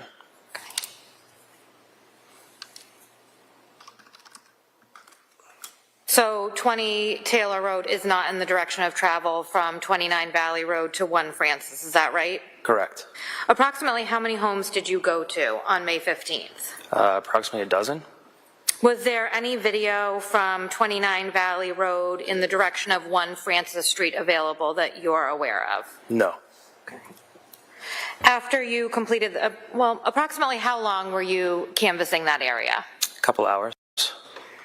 After that canvass, what did you do? We went back to the station to reconvene. Turning your attention to the morning of May 16th of 2020, what, if anything, did you do? We responded back to 29 Valley. Approximately what time? It was the early morning hours, 2 or 3. 2 to 3 a.m.? Yes. What did you do back at Valley Road? We stood by waiting search warrants. At some point, did the search warrants arrive? Yes. Were they executed? Yes. Were you there when they were executed? I was. What role did you take during the execution of those search warrants? I was in the home helping to look with members of the state police and the Dedham police. What observations did you make of the home? It was clean, it was tidy. We walked around the first floor, went to the second floor. As we were going up the stairs, I noticed there was some clumps of hair on the stairs. Got to the top, you could go left or right from the landing. Left was the primary bedroom. I noticed the door had some damage to the frame in the door. And the Massachusetts State Police were with you while you were in the home at that point? Correct. After the search warrant was executed at 29 Valley Road, what did you do? We began another neighborhood canvass, now going up Walpole Street, the opposite direction from the morning or the evening before. And did you find anything or gain any information at that point? We were able to get some camera footage that went with the state police, but very little. What else did you do as far as this investigation goes? I assisted as needed with interviews with the state police. On the evening of May 16th of 2020, did you have occasion to go to 1 Francis Street? I did. Why is that? I was notified that the body of Kathleen McLean was located in the pond there. When you arrived, what was happening at 1 Francis? There was a lot of people in the driveway to the home at 1 Francis, state police and Dover police. They were standing in the driveway. To the best of your knowledge, was the home at 1 Francis, was that being occupied at the time? No. So it was empty? Correct. Was it for sale actively, if you know? I'm unaware. Okay.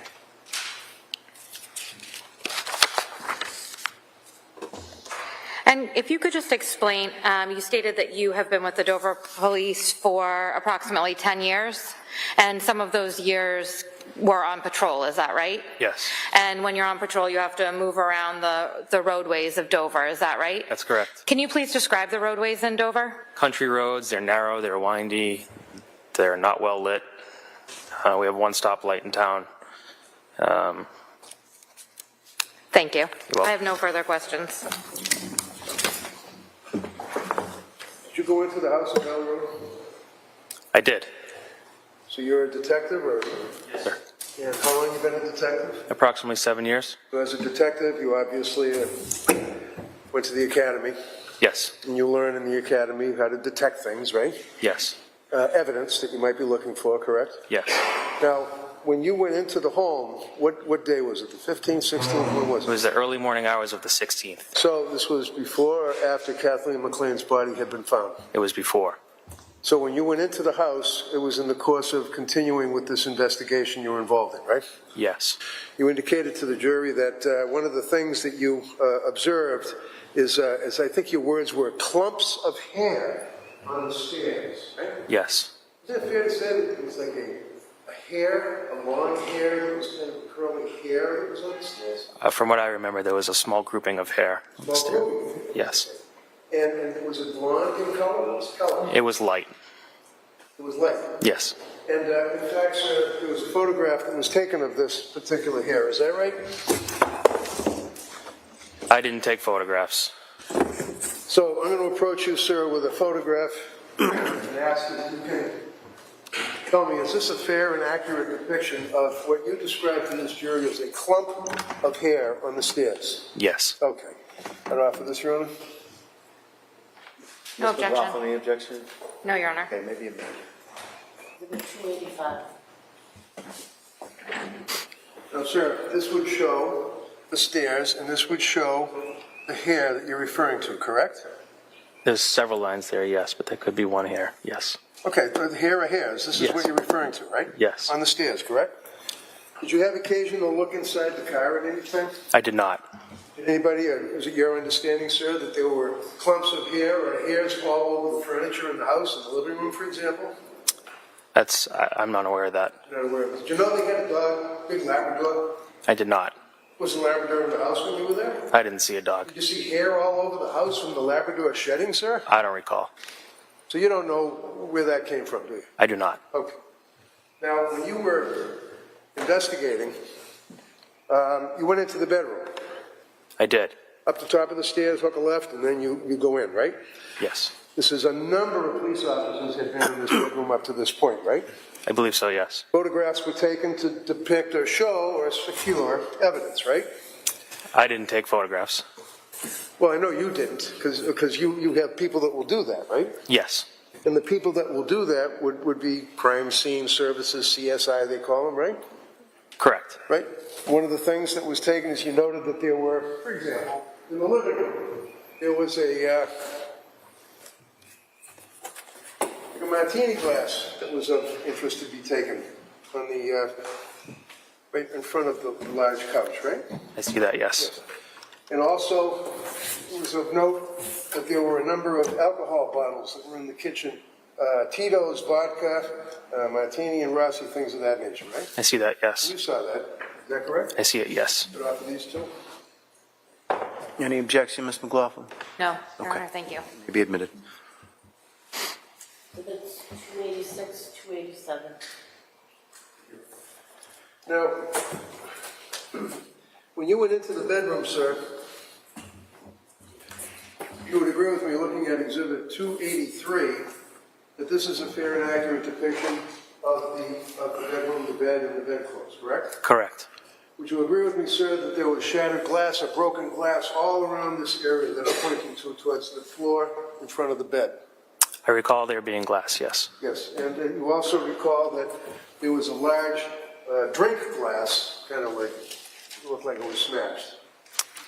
I don't recall. You don't recall? Okay, I'm going to show you Exhibit 284. Do you recall seeing that object? I do not recall seeing that. Okay.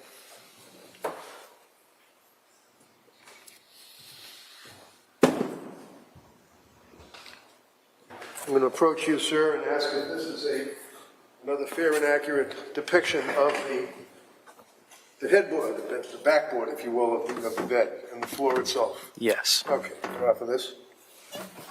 No objection. Maybe a minute. 288. Thank you. Publishing that for the jury. Can't see, let me know. Showing you this photograph is now marked Exhibit 288. Does that show shattered glass all in the front of the area of the back of the bed? There is, yes. And that was there when you saw it, correct? Yes. That's all I have. Thank you, sir. No further questions. Okay, thank you, sir. You may step down.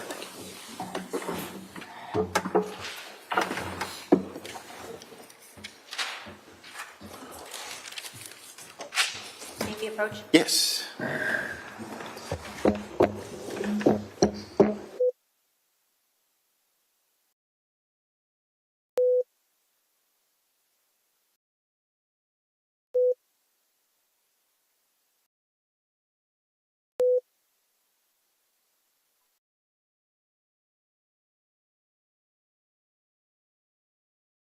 Not a late schedule.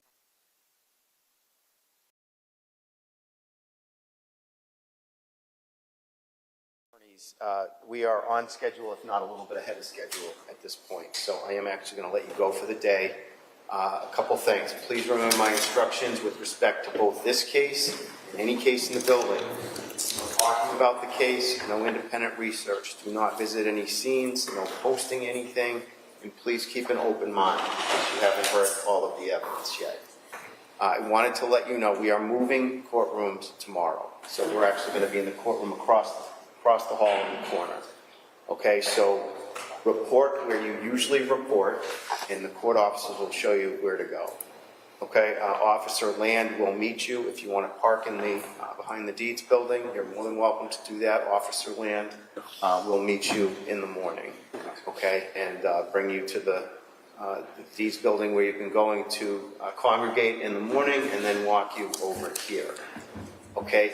In order to use that courtroom, there may be some up and down stairs that we have to all use. Is that a problem for anybody? If it is, just let the court officer know when you leave today. And I apologize for the inconvenience. It's just the design of this courthouse. So again, I apologize in advance for the inconvenience about moving to another courtroom. Okay? Have a great afternoon. I also wanted to let you know that tomorrow is going to be a full day. As you indicated, Wednesday is a half day. So you can plan on a break about 1 o'clock or so on Wednesday. Again, off Thursday and Friday, and I'll let you know about next Monday as we get into tomorrow and Wednesday. Okay, thank you for your time and your patience. Have a great afternoon, and we'll see you tomorrow at 9 a.m. Yes, and I believe, before you go, I believe that we're going to order lunch for you tomorrow for planning purposes, so you can talk to the court officers about that as well. If you want to get here a little bit early tomorrow, by all means, I think you'll be out there at 8, Officer Lance. Okay? Thank you. Is everything all right? First, please leave your notebooks in the chairs.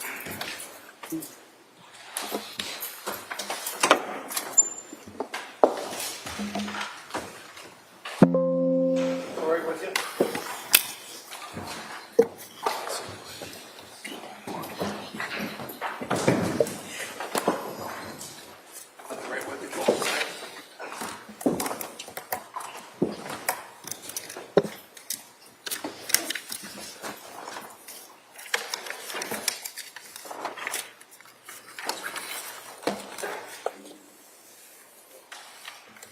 Okay, be seated. So, any other, or I should say, any witness issues by way of scheduling that you know of? The medical examiner is the only person that I'm aware of. Okay, and she needs to testify? Wednesday. Okay. All right, Mr. Reddington, you heard that? Yes, I did. Okay. All right, are you anticipating any witness scheduling issues? No. All right, okay. Anything else before we break for the day? No, Your Honor, thank you. The one thing I wanted to raise is the redaction in the defendant's statement was made on page 6. It's pretty early on in the statement, and it's regarding the Attorney General investigation. The only thing, I am requesting that the court instruct the jury that there's been a redaction and they're not to consider why, because the police are aware that he's not working, and it's a little bit odd. It seems like it's unclear how they would know that unless there's been some conversation that the jury doesn't know about. So I just don't want the jury to think that the police did anything wrong in any way, and particularly because they speaking to him on in a recorded format. Mr. Reddington, any objection to that? Just essentially telling the jury that there's a redaction in the statement, that they're not to speculate as to what's been redacted. It's a ruling the court made with respect to inadmissible evidence. Yeah, on what, the transcript? It's on the transcript, but it's also on the audio portion. So meaning there's a space on the audio? It's not as, so in the video ones. Oh, I see. So in other words, you don't want speculation that the police cut something out of it or something? Yeah, or the police somehow knew something for some reason that they shouldn't. Yeah, I have no problem with you telling them that, look, you'll notice on the audio that there appears to be a skip, and that's got nothing to do with the police, just so that they know. Yep. It's less obvious in just an audio interview than in a video. You can usually tell that there's been some sort of a skip. Right. With just the audio, you can't really tell as easily. No, I have no problem with that. All right, so logistically, everything's going to have to go from here over to the other courtroom. We understand. I believe you can start that process this afternoon or during lunch. We have a list at 2, which I think is going on over there. Can we move now? Yes. Okay. Oh, well, there was a plea, but they should be done. Are they in session over? I'm not sure. All right, well, let me check and see if they're in session. They are not, so they're available. Okay, so I suggest if you can move your things over there now, I would do so. And then obviously just confirm that the AV is working in there tomorrow, so we don't run into any issues with that. Mr. Reddington, you're going to move your boxes over there as well? Oh yeah, we'll do that now. Okay. And then we marked a few additional items today by agreement as well, Your Honor. Okay. All right, anything else? Yes, Your Honor. Yes. I think that we may need some court intervention on the autopsy photographs. I have provided defense counsel with a final set that I would intend to introduce. I'm not sure if he's had an opportunity to look at them yet. I anticipate from prior conversations that there may be a few objections to some of them. I'm happy to give the court the photographs that I plan or intend to mark as exhibits so that you have a heads up and maybe we can have this issue done prior to her I testimony. have no problem if the DA gives you copies right now so you can take a look at it. Okay, and you're saving your objections. Thank you. Yep. Okay, that's fine. I'll take a copy then Okay, whenever you thank get you. around I'll to go it. downstairs and get them for you. And I'm assuming you want an instruction, which I would give a contemporaneous instruction with respect to the graphic photographs. Mr. Reddington? I would like you to take a look at the photographs that the government has, and then we can have a discussion about their disability. Okay, and an instruction? Oh, yes, definitely. Okay. Sorry, yes. All right. Okay, thank you. Thank you, Your Honor.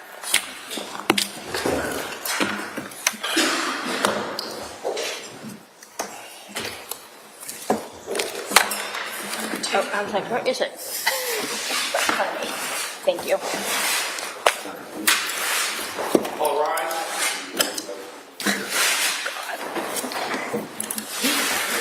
Thank God Kristen got that late. Serious. That would have been a nice. Oof.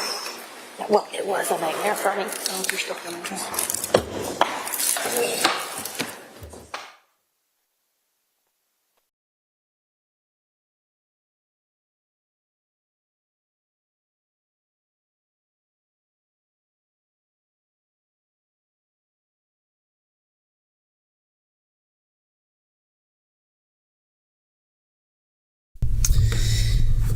All right, so that seems to be it. What do you guys think of day one? I'm sorry, that was day 3. One day for us streaming. We did days 1, 2, and 3. So I'm going to recap day 3. We heard from 1, 2, 3, 4, 5 witnesses today. So day 3 starts off with the defense objecting, the state objecting to the defense about the text messages, because don't forget, Curt Pfannenstiehl was still on the stand, right? So defense says, I speak to you as a former trial attorney, meaning to the judge. It's like I'm making candy and you know where it's going, and you don't know where it's going until you finish it and all this stuff. And if I'm shut down in front of this jury, it's extremely prejudicial.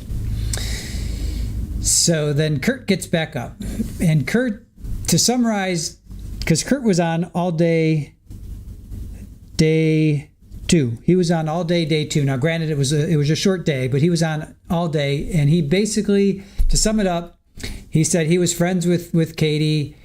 There definitely was some possible, maybe they hooked up in a garage. They were definitely texting each other, some compromising photos and whatnot.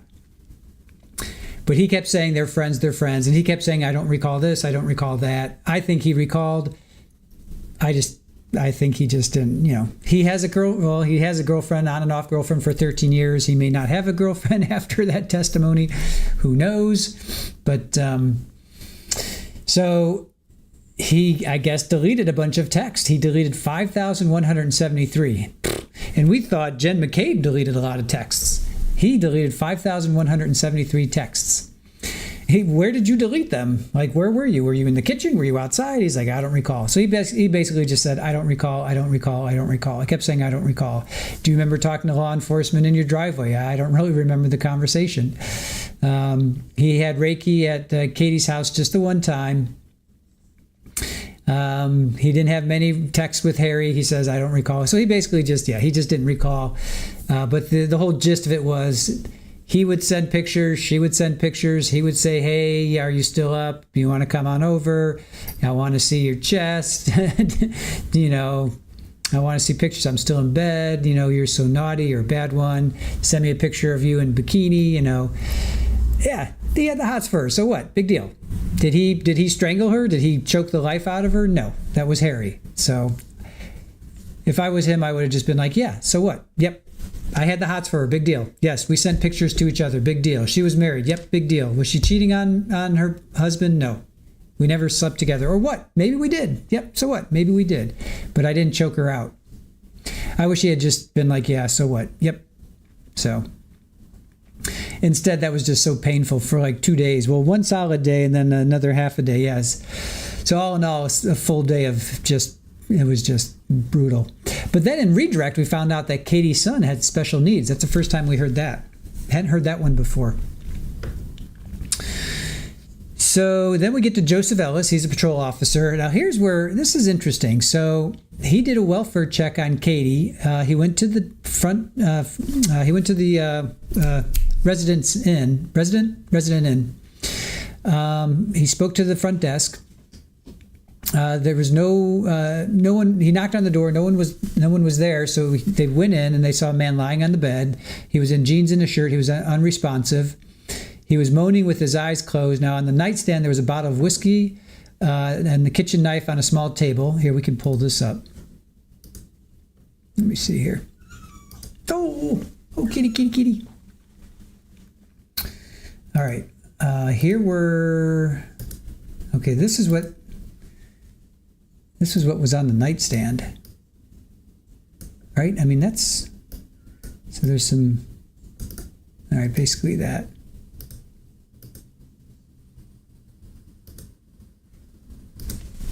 You want to go out, kiddo? You want to go out? That's here.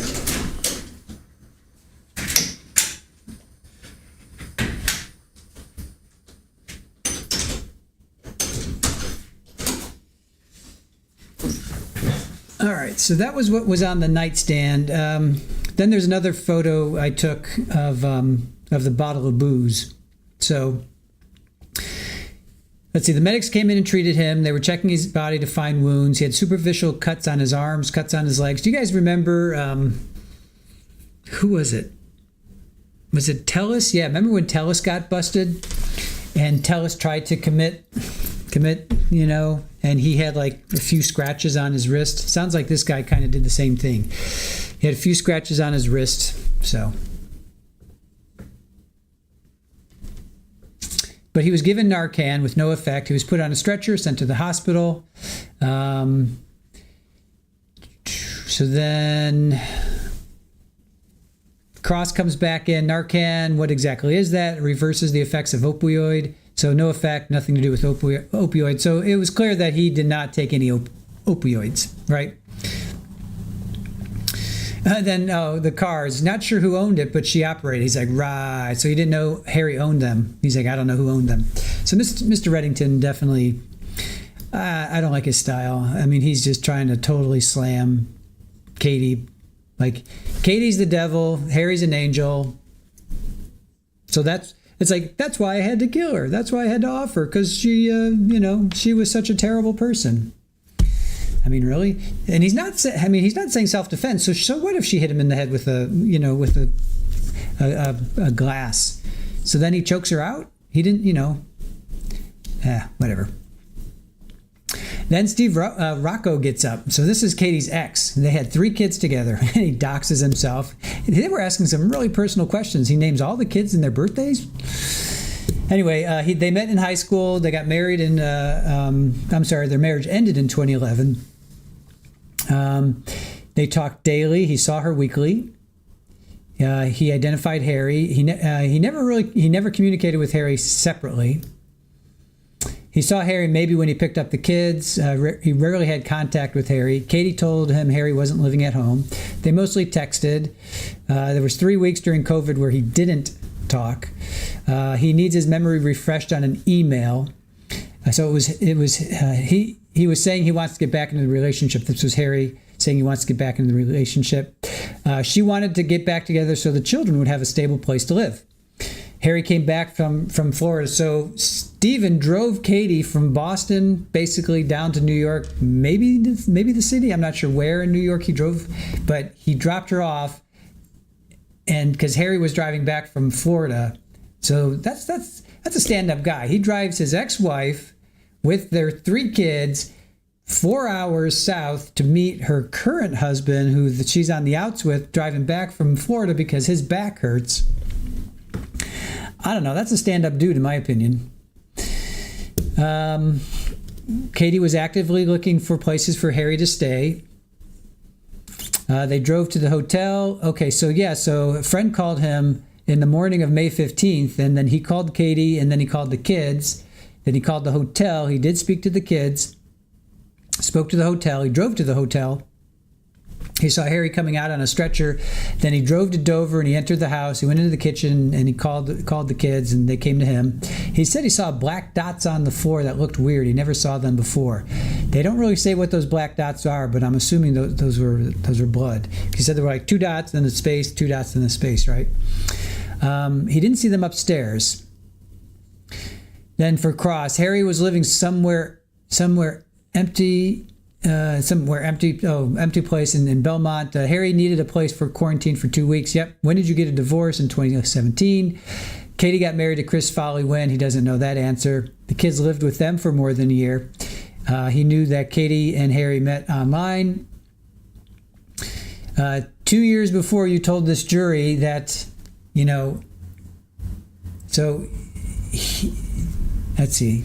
Let me skip that because that's a little confusing. He didn't know the exact dates of when they got together, but he was telling the jury that he met Harry in 2020. But then the defense was trying to get it out of him. No, you knew that they got together in 2018. So when he would go pick up the kids, he would park on the car. Did he have issues with Katie? No. He was paying child support. That got objected and sustained. Did you ever go to a meeting with your kids? Meaning his kid had special needs. That was objected to. That was sustained. Did you ever take your daughter to learn how to drive? That was objected to. That was sustained. And then Stephen comes back. Well, how old were they? And then the judge is like, yeah, that's enough. Stop. So he was getting under Stephen's collar for sure.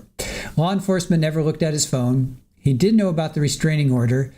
Was relationship with Harry strained? And he's like, that was objected to. And then Reddington goes, did Katie ever call law enforcement on you? And state screams, objection.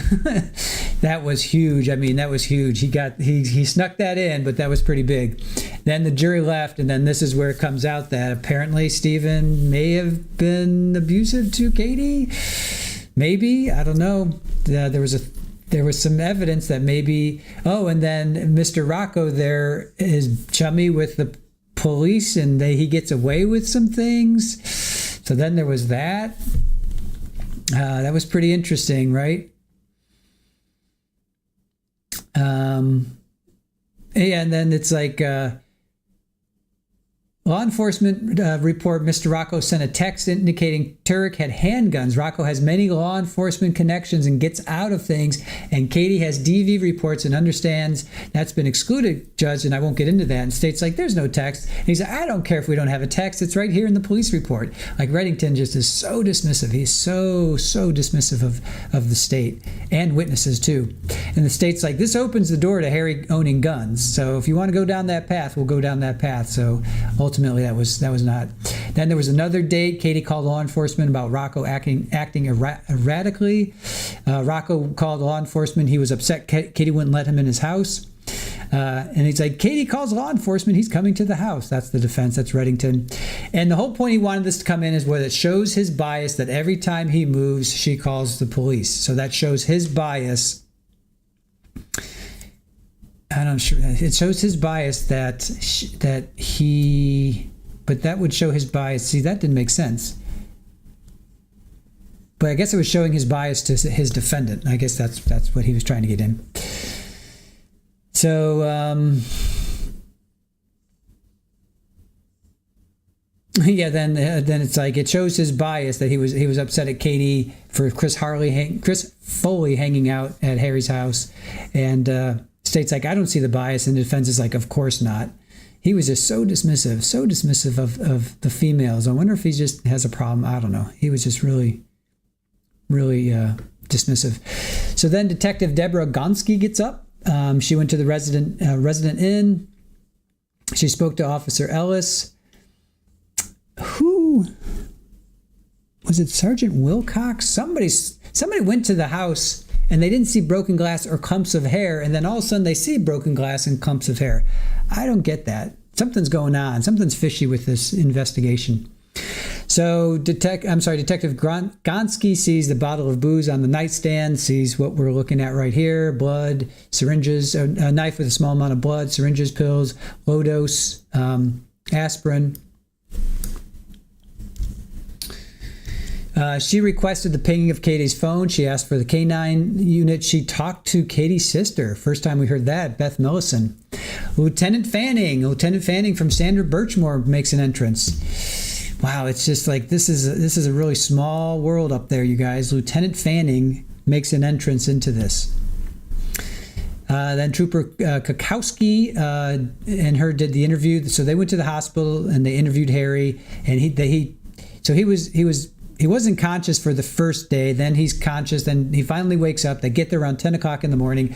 He doesn't wake up or isn't really aware until 5 o'clock at night. And they interview him. And then he asks to take a break, and he's gone for like 45 minutes. And then he comes back, and his attitude changes. Then Sergeant Colby Roy comes in. He met with K9 officers, and they did a search. He saw broken glass on the ground, but Wilcox did not. See, that's what's so weird. That Wilcox, hold on, let me go back to Wilcox.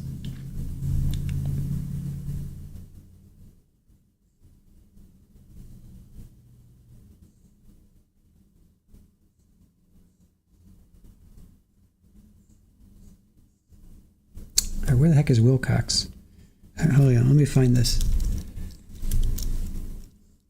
Because, okay, so they went into the room. Okay, so they Chief McGowan and Officer Cash go into the bedroom, and they didn't find anything. Oh, Drunky, thank you so much. Aw. Have a great weekend. Thank you to Squeegee and Aaron and all the awesome mods. We are lucky to be a part of the Trial TV Live family. Thank you. Thank you so much. Appreciate you, Drunky. And thank you for this, Drunky. Drunky gave us this. We have to name it. All right? We got to name our little guy here. We got to name our little dude. So Sergeant Wilcox said that there was no, wait a minute.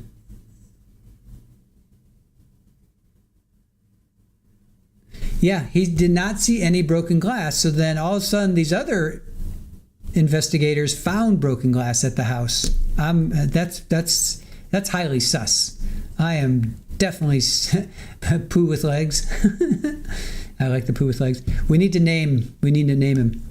Right? Isn't that confusing? Right? The first responders who broke into the bedroom found no glass on the floor, but then all of a sudden everybody else that comes finds broken glass, finds clumps of hair, right? So then we have Sergeant Colby Roy. He's the one that found broken glass on the ground and a purse on the nightstand. They had him ping. He pinged the her cell phone, and that's where her cell phone was in her purse, right?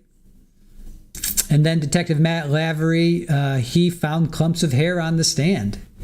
Right? This is insane. How come the first responder did not find broken glass? I can understand clumps of hair not being found. I get that. But how come he didn't find broken glass? That seems really, really... What is going on up there in the Boston area, outside of Boston? Very, very, very... Poozle? Pooh Bear? All right, I'll put those down. Poozle or Pooh Bear? Poozle. Let's see, Poozle. Poozle's a good one. Pooh Bear. P-O-O, Pooh Bear. All right. Pooh from Drunky the Bear. The Pooh? Pooh Bear. Poozle. It's a plushie from Amazon. It's cute. Here, let me do full screen.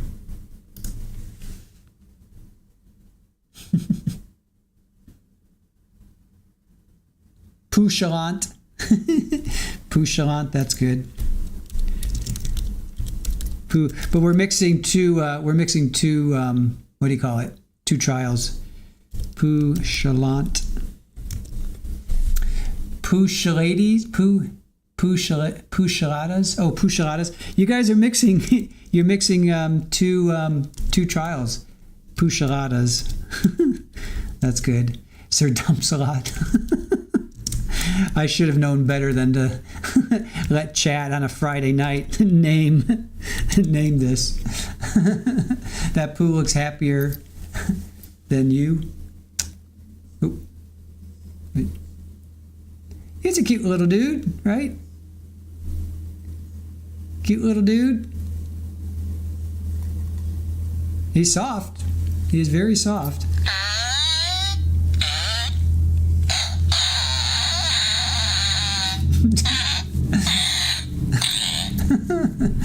I'm not even sure. Debbie M. The first responder, a firefighter or medic. He was a sergeant. If one of those, they aren't trained to look for things like that. Is a new cop that maybe they also didn't have the training, whereas the detectives do. No, he was a sergeant. He was a sergeant. Super Poo. We'll go with Super Poo too. That's funny. Yeah, he was a sergeant. Uh-oh, what did I ignore? Hold on. What did I ignore? I don't want to ignore anything. Turtle Boy? Wait, where? Hold on. Oh, there you go. Turtle Boy. All right, we're not throwing any shade on you, Aiden. We're not throwing any shade on you. But we will write that down. Super Poo? Did we get Super Poo? All right, we got Super Poo. All right, we'll have a sounds like. All right, Mike, you got to go. Great stuff, toy. Nice gift. Thanks everyone for being so kind. Good chat. I'm glad you found us too. Turtle Boy. All right, we'll have what we can do is thanks. Am I fast catch up? I missed that. Yep, he should have noticed. We'll do a round robin. What do you call it? What we did? I forget which trial we did. Oh, Monica. We did we did something where we did a round robin where we'll vote on which name wins. All right, guys. Thank you for joining us. Thank you to Aaron. Thank you to our fantastic mods. Make sure he's too cute to call Mr. Redding. Please say thank you to our mods and Aaron on your way out. Thank you for helping us get to 6566. Oh, we were at 6567. We lost a sub. 6566. Thank you for getting us. Slim Pickens. Yes, that's what it was, Pam. Slim Pickens. All right, we'll do a poll. What's today? Friday. We'll do a poll on Monday. Well, we'll get some more names. Think of some names over the weekend. We have 1, 2, 3, 4, 5. We have, let's see, 1, 2, 3, 4, 5, 6, 7. We have 7 names. So I'd say we do a round robin of 4. We need like 16 names. So we have 7. So we need like 9 more. Right? 16? No, 14 names. Round 4? No, we need 16 names altogether. When do we do the next day? We're going to do that on Monday. I'm sorry, hold on. We're picking up on Lori. So we're doing this to fill the time and to pick up after Lori. So we're doing this. So Lori is going to be Monday. We have closing arguments on Monday. And then verdict watch. So we'll pick up on this while we're in verdict watch with Lori, right? We did the same thing with Monica Cementili. So we'll do that. So we'll dual stream. We'll have verdict watch on Lori over here. And then we'll have... we'll pick up on this probably Tuesday because they'll be in verdict watch on Tuesday. So we'll pick up on this on Tuesday. And we'll probably finish this by next week because we went through 3 days today. There's only 9 days. And I think the 9th day was like the verdict. So we will probably be done with this sometime next week. Seems like Turtle Boy is winning. All right, I see. All right, guys, thank you for watching. We really appreciate you. I will leave you with Super Ball. I got to turn lights on, but let me leave you with sweet little Super Ball chilling out over there. She's a sweet little girl. Love you guys. Thank you so much for joining us. Have a great weekend. If you celebrate, happy Easter. If you don't, just enjoy your weekend and make sure that you take care of yourselves because we watch a lot of terrible things, and make sure that you come back on Monday. We want to see you guys Monday. Lori Daybell. We will pick up on Lori Daybell. Jury instructions, final arguments, closing arguments, and then verdict watch. So until then, have a great weekend, and we will see you on Monday. Bye.